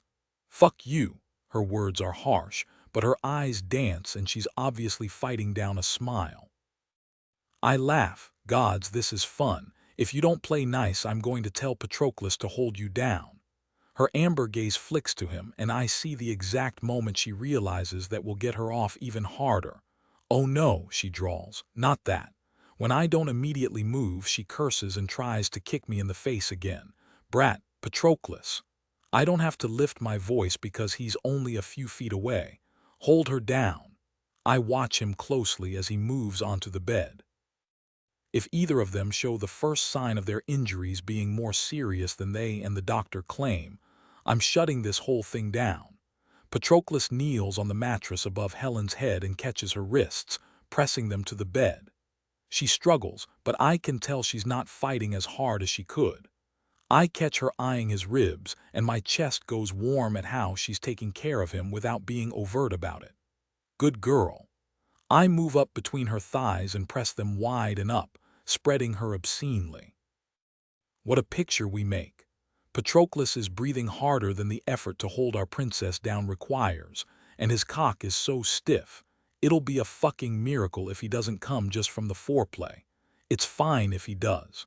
We have all of tonight and tomorrow. I plan on tucking these two in for some rest after I fuck the worry right out of their heads, but that doesn't mean it has to be rushed. Every muscle in Helen's body quivers as she tries to fight our superior strength. Her pussy, though. She's so wet she's practically dripping. I lick my lips and she makes a little whimpering sound that goes straight to my balls. Yeah, I can't wait to get my mouth all over Helen Cassio's again. I glance at Patroclus. He looks turned on and conflicted about it. First, though, a few ground rules. You want to stop, tell us. Helen blinks at me, a little frown pulling at the corners of her lips. But saying stop can be sexy. Say wait instead, Patroclus says slowly. We'll check in. She considers this and finally nods. Okay, that's fair. Same goes for you too, though. I don't bother to tell them that it won't be an issue with me. I appreciate the thought. There's a level of caring that I've only experienced with Patroclus, and I'm too turned on to think too hard about it. Maybe later, when I'm not looking at the perfection that is Helen's naked body, her pussy an invitation I have no intention of declining. Sure. Yeah. Patroclus's voice has gone hoarse. I don't give her a warning before I move, quickly sliding down and releasing her thighs. She only has a second to tense before I band my forearm across the back of her thighs and press them up. I can't spread her as wide like this, but it's fine. I don't need to in order to accomplish what I want. I drag the tip of my finger over her slit. I've changed my mind about you. Ask me if I care. The sharp words don't match her breathy tone. You care. I hold her gaze as I press a single finger into her. Not enough to do more than tease her, though fuck she feels good. Do you want to know why? Enlighten me. Because I only play with people I like. I press a second finger into her. It's entertaining as fuck to watch her expressions flicker. Desire and confusion and need. What are you talking about? I'm going to play with you, princess. I nod at Patroclus even as I twist my wrist, exploring her until I find the spot that makes her give another of those delicious whimpers. How many times do you think we can make her come before we crash, Patroclus? He blinks. You mean before her body gives out? Oh my gods, I keep stroking her G-spot with my fingertips and pretend to consider. Sure, before her body gives out or before we crash, whichever comes first. Helen comes first. He shifts, pressing her wrists harder into the mattress. I think you can beat our record. Game on. Oceanoff.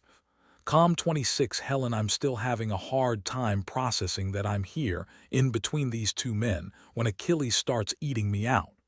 When Patroclus is between my thighs, he's methodical. Achilles goes after me like he can't get enough, like he's less worried about getting me off than he is about tasting every inch of me. It's sexier than I could have dreamed, and all the while he keeps up that steady rhythm with his fingertips inside me. I don't remember closing my eyes, but when I open them, Patroclus is staring down at me. He studies my face as if determined to memorize every piece of me, as if he can see beneath my skin to the selfish, petty, ambitious woman beneath. He shifts back, still maintaining his grip on my wrists, and eases down onto his stomach on the bed. Patroclus's lips brush the shell of my ear.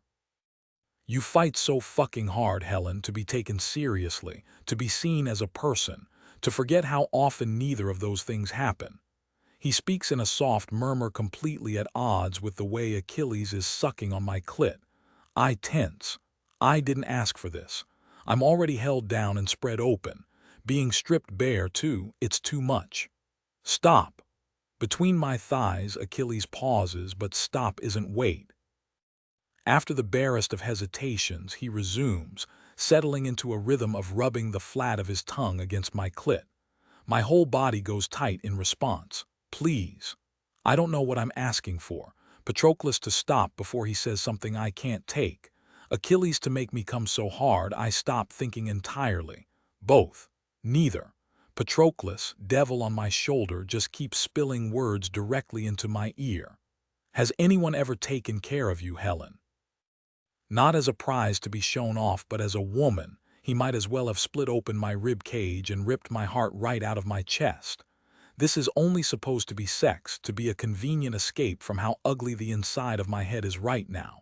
It's no supposed to be Patroclus or Achilles or both seeing me. Stop, I whisper. Do you really want me to stop? He kisses my neck and then nips my earlobe. It could be like this. You don't have to pretend with me with us. We don't expect perfection. We just want you. My eyes burn and I blink rapidly, hating the tears that slip free. I can't concentrate, can't even think. You don't. Whatever protest I'm trying to make disappears as Achilles sucks hard enough on my clit to bow my back. He shifts to nip first one thigh and then the other. You're making her cry. I can't tell if he's pleased or bothered by it. I'm just telling the truth. Patroclus kisses my neck and moves to my shoulder. You want to keep her. Patroclus pauses as if waiting for Achilles to deny it. When he stays silent, Patroclus continues. We want to keep her, keep me. The very idea should infuriate me. I am not someone to be kept. The whole reason I'm here in the first place is to avoid that fate, except when Patroclus says they want to keep me. It doesn't feel like he's saying they want to keep me in a gilded cage, a trophy wife to bring out for parties and events to prove what badass guys they are. Taming Helen Cassios and all that bullshit. No, when he says keep, it sounds a whole lot like, you're thinking too hard, stop making her think too hard. Achilles sounds so irritated I smile despite myself. Maybe you're just not doing a good enough job. He lifts a brow, a devastatingly cocky expression on his face. Guess I need to up my game then. He glances at Patroclus, and they share one of those silent conversations I envy so much. This time, I get flashes of intent. Achilles is asking a question. Patroclus grunts in response. I don't know the nature of the question, but I'm ridiculously pleased to have picked up even that much. So pleased that I don't have time to tense before they move as a unit. Patroclus grabs me under the arms and lifts me as he rises. He eases onto his back on the bed with me straddling him facing Achilles. What? My voice trails off as Achilles wraps a fist around Patroclus's big cock. He gives me that wicked grin that promises all sorts of fun and pleasure. Up, no mistaking his intent. I rise slowly and bite my bottom lip as he drags Patroclus's cock through my folds, back and forth, back and forth. He catches against my entrance and I start to sink down, but Patroclus grabs my hips, holding me in position. Not yet, but I want it. Not even a princess always gets what she wants. Achilles stops any argument by dipping down and sucking Patroclus's cock into his mouth. His cheeks hollow beneath his beard and he hums with obvious pleasure. I go still as I realize what's happening. He's tasting me on his boyfriend's cock. He's obviously a fan because he gives Patroclus one last rough suck, and then his mouth is on my pussy again. This time, the sight is even better than before. Patroclus's hands denting the skin at my hips as he fights both me and gravity to keep my body aloft. His hard cock practically throbbing with need and wet from Achilles' mouth. Achilles' eyes holding my gaze as he works my clit exactly how I need to get off. For as long as I live, I'm never going to forget my time sharing a bed with these men. Never forget. I might laugh if I could breathe, though, the orgasm barreling down upon me. More like I'll be scandalizing my grandchildren someday, recounting the time I allowed myself to be seduced by two warrior men. Patroclus's hands tighten on my hips, and it's the only warning I get before he slams me down on his thick cock. I didn't even realize Achilles had positioned him at my entrance. I come so hard I scream, but Achilles doesn't stop that decadent motion with his tongue against my clit. Patroclus starts rocking me on his cock, the tiniest movement that has my toes curling. Gods! Now! Achilles leans back and licks his lips. His beard is soaked from me, and a dark, possessive part of me loves the sight. He kisses his way up my stomach, pausing to lavish my breasts with attention before kneeling before us. Through it all, Patroclus keeps me rocking on him, keeps me on edge. Achilles frames my face with his big hands. For once, he looks devastatingly serious. Let us keep you, Helen. The shock of my actual name on his lips nearly sucks me under.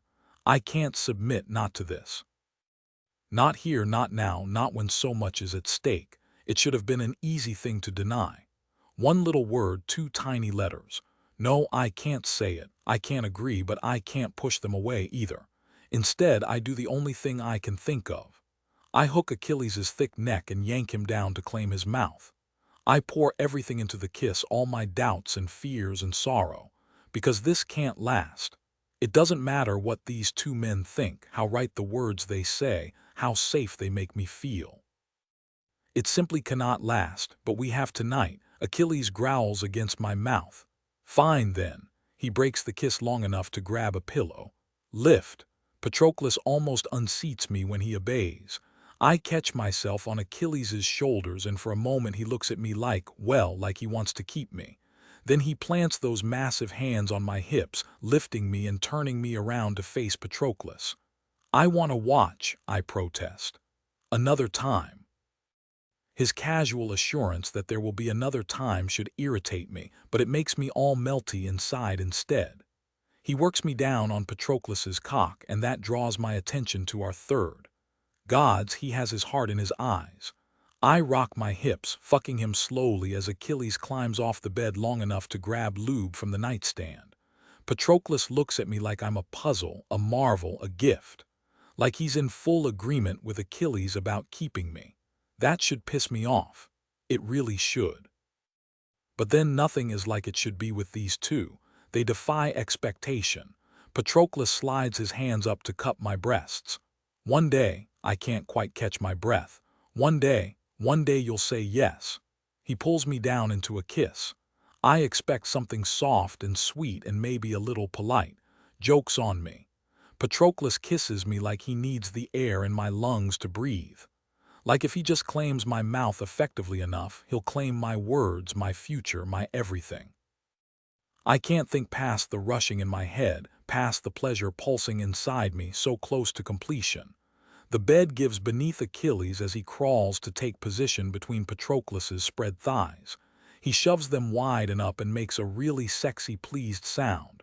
I like you too like this. He drags a big finger down the center of my ass. Patroclus jolts, so he must be getting the same treatment.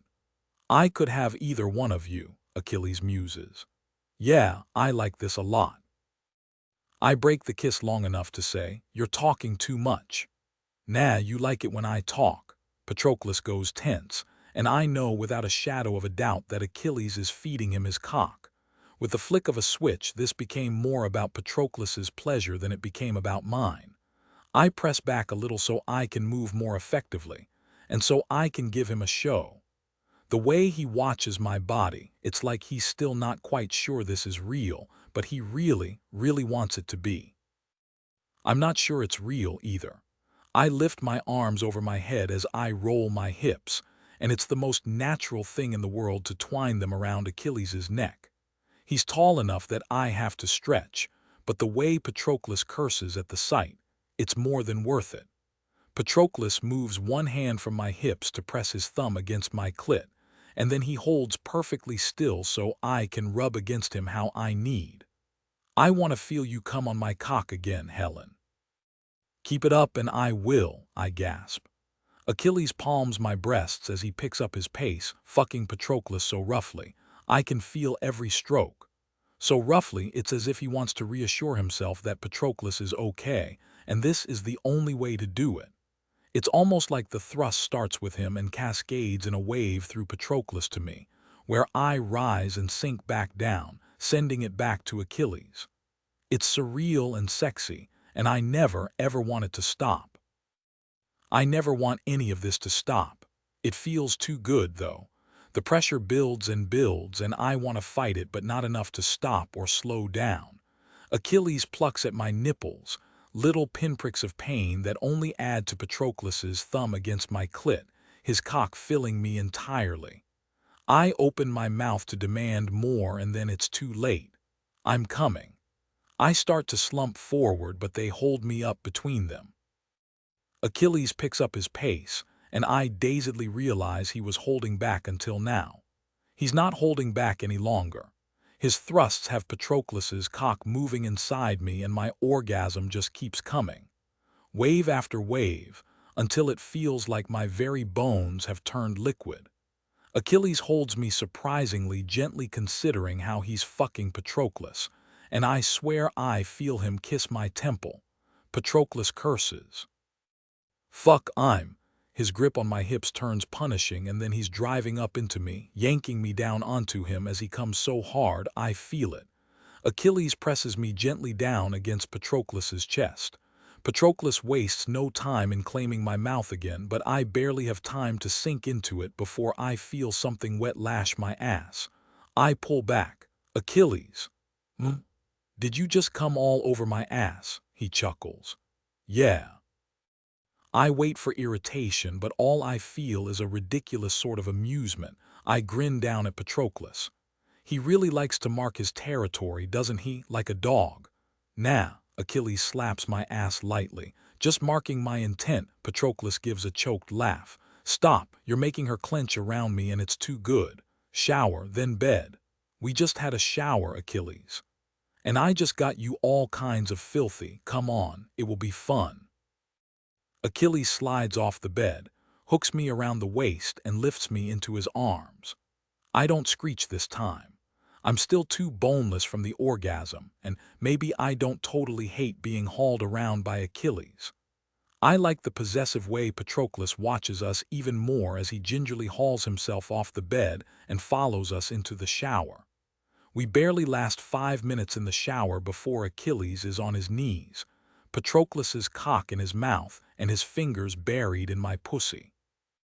At some point we tumble back into the bed, wet and slippery and intent on our pleasure, over and over again as if we're racing the clock to pack as many orgasms in before we have to return to reality. Eventually, though, reality intercedes. It always does. Achilles stretches, looks at the clock, and sighs. Bedtime. He rolls over and grabs the phone. I can't help appreciating the way his muscles move. He really does have the body of a warrior.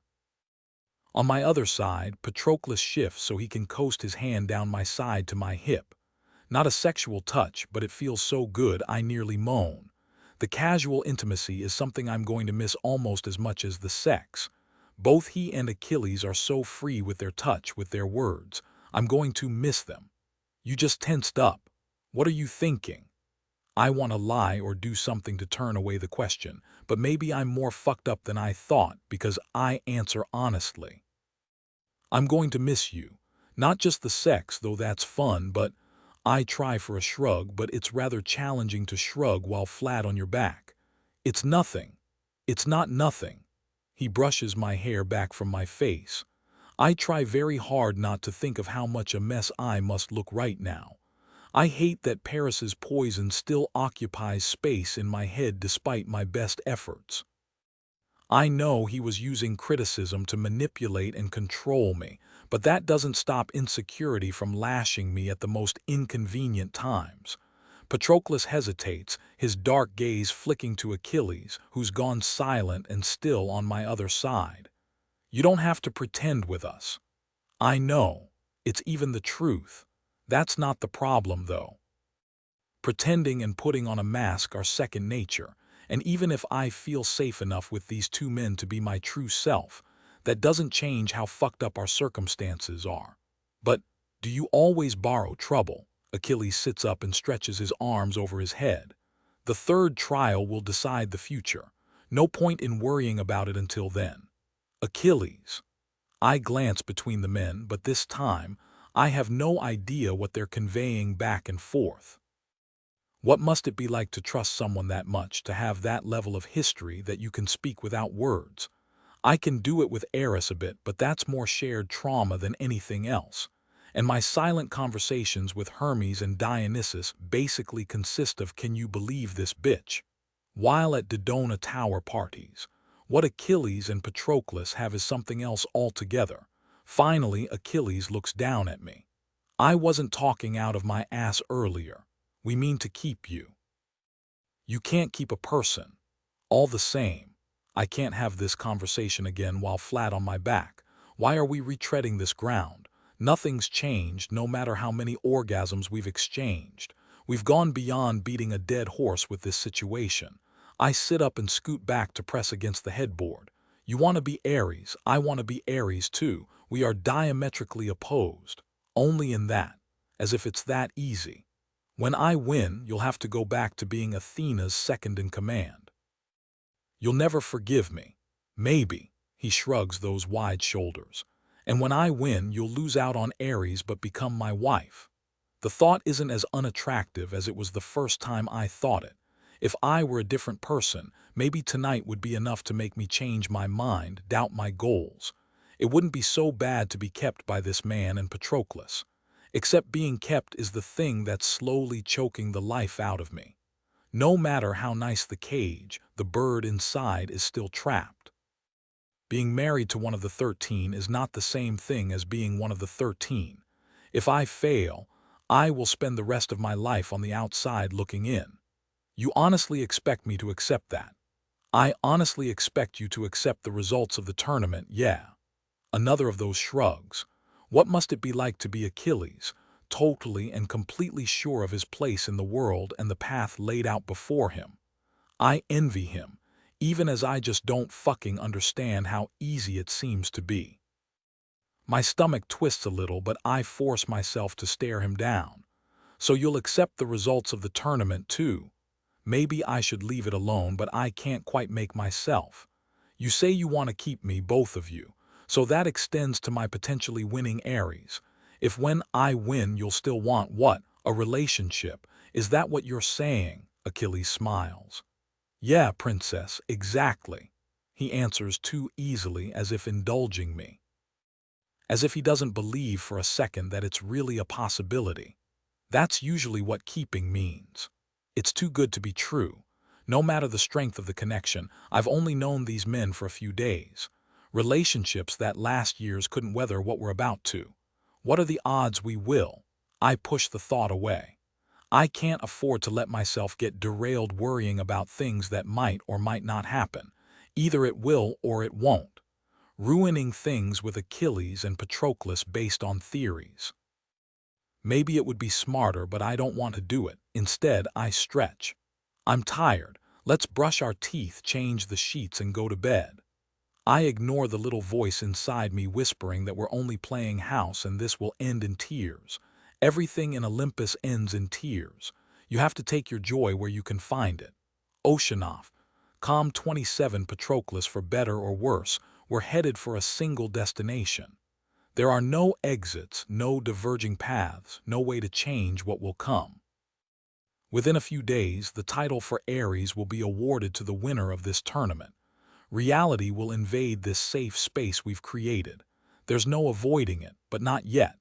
I'm surprised you convinced Bellerophon to have breakfast delivered.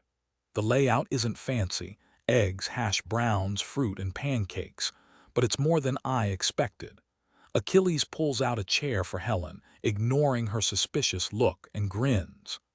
Bellerophon is being overly cautious leading up to the third trial. Add in the assassination attempt, and they'd rather keep us as separate as possible for the next 24 hours. I don't need special treatment, Helen says. She examines the food available and finally adds a bit of each to her plate. I don't like the idea of hiding in the room. It looks like I'm scared. No one will see it. It's not like they televise what goes on in this house. Achilles pauses, expression going thoughtful.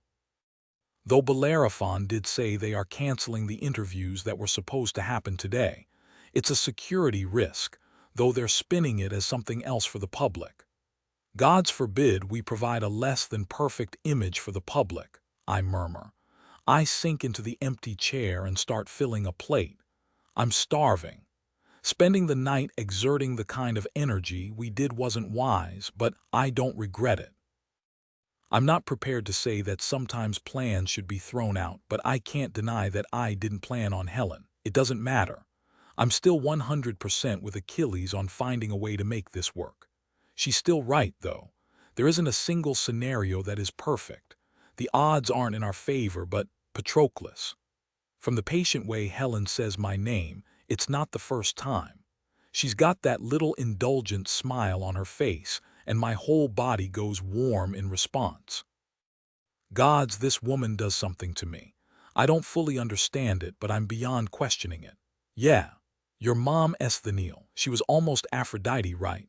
It was when we were kids, but my dad used to talk about her a lot before you moved away. Helen glances away, a shadow flickering over her face before she seems to put it away. Why did she withdraw her name? It's an old story, but I don't mind retelling it. I give the untouched plate in front of her a pointed look. Eat while I tell you, bossy. You need the calories. She gives me a stubborn look, but her amber eyes dance. You aren't telling Achilles to eat. I tilt my head in his direction. He's created a mounding plate of food and is already halfway through devouring it. When he catches us looking, he shrugs. I'm hungry. Helen shakes her head. Okay, you have a point. She holds my gaze and takes a dainty bite of the omelet. Satisfied, she'll continue eating. I pour 3 mugs of coffee and start at the beginning. My moms, Esthenil and Polymel, have been together since they were teenagers. Like someone else we know, Achilles mutters. I ignore him. He's heard this story 1,000 times, and as a result, I can predict his interruptions the same way he can predict how it unfolds. They're both from families that have had members in the 13 in past generations, and with several of the titles primed to switch over, they had a good chance at claiming one for themselves. Esthenil worked under the last Aphrodite, and she was a top contender for the position. The last Aphrodite liked her quite a bit, I think, and since the current holder of that title is the one who names their heir, it made my mother a frontrunner. What happened? I wait until she takes another bite to look away. They wanted more kids. Polymel was pregnant. The details are a little hazy for me after all this time, but the thing I do remember is how excited I was at the thought of a sibling, and how quickly joy turned to fear. There was an attack. What he means is that the bitch Pitho orchestrated an attack on Polymel as a way to put pressure on Esthenil. Achilles raises his brows when I sigh. What? It's the truth. She did it even if they never proved it, and she is a bitch. The years haven't changed that, or she wouldn't be exiled right now. Pitho. Helen's eyes go wide. That's Eris's mom's name. I kind of forgot she had one before becoming Aphrodite. Yeah, well, she's not Aphrodite anymore, is she? Achilles takes a massive bite of sandwich. I guess she's not, Helen says faintly. I lean back in my chair. Polymel miscarried. My mom still get kind of sad when that subject comes up. It wasn't the only miscarriage she suffered in the years after that. They used to call me their miracle baby with a smile, but I know the fact I'm an only child is a bittersweet thing for both of them. Esthenil made the decision to resign her position and put as much distance between our family and Olympian politics as possible. Helen studies the plate in front of her. Why didn't they strike back? Removing Pitho would have removed the threat. You know better. Even existing mostly on the outskirts of the 13, I understand how things work. There's always another threat, another enemy. The people who stay and thrive in that atmosphere are willing to pay the price, or allow those closest to them to pay the price. My mom's decided the cost was too high, she sighs. Yeah, I guess I do know better. Helen picks up her fork and puts it down again. That's all very romantic. Do they regret it? I shrug. They wanted our family to be safe more than they wanted power. They seem happy enough with the results. I grew up in a household filled with love and safety. I don't know that the latter would be true if my moms had chased their ambition. I still remember the tension and fights they had when I was small. So much is indistinct, but that isn't. They relaxed once we moved, fought less. She nods slowly. And what do they think of you being in the tournament? They know the score, Achilles snorts. Patroclus and I have been on this path a long time. They knew we were headed for glory and everything that entails. Despite myself, I smile. Achilles often exasperates my moms, but they love him nearly as much as I do. Yeah, you've had your eye on the top for a long time. It's one of the first things you ever said to me in boot camp. You looked around and said, "Someday, everyone in Olympus is going to know my name." Achilles doesn't bother to blush. "I know what I want."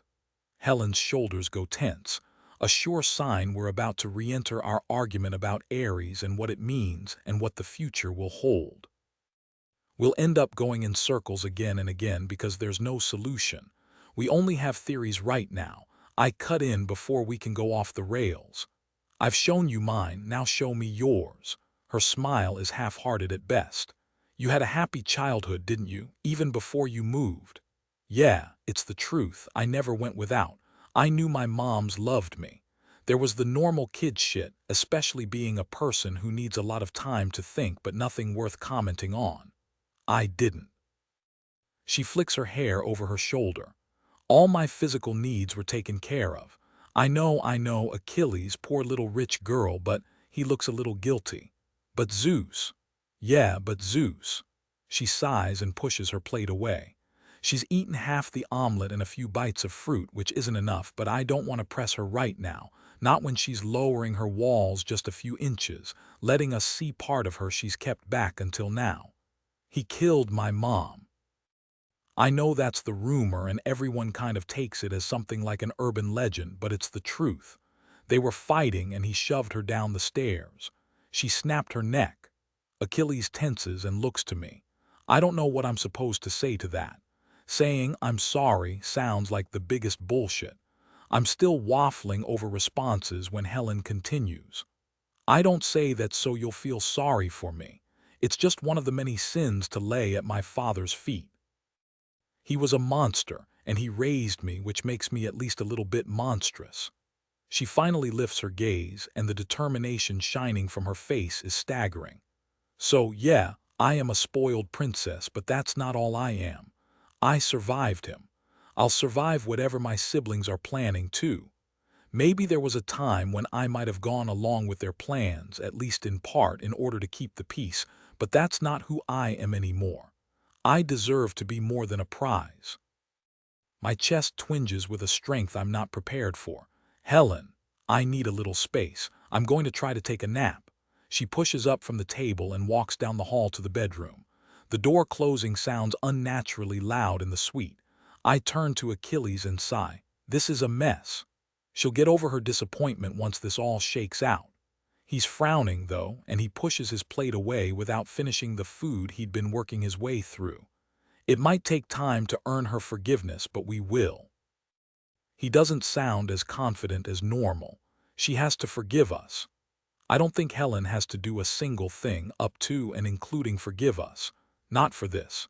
It makes me a little sick to my stomach.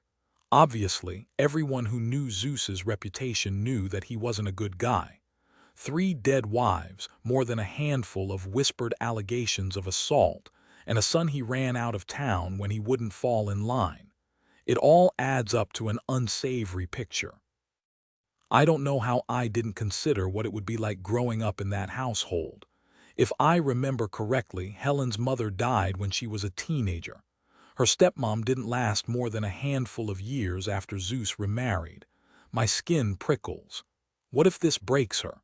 Breaks her? Achilles shakes his head. "Have you met the woman? She's too strong, too fucking stubborn. She might doubt herself sometimes, but like she said, she's a survivor. It will take more than a little disappointment to break her."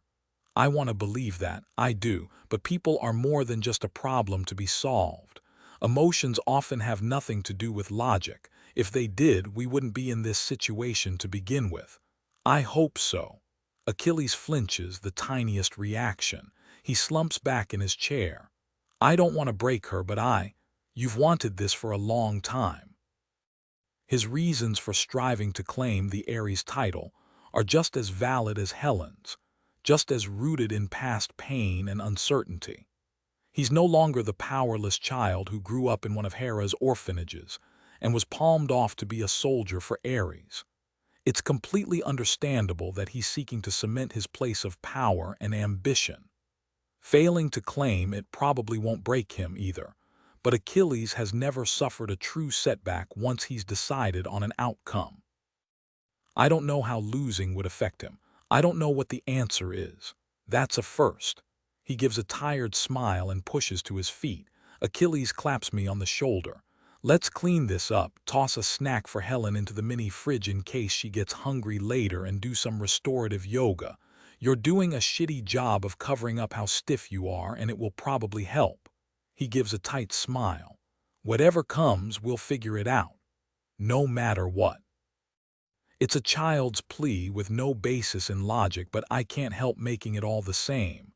I want them both happy. I want this not to be the end. Foolish. So fucking foolish. Yeah, Patroclus, no matter what. We put together some leftovers to store in the mini fridge and snag one of Bellerophon's people to dispose of the rest. Achilles locks the door, and I take one last pass around the suite. With the interviews canceled, we don't have anywhere we have to be today, but there's still the chance of another assassination attempt on Helen. Whoever was pissed she passed the first trial has to be furious that she's moving on to the final. The only light fighting back the darkness of the bedroom is from a crack between the curtains. Helen's huddled in the middle of the bed, the covers pulled up around her head. She looks smaller like this, and my chest gives another uncomfortable lurch. No, not my chest. My fucking heart. Achilles is always going on about how soft I am, but it's not the truth. I can be plenty cold when the situation requires it, except this one. Helen's planted her roots in my center over the course of a few days. It shouldn't be possible for it to happen this quickly, but my mom always talks about how she looked across the room, saw my other mom, and just knew. I knew when I saw Achilles. Maybe not that I'd be in love with him within a week and we'd spend the next 12 years together, but I knew he'd be important to me. That he already was important to me. It didn't hit like a lightning bolt with Helen. Not when we were kids, and certainly not when we collided again as adults. It was more like the tide coming in, each interaction with her a wave that brought me closer to her until this moment. I'm drowning, but I don't even miss the taste of air. I want this new reality. I want to be as sure as Achilles that it's possible even if I can't see how in this moment. I return to find Achilles has pushed the couch back to create room. He watches me closely as I ease onto the ground, eyes narrowed. We were too rough with you last night. If you were too rough with me, I would have said something. Last night, the pleasure had overcome my aches and bruises, but Achilles was right when he said my body had stiffened up overnight. I hold his gaze. Just bruises and achy muscles. I'll bitch and moan about it, but I'll be fine. I'll hold you to that. He grabs a pillow and helps me get into the first position. Restorative yoga is basically just holding a single position that's fully supported for several long minutes. It's about all I'm capable of right now, which irks me. I'll recover. I know that, but in time for the third trial. I know you're worried about shit. We'll figure it out. Achilles props his elbows on his knees and leans against the couch. Trust me. I do. It's even the truth. If anyone can see us through out of sheer stubbornness, it's this man. We fall into a comfortable silence as I move into the next position. By the time I finish up, I'm still sore as fuck, but my mind feels calmer. I allow Achilles to pull me to my feet and hook the back of his neck to pull him down into a quick kiss. I love you, always. I love you too, he smacks my ass. Now let's go cuddle our princess. She needs the grounding. Okay. He's been right about so much, sensing what Helen needs before I can reason through it. They're similar enough in a lot of ways, so that might play into it. I'm not sure. I'm hardly going to complain about the three of us sharing a bed. I'll take first watch. In the bedroom. I hesitate, but I don't want to argue. Fighting this because I should is silly. Sure. Let's go. I follow him into the bedroom, pausing only long enough to shut off the hallway light.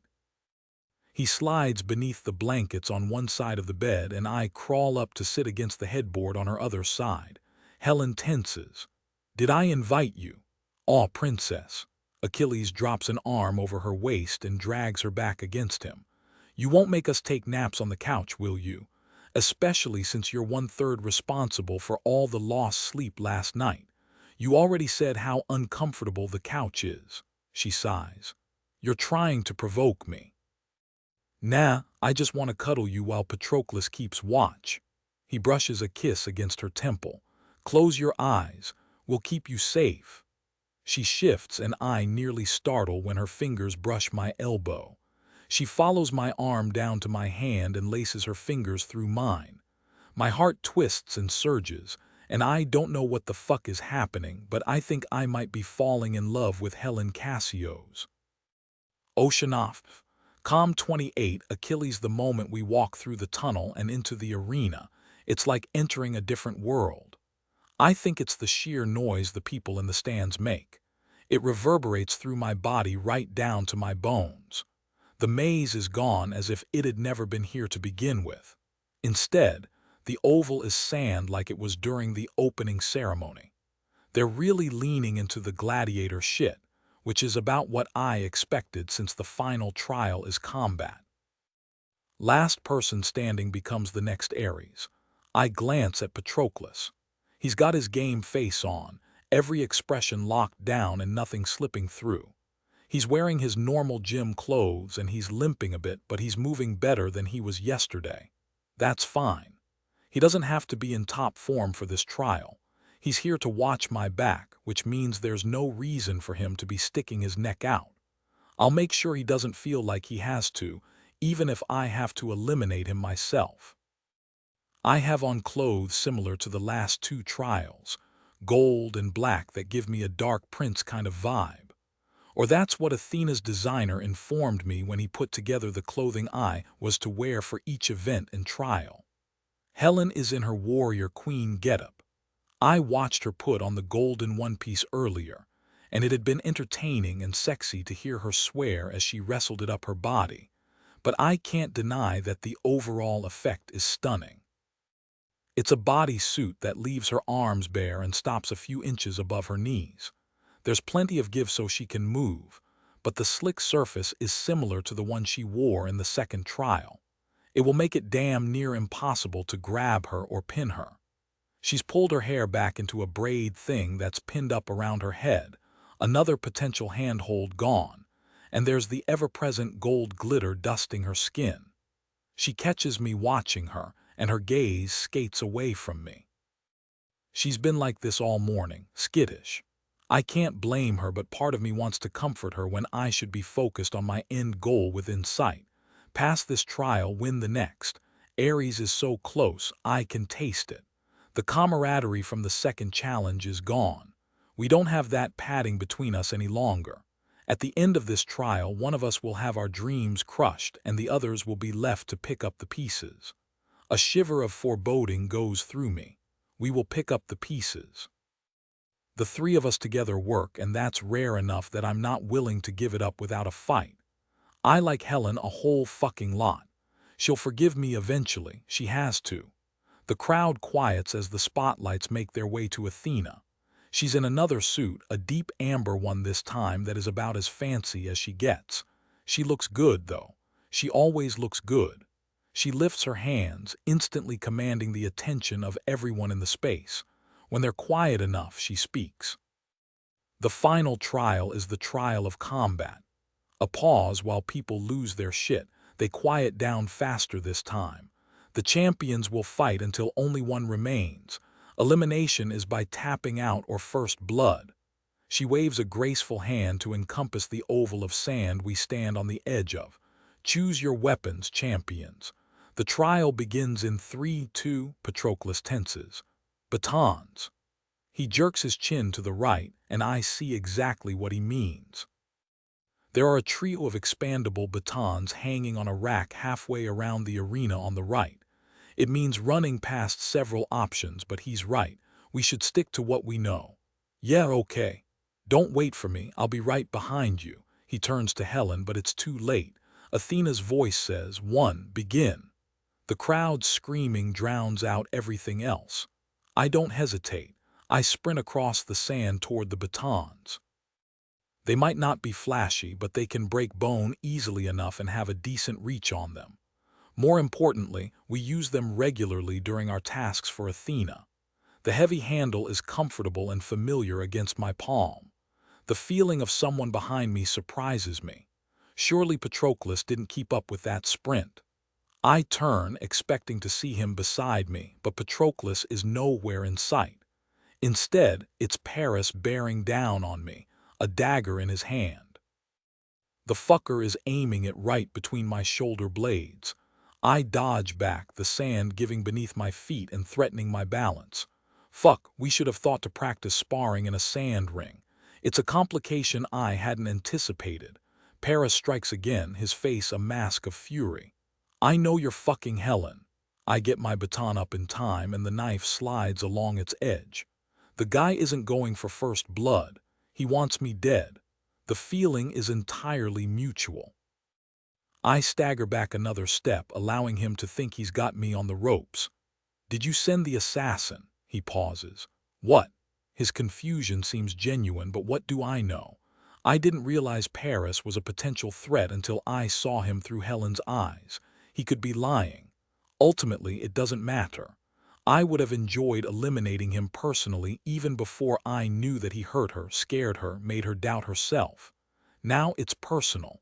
I step to the side to avoid his next attack. He's good, but he's not better than I am. I whip out the baton so fast it makes a whistling noise. Paris tries to dodge, but I catch the tip of the knife and send it spinning through the air away from us. He flinches and backs away, his hands outstretched. Achilles, wait. You hurt her. I attack again. Again he barely avoids the strike. She trusted you and you hurt her. I never touched her, she's lying. He scrambles away, barely staying ahead of me. It's all bullshit. Ankle rolls and I'm on him, shoving him off his feet and into the sand. The baton isn't the best option to draw blood. I kick him, flipping him onto his back. Guess I'll have to hit you a few times to make sure you're eliminated. Achilles, I lift the baton over my head. Stop talking, Paris, you're just going to make me angrier. Patroclus, he points a shaking finger behind me. I know better, truly I do, but I still twist to look behind me. I find Patroclus instantly. I'm sure I'll always find him, regardless of how many people stand between us. In an arena of only 5, there's nothing to distract from the scene playing out before me. The Minotaur stalks him across the sand, light on his feet despite his big body. Patroclus has found a small knife somewhere, but it looks like a toy in his hand. The Minotaur has a fucking sword. It's one of the big ones, big enough that he has to hold it with 2 hands. Big enough to cut Patroclus in fucking half. I glance up at Athena, but she hasn't moved from the spot where she stood when she announced the start of the trial. There's going to be no last-minute save for any of us.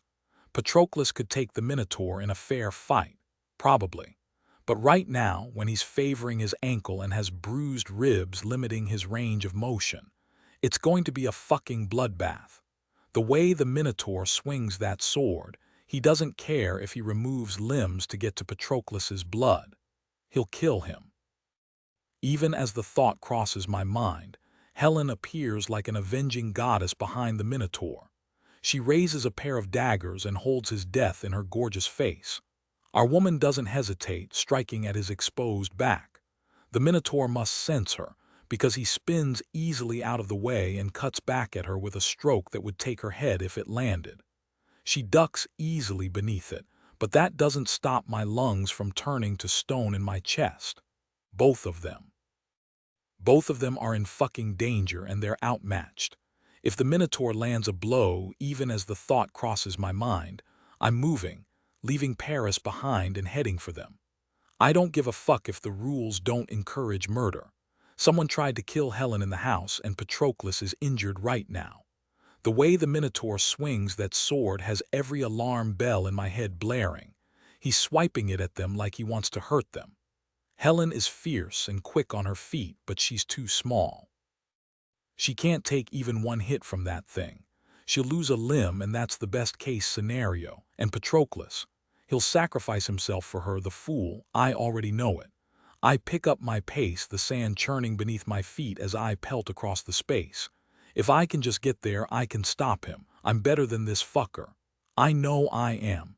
Helen shifts her grip on the knife like she might throw it, but seems to think better of it. Good girl. Never toss a weapon that's still useful. I should have told her that. Fuck, I should have told her a lot of things. I'm too fucking far away. I'll never make it in time. The Minotaur picks up momentum, spinning the sword with a comfort that seems like he's done it before. Helen and Patroclus circle him, but they're too aware of each other, too determined to save each other. It's a glaring fault line to exploit, and the Minotaur is smart enough to do exactly that. He seems to focus on Helen, pressing her hard. She scrambles away from the spinning blade, but the sand is too unsteady beneath her feet. Patroclus lunges to shove her out of the way, hand outstretched and chest wide open. The Minotaur doesn't miss a beat. He shifts his stance, reversing his cut. No, it happens so fast, too fast. The sword descends. Patroclus's blood sprays, turning his white shirt red. He sinks to his knees almost in slow motion, shock written over his handsome face, and topples to the sand. No. Above us, his face flashes with eliminated written over it. I don't give a shit. I fly across the sand, moving faster than I ever have before. Too slow. All this training, years of training, and when it counts, I'm too damn slow. I skid to a stop in front of Patroclus, but there's no time. I can't go to my knees with the enemy standing over us. There you are. The Minotaur swings the sword again. He doesn't look happy with the damage he's caused. He doesn't look like anything at all, his expression curiously blank. Took you long enough to get here. He steps forward, his sword picking up speed again. Figured you'd both come running when your little boyfriend was threatened. How could I do anything else? Patroclus is only in this arena right now because I wanted him here. He never would have chosen it on his own. I lift my baton. It seems a pathetic defense against his sword. Let's do this. Gladly. He comes at me like a tornado, too quick, the sword seeming to be everywhere at once. I land a strike on his thigh, but it barely slows him down. Holy fuck, the man is a monster. I don't know if I can beat him. The thought staggers me. I've never doubted until now when it matters the most. If I can't do this, I dodge a nasty backswing. He should be slowing down by now. Those swords aren't light, and he hasn't been conserving energy and movement since this started. Except he's not slowing down. I am. Where the fuck did Helen go? As if the thought summons her, I catch sight of movement behind him, a flash of gold in the bright stadium lights. It's the only warning we have before Helen launches herself onto his back. She has her knife in a death grip, and for one endless beat of my heart, I think she means to slit his throat. Instead, she drags the tip down the side of his face, spilling his blood to mix with Patroclus' at his feet. You're done, asshole. He shakes her off without the slightest bit of effort. She lands on her feet, but only barely. That hesitation costs her. The Minotaur spins on her and brings the sword over his head. Shock nearly roots my feet to the ground. What the fuck is he doing? Being eliminated means stopping right fucking now. Why the fuck is he still fighting? Instinct takes over before my brain has a chance to catch up. I throw myself at his back, taking him down in a messy flying tackle. We hit the sand hard, but he's already swinging those meaty fists, pummeling my sides. I should disentangle from him, should let the refs take over and handle this because that's their fucking job. I don't. All I can see is him swinging on Helen, cutting Patroclus down. He meant to kill them. I won't let him have another chance at it. Each punch I land on his face is one less chance he'll have to hurt those I love again. One strike closer to removing him as a threat entirely. He won't touch them again. I'll make fucking sure of it. Hands grab my arms and I'm hauled off the Minotaur by two refs. He starts to sit up, but a third ref grabs him and shoves him back to the sand. I start to struggle, but the ref on my right gets in my face. You're eliminated. Stand down. What? Blood was drawn. The ref points at my calf. I follow their motion and go still. There's an arrow sticking out of my calf. I didn't even feel it. I look up slowly to see Paris standing a good distance away, a bow in his hands and a smirk on his face. Fuck. My knees hit the sand and I have no fucking memory of deciding to kneel. I can't think about being eliminated right now. I crawl to Patroclus. He has his hands pressed to his stomach, but there's so much fucking blood. I glare at the referee. We need a medic. The woman flinches but shakes her head. No one enters the arena until the trial is over. I bend over Patroclus and cover his hands with mine. I'm so goddamn sorry. My fault. Too slow. He turns his head to me. Too slow, too much effort behind the small move. Achilles, this isn't how it happens. I can't seem to process that I've been eliminated. It wasn't supposed to happen like this. We had a plan. Fuck, I had a plan. The Minotaur, then Paris. Helen. I lost sight of her when I tackled the Minotaur, but surely she isn't eliminated if Paris wins. We promised her. We fucking promised her, and I lost sight of everything in the last few minutes. I twist to look for her. There. Helen stalks Paris, fury written over her perfect face. She's still only got those fucking daggers, and he's got an honest-to-God's bow drawn and pointed in her direction. He could shoot her. He could fucking kill her. Paris lets loose an arrow and Helen dances to the side, dodging it at the last moment. She narrows her eyes and picks up her pace, sprinting toward him. Paris flinches and scrambles for another arrow. He's got them embedded in the sand at his feet like he's some old-time warrior instead of a cowardly little prick who sat back and let everyone fight it out so he could pick off the winner. He strings another arrow and fires, but Helen drops to the sand and it flies over her head. I chance a glance at Patroclus. He's still breathing and he wraps his hands around my wrists. The strength of his grip reassures me. She'll do it. I follow his gaze to Helen again. I want her to win.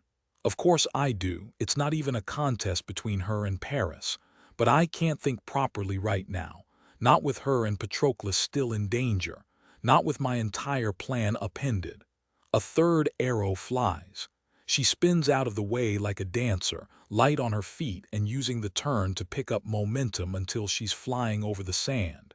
She's so close now. Less than 10 feet from him. Paris grabs another arrow, but he's panicking, his movements clumsy. He nearly drops it. That's all the opening she needs. The little fool flings one of her knives at him. 50% chance it hits, and even that's optimistic.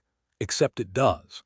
It takes him in the shoulder, spinning Paris away from his fucking arrows and into the wall surrounding the main arena. He slides to the ground, clutching his shoulder and screaming something I can't hear over the cheers of thousands of people around us. Helen takes one more step before she seems to remember herself. She straightens and turns to face Athena. From this angle, I can't see her expression, but there's a fury in the set of her shoulders that practically dares Athena to do anything but declare her the winner. Athena stares down at her for a long time, long enough for the cheers to die down and the silence to gain an eerie quality. Finally, she lifts her hands. We have a winner. Congratulations, Eris. The arena goes wild. On the sand, medics rush out from one of the arches, teams splitting up to take each of the injured champions. I wave mine off. I'm barely injured. A fucking scratch, that's all it took to snatch my dreams from me. I was so close, so fucking close. It's over. I've lost. My dreams are dead and gone, and it's my own damn fault. Oceanoff. Calm 29 Helen, I can't stop shaking. I need to see Patroclus to make sure he's okay. The medics have him on a stretcher and they move past me as they carry him out of the arena. I barely get a glimpse of his pale face before he's gone. The referees march the Minotaur out behind him. They keep looking at the big man as if they're not sure whether he'll leave peacefully. His words still ring in my ears. Figured you'd both come running when your little boyfriend was threatened. He used Patroclus to draw Achilles and me to him. Guilt has me in a choke hold. If I'd been stronger. If I'd eliminated the Minotaur before he had a chance to nearly kill Patroclus, if Achilles limps toward the exit. He barely looks at me as he passes. I should give him space, should let him process what the fuck just happened. I haven't processed what happened, so I can't imagine he has, but I can't. Fear swamps me stronger than I could have anticipated. Achilles. He doesn't look at me, doesn't stop, doesn't so much as slow down. The feeling gets worse. Achilles, talk to me. He barely hesitates. You got what you wanted, Helen. Get that sad look off your face. He's still not looking at me, instead offering me his perfect profile. Celebrate. The bottom of my stomach drops out. Was it all bullshit, the talk of the future and keeping me? He shakes his head. I have to go with Patroclus to the hospital. I'll talk to you later. It doesn't sound like a promise. He tosses out the words as if he'll say whatever it takes to end this conversation. To end this. I don't call his name again. I stand there and watch him walk away, taking a chunk of my heart with him. When did that happen? I've said from the beginning that we didn't have a future. Not me and him. Not me and Patroclus. Certainly not the three of us. It doesn't matter how well we meshed during the trials or the way they seem to see me, or a sob catches in my chest, but I refuse to release it. This is what I wanted, what I've fought so hard to accomplish. I'm realizing my dreams and ensuring all of Olympus is forced to take me seriously. Achilles is right. I should be celebrating and doing a victory lap. I shouldn't be standing here and trying not to cry. Bellerophon appears at my side as if by magic, their expression carefully blank. I need you to come with me, Eris. Eris, I did it. I fucking won. No one can look at me and believe I'm just a pretty face, a pawn to be moved about the chessboard at the whim of those more powerful than I am. I should be elated and celebrating and riding a high unlike any other. Instead, I just want to make sure Patroclus is okay, to talk to Achilles properly and have him reassure me that everything he said yesterday wasn't just bullshit, that he really meant it now that we're staring the future right in the face. Eris. I take a breath and try to calm my racing heart to think. My actions have consequences, both entering the tournament and winning it. As much as I want to chase after Achilles and Patroclus until this awful gaping wound in my chest is healed, becoming Eris means I have responsibilities beyond my own personal needs. My men will have to wait. Hopefully they'll still be there for me after everything that's happened.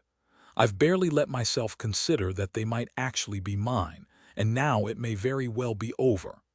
I close my eyes, take another breath, and when I open them, I have my game face on. I am Eris and I will not be underestimated.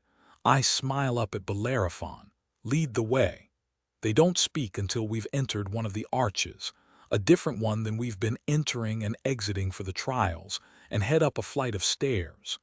There will be a formal event introducing you as Eris tonight, but the title was officially yours the moment you won the third trial.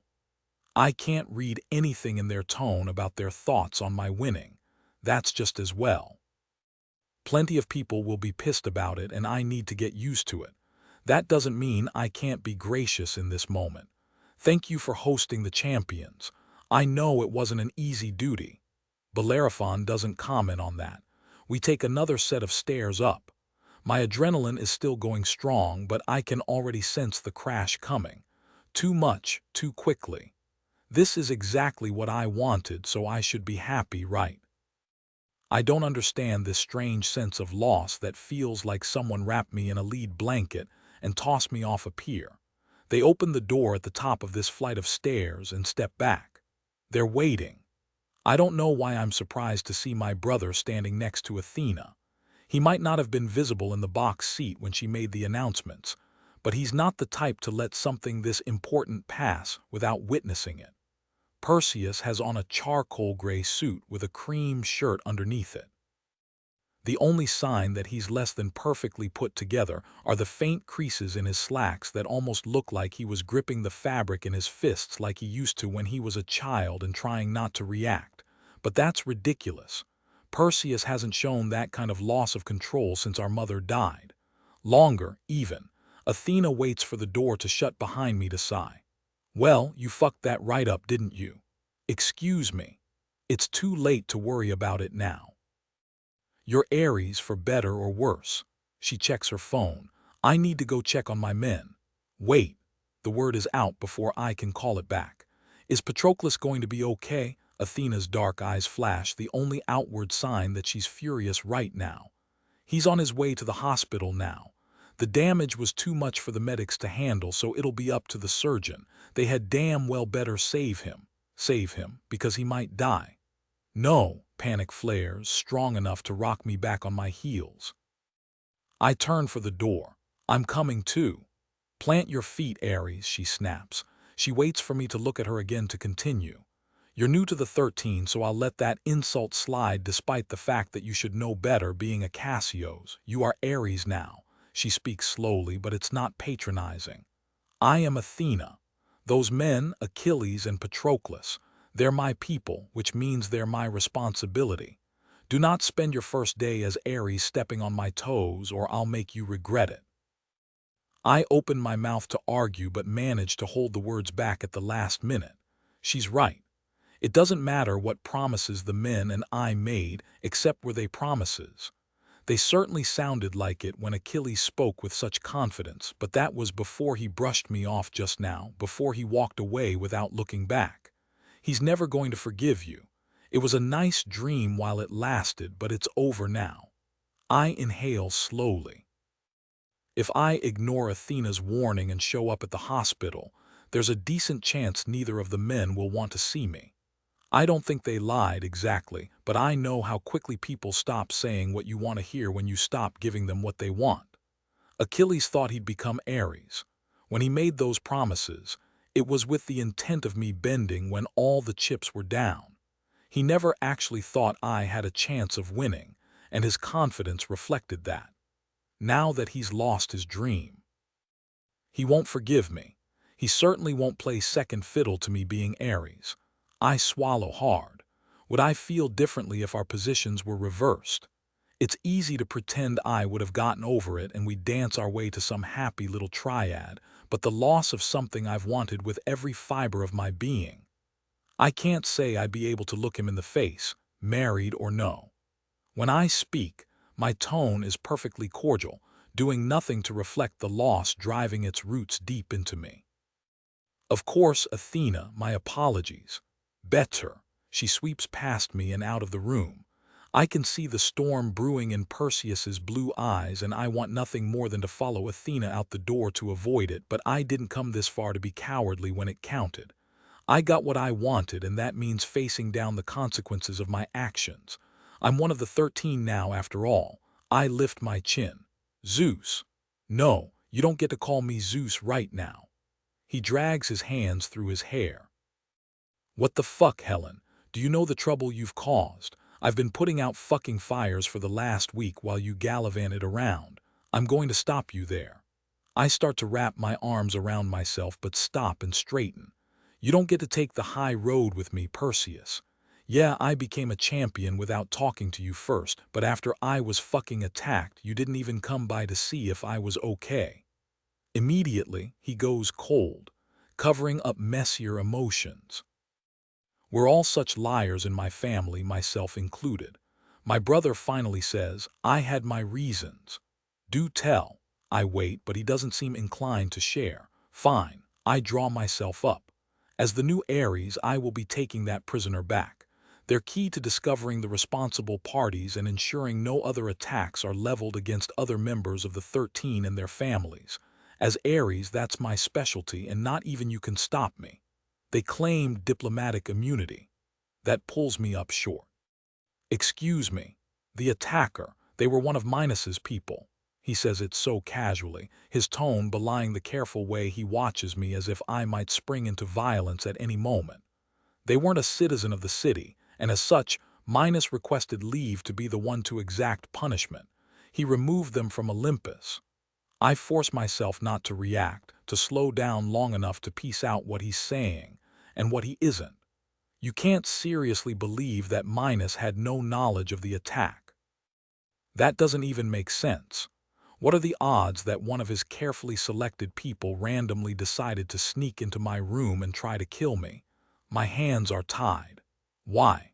When he doesn't immediately answer, I press. You're Zeus. You get to make the executive call when it comes to strangers in Olympus. There's no reason they need to be here now that the title of Eris is filled. You don't have to let them stay. Send them home. For a moment, Perseus looks so fucking tired that if we were a hugging family, I might try to hug him. It doesn't last. His moments of weakness never do. He shakes his head and straightens his shoulders. There are extenuating circumstances. For a moment, I think he won't continue, but he sighs. I suppose you'll be briefed on it officially tomorrow with the rest of the 13. Minos brought news of a credible threat against Olympus. He wants to cut a deal in return for sharing that information. I snort. Sounds like bullshit to me. Yeah, Perseus gives a ghost of a smile. But because of the situation, I can't make the call by myself. It will come to a vote on how to deal with him. If he's telling the truth and does have details about this threat that are valuable, we can't afford to turn it away. But why? We're separate from the rest of the world. What could he possibly offer that makes it worth the risk of allowing him to stay within the city limits? He looks out over the arena and then back to me. The barrier is failing. I go still. You're shitting me. I shake my head, stunned. How? Why? If I knew that, I could fix it, or at least try. He gives a ghost of a smile, but it fades quickly. It's easier to slip in and out than it was a generation ago, even a decade ago. We've worked hard to keep it quiet, so only the 13 and a few of Poseidon's people know, but that won't last for long. We can no longer guarantee that we're protected from outside assault. True fear slices through me. This is big, really big. If we have to go to war, a huge portion of the responsibility for soldiers in combat will rest on my shoulders. And as Achilles was quick to point out before, I have a steep learning curve ahead of me before I'm ready for something like that. Perseus, surely there's information in the archives about the barrier. I've looked myself, but there are sections that only Apollo has access to, and he's not the sharing type. He'd answer Zeus's questions, though. He wouldn't have a choice. We've been looking. My brother shakes his head. The records were destroyed at some point, and if there are backups, we can't find them. It's the first thing I tasked Apollo with when I took over. His mouth twists.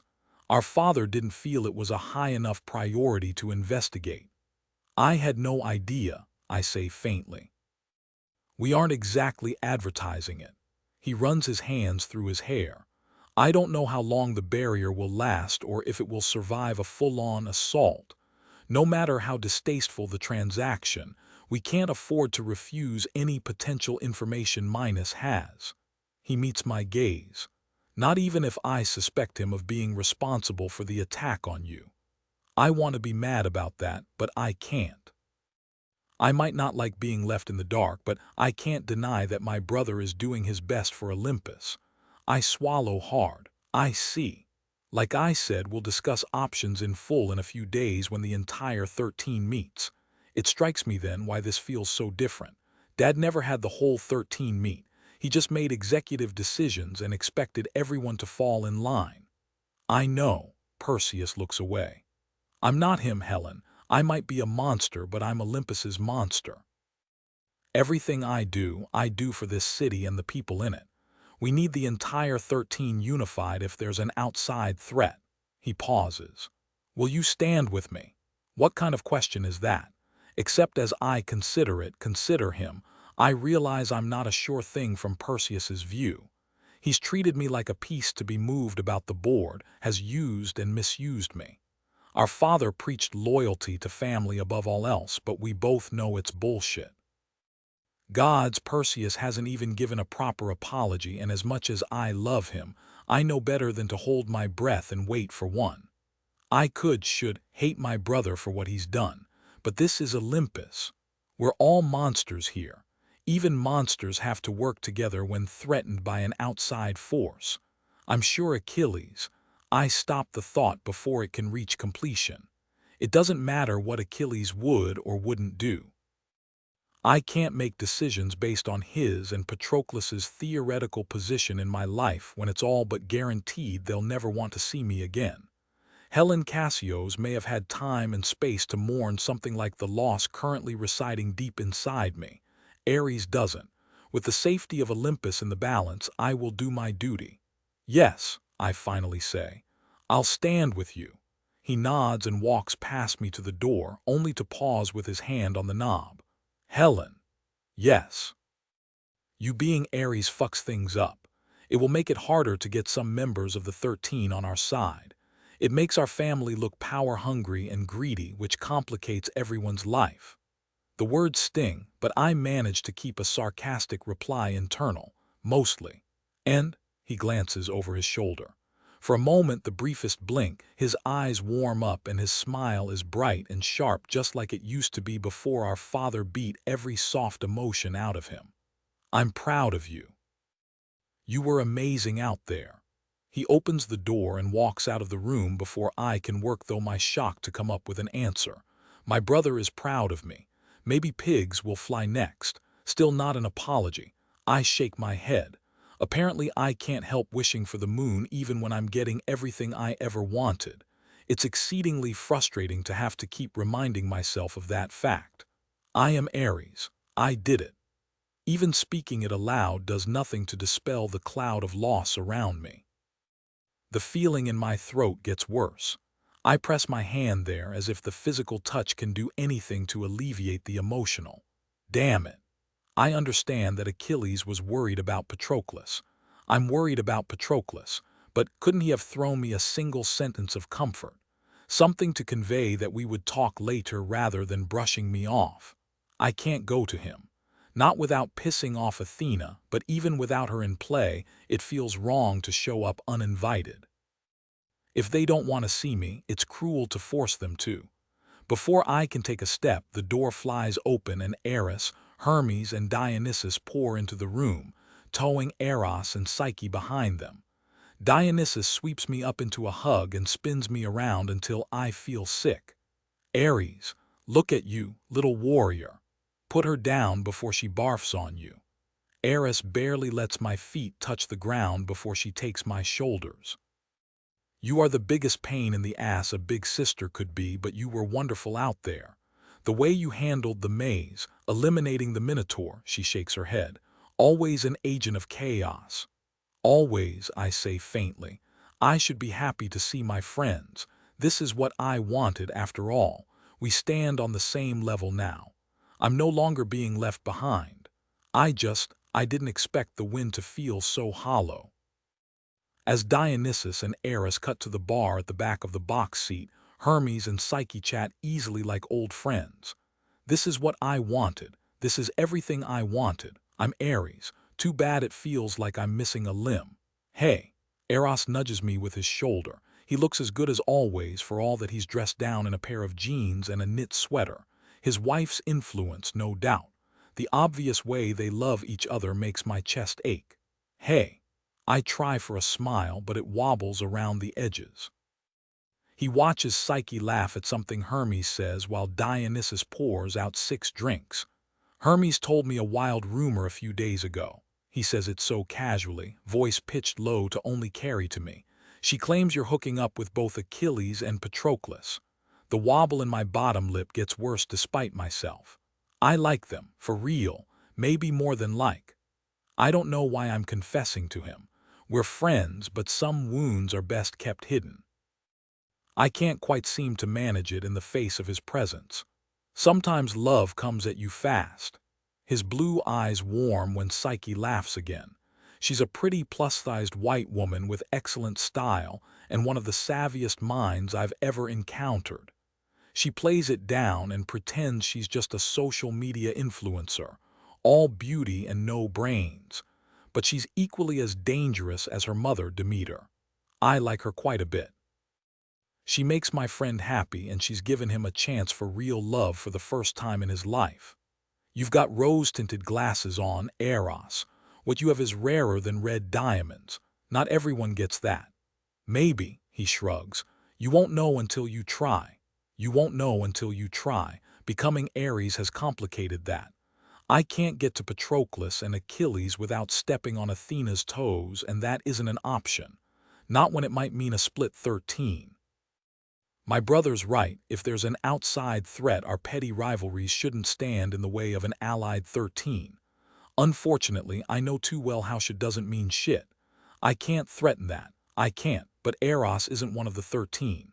Remember that time I banked a favor from you? I wait for him to nod to continue. I'd like to call it in now, please. I'm listening. I shift closer and lower my voice.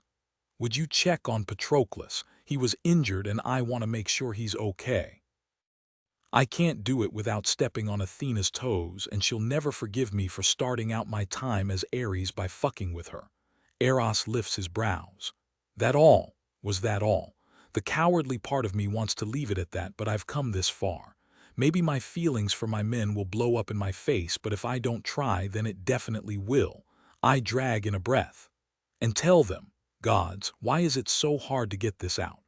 Tell them that I still want that pretty future they painted. If they do, that is. He waits, but what else is there to say? That I think I might have gone straight past falling in love and into love itself. That I want Achilles' wonderful and aggravating assurance at my back for whatever comes next, no matter how large or small. That I want Patroclus' brilliant mind and stern determination to take care of us. Eros wouldn't understand, and laying myself bare even this much is almost more than I can handle. That's all. He nods. Do you want me to go now? The longer I have to wait for an answer, the worse it will be. Not just for what happens next. Patroclus has to be okay. He has to be, please. Consider it done. Eros slings an arm around my shoulders and pulls me into a brief hug. He kisses the top of my head. You did well out there, kicked a lot of ass. Thanks. I manage a smile this time, but barely. No matter what we said yesterday, there is no happily ever after guaranteed. Achilles believed with his whole heart that he would become Ares. How can he stand next to me when it will feel like he's standing in my shadow? And Patroclus? No matter how strong our connection and history, he has a foundation-deep love with Achilles. If it becomes a choice between the two of us, it's no choice at all.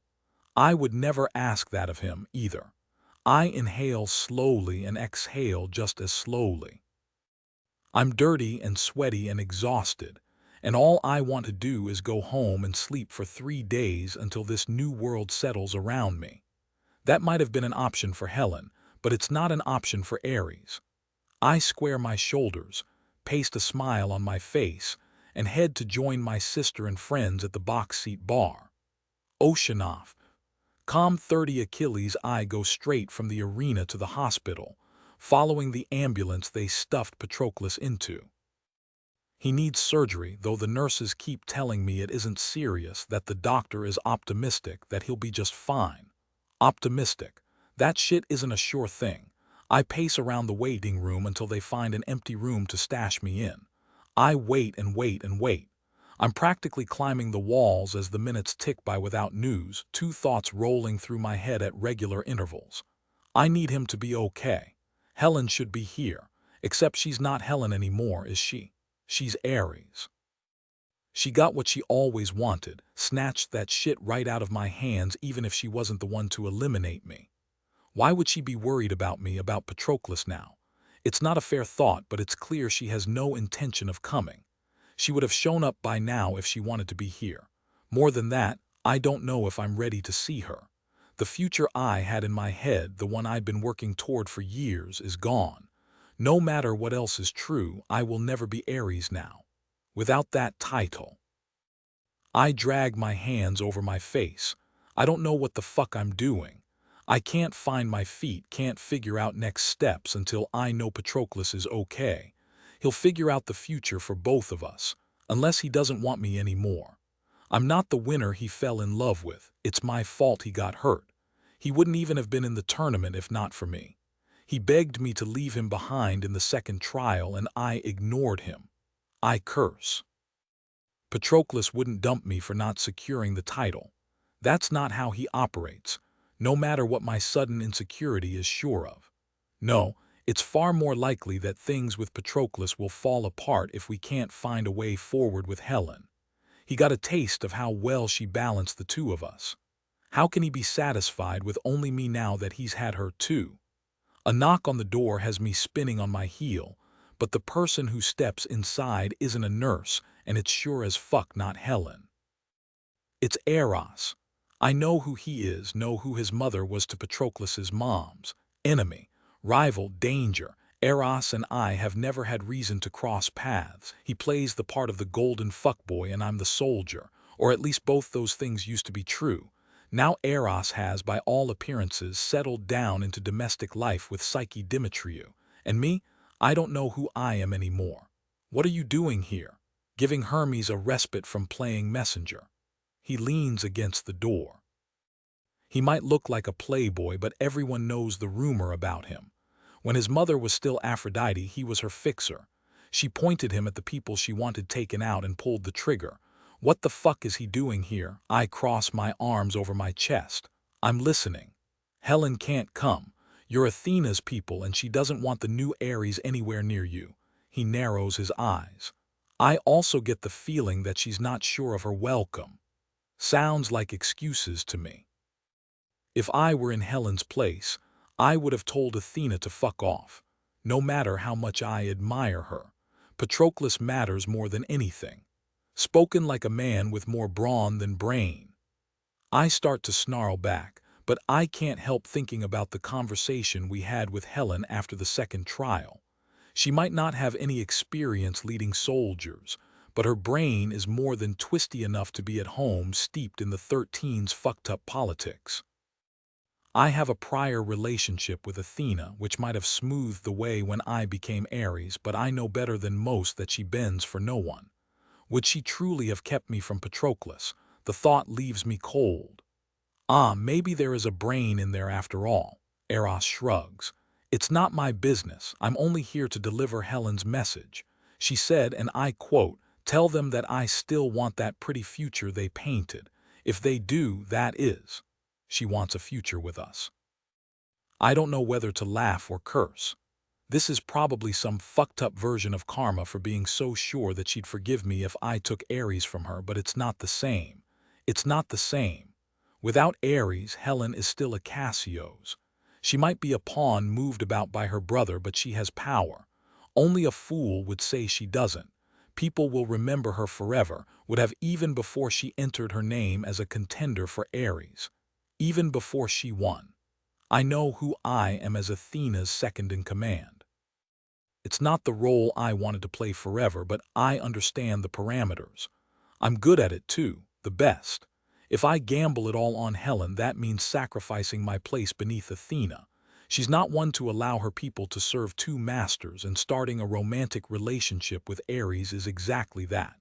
Leaving her command means there's no going back. If things fall apart with Helen, I'll truly be left with nothing.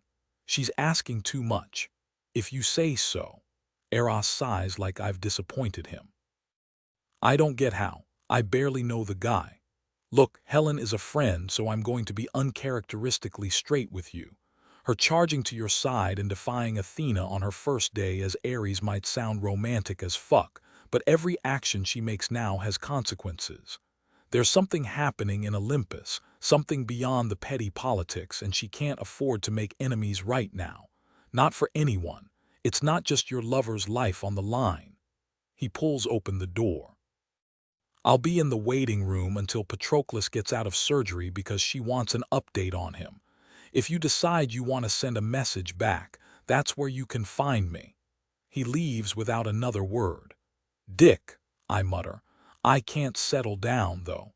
Helen's words from yesterday come back to haunt me. How she said I wasn't prepared for what it really means to be one of the 13.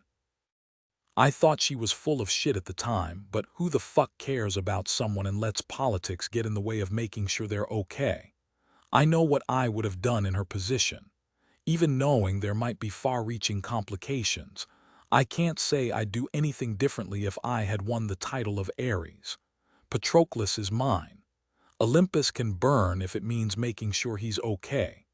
Rationally, I see why Helen made the choice she did, but I don't know if it matters. The risk is too high with so little guaranteed payoff. For the first time in my life, I can't see a way forward. I don't have my internal assurance that I'll realize the future I want. I failed. I'll come to terms with that. I know myself well enough to understand that. But I can't think of anything at all until I'm assured Patroclus made it through surgery and I see him with my own eyes. Everything else can wait until then. The door opens again, and this time it's Athena who appears. She looks as perfectly put together as she appeared on the screen in the arena, only a faint tightness around her eyes giving lie to the image. Patroclus is out of surgery and in recovery. She holds up a hand when I start forward. They need time to get him settled, but as soon as it's possible, you'll get access to his room. Not soon enough, but I trust Athena. If she says he made it through surgery, then he did. I exhale in a rush. Relief makes me a little dizzy, but I can barely believe it for truth. I need to see him. I need him to anchor me in the middle of this storm. I can't see a path, but surely Patroclus will be able to. This is so fucked. Without a doubt, she shakes her head slowly. I'm going to be frank with you. I stop short. Athena doesn't usually couch her criticism by easing people into it. She's frank and to the point, and that's one of the many reasons we are so loyal to her. When are you anything but blunt with me? She smiles a little, but it doesn't reach her eyes. We're in trouble, Olympus. I don't know all the details yet, but Minos brought in information when he brought his people. There's a threat on the horizon, and I don't know that the barrier will protect us from it. She hesitates, but finally says, "We needed you as Eris." Bitterness claws up my throat at the reminder of my failure. Athena never mentioned that there might be the potential for an attempted invasion, but it just reinforces that with me as Eris, there would be no unknowns. Even though I'm conflicted as fuck right now, I still find myself saying, Helen will surprise you. Maybe. I still would rather it have been you. I shrug, but I'm unable to keep the tension out of my voice. Take that up with Paris. Easier to blame him than to admit I fucked up. The moment Helen and Patroclus were in danger, I forgot about eliminating Paris and ran for them. I kept fighting the Minotaur even after he was eliminated because I wanted to remove him as a threat, and that had nothing to do with the tournament. Helen was the one who eliminated the Minotaur and didn't stick around to beat him to a pulp. She immediately went for Paris. That's why she won and I didn't. If I'd been paying attention, I could have dodged Paris's arrows too. I lost sight of my goal. Helen didn't. Athena moves to the single window in the room and stares out. He's still in surgery. It will be a while before we know for sure, but it's looking like Helen did permanent damage to his shoulder. He won't ever draw a bow again. Considering how often people use bows, I doubt that will slow him up any. Which is a damn shame. That asshole better crawl back into whatever glittering hole he left when he entered the tournament, because if I see him on the street, I'm not certain I'll be able to control the impulse to beat his handsome face in. All the same, she shrugs. Either way, we don't deal with things as we wish they were. We deal with them as reality deals us the cards. Helen Cassios just became Eris in a moment when we need someone with military experience. It's not ideal. She's not wrong, but it still pricks at me to hear her talk about Helen that way. She might not have the combat experience, but she's got politics down to a science. She's not a bad fit. Like I said, I think she'll surprise you. Maybe. Athena studies me for a long moment. Bellerophon says you and Patroclus got rather close with her. Bellerophon should know better than to gossip like a teenager. I snap. You know better.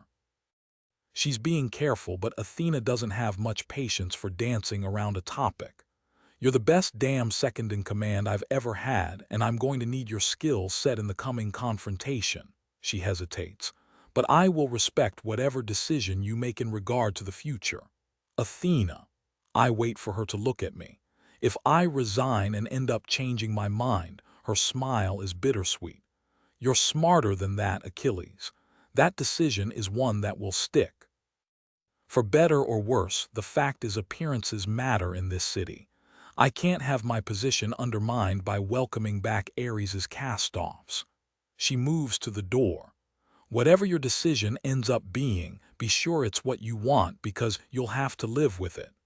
Then she's gone, closing the door softly behind her.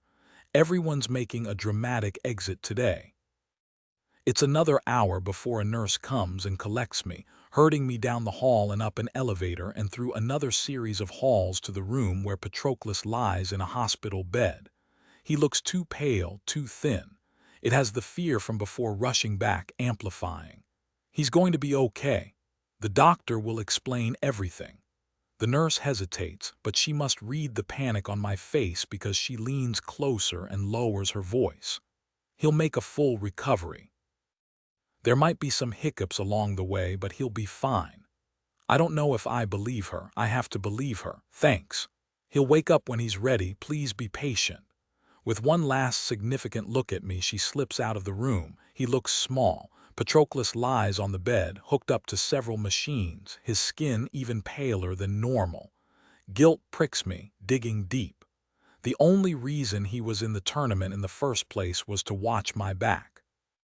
I should have let him be eliminated in the second trial like he wanted, should have listened to him every time he warned me of the danger of pushing forward stubbornly.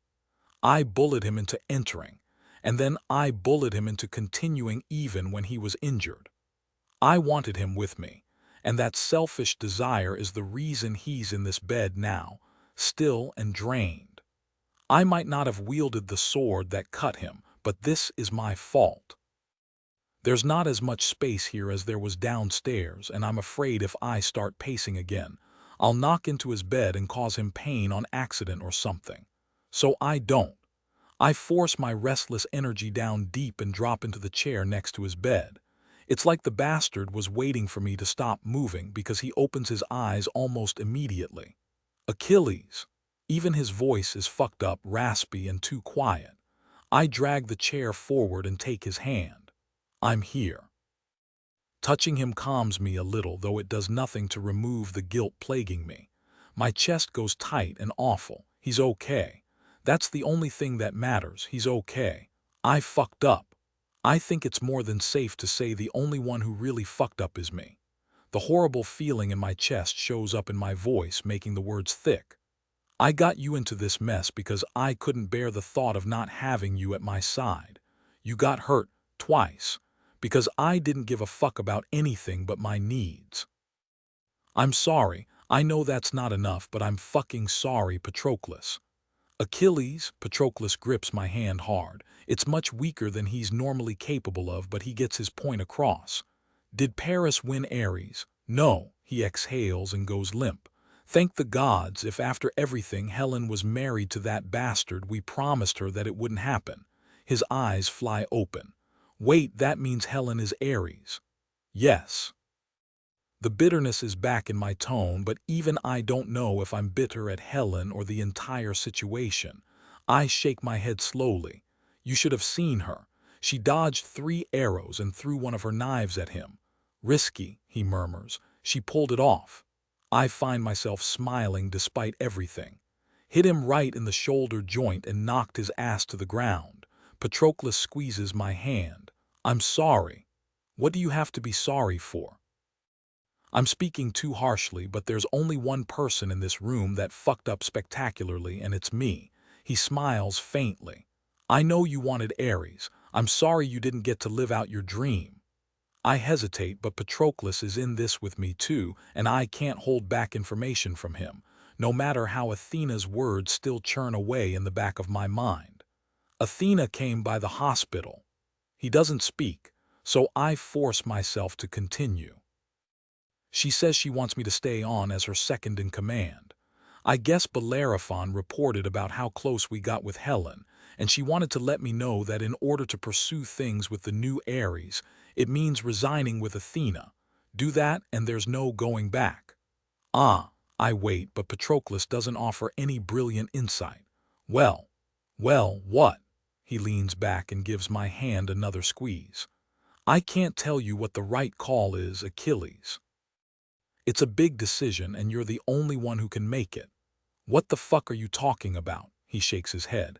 It's up to you to decide if the cost is too high. I consider his words, what he did and didn't say. You're going to Helen. I'm not choosing, Patroclus says firmly. I love you. I will always love you, but I can't ignore what I feel for her either. Athena won't be happy if you try to straddle that line. He shrugs. Then I'll resign and see if Apollo's willing to hire me. He's one who sees value in information, so he won't balk if I pursue a relationship with the new Eris and also with Athena's second-in-command. You've thought about this. I can't tell if I'm accusing him or not. I thought you'd become Eris. He finally looks away.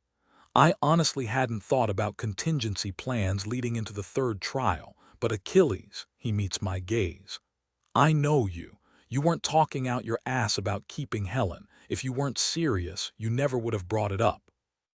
Did things really change that quickly just because you didn't become Eris? I don't have an easy answer. I don't know if an easy answer exists. Finally, I say, if I try with Helen and it blows up in my face, I'll actually have lost everything. It's not an easy choice for me. Isn't it? I open my mouth but stop before I keep arguing. Is Patroclus right? Yeah, it's a risk to resign and go to Helen. She might have been playing a deeper game during the tournament, manipulating us into being allies who will watch her back, but I don't believe it. Not for a second. The connection between the three of us was real. More than that, I get Helen. I don't have to be brilliant like Patroclus to understand the woman. She felt safe with us. She showed us vulnerability. That was real. I'm sure of it. I sit back in the uncomfortable hospital chair but maintain my grip on Patroclus's hand. As usual, he's right. If what we shared was real, then there's no choice at all. I expected Helen to get over her loss of dreams when I won. It's hypocritical in the extreme to not be willing to do the same, even if I'm afraid. I shake my head, a reluctant smile pulling at my lips. You really are a smart motherfucker. He smiles in return. You would have figured it out eventually. I just helped things along. He squeezes my hand, already feeling stronger. You've always had enough faith for both of us. It's my turn now. It will work out with Helen, I'm sure of it. I believe you. The door opens and a tall white man in surgical scrubs walks in. The doctor. I glance at Patroclus. Let's figure out what the damage is so we can get you checked out of this place and go get our girl. Oceanoff. Com31 Helen attending a meeting with all the members of the 13 is one of the most surreal experiences of my life. My father made it a habit of keeping them as separate as possible, aside from his endless parties. But even if he hadn't, I would not have had a place at the massive oblong table we occupy now. I study them each in turn, all too aware of the way they study me right back. There are my brother and Eris, of course, him at the head of the table and her across from me. Hermes and Dionysus sit close with their heads together, whispering and pretending they don't see the way Poseidon glares in disapproval. He's a giant white man with short red hair and an even redder beard, and he looks like he can haul shipping containers around with his bare hands. Then there's Demeter sitting passively with her hands folded on the table. She's a white woman in her 50s with a distinct Earth Mother vibe that almost manages to hide the sharp ambition in her hazel eyes. Next is Apollo. I haven't interacted with him a ton, but I'm a big fan of Cassandra, who works for him. He's an East Asian man who's about my age and who doesn't often contribute to the political backbiting so common with this group. He catches my eye and gives me something resembling a reassuring smile. I smile back, even though I don't trust him as far as I can throw him. Hades and Callisto, Hera, sit together at the end of the table across from my brother. Callisto is Hades' sister-in-law, so their easy way with each other makes sense, but it still weirds me out. I notice a vein in my brother's temple throbbing as he looks at them, but he glances away and smooths out his expression. Hephaestus and Artemis are cousins, both sharing the same light brown skin and glossy dark hair. They're also wearing identical expressions of distrust as they watch me.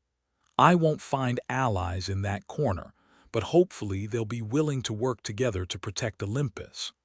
The door opens and our final member arrives. Athena is wearing a cream suit and walks with purpose as she moves to my brother's right hand. She catches my eye, but I can't decipher her expression. It's not warm, but it's not icy either. My brother clears his throat. It's time to have a frank discussion. The next 2 hours are a study in frustration. I knew the 13 were fractured, but seeing it firsthand has me digging my nails into my palm to keep from yelling at them. My brother lays out the information he has, but Hephaestus, Artemis, and Poseidon argue that he's exaggerating the threat to consolidate power for himself. Dionysus and Hermes make quips at everyone, though they watch the proceedings with sharp eyes. My sister has plenty of opinions, but even I'm not sure if she's supporting our brother or not. I swear she's simply playing coy to infuriate everyone and confuse the situation. Hades and Demeter, surprisingly, don't say much at all. From the way they watch the arguments that spring up and get diverted, I expect there will be a secondary meeting with them and perhaps Hera where they discuss their position. Athena staunchly supports my brother, but she's quick to say it's Olympus she's supporting, not Zeus. In short, it's a fucking mess. We adjourn without any sort of a plan or even an agreement. I pause next to my brother. I understand now.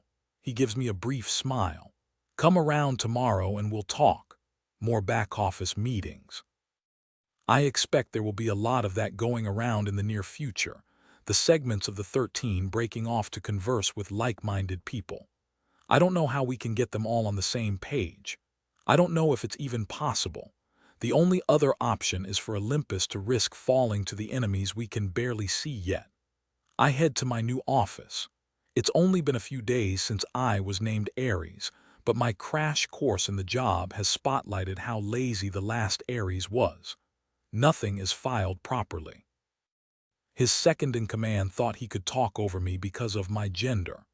I fired him, but not before I nearly put his head through a wall when he tried to punch me.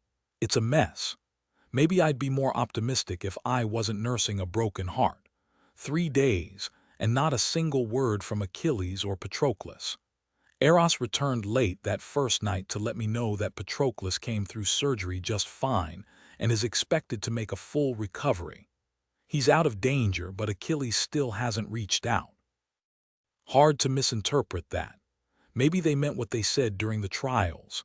Even if it was true then, their feelings didn't hold up to my ruining their plans. And fuck if that doesn't hurt more every time I think about it. So I don't think about it. I have plenty of work to keep me busy. If sometimes I hide in my office and cry when the emotions get too tangled in my chest, I'm only human. A knock on my door has me biting back a curse. I swear to the gods, Diomes, if you're here to bitch about the schedule again, I'm going to fire you too. Rough start to the job. I freeze, my gaze pinned on my desk. Surely I'm hallucinating. I must be, because there's no way Achilles is here after 3 days of silence. When I look up, it's going to hurt all over again, and then I'm going to have to do something about this heartache because I need all my facilities for this job. But when I look up, he's actually here. More, he's not alone. He looks every inch the golden god he always does while standing behind a wheelchair containing Patroclus. He looks good, considering the last time I saw him, he was being rushed to the emergency room. He's paler than normal and there's a bandage peeking out from the collar of his shirt, but he's here and smiling. They're both here and smiling. I can't move. I don't have any frame of reference for them to show up like this. Are they here to let me down gently? Or can we come in? Patroclus's voice is a little raspy. Right, yes. I start to stand but stop myself. Shut the door behind you. If this goes bad, the last thing I need is the old Ares's people hearing me be officially dumped. It will undermine my authority even more. Achilles and Patroclus were soldiers beneath the last Ares before they went to Athena. I haven't missed the whispers saying Achilles should have won. He's one of them and a known quantity. I just resigned myself to having to add my soldiers to the list of motherfuckers I'm going to prove wrong. Achilles wheels Patroclus into the office and pauses to softly shut the door behind him. I open my mouth but force myself to hold my silence. They came to me. Achilles pushes Patroclus closer and drops into the empty chair next to him. He sighs. Sorry it took us so long. The doctor was being stubborn. If by stubborn you mean doing his job, Patroclus cuts in. Yeah, that. Achilles waves the statement away. How's it being Eris? I plant my hands on the desk, mostly to hide the way I'm shaking. I'm not saying I'm not happy to see you, but I would like to know why you're here. Did you really come all this way to make small talk? Right, that. Achilles gives me a faintly guilty look. You reached out for reassurance at the end of the last trial and I kind of brushed you off. I'm sorry about that. It was a lot all at once and I wasn't thinking clearly. Still, that doesn't excuse leaving you in the wind, and I'm sorry. An apology. Hope flares so sharp that I flinch. It's nothing, forget about it. Patroclus shakes his head. It's not nothing, or you wouldn't be looking at us like that. He hesitates. Unless you've changed your mind about the future we talked about. The hope inside me gets stronger. I could shut this down and keep from putting myself out there only to be let down devastatingly gently. I can't. If there's even a chance to be with these men, to realize the future they spun out for me, I have to try. I lick my lips. No, I didn't change my mind about it or about you. Thank fuck. Achilles slumps back in his chair. He grins, looking like his old self for the first time since he walked into my office. We resigned from Athena's leadership. We're free agents right now. Let's make it official. He leans forward. Make us yours. Just like that, I say faintly. This is happening so quickly it's making my head spin. I don't understand. You wanted Eris more than anything. You're really going to set aside your ambition just like that? No, of course not. He hesitates, a strange look passing over his face. When it came right down to it, you wanted Eris more than I did. I faltered. You didn't. You deserved the win, princess. You earned it. I swallow hard. But that doesn't mean I'm going to kick back and ride on your coattails for the rest of our lives. Achilles grins. Sometimes plans change. Make me your second in command. We'll kick these fuckers into shape and I'll make a name for myself helping you keep Olympus safe. Really, it's better this way. Instead of just another Eris, I'll always be Achilles. There he is. Relief makes me a little weak. I should have known that nothing sets Achilles back on his heels for long. Ambitious, aren't you? That's not going to change. Thank the gods. Patroclus clears his throat. WWE make a really good team, Helen. I think we'd make an even better one with you involved. My disappointment is even stronger than my fledgling hope. A team. Achilles nudges Patroclus's shoulder. You're being too careful. She thinks we're offering a business partnership. His grin widens. Team in public. True triad in private. Patroclus has to take it easy for a few weeks, but there's no reason we can't tease him a bit in the meantime. Achilles. The exasperation in Patroclus's tone is tempered by fondness. He turns back to me. We want you, Helen, all of you. Will you have us? I'm already nodding. Yes, how is that even a question? Yes, I'll have you. Good. Achilles pushes to his feet. Let's get married. My jaw drops. What? Kidding. He booms out a laugh but then goes serious. At least for now. That can come later. Patroclus and I share a look, and this time I don't have to decipher the meaning. We're both so hopeful for the future, so happy to have years ahead of us with this man at our sides. I don't know if I believe in happily ever afters, but these two men are going to do their damnedest to convince me. I wouldn't have it any other way. Oceanoff. Calm discover the unspeakably hot world of dark Olympus. Neon gods Hades and Persephone, he was supposed to be a myth, but from the moment I crossed the river Styx and fell under his dark spell, he was, quite simply, mine. Electric idol Eros and Psyche, he was the most beautiful man in Olympus, and if I wasn't careful, he was going to be my death. Wicked beauty Achilles and Patroclus and Helen, she was the face that launched 1,000 ships, the fierce beauty at the heart of Olympus, and she was never ours to claim. Radiant sin Apollo and Cassandra, there's nowhere more dangerous than Olympus, and no one more captivating than its golden god. Apollo, keeper of secrets, master of his shining realm, and the only man I am powerless to deny. Bonus art and maps explore the super sexy world of Dark Olympus in all its full, vibrant color. Please note that this page includes deliciously NSFW art. Newsletter: find out more about Katee Robert and Sourcebooks Casablanca's hottest upcoming releases here. Oceanoff. Enjoy this sneak peek of Radiant Sin coming soon from Sourcebooks Casablanca. Oceanoff. 1. Cassandra. I hate parties, Olympus, and politics, but not necessarily in that order. I can avoid 2 out of the 3 on good days, but today is promising to be a bad one. It started this morning when I spilled my coffee all over Apollo's shirt. A rookie mistake, and one that might get me fired if my boss was anyone other than Apollo. He just gave a small smile, assured me it was his fault when it was clearly mine, and changed into the spare suit he kept in his office. He should have yelled at me. I've worked for the man for 5 years now, and even that isn't enough time to stop expecting the other shoe to drop. He's hardly perfect. He's one of the 13 who rule Olympus after all, and there are no saints among them. But he's the best of the bunch. He's never abused his power over me, never turned his position as my boss into an excuse to be a petty tyrant, has never even raised his voice no matter how thoroughly I've fucked up from time to time. I shove my hair back, hating that I can feel sweat slicking down my back as I climb the last flight of stairs. Something is wrong with the elevator in Dodona Tower, and for reasons that seem suspect, it only goes halfway up the tower. I glare down at the file in my hand. I should have just left it alone when I realized Apollo forgot it when he rushed out the door for his meeting with Zeus. He's an adult and is more than capable of dealing with the consequences of forgetting an important file for an important meeting.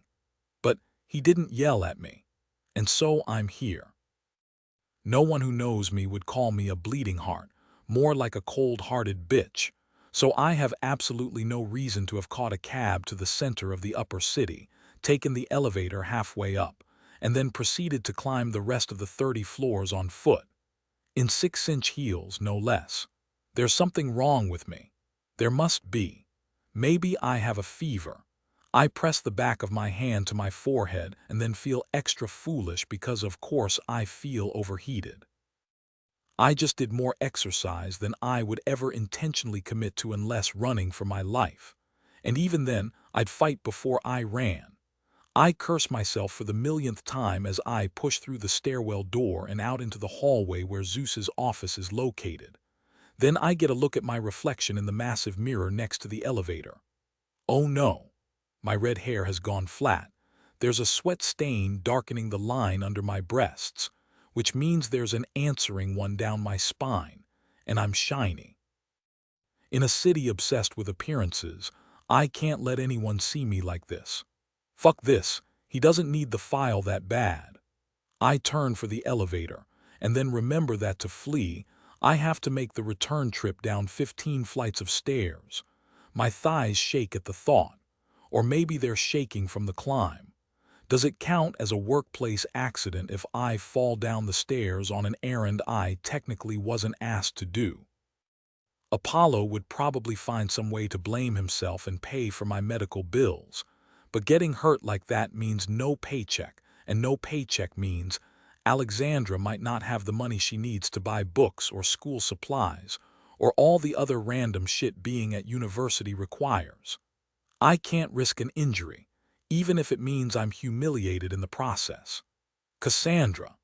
I curse myself yet again, and turn to face the gorgeous white woman with light brown hair walking down the hallway. Eris is her name now, but it used to be Helen Cassio's.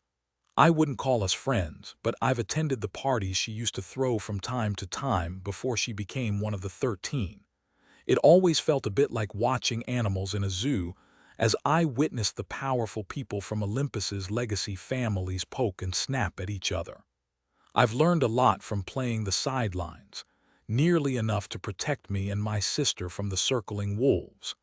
Helen isn't too bad, honestly. She's never cruel when kindness will further her goals, and she's perfected a glittery exterior that everyone seems to think means she's empty-headed, but I've always interpreted as a warning not to get too close. No one surfs the political currents as adeptly as she does if they're not smarter than most of the people in the room. But that was before she became Eris. Now I can't take anything for granted when it comes to her. We aren't on the same level two women from legacy families, even if mine is disgraced and hers rules Olympus. She's one of them now and I'm still me. Helen. I strive to keep my tone even, but her name still comes out too sharp. What are you doing here? Meeting with my lovely brother, she shrugs. She's built slim the way her mother was, though there's clear muscle definition in the arms left bare by her black sheath dress. She looks cool and professional and untouchable. I feel grimy standing next to her. I haven't wanted a thin body in over a decade. I love my curves out of sheer defiance of everyone who acts like they should be part of a before picture. But it's hard not to compare us when we stand like this. She gives me a long look. Apollo's in with him now. I don't think he knew you were coming or he would have waited for you. Without a doubt. Apollo is courteous like that. When I first met him, I thought it was an act, but he's never once faltered in 5 years. Even as jaded as I am, I have to admit it's just who he is. Either that or he's a better liar than anyone else in Olympus, a city filled to the brim with liars and cheats. There's no getting out of this. I'm here. I might as well see it through. I hold up the file between us like a shield. He forgot this. Ah, she glances back down the hallway. Well, I'll walk you there. That's really not necessary. It really is. She spins on a heel and faces the same direction as me. With things in a bit of upheaval right now, the security is ramped up. Honestly, I'm not sure how you got up here at all. My people are supposed to have the upper floors locked down. Ah, that explains the elevator malfunction and why the guy downstairs was such an asshole. I shrug a single shoulder. I'm persuasive. More like you're terrifying, she laughs, a sound so happy it makes my chest pang in envy. I don't want what Eris has, the title, the power, the responsibility, but it must be nice to be so comfortable in how she moves through the world, sure that it will bend to her impressive will. I have to take stronger measures. Your people are specially trained, I snap. If they can't take me, that sounds like a you problem. Absolutely, she agrees so damn easily. By the way, is Orpheus still bothering you? Mention of Apollo's brother makes me frown. What does Orpheus have to do with anything? It takes several steps for understanding to settle over me. She's talking about that single party where he was being an arrogant little prick, but that was months ago. I'm honestly surprised she remembered at all. I can handle Orpheus. He might be bigger than me, but he's brittle. I could break him without lifting a finger. If you're sure, I know it's a touchy subject because he's Apollo's little brother. I snort. I can't help it. Apollo has more or less washed his hands of Orpheus. As much as Apollo can wash his hands of anyone in his family. What it really translates to is that he stopped smoothing over Orpheus's messes and cut off his money. With how their mother babies the spoiled brat, it never would have worked if Apollo wasn't, well, Apollo. When he shapes up, he can play prodigal son and get all the attention he's deprived of right now. He has bigger things to worry about than chasing some woman who doesn't want him. If that ever changes, don't hesitate to call me. Sure, I lie. I know better than to trust anyone in this God's forsaken city. Eris might be better than most, but that doesn't change that she's part of this place. When push comes to shove, she will look out for herself and her interests before helping someone else. Expecting anything else is like expecting a fish to sprout wings and fly. I'll do that. No, you won't, Eris smiles. But the offer still stands. Here we are. She stops in front of a large, dark door with Zeus's name stamped in gold on it. The current Zeus is Eris's brother. The last one was her father. I'd rather chew off my own arm than deal with either of the men who have held the title during my lifetime, but I'm here. It's too late to go back now. I do my best not to hold my breath, not with Eris watching and knock. Apollo's the one who opens it, and I refuse to hold my breath at the sight of him either. I hate looking at Apollo. He's too fucking perfect, a product of his Swedish father and his Korean model of a mother. Tall, broad shoulders, perfectly trimmed black hair, and kind dark eyes. It's the latter that always hits me like a blow to the chest.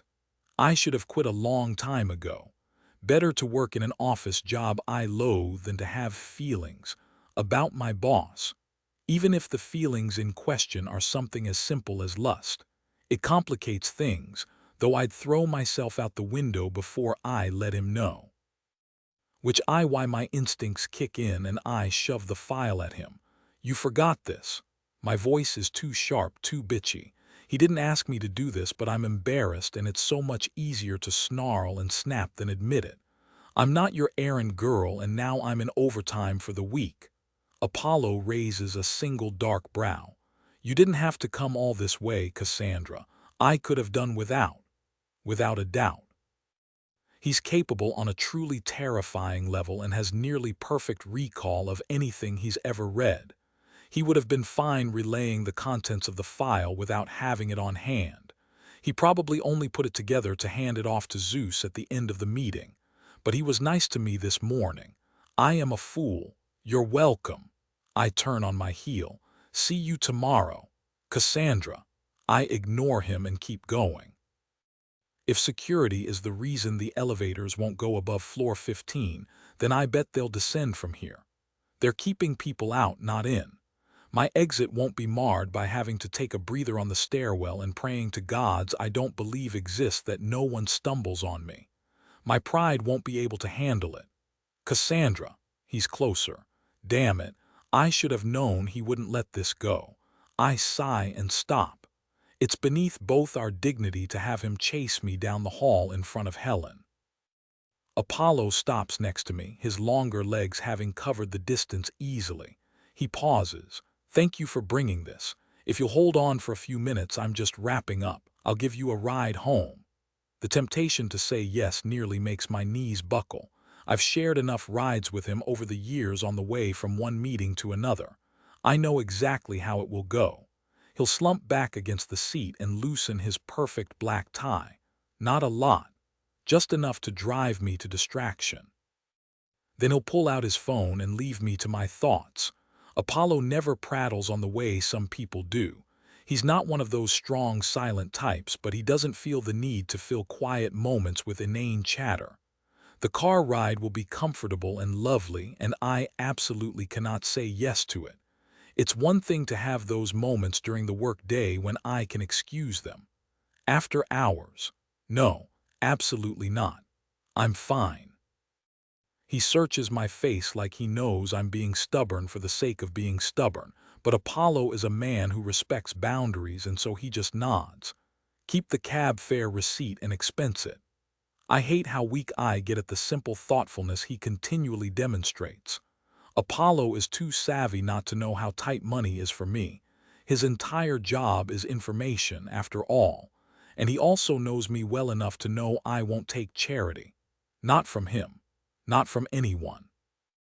Not when it's never really charity and always comes with strings attached, but a business expense. My pride can handle that. Fine. See you tomorrow, Cassandra. Maybe I'm imagining the warmth lingering in his tone as I turn away and march to the elevators.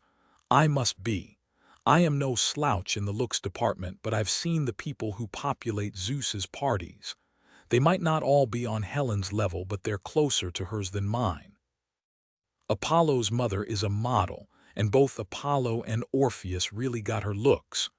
Orpheus might be the only one who plays them up, but I've seen Apollo literally leave a wake of people staring after him when we walked down the sidewalk. Not that he noticed. No, this unfortunate attraction is one-sided, and that's just fine with me. It's only a matter of time before I get out of this cursed city once and for all. The last thing I need is to get entangled with one of the 13, another one of the 13, before I do. Want more Katee Robert? Order Radiant Sin.